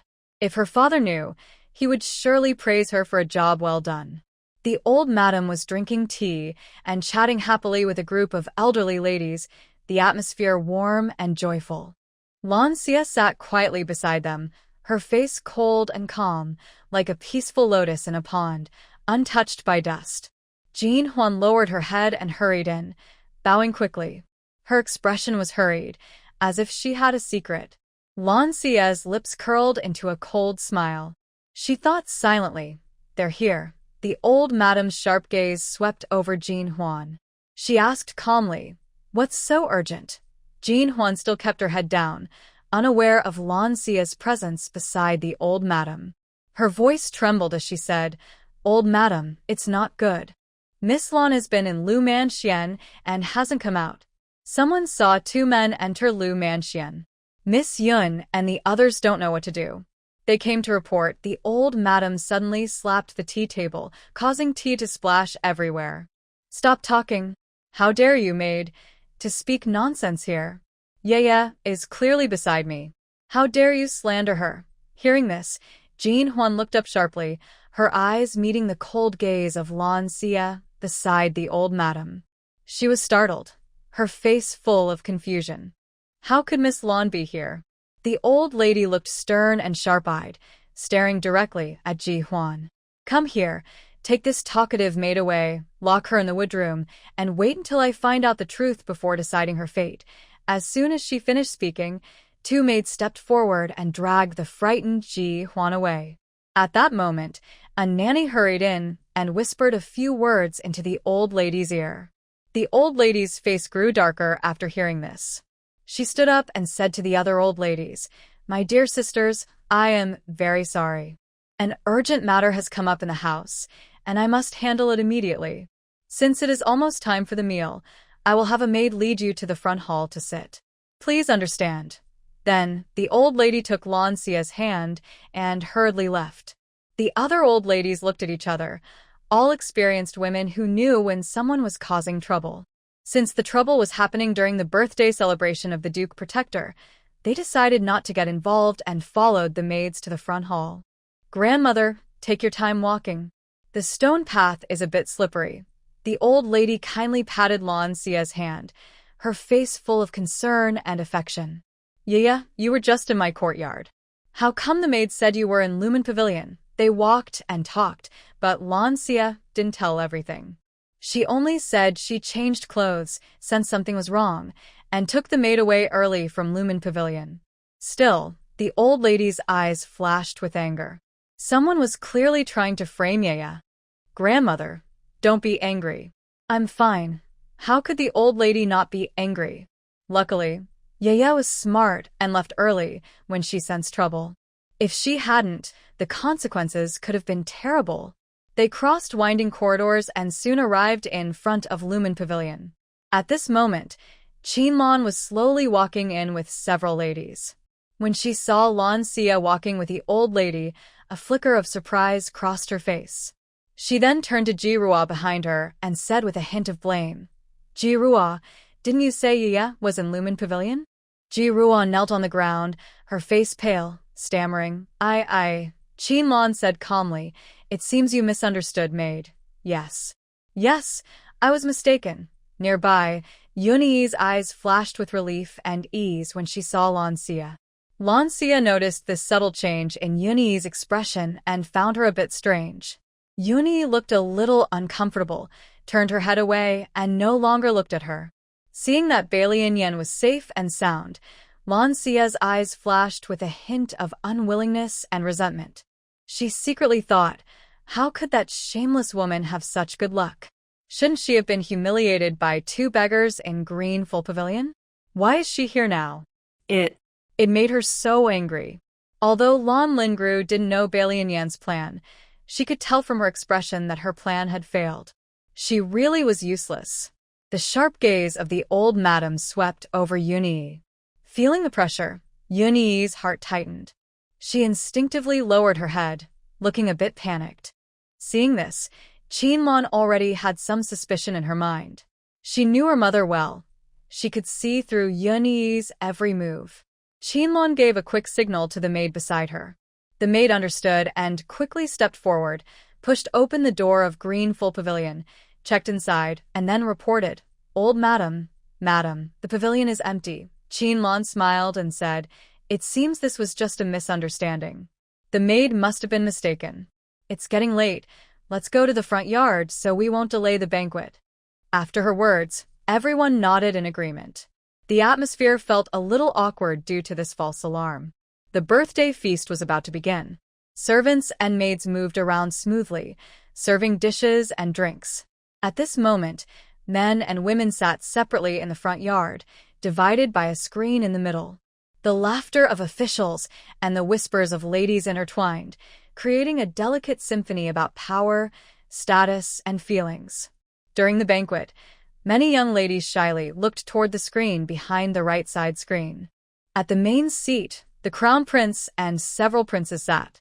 Mo Yifan looked at the crown prince with a teasing yet caring expression and asked, Crown prince, who did you offend? You got beaten so badly, and the bruises on your face haven't faded yet. Mo Yifeng glared at Mo Yifan and said with some displeasure, Third brother, don't rejoice prematurely. Mo Yifan shrugged innocently and pretended to be aggrieved, saying, Crown prince, you're wrongly accusing me. I didn't rejoice at your misfortune. I was just genuinely concerned about you. Mo Yifeng snorted coldly, concerned? If you truly cared about me, you would help find out who the real culprit is. Crown Prince, it's not that I don't want to help you investigate. Father has already ordered the Dali Temple to look into it. Not far away, Yan Haoxiang stiffened, and so did my third prince. Please don't say anything. Because no clues were found, today the Emperor ordered him to be beaten 20 times. His backside still hurts. If he weren't here to attend the birthday banquet at the Guardian Duke's house, he couldn't sit still for a moment. Mo Yifan looked at Yan Haoxiang with a smile and stood up, bowing slightly. Lord Yan, you've suffered. The emperor also feels sorry for the crown prince being beaten. Since the Dali temple hasn't found any clues, the emperor was angry and ordered the beating to urge Lord Yan to find the culprit quickly and give the crown prince justice. Yan Haoxiang stood up and bowed. I will do my best.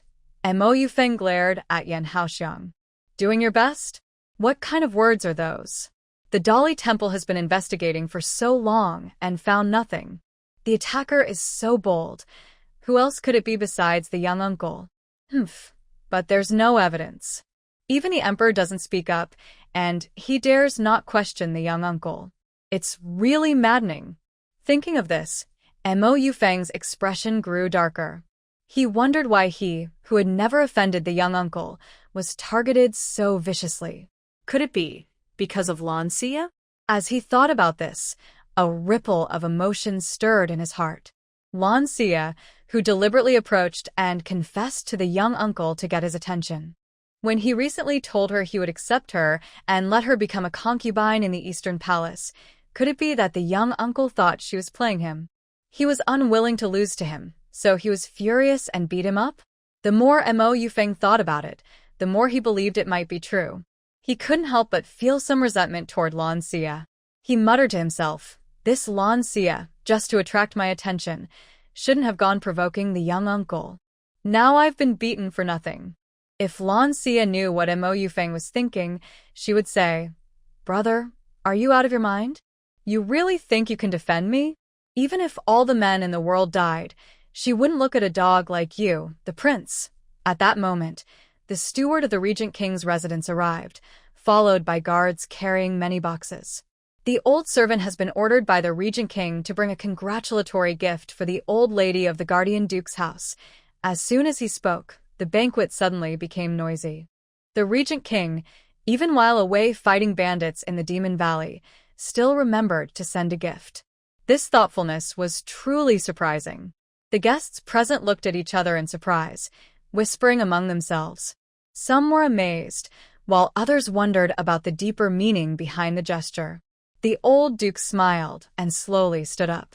The Regent King is thoughtful. As he watched the boxes being carried in, he frowned slightly. Was this too much? Was the Regent King just giving a gift? The butler cupped his hands. The prince said that when he joined the army, the old duke saved his life. Even though it's your birthday and he isn't here, the gift must be delivered. Hearing this, everyone started to think. The Regent King rarely interacts with officials. Why would he care so much about the Duke of the Protectorate? Was it really just gratitude for saving his life? Seeing all these boxes, some thought the Regent King was here to propose marriage, not to give a gift. It was really too much. The old Duke coughed softly. This is too valuable. The prince said it's nothing special. Compared to the help the old Duke gave in the past, these things are not worth mentioning.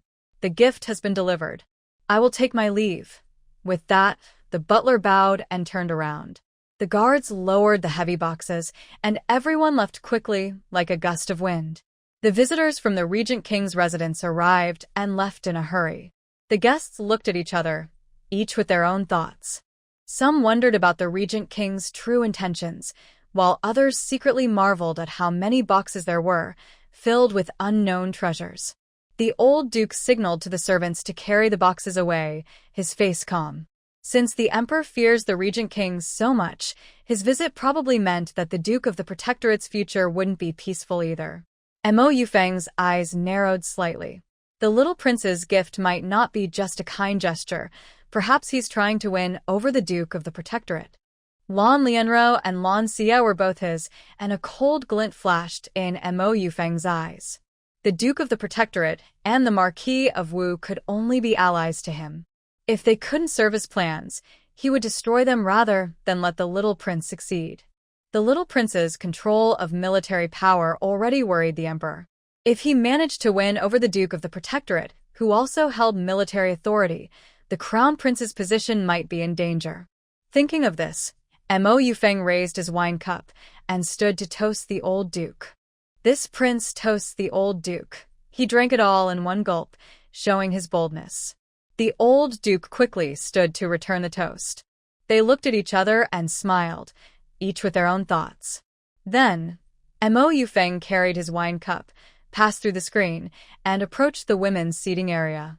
His appearance immediately caused a commotion. The young ladies shyly lowered their heads, afraid to look directly at the noble crown prince. Mo Yufeng looked kindly at Lan Lingru.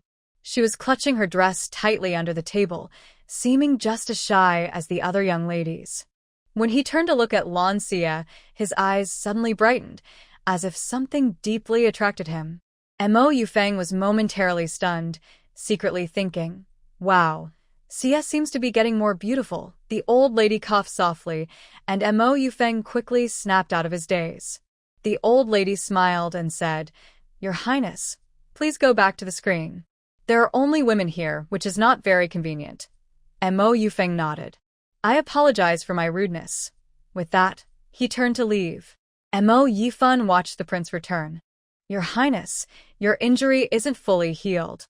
You should drink less wine." Mo Yufeng raised an eyebrow. "I know my own body well. No need for my third brother to worry." Mo Yifan slightly pursed his lips, a playful smile on his face, but he said nothing. He picked up his wine cup and took a sip, the aroma filling the air, yet his eyes showed deep thought. "Wow, little crown prince is really generous this time. The way he's giving gifts is almost like proposing marriage." Mo Yifan wondered if his little uncle would come straight to the Marquis of Wu's house to propose. If that happens, Miss Lan will be thrilled. But Mo Yifan's smile suddenly turned playful. Perhaps his suspicious father might cause trouble and complicate things. Meanwhile, Lan Xia looked at the delicious food on the table, but had no appetite at all. Her only thought was, tonight, she must leave to find Mo Liyuan. The dog system only gave her 15 days. She didn't know how far Mogu Mountain was from the capital. Thinking of this, Lan Xia narrowed her eyes. Tonight, she would leave, and she also needed to prepare Yunyi. Otherwise, she didn't understand why the flowers were so red. The banquet finally ended. After seeing off the guests, Lan Xia helped the old lady back to the courtyard. The old lady looked at Lan Xia with love and tenderness in her eyes and softly asked, "Yeah, do you have something you want to tell your grandmother?" Blue Creek Yu smiled slightly and slowly took out a delicate porcelain bottle from her. "Great-grandmother, this is my birthday gift for you." The old lady took the bottle and smiled happily. "Yeah, you prepared a gift for me. You are so thoughtful. This bottle contains a longevity pill. I have only made one so far, but if I gather more herbs in the future, I will make more for you." The old lady looked surprised. "Yaya made this herself? I can't bear to take it. I will keep it safe. Don't worry, great-grandmother. The medicine I make is of high quality, with no side effects, and will benefit your health. When I find more herbs, it will be easy to make more." The old lady asked doubtfully, "Are you worried about the medicine? Or is it because you gave it to me? I don't want to take it." "When did you learn to make medicine?" Blue Creek Yu smiled proudly. "My brother found some medical books for me. I am smart, so I learned by myself." The old lady laughed happily. "Yeah, is really amazing. You even learn medicine." Yea thought for a moment and said, "Great-grandmother, I might need to leave the capital for a while." The old lady frowned slightly. "Yeah, is that what you want to tell me? You're a girl, and it's dangerous to go out. Why are you leaving the capital?" Yaya's cheeks turned a shy red. She whispered, "Great-grandmother, I am going to Magic Valley Mountain to see the Regent King." The old lady's expression changed suddenly. "Yeah, do you really like the Regent King?" "It's not that I want to stop you, but he and you are not suitable. Besides, the emperor wouldn't agree to this marriage. You don't understand the situation." Yaya held her great-grandmother's arm and swung it gently, acting cute. "Great-grandmother, I really like the Regent King. I just want you to help me cover for me. Please agree." In ancient times, women going out was complicated. She thought hard and realized only this old lady truly cared for her. As long as she had her support, she wouldn't have many worries. "No, the Magic Valley Mountain is far from the capital. You're just a girl, and it's not safe to go out. Besides, the Regent King will return soon. Why do you need to go find him now?" Blue Shiyu slightly pouted, showing her displeasure. Grandmother, I really want to go. If you don't agree, I'll go secretly. The old lady's face darkened. She gently placed her finger on Blue Shiyu's smooth forehead, her eyes full of love and helplessness. You are so stubborn, just like your mother. If you want to go, I can ask your grandfather to send someone to protect you. Her words hinted at compromise but also revealed deep worry. Blue Shiyu frowned, clearly unhappy with her grandmother's suggestion. No, her words were interrupted by the old lady, who spoke firmly. No discussion. Otherwise, I won't be able to rest easy knowing you're traveling so far to see the regent. Seeing this, Blue Shiyu raised. Fine. Only 2 people, and they must be skilled in martial arts, or they'll slow me down. The old lady shook her head. 2 people aren't enough. That's too few. Blue Shiyu turned away unhappily. Then I'll go alone. The old lady sighed helplessly but finally compromised. All right, just as you say. But remember, be careful when you go out. I will give you Yunlei and Yundian. They've been guarding in my yard and are quite capable. Hearing this, Blue Shiyu's face lit up with a bright smile. She turned around, smiling sweetly at her grandmother. I knew grandmother loves me the most. But I can't let anyone know about my leaving the capital. Just keep it a secret between us, okay? Not even grandfather. The old lady snorted softly, a subtle smile appearing on her lips. What? Afraid others will find out you're going so far to see the regent and you'll lose face? Oh, I really don't know what to do with you. Though her words were teasing, her eyes were full of love and affection. Remember, be very careful when you go out, the old lady warned again. Then she changed the subject. Later, I'll ask someone to tell your father that you're going to the Guardian Temple to pray for your late mother for 3 months.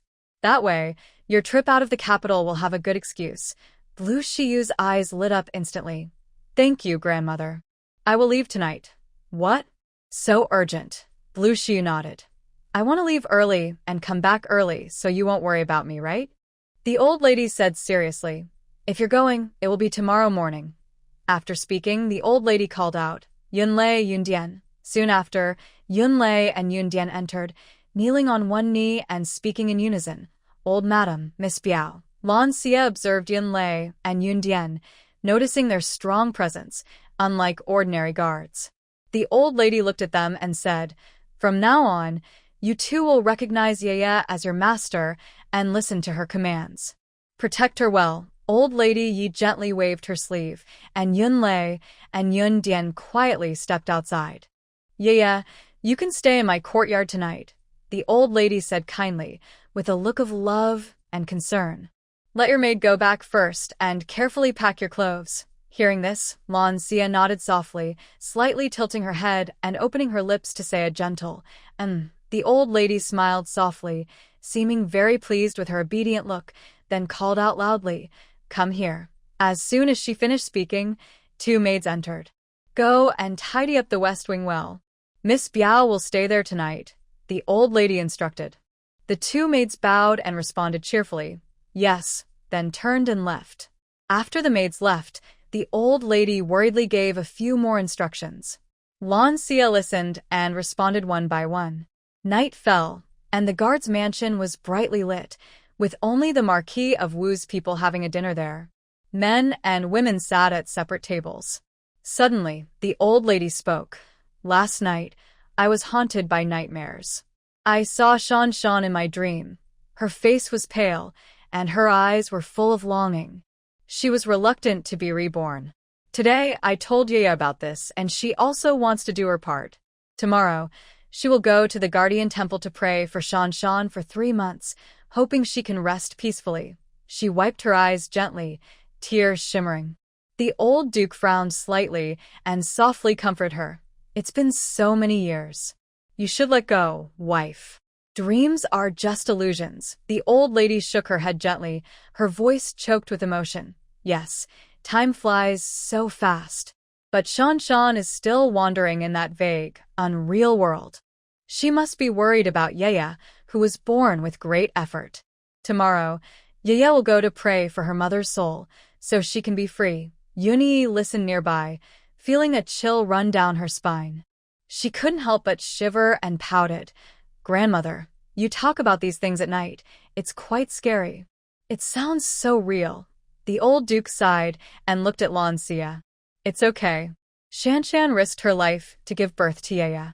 Yeya is just doing her duty to honor her mother, which is right. Grandfather and grandmother, Yeya won't let you down. In these 3 months, I will sincerely pray and perform rituals to help my mother find peace, so she can rest assured and reincarnate happily. Seeing this, Lan Xinai spoke up, I will go with Yeya. The old lady coughed softly. That night, you don't need to go. You should study hard and prepare for next year's exams. I've already sent someone to protect Yeya, so you don't need to worry. Hearing this, the old duke nodded slightly in agreement. The rest of the dinner became very quiet. Lan Zhenrong remained silent. He didn't oppose Yeya going to Xianghua Temple. The temple is peaceful, and it might help her cultivate her mind. It's better than her causing trouble at home. However, Lan Lingru looked quite strange. Yeya's personality is usually lively, so it's hard to believe she would stay at Xianghua Temple for 3 months. After dinner, Yeya walked slowly into the old lady's courtyard under the moonlight. In the west wing, candlelight flickered, casting a gentle glow on her delicate face. Yeya lay leisurely on a soft couch by the window. The 2 maids, Chuanxia and Xiaxia, unpacked and checked the small bags they had brought from Xiling Courtyard. Xiaxia muttered, Miss, you're going to Guoguang Temple for 3 months and eating vegetarian every day. You might not be able to handle it. Yeya raised an eyebrow, about to speak, but just then, Xinai entered the room. He looked kindly at the person on the couch and softly ordered, Everyone leave. Chuanxia and Xiaxia put down their work, bowed slightly, and left the room. Yeya sat up. Brother, didn't you go back with our father and the others? Xinai walked to the table and sat down slowly. You really don't want me to go with you to Xianghua Temple? He looked at his sister with a complex light in his eyes. As her mother's son, he naturally felt filial and wanted to pray and perform rituals for her. Actually, going to Xianghua Temple won't affect my studies, he added. Blue Creek, you shook her head. Brother, you shouldn't go. Studying with your classmates is different from being at Xianghua Temple. Brother, try to become the top scholar next year. Then I will be the sister of the top scholar. Next year, we can tell mother this good news together. Hearing this, Blue Shunyi clenched his fists and nodded. Okay, he replied softly, secretly vowing to himself that he would work hard to become the top scholar for his sister. Once he achieved this, he could protect her even better. He silently made this promise in his heart. Blue Creek stood up and took out a stack of silver notes from her, gently handing them to Blue Shinyi. Brother, this is for you. Blue Shinyi was stunned. His eyes fixed on the stack of silver notes, confused. Sister, where did you get so much silver? Grandmother gave it to me. I'll be going to Xianghua Temple tomorrow, so I don't need the silver. But you do. Whether it's for writing supplies, buying books, or entertaining guests, you need money. Besides, the household is so poor now, they can't spare any silver. Please take it. Blue Shunyi waved his hand. Sister, keep it. Since grandmother gave it to you, I shouldn't take it. Keep it for yourself. Blue Creek directly stuffed the silver notes into his arms, blinking. I told you to take it. Brother, aren't you studying too hard? We're siblings, so why be so formal? Anyway, I'm waiting for you to become the top scholar, so you can support me in the future. Blue Shinyi looked into his sister's bright eyes. He tightly held the silver notes in his hand. For his sister, he must also succeed in becoming the top scholar. Good night, sister. After Blue Shinyi left, Chu Chun and Chu Xia entered. Chu Chun looked at the packed bag and asked, Miss, do you need anything else? Blue Creek gazed deeply at the 2 maids, lost in thought. If she took them along, it would slow down the journey. But if she left them behind, grandmother definitely wouldn't agree. Her eyes flicked between the 2 maids, and Chu Chun and Chu Xia sensed her unusual mood. They exchanged a confused look. Blue Creek thought to herself that she should wait until tomorrow when they leave the city, then find a place to settle the 2 maids. She lazily yawned. You 2 go down. I'm going to rest. Hearing this, Chu Chun and Chu Xia turned to leave. Just then, Chu Xia suddenly collapsed without warning, looking pained, scratching her face with her hands. In early spring, I was startled and crouched down. Chuxia, what are you doing? Stop scratching. You're going to hurt your face. Chuxia, with tears in her voice, said, I don't know why, but my face suddenly itches so much. I can't help but scratch. Xia quickly stood up and walked over, crouching down to hold Chuxia's trembling hands. In just a moment, Chuxia's face was flushed with redness, and tears welled up in her eyes, looking very distressed. Miss, my face. It itches so badly it hurts, Chuxia said with a crying tone, her hands unconsciously trying to scratch her red face. Xia quickly checked Chuxia's pulse and examined her carefully. Next to them, Chu-chun was so anxious she looked like an ant on a hot pan. Miss, what's wrong with Chuxia? Why did she suddenly change like this? She asked nervously and with confusion. Xia looked calm, but a cold glint appeared in her eyes. She's poisoned, she said simply and firmly, as if a thunderclap had sounded in Chu-chun's ears. Huh? Chu-chun exclaimed in disbelief. Chuxia was fine just a moment ago. How could she suddenly be poisoned? Xia said in a serious tone, Chu-chun, did you throw away the box of rouge that Lan Lingru gave you? Her tone was strict, making Chu-chun shiver involuntarily. Miss, I didn't throw it away, Chu-chun stammered, lowering her head and avoiding Xia's gaze. It's a new product from Treasure Pavilion. I thought it was a pity to throw it away, so I kept it. After speaking, she hurriedly looked at Chuxia, who was suffering terribly, and her heart filled with regret. I put it in the cabinet. Chuxia, did you use it? Tears rolled down Chuxia's face like broken beads. When I was packing my clothes, I saw that box of rouge. I thought it was a gift from Miss, so I secretly used it. Ugh. Miss, I feel so bad. Hearing this, Chu-chun regretted it so much, she wanted to slap herself. It's all my fault. All my fault. I shouldn't have kept that box of rouge. Now Chuxia is like this because of me. Xia no longer spoke and simply fainted Chuxia, then carried her up and laid her on a soft bed. She went to the table, picked up a clean teacup, and returned to the soft bed. Silver needles pierced the slender fingers of early summer, and a tiny drop of bright red blood quietly dripped into the cup. Blue Shiyu pressed on early summer's finger, and several drops of blood fell into the cup, shining like red gems in the dark, with a strange glow. She stood up and sat at the table, carefully examining the blood in the cup. Her mind was full of questions. She had already checked the box of rouge carefully before, but found nothing unusual. Why did early summer suddenly get poisoned?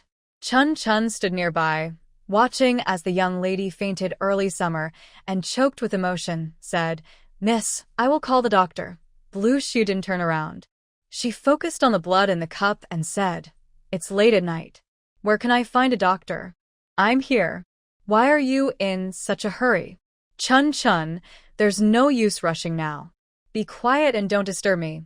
After a while, Blue Shiyu suddenly spoke. Chun-chun, go get a bowl of clean water. Hearing this, Chun-chun quickly wiped her tears and hurried out. Soon, she returned with a bowl of clear water and placed it on the table.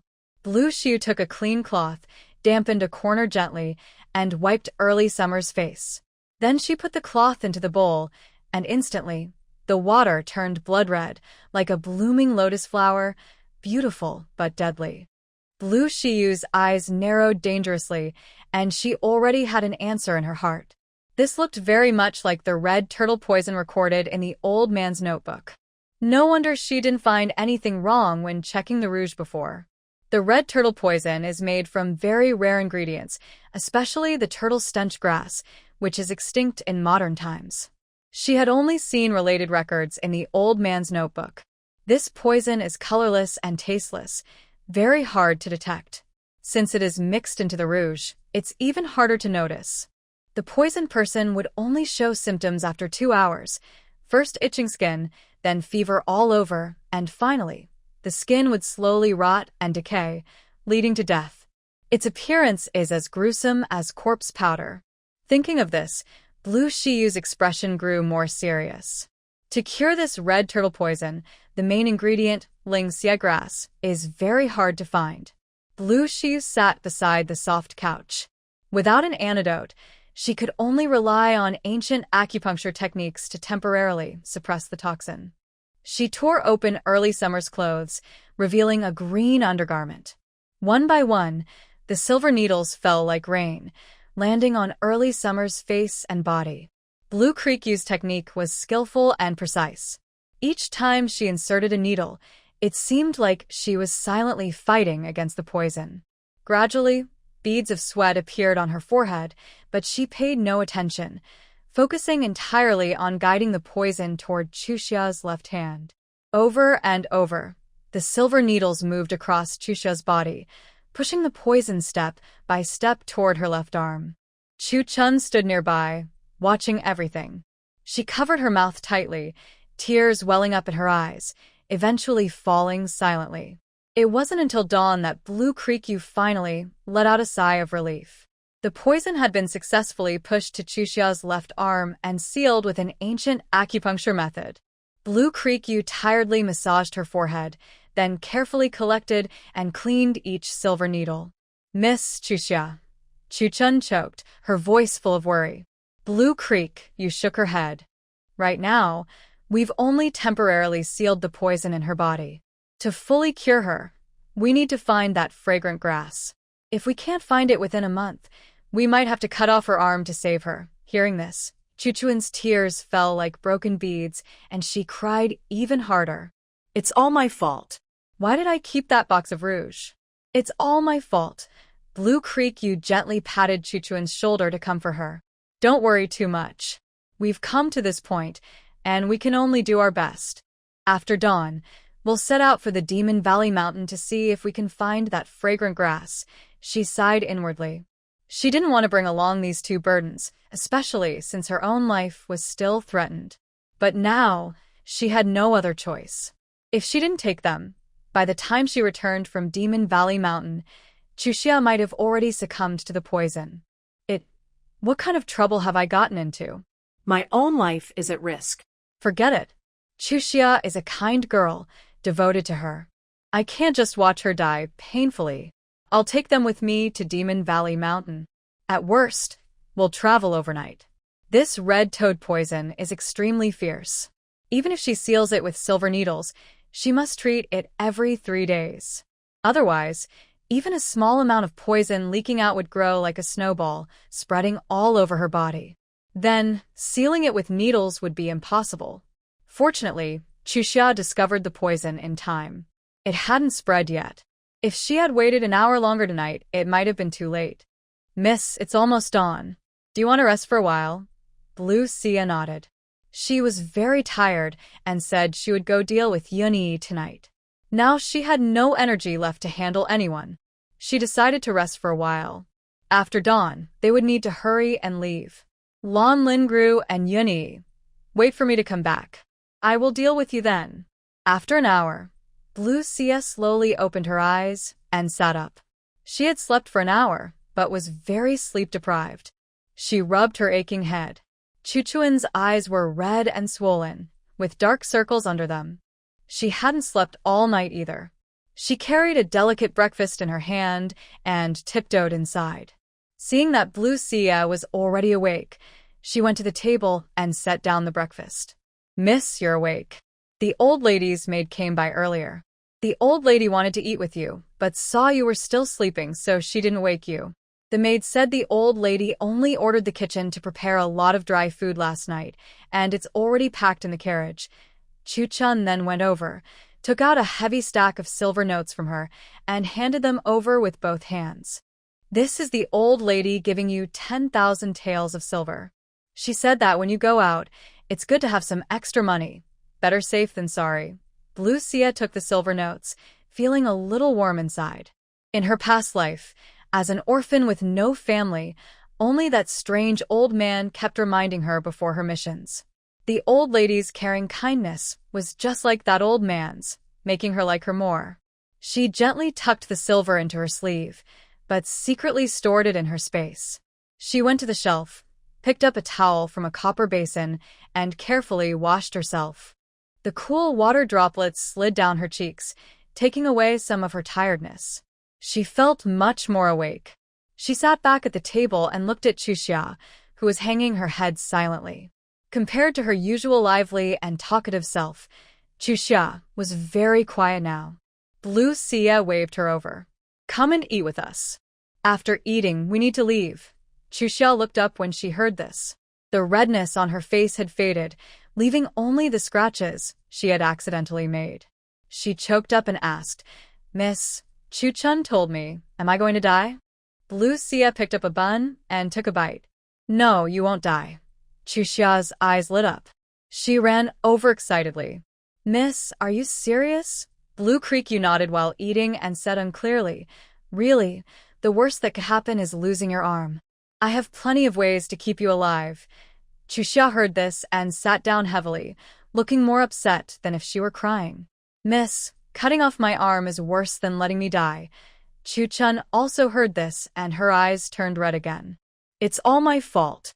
If I had listened to you and thrown away that rouge, Chuxia wouldn't have used it wrongly." Blue Creek shook her head. "It's okay. Don't be too sad. Once we get to the Demon Valley Mountain and find the herbs, Chuxia will be fine." Chuxia picked up a steamed bun and ate it weakly. "Miss, you're so wise. Second miss is really mean. She hurt you like this. Luckily you didn't use it or else." Blue Creek's eyes narrowed slightly. "Lan Yunru, just wait. When I come back, it will be your last day."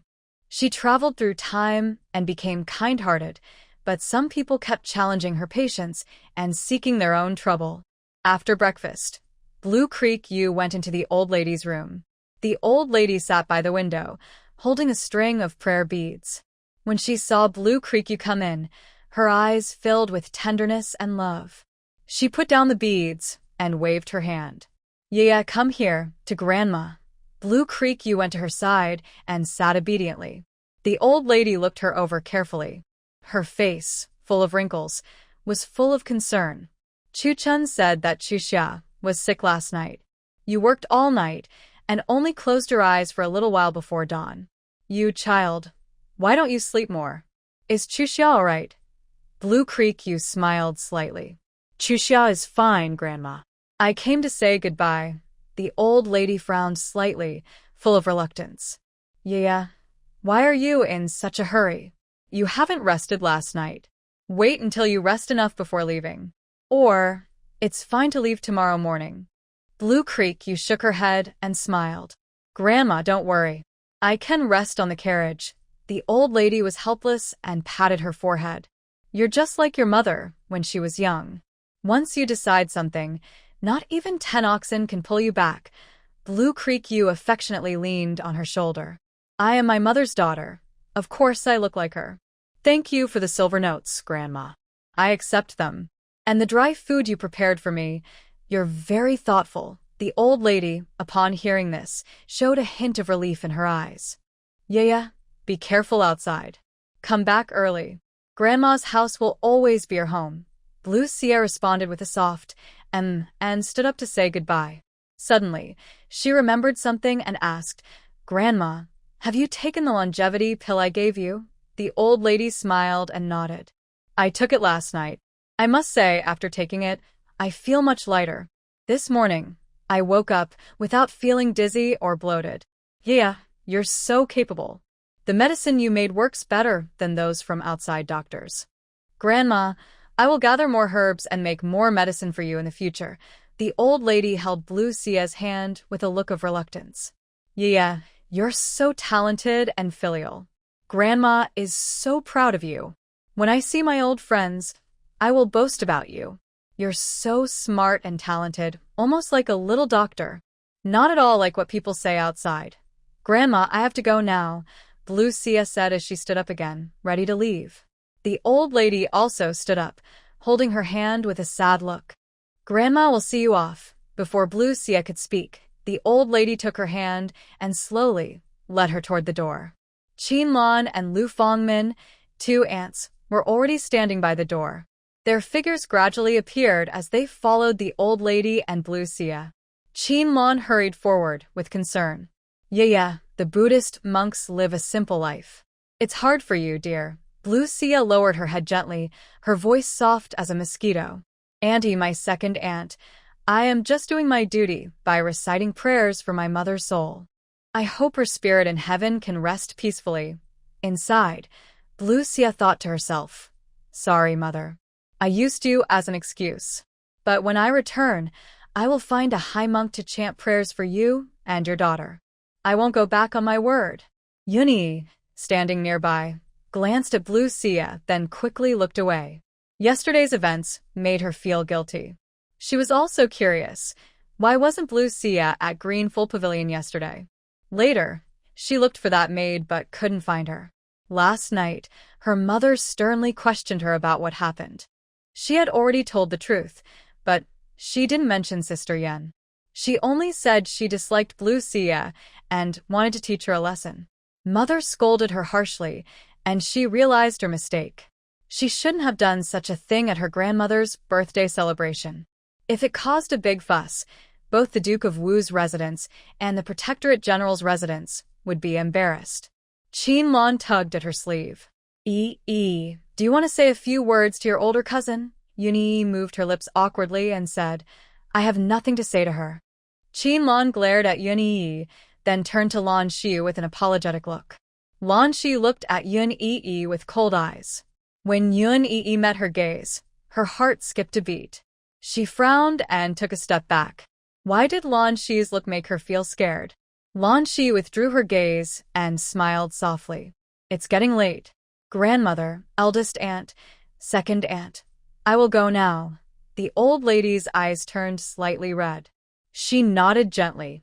Seeing this, Lan Xia leaned out and whispered, Big brother, my maternal grandmother has given me 2 skilled protectors.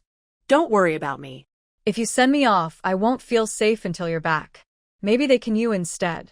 Why bother? Lan Xinai looked at the clouds and lightning outside the carriage and could only nod silently. All right. He untied the bundle on the horse, handed things inside, then mounted again. His gaze was gentle and caring. I'll see my sister out of the city. Don't refuse, big brother. Lan Xia nodded softly, waved to the old lady, then reluctantly withdrew her head into the carriage. Lan Xinai nodded to the old lady and others, then rode ahead on his horse, with Yunlei driving the carriage behind. The old lady watched the departing carriage, feeling mixed emotions, part sadness for her granddaughter, part worry. She hoped Yaya would be safe and return soon. At the city gate, the carriage slowly stopped. Lan Xinai, on his tall horse, dismounted smoothly and gracefully. His eyes were full of tenderness and reluctance. Yaya, there's a painting book I bought for you in the bundle. When you're bored, you can pass the time. Lan Xia waved her hand. Thank you, brother. You can go now. I'm leaving. Lan Xinai nodded slightly. I'll watch you go. Yunlei, Yundian, let's go. Yunlei outside the carriage responded with a whip. The horse seemed to sense the urgency and galloped forward instantly, wheels rolling up dust.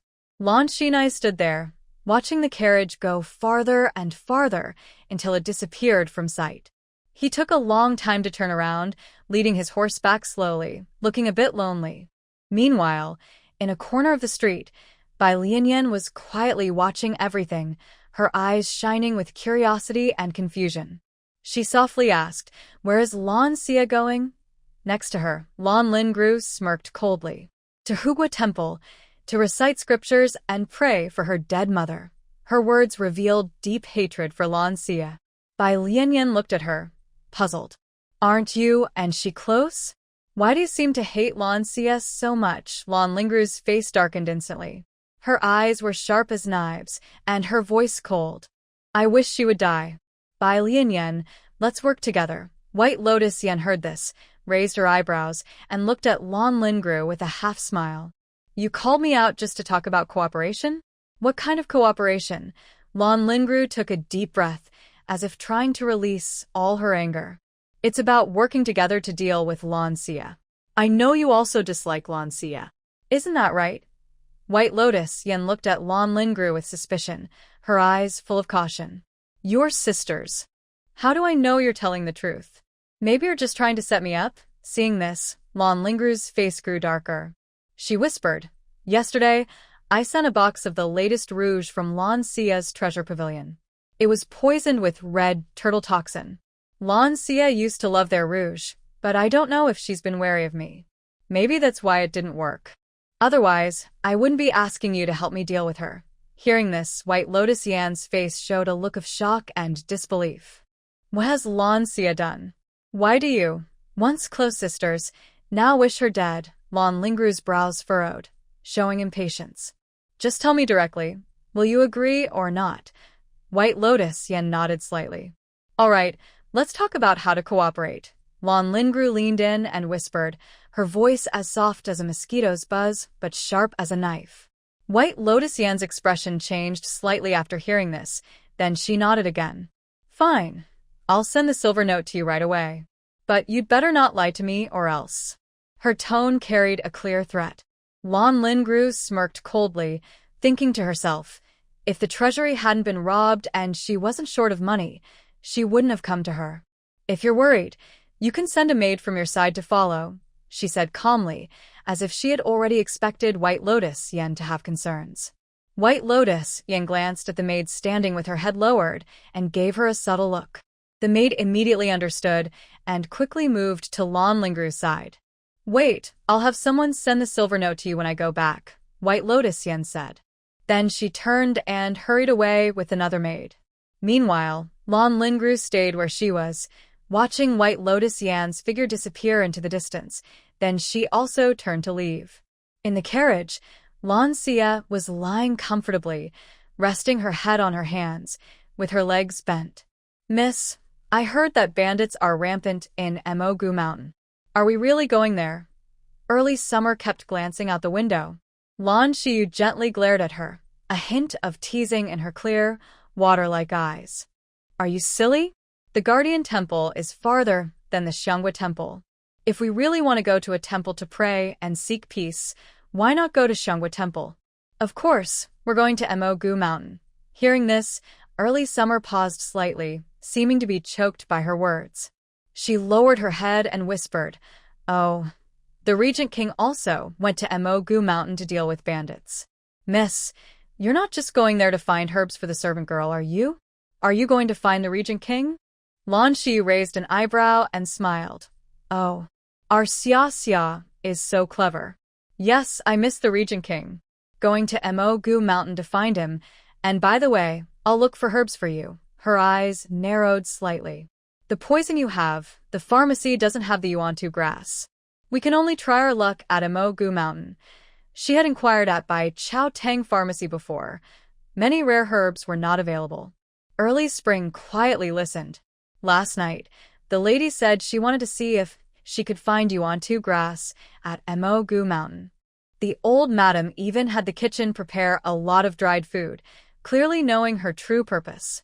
Hearing this, Early Summer muttered, Oh, so even if I'm not poisoned, the lady still wants to go all the way to find the Regent King. It seems she's really deeply attached to him, more than when she chased after the Crown Prince. Lan Xiu glared at Early Summer and pretended to be angry. You little girl, feeling bored and now making fun of me? Seeing this, Early Spring said, Miss, you should rest a bit. You didn't sleep last night. Lan Xiu softly responded within, then closed her eyes to rest. By noon, the carriage slowly stopped beside a clear, bottomless creek. Lan Xiu stretched lazily and then gracefully stepped down from the carriage. Early Spring and Early Summer followed closely, each carrying heavy bundles. Lan Xiu sat on a large rock. Early Spring took out dried food and water from her bag and respectfully handed them to Lan Xiu. Lan Xiu took them and said, Eat, then rest for an incense stick before we set out again. Yundian, how long will it take us to reach Mogu Mountain? Yundian replied, Miss, at this pace, it will probably take more than half a month. Hearing this, Lan Xiu frowned slightly. Half a month, huh? It's been too long. Can we reach the Magic Valley Mountain within 10 days? The night bright pearl is hanging on the horse's neck. We are traveling day and night. Sorry for making you and Yunlei take turns driving. Yunlei and Yundian looked at each other upon hearing this and replied together, Yes, miss. Yunlei took the night bright pearl. Early Summer's eyes lit up.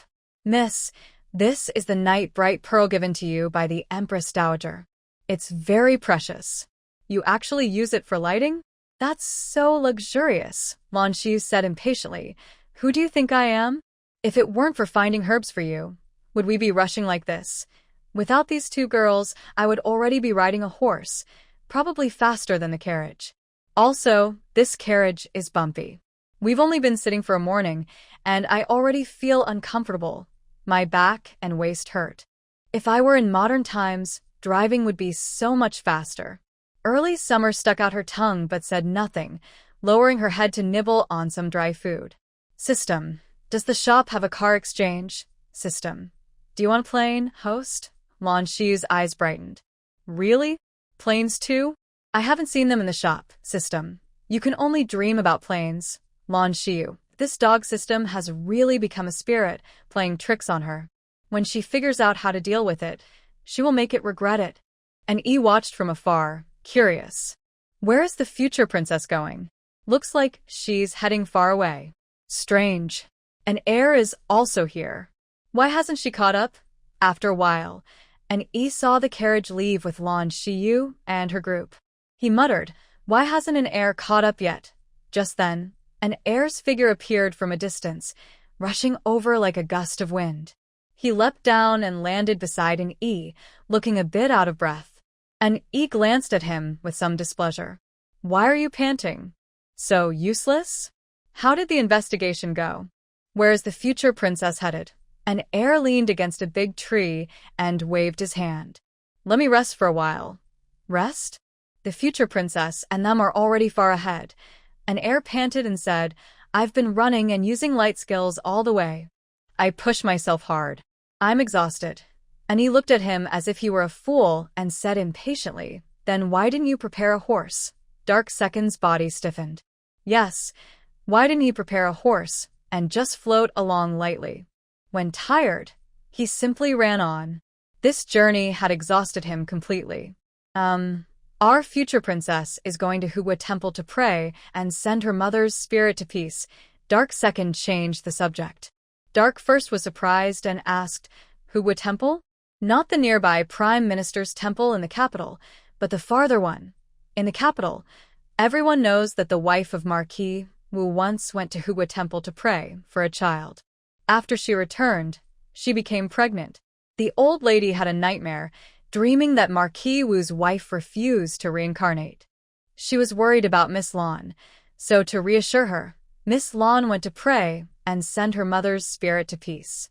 She stayed there for 3 months. Hearing this, Dark First quickly took out paper and pen from his pocket and wrote a secret letter. He whistled, and soon a carrier pigeon landed on his shoulder. Dark First put the letter into a bamboo tube and released it into the sky. After the master returns, he will go directly to Prime Minister's temple to pick up the future princess and return to the capital together, Dark First murmured, with a deep look in his eyes. Meanwhile, Dark Second was sitting on the ground, taking off his bag. He took out a steamed bun and started to eat, showing signs of exhaustion in his eyes. Dark First walked over, sat beside him, and also took a bun to eat. After Dark First and Dark Second rested for a while, they hurried on, but what crushed them was that they only caught up with the carriage late at night. Both were completely exhausted. They had thought that Blue Sia and the others would find an inn to rest after a day of travel. After all, they could reach Hua Temple by tomorrow afternoon. But to their surprise, Blue Sia and the others had traveled overnight. They were stunned. Dark First glared at Dark Second. Is the information you found out wrong? How could the future princess travel overnight? The distance to Hua Temple isn't far. We can arrive by tomorrow afternoon. Why travel overnight? Dark Second shook his head. Maybe Miss Lan is sincere and wants to arrive at Hua Temple early. Dark First said, Come on, get 2 horses. I'm so tired I can't even float anymore. Dark First and Dark Second managed to get 2 horses and followed closely behind, just to catch up with the carriage that was gradually getting farther away. Until late at night, the moon had moved westward. Clouds and thunder drove the carriage slowly to a stop. Miss, the horses are at their limit. Continuing now might be unsafe. We'll wait until dawn, then I will go into town to get better horses and continue our journey. Inside the carriage, Lan Xie gently responded, then lifted the curtain and stepped out. Even after a day of bumpy travel, the spacious and comfortable carriage couldn't fully ease her exhaustion from lying down all day. Spring and early summer had already fallen asleep inside the carriage, snoring loudly. Seeing this, Yunlei asked, "Miss, it's still an hour until dawn. Would you like to rest a little longer?" Lan Xie shook her head. "Yunlei, Yundian, you two should rest now." "I will stay awake." Yunlei frowned and quickly declined. "Miss, you should rest. We are here to watch over you." Lan Xie waved her hand. "No need to say more. I've slept enough in the carriage today. You two need to rest well. At dawn, we'll change horses in the city and keep going." Yunlei and Yundian looked at each other. They no longer refused and each found a large tree to lean against, closing their eyes to rest. Meanwhile, an E and an air in the distance also stopped. An air hurried back and whispered, "They've finally stopped," and E sighed, rubbing his sore eyes. "Let's take this chance to rest a bit. After dawn, it will be another busy day. Do you think, where is our future princess going?"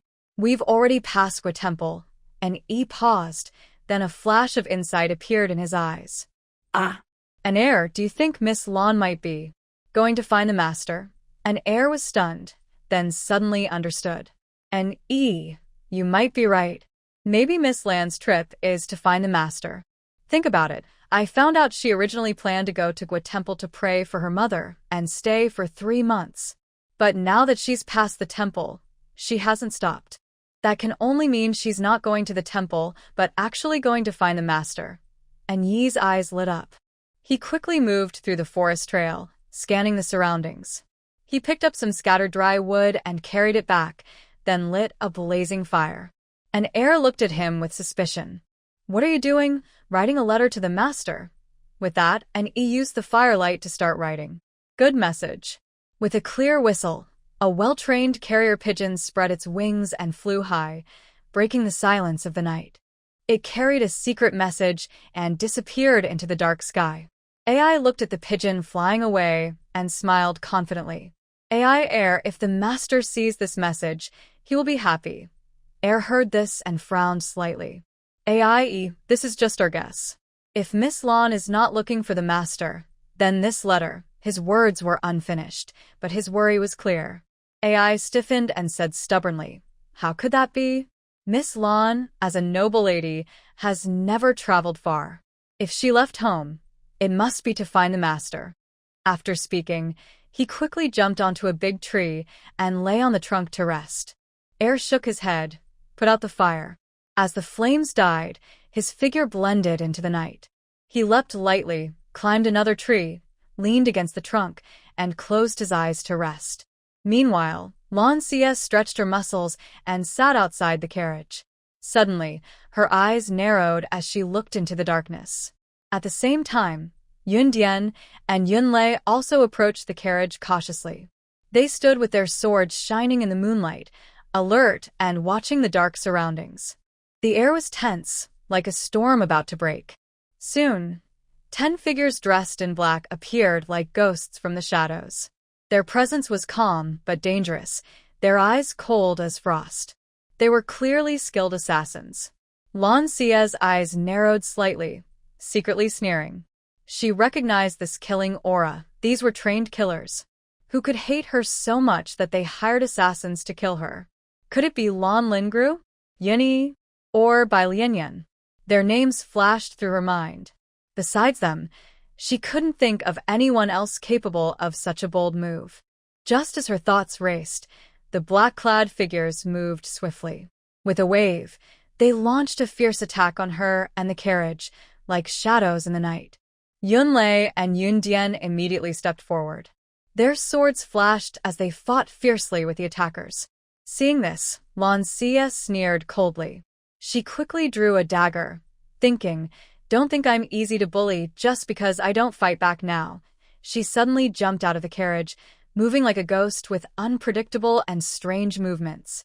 In an instant, she was close to the black-clad man and started fighting him. Her actions were quick and precise, hitting vital points each time, catching the man off guard. Yunlei and Yundian, her two guards, saw this and were surprised. They didn't expect their young lady to move so strangely and attack so swiftly. For a moment, they were distracted, almost unable to believe their eyes. At this time, you're still distracted? Don't be reckless. Hurry up and finish him. Lan Xiu's cold voice immediately brought Yunlei and Yundian back to reality. They suddenly snapped out of their surprise, and their attacks became even more fierce. Their swords flashed as they fought the black-clad man intensely. Inside the carriage, the maids Chun Chun and Xia Xia were awakened by the noise outside. They looked out cautiously, eyes wide with fear. Under the moonlight, they saw Lan Xiu fighting fiercely with the black-clad man. Young lady, Chun Chun and Xia Xia called out nervously, their voices trembling. They watched her closely, worried she might get hurt. Lan Xiu shot them a sharp look, stay in the carriage and don't come out. Chun Chun and Xia Xia shivered, quickly retreating inside the carriage, but their eyes kept watching outside. They nervously clenched their clothes, their fingers turning white from the grip. Chun Chun swallowed hard. Xia Xia, our young lady is so powerful. We don't know martial arts, so we can't cause trouble for her. Xia Xia nodded firmly. Yes, Chun Chun. When did the young lady learn martial arts? We didn't know. Chun Chun thought for a moment, then said, the young lady is smart. Maybe she learned secretly in private. We just didn't see it. We also never saw her learn medicine before. Look, the young master sent medical books. The young lady looked at them, and her medical skills are better than those of the doctors. Xia Xia nodded again, then suddenly looked angry, forgetting her fear. Who wants to hurt our young lady? It's so hateful. Meanwhile, on the treetop, an Yi suddenly opened his eyes. He leapt down like a ghost from above. At the same time, an heir silently jumped down from another tree and stood steadily beside him. Did you hear that? There's fighting ahead, and Yi's voice was deep and cold, pointing straight ahead. Dark too nodded slightly, looking serious. It seems to be the place where Miss Lan and the others are resting. Dark One's eyes suddenly turned cold. Humph. Who dares to attack our future princess? Let's go and see. With that, Dark One's figure flickered like a black lightning bolt and disappeared into the night. Dark Two quickly followed, moving just as fast. When they arrived at the scene, they saw Lan Xia and two others fighting fiercely against a group of black-clad men. Dark One's gaze was sharp. He touched Dark Two's arm and asked, should we help? Dark Two frowned. If they intervened, they might reveal themselves. But if they did nothing, and something happened to Miss Lan, the consequences would be terrible. Besides, Miss Lan had saved him once, so he couldn't just stand by and do nothing. Without hesitation, Dark Two suddenly moved like a ghost and joined the fight. Seeing this, Dark One cursed silently and also joined the battle without delay. Their arrival greatly strengthened Lan Xia's side, easing the pressure on Yunlei and Yundian. Lan Xia looked at Dark One and Dark Two, who suddenly appeared. She raised her eyebrows slightly. How did they show up so suddenly? She didn't believe it was just a coincidence. Ha! They had been secretly following her all along. Well then, Emolian, you actually sent guards to watch me. You're such a... Thinking of this, Lan Xia stepped back to her carriage and coldly stared at Dark One and Dark Two. Did they also cause the deaths of those two beggars? With Dark One and Dark Two helping, the black-clad men quickly fell into disadvantage. Soon, all the black-clad men were defeated. Lan Xia's gaze flickered over Dark One and Dark Two. Her smile was mysterious, making it hard to read her thoughts. Dark One, Dark Two, did the prince send you to watch me? While busy dealing with the bodies of the black-clad men, the two men froze slightly at her words. Dark One took a deep breath, steadied himself, and slowly stepped forward. He cupped his fists and bowed politely. His voice was sincere. Miss Lan, we are following the orders of our master to go to the Demon Valley Mountain on a mission.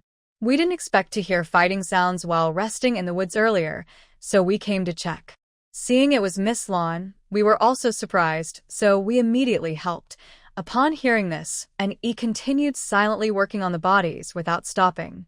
He was not good at speaking, so he preferred to stay quiet and do his work carefully rather than risk saying something wrong. Lan Shi raised an eyebrow and looked at him with a teasing smile. "Do you think I believe you?" And Yi's face turned bitter. He shook his head helplessly. "Everything I said is true," Lan Shi snorted coldly, her tone a bit sharp. "You want to fool me? Huh." Seeing her icy gaze, and Yi's body trembled involuntarily. He was surprised to realize that the coldness she was emitting now was very similar to how the master looked when in a bad mood, which made him feel nervous. He lowered his head, afraid to meet her eyes. "Why does the prince want you to watch me?" "I want to hear the truth," she said with a playful tone. And E quickly waved his hands to deny it. No, the master definitely didn't order us to watch, Miss Lon. It's just, the master is quite concerned about you and wants to know what you're doing at all times. As he finished speaking, and E suddenly realized he had said too much. He was worried that if the master found out, he would be in trouble, and he trembled slightly. Lan Shiyu's gaze was deep and cold, like a dark lake. She stared intently at E, her anger barely contained. The two beggars had been quietly dealt with by these two people. They were really unhelpful. But then she thought, even if they hadn't acted, she would have taken care of the beggars herself sooner or later. Forget it. It was just the dog system causing trouble. Why get angry at them? Lan Shiyu withdrew her gaze and said calmly, "Since my destination is also the Demon Valley Mountain to find the prince, you can come with me. It's better than sneaking around in the shadows." And E was pleased to hear this. Miss Lon was really going to the Demon Valley Mountain to find the master. That was great. If the master saw Miss Lon, he would be very happy. When the master was in a good mood, he might not punish them. Lan Shi waved her hand. "Go help with those bodies." And E quickly responded and happily ran to deal with the bodies of the men in black. At this moment, Chu Xia and Chu Chun staggered out of the carriage, their faces pale as paper and trembling slightly. They looked like they were still shaken from the earlier shock. "Mississippi, are you hurt?" The sound of early spring carried a hint of tears as she looked up and down at Lan Shiyu. Lan Shiyu's voice softened involuntarily. "It's okay now. Don't be afraid." "I'm not hurt." Chun Chun bit her lip. "I'm glad Miss isn't hurt. Who wanted to harm you? Who sent people to attack you?" Her tone was full of anger. Xia Xia was even more upset. Maybe it was the second young lady. She also sent a box of poison rouge. She probably saw that Miss didn't use the poison rouge and hired someone to attack you again. It's really hard to tell a person's face from their heart. The second young lady is usually gentle and kind, but behind her, she's so ruthless. Chun Chun frowned when she heard this. But the house has no money left. Where did the second young lady get money to hire killers? Xia Xia was stunned, then scratched her head and hesitated. Maybe it was her private savings. Yunlei walked over to the carriage. "Miss, there's a strong smell of blood here, and we're in the countryside. Since it's already daylight, it's better to go into the city first." Lan Si were not dead? "Yes," she replied softly. Then she looked at an E. "And E, we're heading into the city now. Get ready." And E immediately said, "I'll bring the horses right away." With that, he vanished in a flash. In a short while, an E returned riding a horse, leading another horse with him. Seeing this, Lan Shiyu nodded slightly and then returned to the carriage. The group traveled into the city and found an inn to stay. After bathing and changing clothes, Lan Shiyu slowly walked to the hall and dined with everyone. After dinner, Yunlei went to the stables, changed the tired horses, and chose a few strong horses with shiny coats and muscular builds. He returned, harnessed the horses to the carriage, and the group continued their journey. 5 days passed quickly. Before nightfall, Lan Shiyu and her group arrived at Rongan County. They found an inn and settled in. After dinner, they returned to their rooms. Chun Chun and Xia Xia looked pale and exhausted, their faces showing signs of fatigue from the days of travel. They had little appetite. It was Lan Shiyu who said that if they didn't eat, their bodies would suffer more, so they forced themselves to eat a few bites. After washing up, Lan Shi looked at them with a gentle feeling of pity in her heart. She softly said, "Tonight, rest well. Tomorrow we need to keep moving. Please hold on a little longer. Finding the Yuan stink grass isn't easy, and we must reach the Magic Valley Mountain early." Chu Chun heard this and said, "Miss, we understand. We can hold on. Go rest now." Chu Chun and Chu Xiao responded together. "Miss, you should rest early too." After speaking, they left the room, closed the door, and went to the next room to rest. After they left, Lan Xia gently lay on the bed. The soft bedding quickly wrapped around her, bringing a long-missed warmth and comfort. She couldn't help but sigh. It's so comfortable to lie in bed. The next morning, after breakfast, Lan Xia and the others stepped out of the inn. A familiar, yet strange figure caught her eye. Dong Fongming's eyes lit up with joy, and a teasing smile appeared on his face. "Xiaoya, we really are destined to meet here." Behind him, and suddenly tensed up, alert and watching Dong Fongming carefully. He thought to himself, "Who is this person? So handsome, calling Miss Lan so affectionately. Oh no, the rival for the master's affection has appeared. He must quickly write a letter to inform the master." Hearing this, Lan Xia's mouth twitched slightly, and she thought silently, "Xiaoya? What kind of nickname is that? When did they become so close?" She kept her expression calm and said lightly, "Sorry, please move aside. You're blocking my way." Dong Fongming raised an eyebrow, seemingly unfazed by her cold attitude. Instead, he asked with interest, "Xiaoya, where are you headed? Why aren't you staying in the capital? Why are you in Roman County? Where are you going?" Lan Xia cleared her throat softly. Dong, we seem to have only met once. We're not that familiar." And heard this and immediately relaxed. It's good that they're not close. After all, her master is powerful and stunning. Miss Lan must like her master, not someone like this handsome stranger. But Dong Fongming looked as if he had been greatly hurt. He covered his chest and looked injured. "Xiaoya, you didn't even remember my name?" "I'll tell you again, my name is Dong Fongming." His tone was a bit aggrieved, but it also made him seem more charming. Lan Xia glanced at him indifferently. "Oh," and then Dong Fongming was stunned. "And then? Of course, I want you to remember my name. Blue Creek." You no longer spoke much. She bypassed Dong Fongming and headed toward the carriage parked nearby. She got into the carriage, which then slowly started moving away, and the group gradually disappeared into the distance. Pu Nu watched his young master standing there in a daze, staring intently at the departing carriage. The poison inside the main lady's body was acting up, and her life was in danger. The young master hurried back, and just after the main lady's condition was stabilized, he rushed to Dongyao country. Was it because he came to retrieve the purple ghost ring?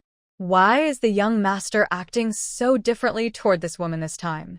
"Young master, the purple ghost ring is on that woman's hand. Should we follow her and try to take the ring?" Dong Fongming looked in the direction where the carriage disappeared. "Of course we should follow. I didn't come back just for the ring. I came to take little you back to Miao territory." "Huh? "You like her, young master?" Pu Nu was surprised. Dong Fongming shot a quick glance at Pu Nu, then leaped onto his horse and chased after them. Actually, Dong Fongming also found it strange. That day, he had a strange dream. In the dream, an old man who looked exactly like his grandfather appeared, just a little older than in the portrait. The old man told him, "Only Blue Creek Yu from Dongyao country can cure the ghostly poison." After saying this, the old man's smile faded, and he gradually turned into a wisp of blue smoke that vanished into nothingness. Dong Fongming was filled with doubts. Over the years, his grandfather had disappeared without a trace. No one knew if he was alive or dead. How did he know that Dong Fongming was poisoned with ghostly venom? And how did he know that Blue Creek Yu could cure it? What puzzled him even more was why his grandfather's purple ghost ring was in the hands of that girl named Blue Creek Yu. Could it be that his grandfather's disappearance years ago was related to Dongyao country, and that he knew Blue Creek Yu? Otherwise, his grandfather's ring wouldn't be in her possession. His mother's health was weakening day by day because of the ghostly poison. He had to bring the girl back to Miao territory. Thinking of this, Dong Fong Ming rode his horse quickly, chasing after Blue Creek Yu. After leaving the city, Blue Creek Yu's carriage moved slowly because the two young maids, Chu Xia and Chu Chun, had just vomited. They could only ask Yun Dian to slow down the carriage. Soon after Dong Fong Ming left the city, he caught up with Blue Creek Yu's carriage. He rode his horse closer, a mischievous smile on his face, showing a bit of charm and wildness. "Little Yue, where are you going?" "We're traveling together," and he immediately drew his sword and aimed it at Dong Fong Ming. Dong Fong Ming looked coldly and said, "Draw your sword at me, and you'll be asking for trouble." Just as Dong Fong Ming was about to make a move, Lan Shi spoke up. "Dong Fong Ming, try to make a move and see what happens." Hearing this, Dong Fong Ming turned to look at Lan Shiyu. "Since Little Yue has spoken, I won't bother with him this time." Lan Shiyu's gaze fell on Dong Fong Ming's handsome face. She remembered that when she first saw him, he seemed dangerous. But now, that feeling was gone. She frowned and asked, "Dong Fong Ming, why are you following me? Just tell me directly." Dong Fong Ming smiled even more. "Good, Little Yue. Remember my name this time." Lan Shi looked away and closed her eyes to rest. She didn't bother with Dong Fong Ming anymore. Dong Fong Ming didn't get discouraged. He kept riding his horse beside the carriage. And Yi saw this and clenched his teeth in frustration. Clearly, this guy was trying to flirt with their future princess. Luckily, she wasn't paying attention to him, and Yi exchanged a glance with an heir. He stopped his horse, watched the carriage go farther away, then started writing a letter. After finishing, he watched the pigeon fly away before riding after them. In the vast Demon Valley Mountain, fog swirled, and poisonous insects, snakes, and ants roamed freely. Tian Yi, dressed in armor, looked serious and cautious as he moved carefully through the dangerous forest. Every step was taken with extreme care, afraid of stepping on a venomous snake. "Master, the soldiers and guards we brought to Demon Valley Mountain have already been injured or poisoned. Luckily, the old healer's antidote pills and medicine prevented any casualties," Tian Yi said with some helplessness and anxiety. He looked up at the tall tree ahead, where Emily Yuan stood with a stern expression. Emily Yuan, dressed in black like the night, had a cold face and deep eyes. He leapt onto the tree and looked beyond the layered treetops into the distance. His voice was icy. "Keep searching." Hearing this, Tian Yi responded dejectedly, thinking silently. This Demon Valley Mountain is so vast. Did the bandits get wind of our arrival beforehand? Otherwise, how come we haven't seen a single shadow? Thinking of the letter he received from an E a few days ago, a faint, almost imperceptible warmth flickered in Mo Li Yuan's eyes.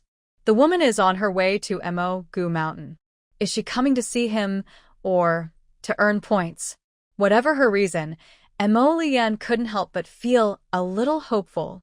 Tiani looked at the master on the treetops and shook his head. Since receiving a letter from an E 2 days ago, the master had been acting a bit different. She kept looking into the distance, as if waiting for something. Tian-yi was curious. What exactly was written in that letter? He swung his sword to cut through the tall grass, which was taller than a person. Every step was very difficult.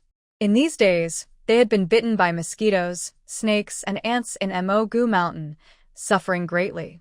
Meanwhile, an E and an heir were carefree, enjoying themselves. Thinking of this, Tian-yi felt a twinge of jealousy, so bitter and sour. Mountain bandits, where are they hiding? Tian-yi muttered angrily, swinging his sword faster. They had searched for days, but still couldn't find the bandits. Mo-gu Mountain was so big. When would they find the end? Even though he was full of complaints, Tian-yi had no choice but to keep going, searching for the clever bandits. At the same time, an E and an heir weren't having an easy time either. Over the days, they had come to see Lan Shiyu as their future wife. But just then, Dong Fongming stepped in, and an E and an heir didn't like him at all. The horse had been running all morning. Everyone was resting inside an old temple. An E led the horse to feed it grass. When he returned, he saw Dong Fongming talking kindly to Lan Shiyu. At first, Lan Shiyu ignored Dong Fongming's friendliness. But then, somehow, Dong Fongming took out something and showed it to her. After seeing it, her attitude toward him quietly changed. And Yi was very worried about his master. He was afraid that this demon might take Lan Shiyu away. If that happened, they couldn't bear their master's anger. They also believed Lan Shiyu was destined to be their mistress. How could they let this demon kidnap their future wife? And Yi and an heir's hostility toward Dong Fongming grew stronger. Dong Fongming smiled and said, "Little Yu, there's no rush to travel. Look at your girl. She's not resting. That's not good." Lan Shiyu looked at Xiao Xia and Xiao Chun, who were sitting on the ground leaning against a pillar. She nodded. "Yes, let's rest for a while."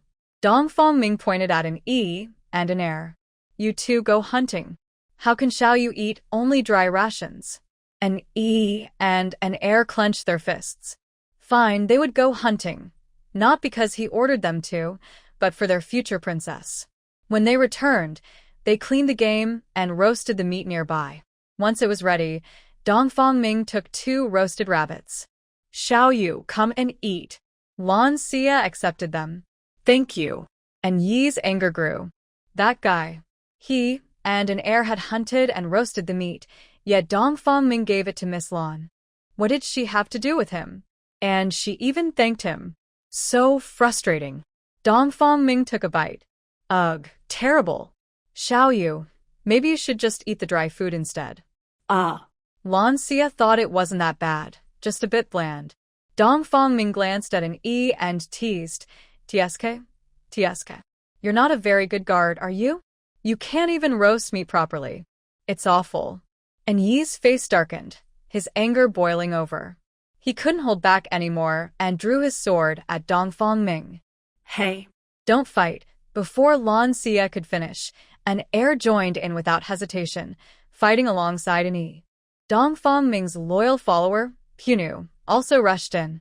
The 4 of them quickly fell into a fierce battle. Soon, the fight moved from inside the ruined temple to outside.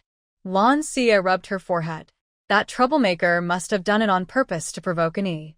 "System, do you think that strange old man also came to this world before? Maybe he traveled back later. Otherwise, how could Dong Fongming have that piece of jade?" The key was the carving on the jade. It was exactly the same as the one the old man had made when he was bored and sick back in the modern world. At that time, the old man had said it was his own unique design. She couldn't help but wonder, had he really been to this world before?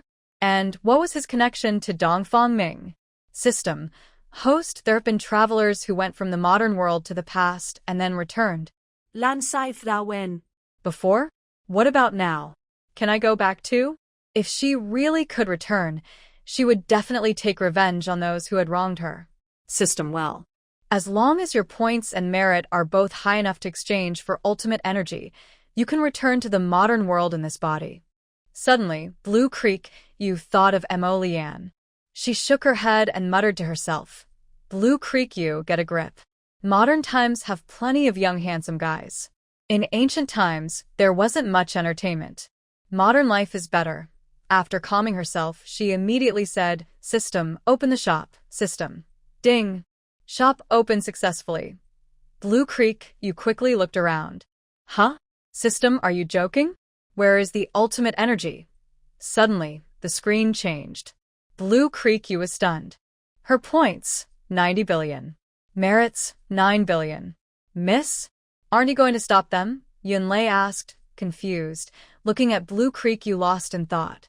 Blue Creek, you waved her hand tiredly. You guys stop them. Yunlei and Yundian looked at each other, surprised. The lady was fine just a moment ago.